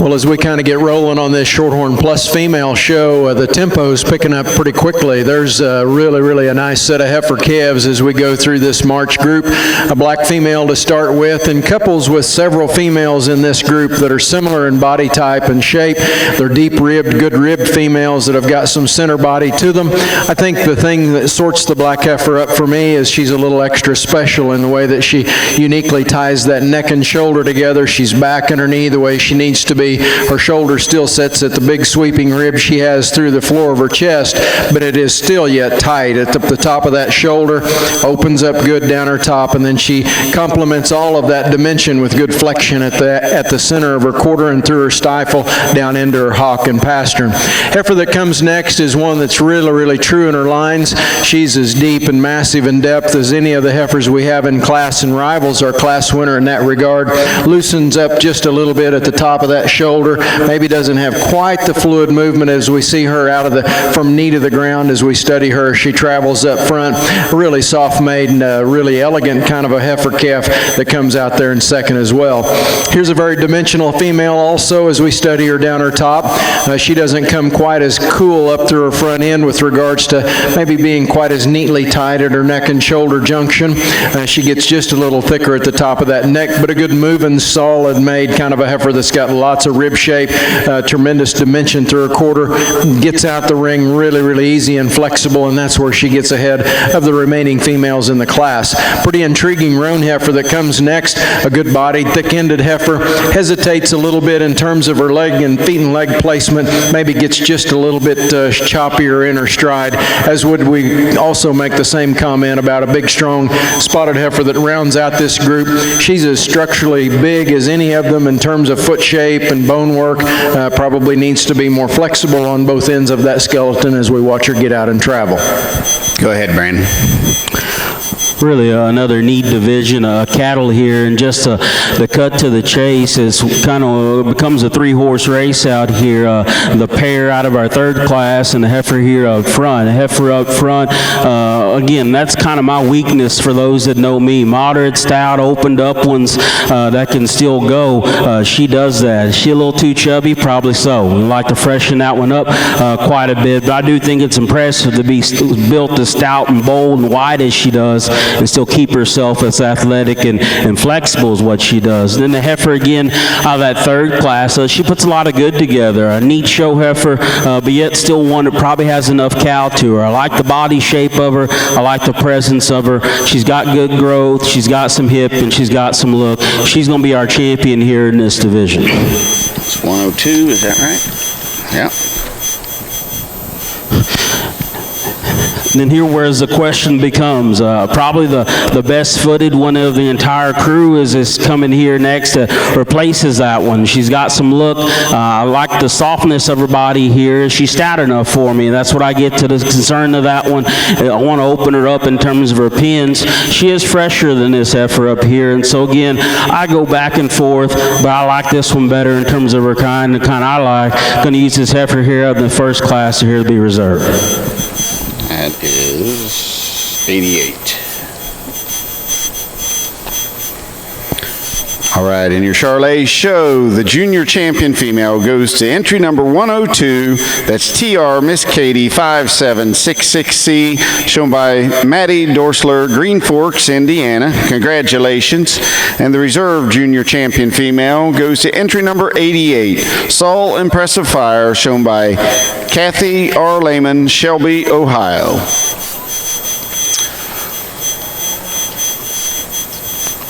Over on the Shorthorn Plus side, we're showing now for the early spring heifer calf champion and reserve. The results from your... Judge, are you ready? Real quickly, just a few comments. Won't talk the heifers, but just want to be very complimentary of what we've seen in this calf division. As I mentioned earlier, I think we've quickened the pace quite a little bit here with this particular division of cattle. Really strong maternal females that are sound structured and fundamentally really functional and have a tremendous amount of integrity. A lot of future in these girls. We'll congratulate our winner here with a handshake. Let's give them a nice round of applause, if you would, please.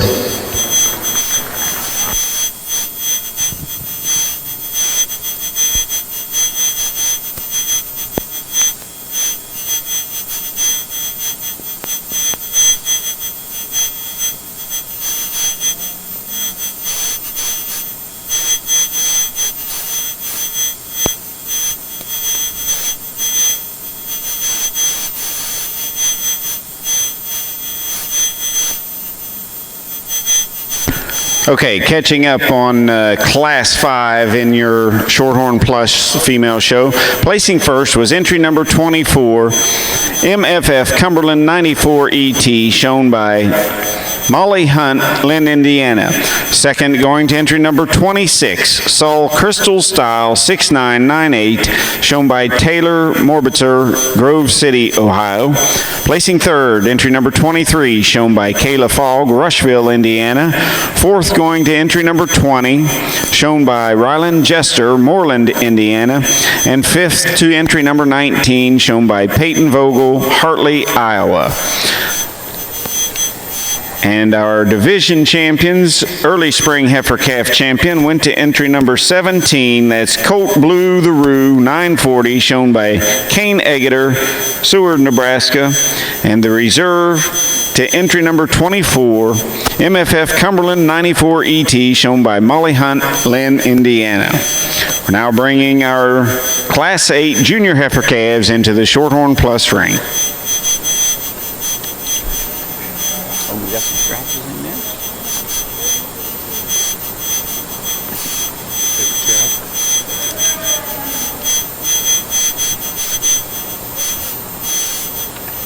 Jack Red's on the prospect where showing his name. He's jumping up and down on the stage.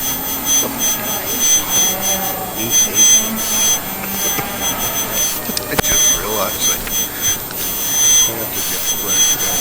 We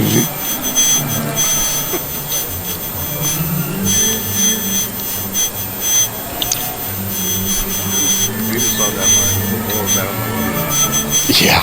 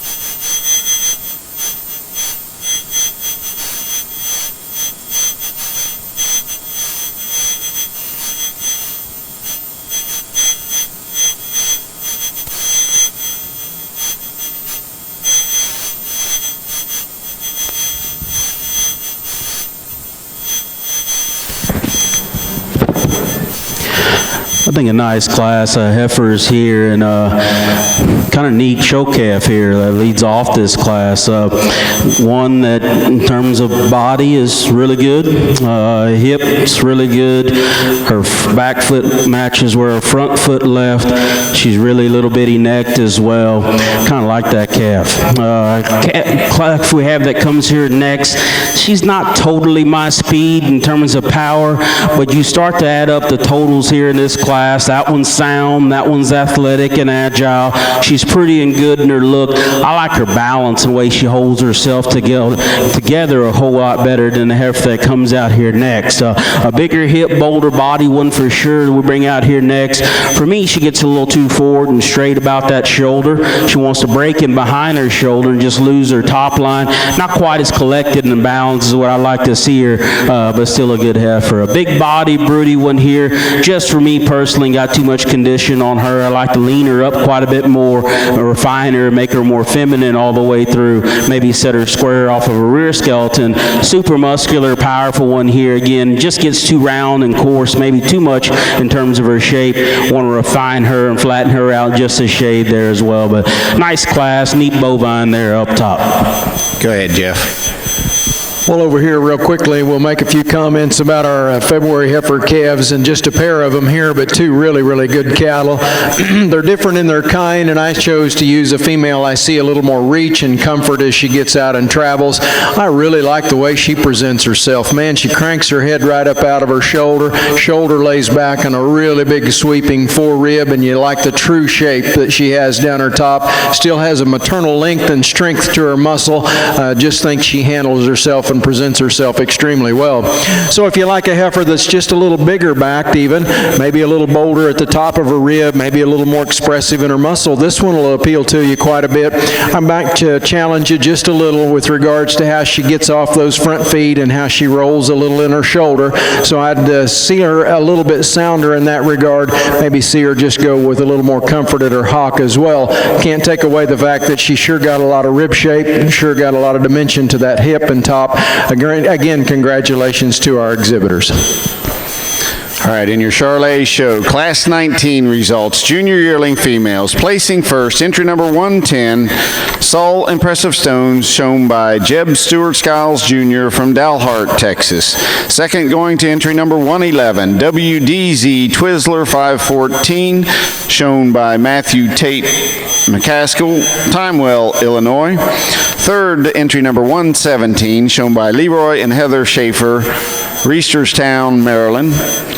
Fourth, entry number 112, shown by Michaela Barron, Broadhead, Kentucky. And fifth to entry number 116, shown by Nathan Alexander of Bremen, Alabama. Now back over on the Shorthorn Plus side, junior heifer calves, class number 8, placings. First to entry number 36, Saul Crystals Judy, shown by Katie Mize, North Manchester, Indiana. And second to entry number 28, Miss Izzy Ray, 1D, shown by Sarah Rose Sullivan, Dunlap, Iowa. We now have in the Charlay ring, class 20, be the final class of females. Senior yearling females in the ring. And on the Shorthorn Plus side, class 9 is coming in, junior heifer calves. We're going to leave these two like they stand. And young lady here at the front of our line, again, I just love the femininity of this one, a little better in terms of her build and her quality and her look. Still one that has ample amount of dimension when you get in behind her. Doesn't hurt that she's a little further along in gestation there as well. For me, probably a little more evenly spaced in terms of her teat structure and udder quality there as well. So a neat heifer here to lead off this class. Heifer we have here in second probably does have a little more bulk and width to her, really bold in terms of the shape of her body. For me though, gets a little plain, maybe doesn't carry her condition quite as favorably as what the heifer that leads off that class does, but again, good pair of females. Thank you, Judge. Placings in class 20, senior yearling females of the Charlay show. First going to entry number 119, TJ Swagger 372, shown by TJ Farm, Aberdeen, North Carolina. And second to entry number 121, that was MJC Glimmer B295G, shown by Micah J. Malone, Cynthiana, Kentucky. We're now ready to show for your senior and reserve senior champion females in the Charlay show.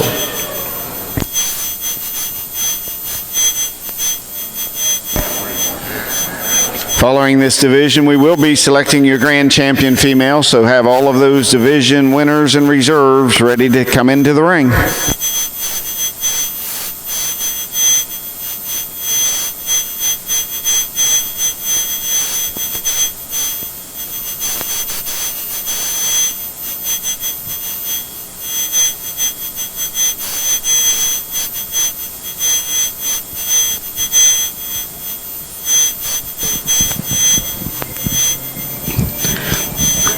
Here in this division, again, our final division, we like them pretty well. A nice set of them here.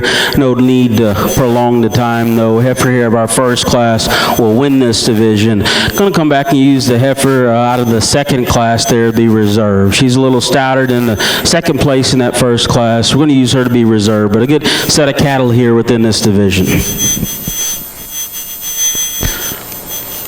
All right, your senior champion female in the Charlay show goes to entry number 110, Saul Impressive Stones, shown by Jeb Stewart Skiles Jr., Dalhart, Texas. And reserve senior champion female goes to entry number 119, that's TJ Swagger 372, shown by TJ Farm, Aberdeen, North Carolina.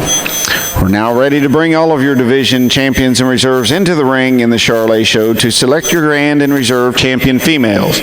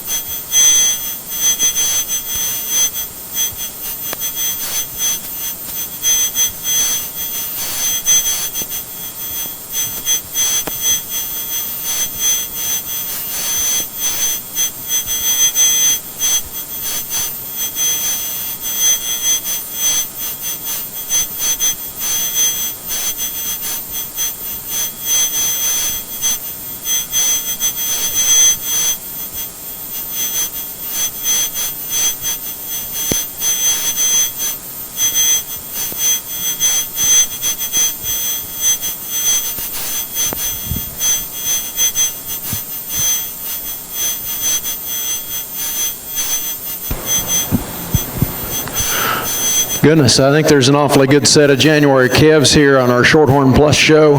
There's all 5 of these heifers have uniquely got some potential to do some things depending upon how they're managed and allowed to develop, to go ahead and develop into not only show heifers, but hopefully some cows that will offer and afford the opportunity to generate some more progeny like them. This heifer that starts the class, I think, is one that does so with some command at the ground. I think in terms of feet and legs, she's pretty good in regards to her integrity with that regard. This heifer is really opened up through the center of that rib, and she complements that with good width of base and good thickness out of her hip, and she does it in, I think, a pretty maternal kind of a muscle shape and design as she gets out and goes. The next heifer, I get some different reads on her, and she can be just a little flatter ribbed at times as you catch that look, and sometimes she can come to you a little narrower gauged. I do think she probably needs to be opened up a bit at the base of her skeleton, probably see just a little more of the same shape in terms of muscularity we find in our class winner, but I think she's an awfully good calf, strides really nice, and holds herself together in terms of her top line from shoulder to hip. That'd be a little bit of the thing I'd like to change maybe about this heifer is just how she goes at times. She wants to get a little closer to her hock and knee. We'd just like to open her up in her base as well, but you get up into the center of her body, there's a tremendous amount of mass in that heifer through the center of that rib cage, through the center of her quarter and stifle, a heifer that reaches her track really, really well. So I think there's some interesting potential there in that pair of heifers. Heifer that comes next is a female that I see a little more muscle thickness in even than the heifer we had above her in class. She opens up with just a tick more turn to the top of her rib, and she carries down with good shape to the center of her twist and stifle as you watch her go. But she's still a heifer that moves pretty well. She hesitates a little on that hind leg relative to the couple of heifers ahead of her with regards to being able to reach as comfortably off that back wheel. The heifer that ends up rounding out our class, she's as big at the ground and as stout structured as any that we have. She's perhaps a little harder in her, harder in her hock in regards to being straighter or stiffer in that situation. I think a heifer that has tremendous length of body and tremendous top shape, and again, I think one that develops into a really nice female if she's given the right circumstances to do so. Congratulations.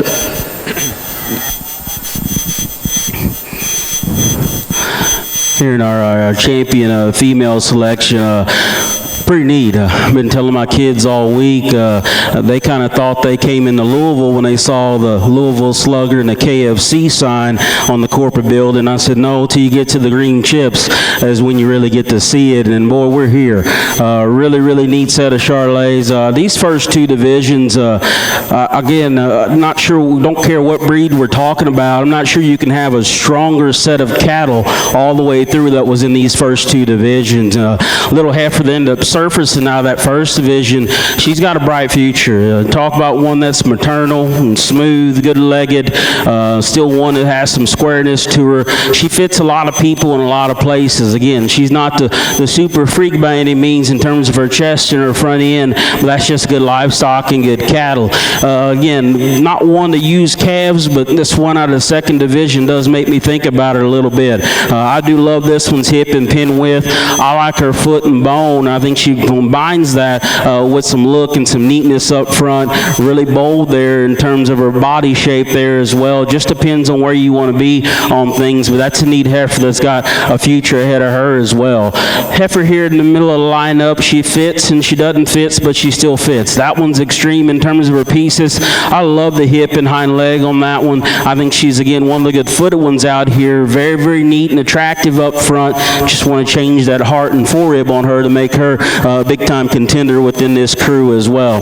And then you come down to these 2. I think, again, 2 cattle that you like extremely well, and I think as a show judge, or me personally, I always fight in my head, do you go with that prototypical show heifer, or do you go with one that's just a little more extreme, unique, or a changer, whatever you want to go with on that, because that's to me what these 2 are. The prototypical show heifer may be the one that came out of that 4th division. So smooth, so maternal and good in her body, still big in terms of her hip, still got a nice hind leg on her as well. Again, not perfect in her reach up front, but you can never call that one not sound. I think that's still good livestock and good cattle. She could win easily for a lot of people out here. The heifer that came out of that last division, you're either going to call the one in front of her a frame score big or her a frame score small. I do love the hip and pin width. I love the body shape of this one. I like the neatness of this one. She's intriguing. She's not for everybody, I will say that for sure, but that's a neat creature to put some interesting things together that don't normally fit together.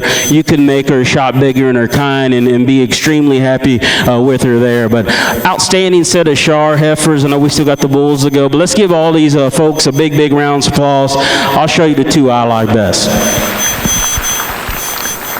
Real quickly, as we begin to select our champion on the Shorthorn Plus side of this spring heifer calves, I think we've got two class winners that are outstanding and do a lot of things incredibly well. But there's one of them that hits me extremely hard in terms of being ultra feminine made, really big barreled and soft through the middle of her body cavity, really big out of her hip and flexible on both ends. I like this number 36 heifer to be your division champion. Let's give her a nice round of applause.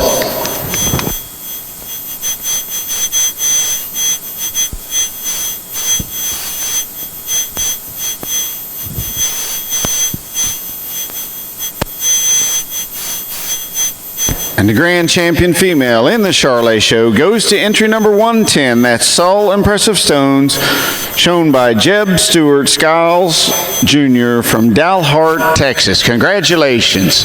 And the reserve champion in the Charlay show going to entry number 102. That's TR Miss Katie 5766C ET, shown by Maddie Drew Dorster, Green Forks, Indiana. Congratulations as well.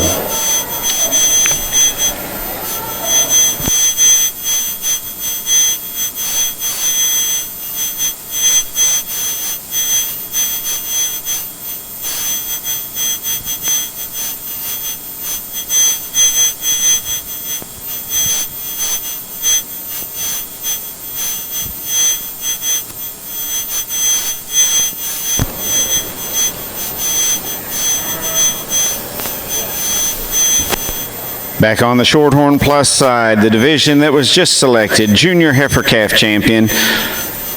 Champion going to entry number 36. That is Saul Crystals Judy 6997D, shown by Katie Mize, North Manchester, Indiana.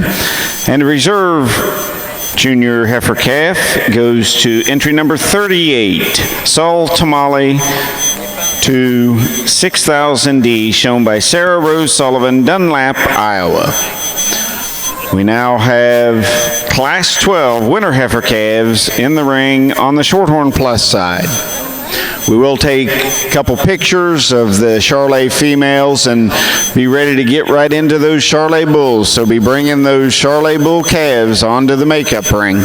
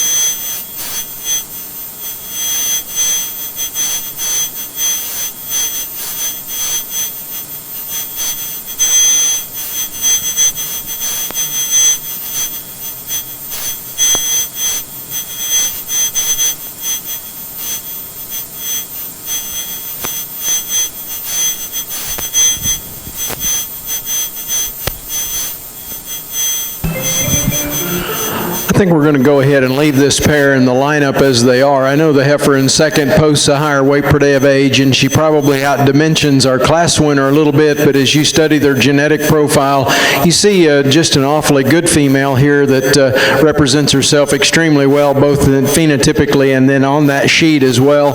A good, strong, muzzled female that I think's got some doability to her and a chance and an opportunity to really be a nice cow. I really like her movement better, and I think she's just showing herself a lot more to her advantage. The heifer the young man has is really struggling out here to let herself be known and kind of wants to get a little rounder in her hip and up in her top line. I think we're going to need to see just a little more fluidness to her movement and motion as she gets out here and travels. Good pair of females. Again, congratulations to our exhibitors.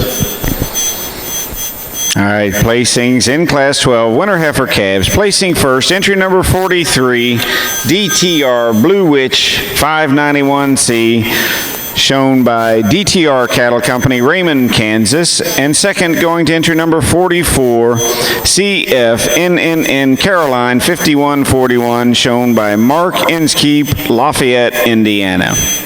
We're now ready to bring Class 13, senior heifer calves, into the ring.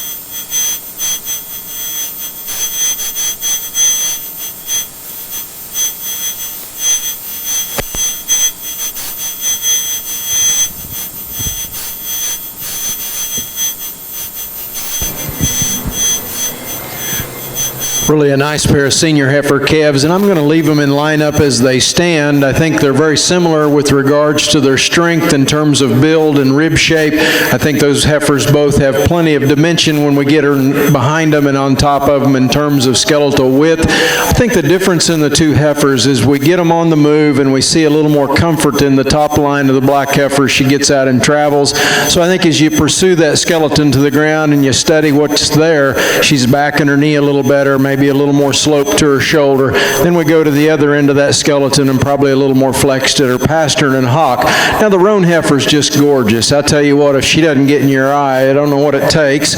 A muscular female that still handles herself well, but not quite to the degree that we find with the black heifer that just has a slight advantage of being more comfortable in her top line, more flexed on either end of her skeleton. That's really a nice pair of September calves. Let's give them a nice round of applause, if you could, please.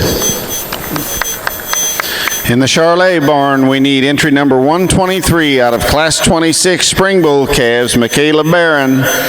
We need your entry 123 to the scales, please. And on the Shorthorn Plus side, results in Class 13 senior heifer calves. Placing first, entry number 50, BOY Skiles Corpus Christi, shown by Clayton Boyer, Seville, Ohio. And placing second, entry number 51, Oli Goosen Around, 01C, shown by Carly Berkheimer, Mechanicsburg, Pennsylvania. We're now ready to select our senior heifer calf champion and reserve.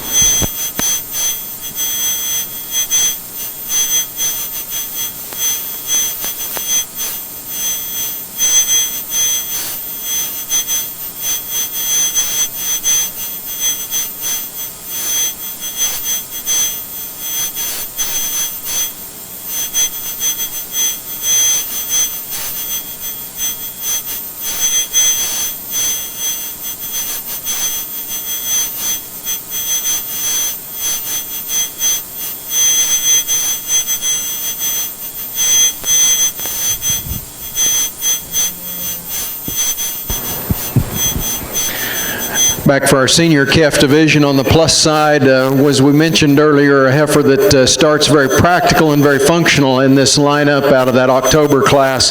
Certainly like her extension, like her numbers and the way that those balance. I think her maternal potential is incredibly good. As we study her against the heifer behind her, certainly not as stout or bold in her makeup, just different kinds of cattle. And that heifer out of the September class, really, really strong in that regard. Extra turn and shape to her rib, extra circumference and dimension to her foot and structure, and we certainly like the way that she handles that with good strength, good authority, and good flexion.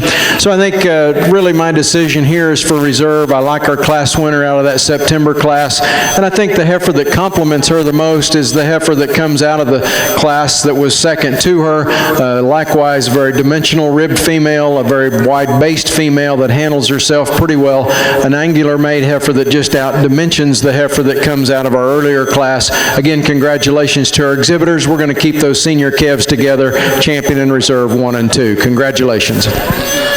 All right, senior heifer calf champion goes to entry number 50. That's Boy Skiles, Corpus Christi, shown by Clayton Boyert, Seville, Ohio. Congratulations. And reserve senior heifer calf champion going to entry number 51. Ole Goosen Around, 01C, shown by Carly Birkenheimer, Mechanicsburg, Pennsylvania. Now ready to bring class 16 in your Shorthorn Plus show into the ring, summer yearling females.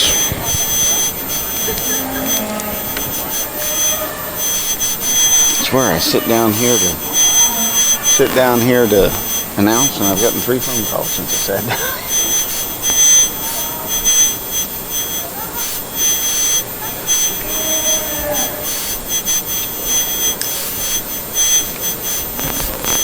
Doesn't look like a jet.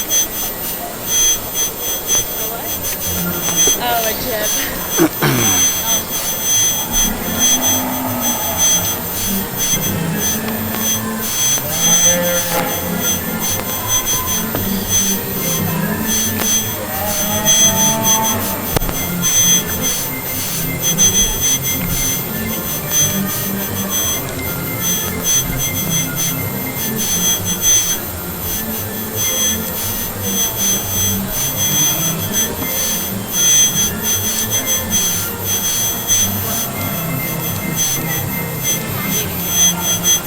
Bonnie, what town is Jeff from?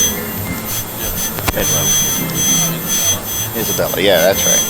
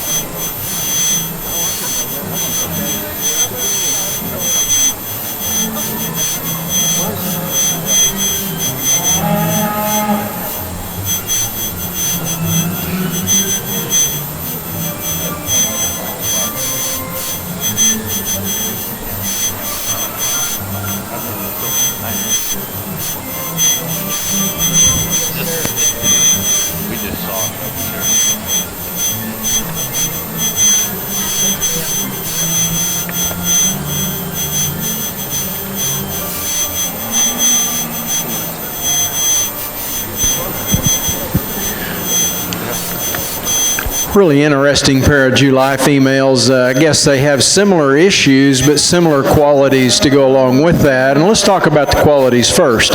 Let's say both the females, as you get in on top of them, read really bold as they come out of the top of their blade and shoulder, and both those heifers have plenty of dimension as you get in behind them. You study the two heifers through the center of their body cavity. Certainly there's some honesty of composition with regards to the center width of their rib, so you like those things about them. So you get out and you watch them travel, and I think they hesitate just a bit as they get on the move.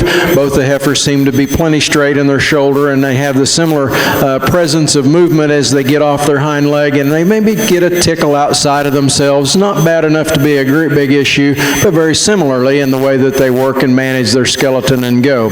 So then you step back off those two heifers, and I think then all of a sudden there begins to be some separation.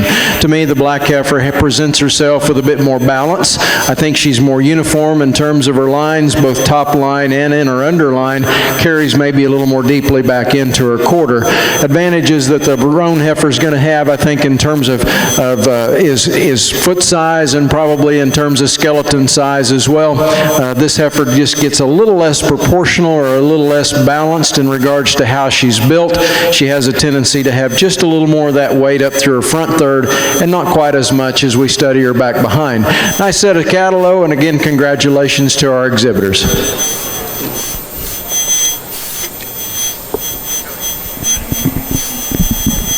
All right, and placing first in the summer yearling females of the Shorthorn Plus Show, entry number 54, DMW Black Cherry, shown by Robert Rogers, Kendallville, Indiana.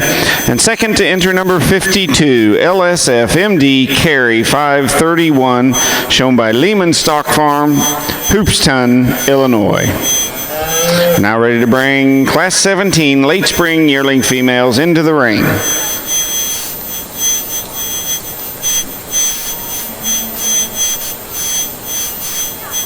On the Charlay side, we've got the champion female pictures done. Looks like we're ready to start that bull show. Bring that Class 26 spring bull calves into the ring, please.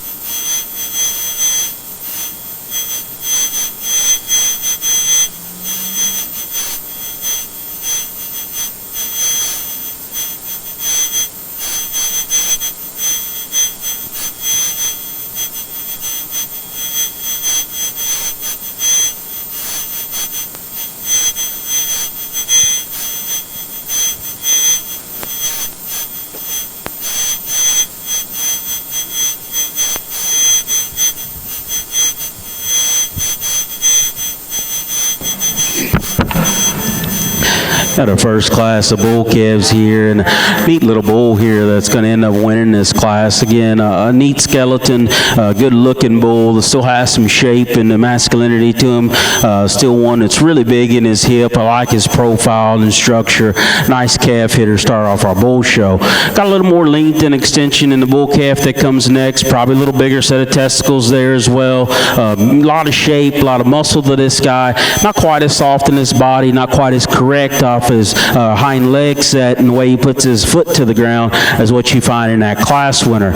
Used a little bull here next. I like the way he's made and designed. He obviously is giving up some weight and some condition here today, but to me, I like his build a little better and his look and balance a little better than the bull we have here in fourth. Bull we have here in fourth, obviously the big, growthy, heavyweight bull of class. Just want to reassemble that guy, make him different out of his rear skeleton, provide him with a little bit of rib cage to go along with that, but nice class of bulls. Go ahead, Jeff. On our Shorthorn Plus side, we're working through these summer yearlings and a really nice heifer, I think, to start our class. And this is kind of an interesting trio of heifers. At first glance, you didn't think maybe this heifer would have quite enough to her. You study the sheet, and my goodness, she's 100 pounds heavier than the other two heifers are, and she gets that from the dimension she's got working out of that blade into her top. She's got an advantage through the center of her rib, and I don't see quite the issues in terms of her skeleton we find in the maybe more trendy appearing heifers in regard to the kind of cattle that they are. This is really a striking baldy female that comes next, and one that is moderate in her sides and soft in her middle, one that gets pretty stout in terms of her muscularity and her bone work, a female that still handles herself pretty well, but not quite with the fluid action we see with our class winner, not quite the trimness we find with the class winner that still has a performance advantage to her. Heifer that comes next is the one that gets just a little bit easy in her top, and that tail head wants to crown up a little high over her pins. We see just a little less a little more hesitation rather as she gets out and travels. But like our baldy, she's strong and she's powerful built. That can work to her advantage and her disadvantage, perhaps just a little coarser made to go along with that. Again, congratulations. Got a single entry here on the Charlay side, a muscular guy. Boy, I love his body, I love his shape. Still one that's balanced and has some quality about him, and his length of stride is good. Get picky on him, maybe he wants to knuckle up on his pastern and his foot ever so slightly as he sets it to the ground, but again, good useful bull there. All right, catching up. Back on our spring bull calves, class 26 in the Charlay show. Placing first and spring calf champion bull, entry number 127, KAK Mr. Fireball 8D, shown by Callie and Knott, Leauto, Indiana. Second and reserve spring bull calf champion is entry number 126, SAC Man Up 162 PLD, shown by Macy Meadows, Street, Maryland, and Matthew Barlin, Hampstead, Maryland. Third, entry number 123, shown by Michaela Barron, Broadhead, Kentucky. And fourth to entry number 125, Blake Stevens, shown by Blake Stevens, Summershade, Kentucky. Moving on to the class we just did, Junior Bull Calves, class 29, a single entry, and also Junior Calf Bull Champion, entry number 136, AML Night Rider 601, shown by AM Livestock, Springfield, Missouri. Go ahead, Jeff. Working on a intermediate division here in our Shorthorn Plus show, and as we introduce more genetics to our breed and we see more variation in type and kind, I think, and how we identify and work with those is up to you, but I think still a good set of useful cattle that I think have some value in a lot of different places. I think as we look at our two class winners, not a lot different discussion than we would have had earlier with our black heifer in regards to our concern about our mobility and being able to get out and move more freely off either end of our skeleton. We find a heifer here out of the next class back that does move more freely but gets a little plainer fronted and isn't quite the same kind of cattle. She's a bigger outlined heifer but complements that with great rib shape and great dimension to the center of that rib and body. I think that her freedom of movement enables her to be justified as a champion. Certainly would like to keep her a little neater up through her neck floor, her neck area there as she ties into that shoulder. And I think as we study this heifer that was second to her, she's appreciably sounder than our class winner out of that first class of this division. I like keeping these two heifers together with as champion and reserve in this division. We'll use our blue heifer for champion, our Baldy heifer for reserve. Congratulations to our exhibitors. 3. Okay. Catching up on the Shorthorn Plus side, the placings in Class 17, placing first and then also the division champion, intermediate champion female, is entry number 58. That's DTR Blue Witch 516C, shown by DTR Cattle Company, Raymond, Kansas. Placing second in class and reserve intermediate champion female, entry number 3. Chanel 25C, shown by Lindsay Weaver, Jackson Center, Ohio. And third in that class was entry number 57, shown by Will Shelby, Medill, Oklahoma. We now have early spring yearling females, class number 20, coming into the ring. Go ahead, Judge. Got a nice division in class here. A pair of them, they're opposites, and so just kind of depends on what your cow herd needs, what you're liking. The bull up front, obviously, that one can inject some growth and some extension and some look into a cow herd. Still one that's got some hip and dimension to him. Maybe want to soften that guy a little bit in terms of his body and then bring him down in that regard. Opposite can be said for the bull here that's leading around. Just a massive masculine rascal here that's got a ton of guts to him, really thick-ended. Range of motion is good. Again, maybe modify him right there at the surface in terms of his feet. He's not necessarily the flattest shouldered bull in the world either, but kind of comes with the territory when you got that kind of power and body and ruggedness. He probably fits me a little better in terms of his extra softness here. Going to use him to be our champion in this division today. Young ladies bull be reserved, but a good pair of bulls. All right. Charlay Senior Bull Calves, winning Class 33 and Senior Calf Champion Bull is entry number 143, TCCS St. Christopher, shown by TC Cattle Services, Vandalia, Illinois. And placing second and reserve Senior Calf Champion Bull is entry number 141, AML 5J Jackson 509, shown by AM Livestock of Springfield, Missouri. Now ready to bring Class 37 Summer Yearling Bulls into the ring on your Charlay show.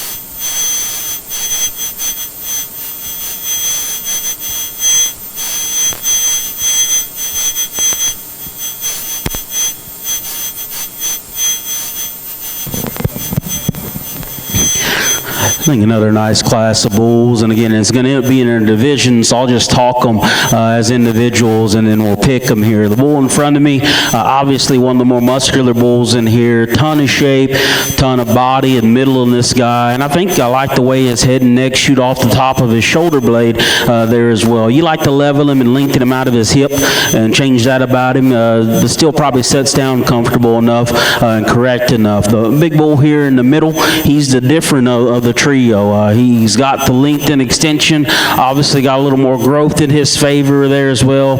A deep-sided bull, just have to figure out where you are in terms of his muscle and width. He gets just a touch flatter when you get right behind him. I like to change his shoulder angle, and his knee gets a little part forward there as well, but still a nice bull.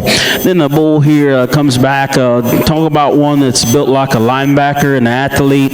This one is ton of shape, ton of rib, ton of muscle to him, but still one that flows well in terms of his balance. He's just very, very proportional. I think where I really like this bull is when he gets on the go. Very, very loose and athletic when he moves. Just really good in this kind there as well. He's a little round maybe for some, not the biggest in the world. I think he's the neatest combination of good in this particular drive. Going to use him for our champion. Gets a little closer with these other two, just kind of depends on where you are, but if you're sticking with type, got to use that bull out of the first class there to be the reserve. But nice trio of bulls here in this division.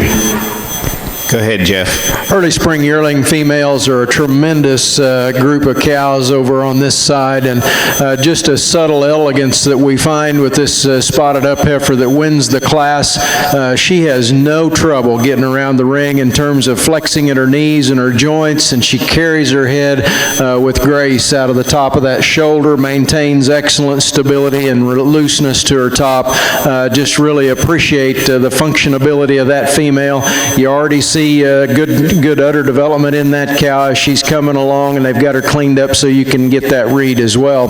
This heifer really challenges her, and I think the black heifer that follows in 3 gives her a challenge with regards to their dimensionality. She starts really, really powerful at the ground and correctly at the ground. She doesn't have quite the ability to get out and command a stride that gives you that appearance of athleticism as our spotted heifer does that wins the class. She is bold in her top, and she's outwardly turned in her rib, and she moves with good authority, just not the same kind of grace and strength we find with our spotted heifer. Black heifer that comes next is just an awful lot like the red heifer ahead of her without quite as much extension. A little higher conditioned female, but certainly one that's going to be right-sized and practical in her build and bold in her body parts. Heifer that comes next gets a little higher in her condition as well, a little shorter coupled kind of a heifer that in turn gets just shorter in her stride to go along with that couple. We'd like to see her freed up just a bit in her movement as she travels. Again, congratulations to our exhibitors. I think a nice kind of a bull. We have a single entry here in this class, very smooth made. I think he's very deceiving, smooth made and good in his look as he is. You get him behind this guy, there's still some width and some shape to his stifle. He's got a nice back shape in him there as well. Got good running gear that he sets down on. He's not perfect from behind. You could square him up just a shade from hock to ground. That's a neat bull here. We'll see how he stacks up here within this division. All right, catching up a little bit. Back on Class 37, the intermediate division in your Charlay Bull Show. Placing first, an intermediate champion bull. Entry number 150, JVS, BJCF, Big Pop, C59, shown by Barjay Charlay's, Liverpool, Texas, and JVS Cattle Company, Sulphur, Louisiana. Placing second and reserve intermediate champion bull.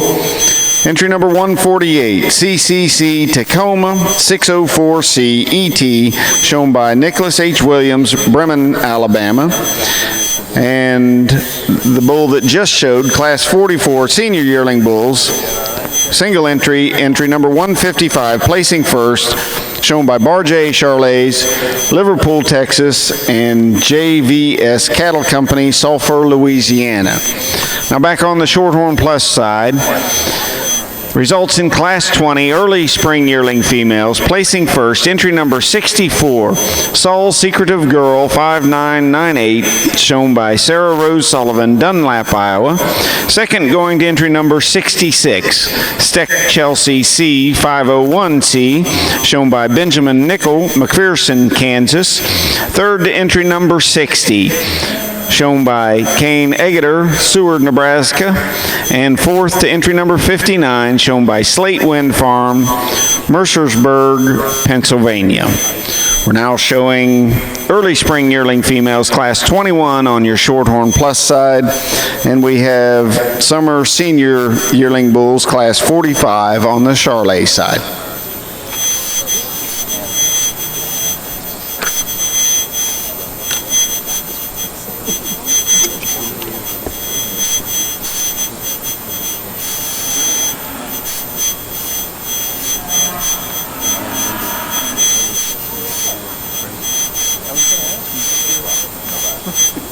What's that? Oh yeah, oh yeah.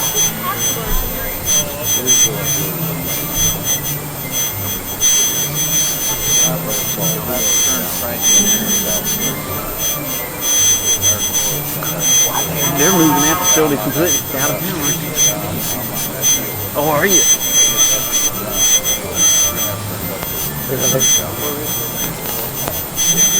Where'd they get the money to do this? They got $180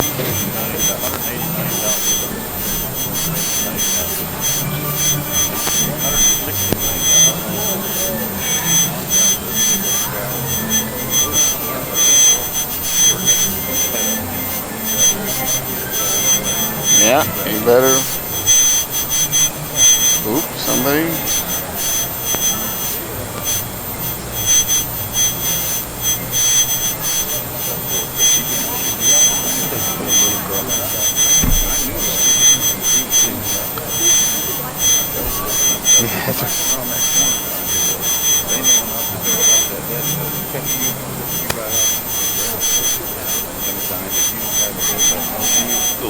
Hold that tight.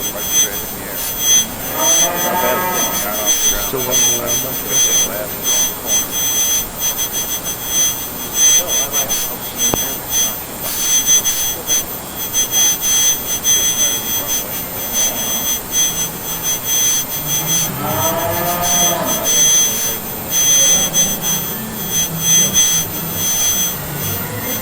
I don't know if you remember that old. Oh yeah.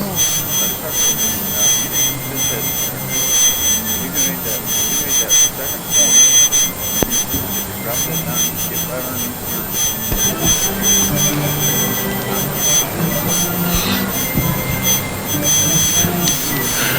I think those Charlay bulls are getting all hot and bothered about these Shorthorn heifers over here. What do you think about that? Must be. Certainly a good, strong set of cows we've got as we're getting closer to the end of our Shorthorn show here in this spring yearling class. This female, I think, is a nice combination of a lot of things.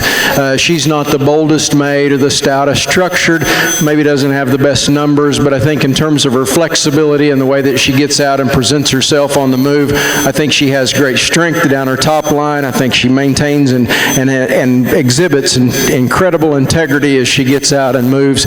Again, not the stoutest or the boldest built in this particular group, but a nice combination of factors that we find as we get this heifer in motion. Heifer that comes next is incredibly big at the ground. She's big-footed and stout structured, and she's got lots and lots of dimension to her, and she'd be the strong one in this group. She's got a really high birth weight that we'd surely have to manage around, and certainly would be cognizant of that. Heifer is really managed well in terms of her conditioning. We certainly appreciate that. Need to tone her down some in her birth weight, need to smooth her up a bit in her front end. Heifer that comes next on the stand we really like. This heifer is very attractive. We get her in motion and she wants to fight her jaw because she's not as comfortable in her skeleton. She wants to wad up a little bit in her top, and she's beginning to push as much condition as I'd like to have on her at this stage of the game. I do like and appreciate the softness that she has compared to our red heifer. I do also like the length of hip that she has and the way that she handles her tail head relative to what we find in our red Red Heifer. Red Heifer gets a little close behind at her hock and just wants to be a little higher in that tail placement, setting up on top of her pins a little more uncomfortably. Again, a really nice set of females, and congratulations to our exhibitors. In this class of bulls here, again, interesting. Obviously, both of them can go wherever the heck they want to go, especially this guy. A lot of shape, a lot of muscle, a lot of body to this one. Again, you very rarely hear me say this, but, you know, maybe you start to flirt the line, is it too much there in terms of just he's got some extra shape there, but I don't like maybe the way his hind leg sets to the surface. I want to see him go a little more correctly in the way he plants that hind leg, but that is obviously one that's full of meat, full of muscle, so has some balance and can get and go. Bull here, again, one that's got some width. I like him from behind better in terms of hock to ground. Just not sure there's quite enough in terms of just extra shape to that guy. A little flatter in terms of his forerib there as well. So pick your poison on these two. Both of them probably sound athletic enough. He's probably a little more of a changer, if you will, in terms of the shape and stuff he can contribute. Still balances up. Going to use old linebacker up here to be our first in this class. Going to use the bull here to be second. A good pair of bulls. All right, so the placings in Class 45, Summer Senior Yearling Bulls in the Charlay Show. First going to entry number 156, LF Fullback 430 PLD, shown by Gary Wayne Geralds, Tompkinsville, Kentucky, and Leffler Farm, Gibson City, Illinois. Second, going to entry number 157, Ham Mogo B1, shown by Bar J Charlays, Liverpool, Texas, JVS Cattle Company, Sulphur, Louisiana, Mogo Charlays of Florence, Alabama. We're now bringing Class 46 two-year-old bulls into the ring. Back on the Shorthorn plus side. Go ahead, Jeff. You bet. We're back on the plus side and talking our early spring yearling division, or that junior yearling division, and always a great set of cattle, and this is no exception to that. Really, I think it boils down to a couple of heifers I thought were incredibly competitive there in class, and I'm going to keep them together as champion and reserve. I like our spotted heifer and our red heifer to stay together. I think there's fewer issues and a little more elegance, particularly up through the front end of that spotted heifer with regard to how she manages herself as she travels, and a really strong competitor there in that solid red female. It's got so much mass and dimension, and then blends it so neatly into her front third and into the rest of her body. Awfully good set of heifers. Let's give our division winners and our reserve a nice round of applause, if you would please, with a nice congratulations. All right, so catching up now on the Shorthorn plus side, let's go back to the Class 21 placings, early spring yearling females. Placing first, entry number 70, KSD Shining Mirage 715 ET, shown by Molly Hunt, Lynn, Indiana. Second, going to entry number 69, Fox Dorian Go-Go 508, shown by Hayden Fox, Kanawha, Iowa. Third to entry number 72, CSF Monopoly Queen 551, shown by Scott Hesser, Leesburg, Indiana. And fourth to entry number 67, shown by Madison Riley Daniel, Morgantown, Indiana. Then in that division, the junior champion division, Class 22, winning the champion female in there is entry number 64 out of Class 20. That's Saul Secretive Girl 5998 ET, shown by Sarah Rose Sullivan, Dunlap, Iowa. And reserve junior champion female going to entry number 66, Steck Chelsea C501C, shown by Benjamin Nickel, McPherson, Kansas.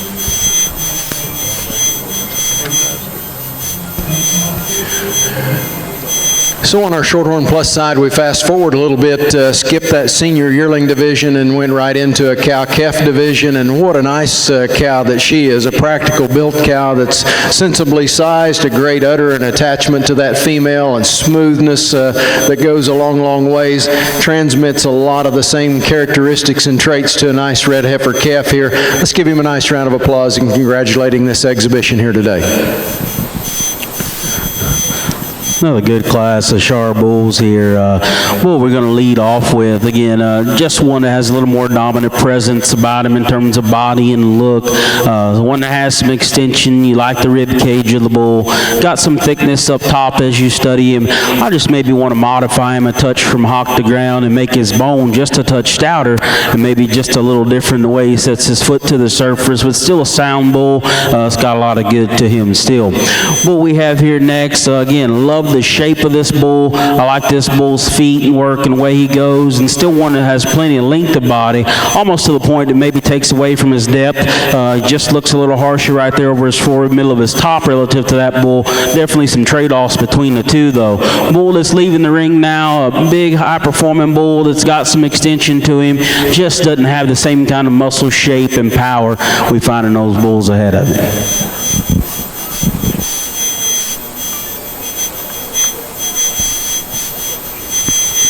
All right, so before we're ready to select our grand champion female on the Shorthorn Plus side, I will go ahead and announce that cow-calf class. Placing first in champion cow-calf pair, entry 96, SS Mara 387, shown by Aaron Lay, Madisonville, Tennessee.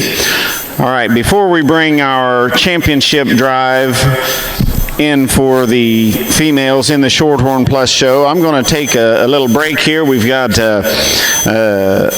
an award to present, and I'm going to read the intro. The National Shorthorn Lassie Association is excited to take a few moments to thank our current national queens and announce our 2016-17 national queens.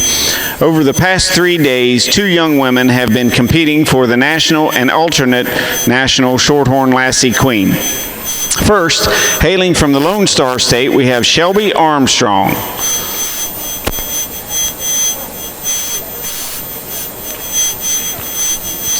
Here comes Shelby. Shelby is the 20-year-old daughter of Angel Dorick and John Armstrong of Damon, Texas. She has been showing Shorthorns for the past 5 years and currently serving as the Texas Shorthorn Lassie Queen. Shelby has attended Blinn Junior College and Texas A&M. Once she turns 21, she's going to attend the Houston Police Academy. Shelby's career plans are to be a criminal investigator. Running for this national title has been a goal of hers, and she's excited to see what the future has in store for her. Next, from the great state of Nebraska, we have Taylor Strope. She is the 17-year-old daughter of Boyd and Melaine Strope of O'Neill, Nebraska. She is currently serving as the Nebraska Lassie Queen. She has played an active role in the Nebraska Junior Shorthorn Association's board. A senior at O'Neill Public Schools, Taylor will pursue a career in dentistry.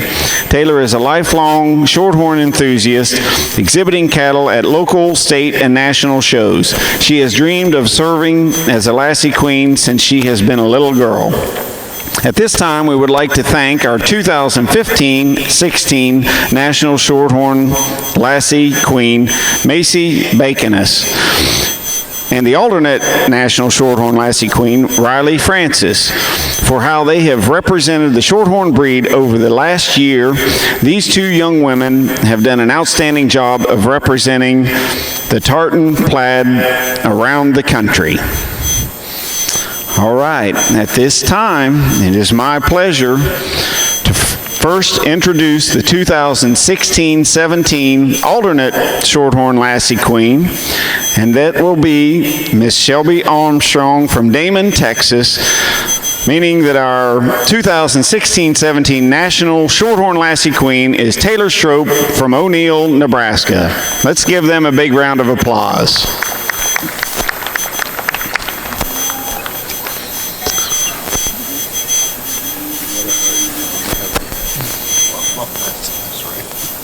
Where's he going?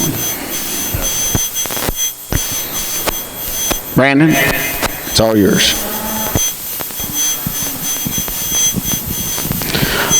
Not sure I was quite ready, but we'll go ahead and get on with it.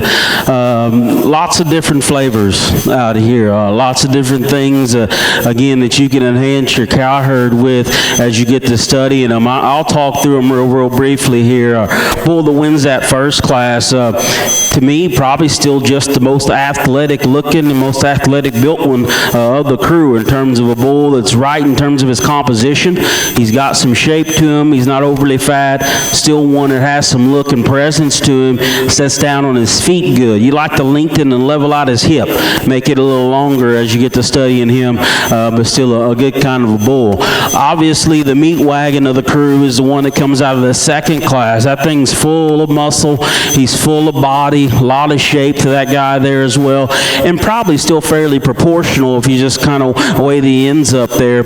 Want to make him just a touch more correct in the way he sets his hind leg to the surface. That muscle allows him to be a little rounder, if you will. Then probably the different bull of the crew is the bull that comes here next out of the third class. Maybe he's more the show bull, if you will, of the set.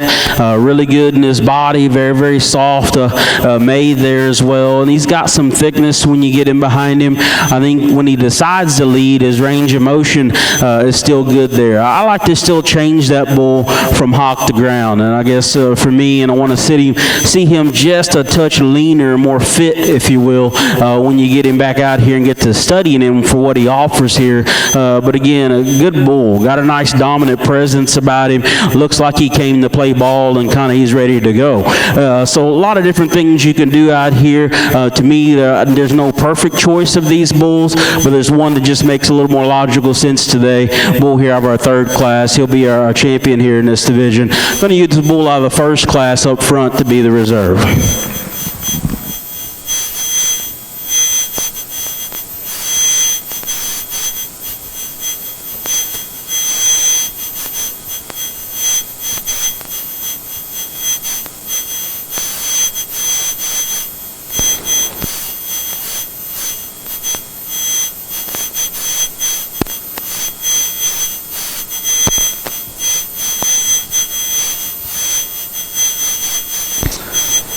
Okay, on the Shorthorn Plus side, we are bringing your championship drive in. These are the division winners out of the Shorthorn Plus female show. Back on the Charlay bull side, we just selected our senior champion bull, and that comes out of class 46, entry number 158, WC Everest 4048P, shown by Stallcup Farm Charlays, Prescott, Iowa, and Wright Charlays, Richmond, Missouri. And reserve senior champion bull goes to entry number 155. That's JVS Fire Tracker B41, shown by Barjay Charlays, Liverpool, Texas, and JVS Cattle Company, Sulphur, Louisiana. I think I still need to finish out the placings in the 2-year-old bulls. Placing second in that class was entry number 161, HLSL Instant Addiction, shown by Leroy and Heather Schaefer, Reisterstown, Maryland, and third to entry number 160, shown by Rockin' K Cattle, Lexington, Virginia. We're now bringing all of our division champions in the Charlay Bull Show into the ring to select our grand champion bull.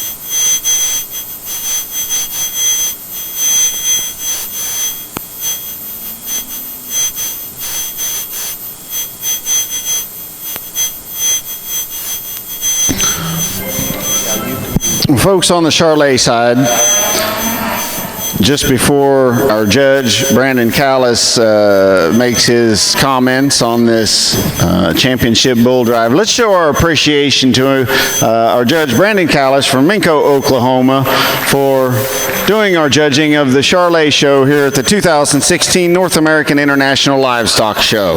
Go ahead, Judge.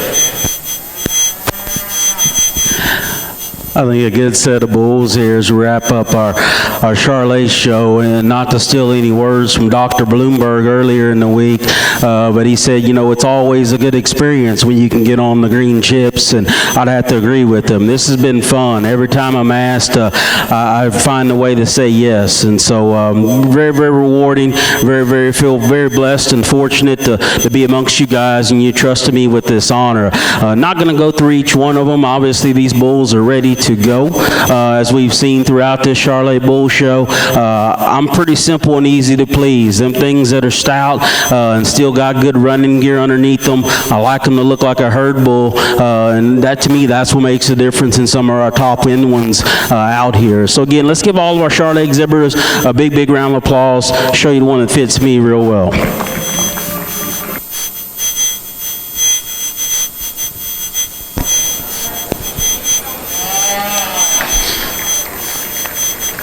All right, and the grand champion bull at the 2016 North American International Livestock Show, Charlay Show, goes to entry number 150.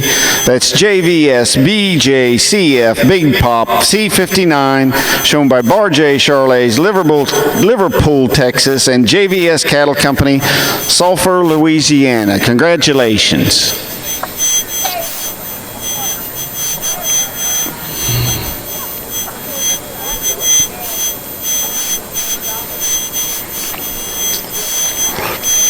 And the reserve grand champion bull in the Charlay show goes to entry number 158. That's WC Everest 4048P, shown by Stall Cup Farm Charlays, Prescott, Iowa, and Wright Charlays, Richmond, Missouri. Congratulations to all of you. And we will show our group classes prior to taking pictures on the Charlay side. Now moving our attention back over to the Shorthorn Plus side, Judge Jeff Bedwell is ready to make his comments on this championship drive. And I'll tell you, folks, I've been around here, and Jeff, this is his third day in the row of judging, and this has been a long one. Judge Jeff Bedwell, Isabella, Oklahoma. Let's show our appreciation to him for what he has done here all day long. Well, thank you very much, and as you can tell, the cattle are really beginning to give it up for the day, and we won't make a long, drawn-out speech or production about making a champion in reserve here. I want to just say thanks again. It's been a true pleasure to get to come and work with the folks with the North American, work with our American Shorthorn Association. I apologize to our board of directors, our junior board of directors, guys and girls, and our lassies. Monty, we need to give them a really big thank you. Let's give them all a nice round of applause. They've done a great job for us. I'm sorry I didn't do that earlier, but they do deserve the recognition that we give them. They do a fabulous job representing us, and I certainly do appreciate that. So as we get back out here, we maybe have a little more variation as you might think about these plus animals representing, but it's still, there's unique opportunities, and there's things you can tie to out here in a lot of different ways, and ways that you can utilize our Shorthorn genetics to complement other cattle that are out there in the industry. And I think if you study these females that we have for champion and reserve in each of these divisions, I think you can see that. And I think it's amazing how our Shorthorn cattle will blend so neatly with so many other gene pools to make really, really good cattle out of cattle that need a little help sometimes, if you will. So we don't mind lending in, do we, Monty? Not at all. Anyway, we're not going to go a lot further with any more discussion, but again, it has truly been my pleasure. It's been a lot of fun, and as Brandon said earlier, it's truly a privilege to get to evaluate cattle in such a prestigious arena with such a history and reputation of the elite cattle and cattlemen that come to it. Let's give our exhibitors, if you would, one great big round of applause. We're going to make you a champion in reserve and call it a day.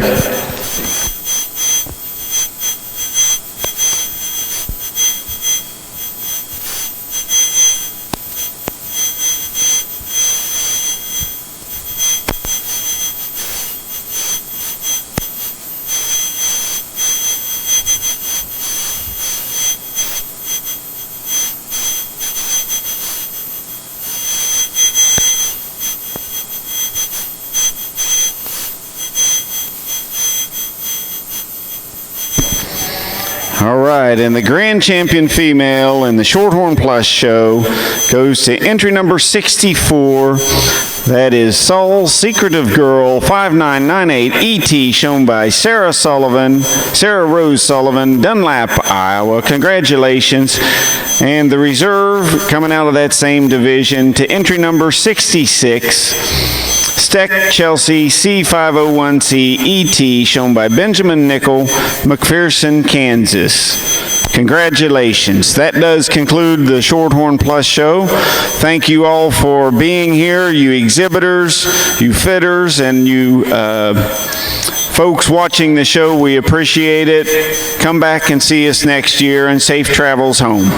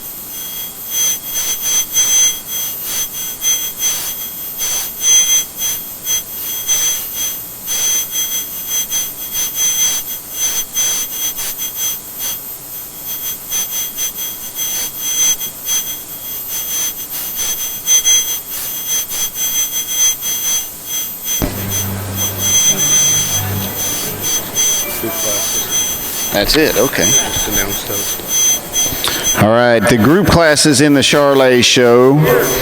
Produce of Dam. First, going to Calais Knott, Garrett, Indiana. And the dam is 3G String of Pearls 651S. Second, to AM Livestock, Springfield, Missouri, on 5J Cigarro 924 PLD. Third, to HLS Livestock, Boring, Maryland, on HLSL, Who's My Daddy. And fourth, to Michaela Barron, Broadhead, Kentucky, on Barron's Miss Dynasty.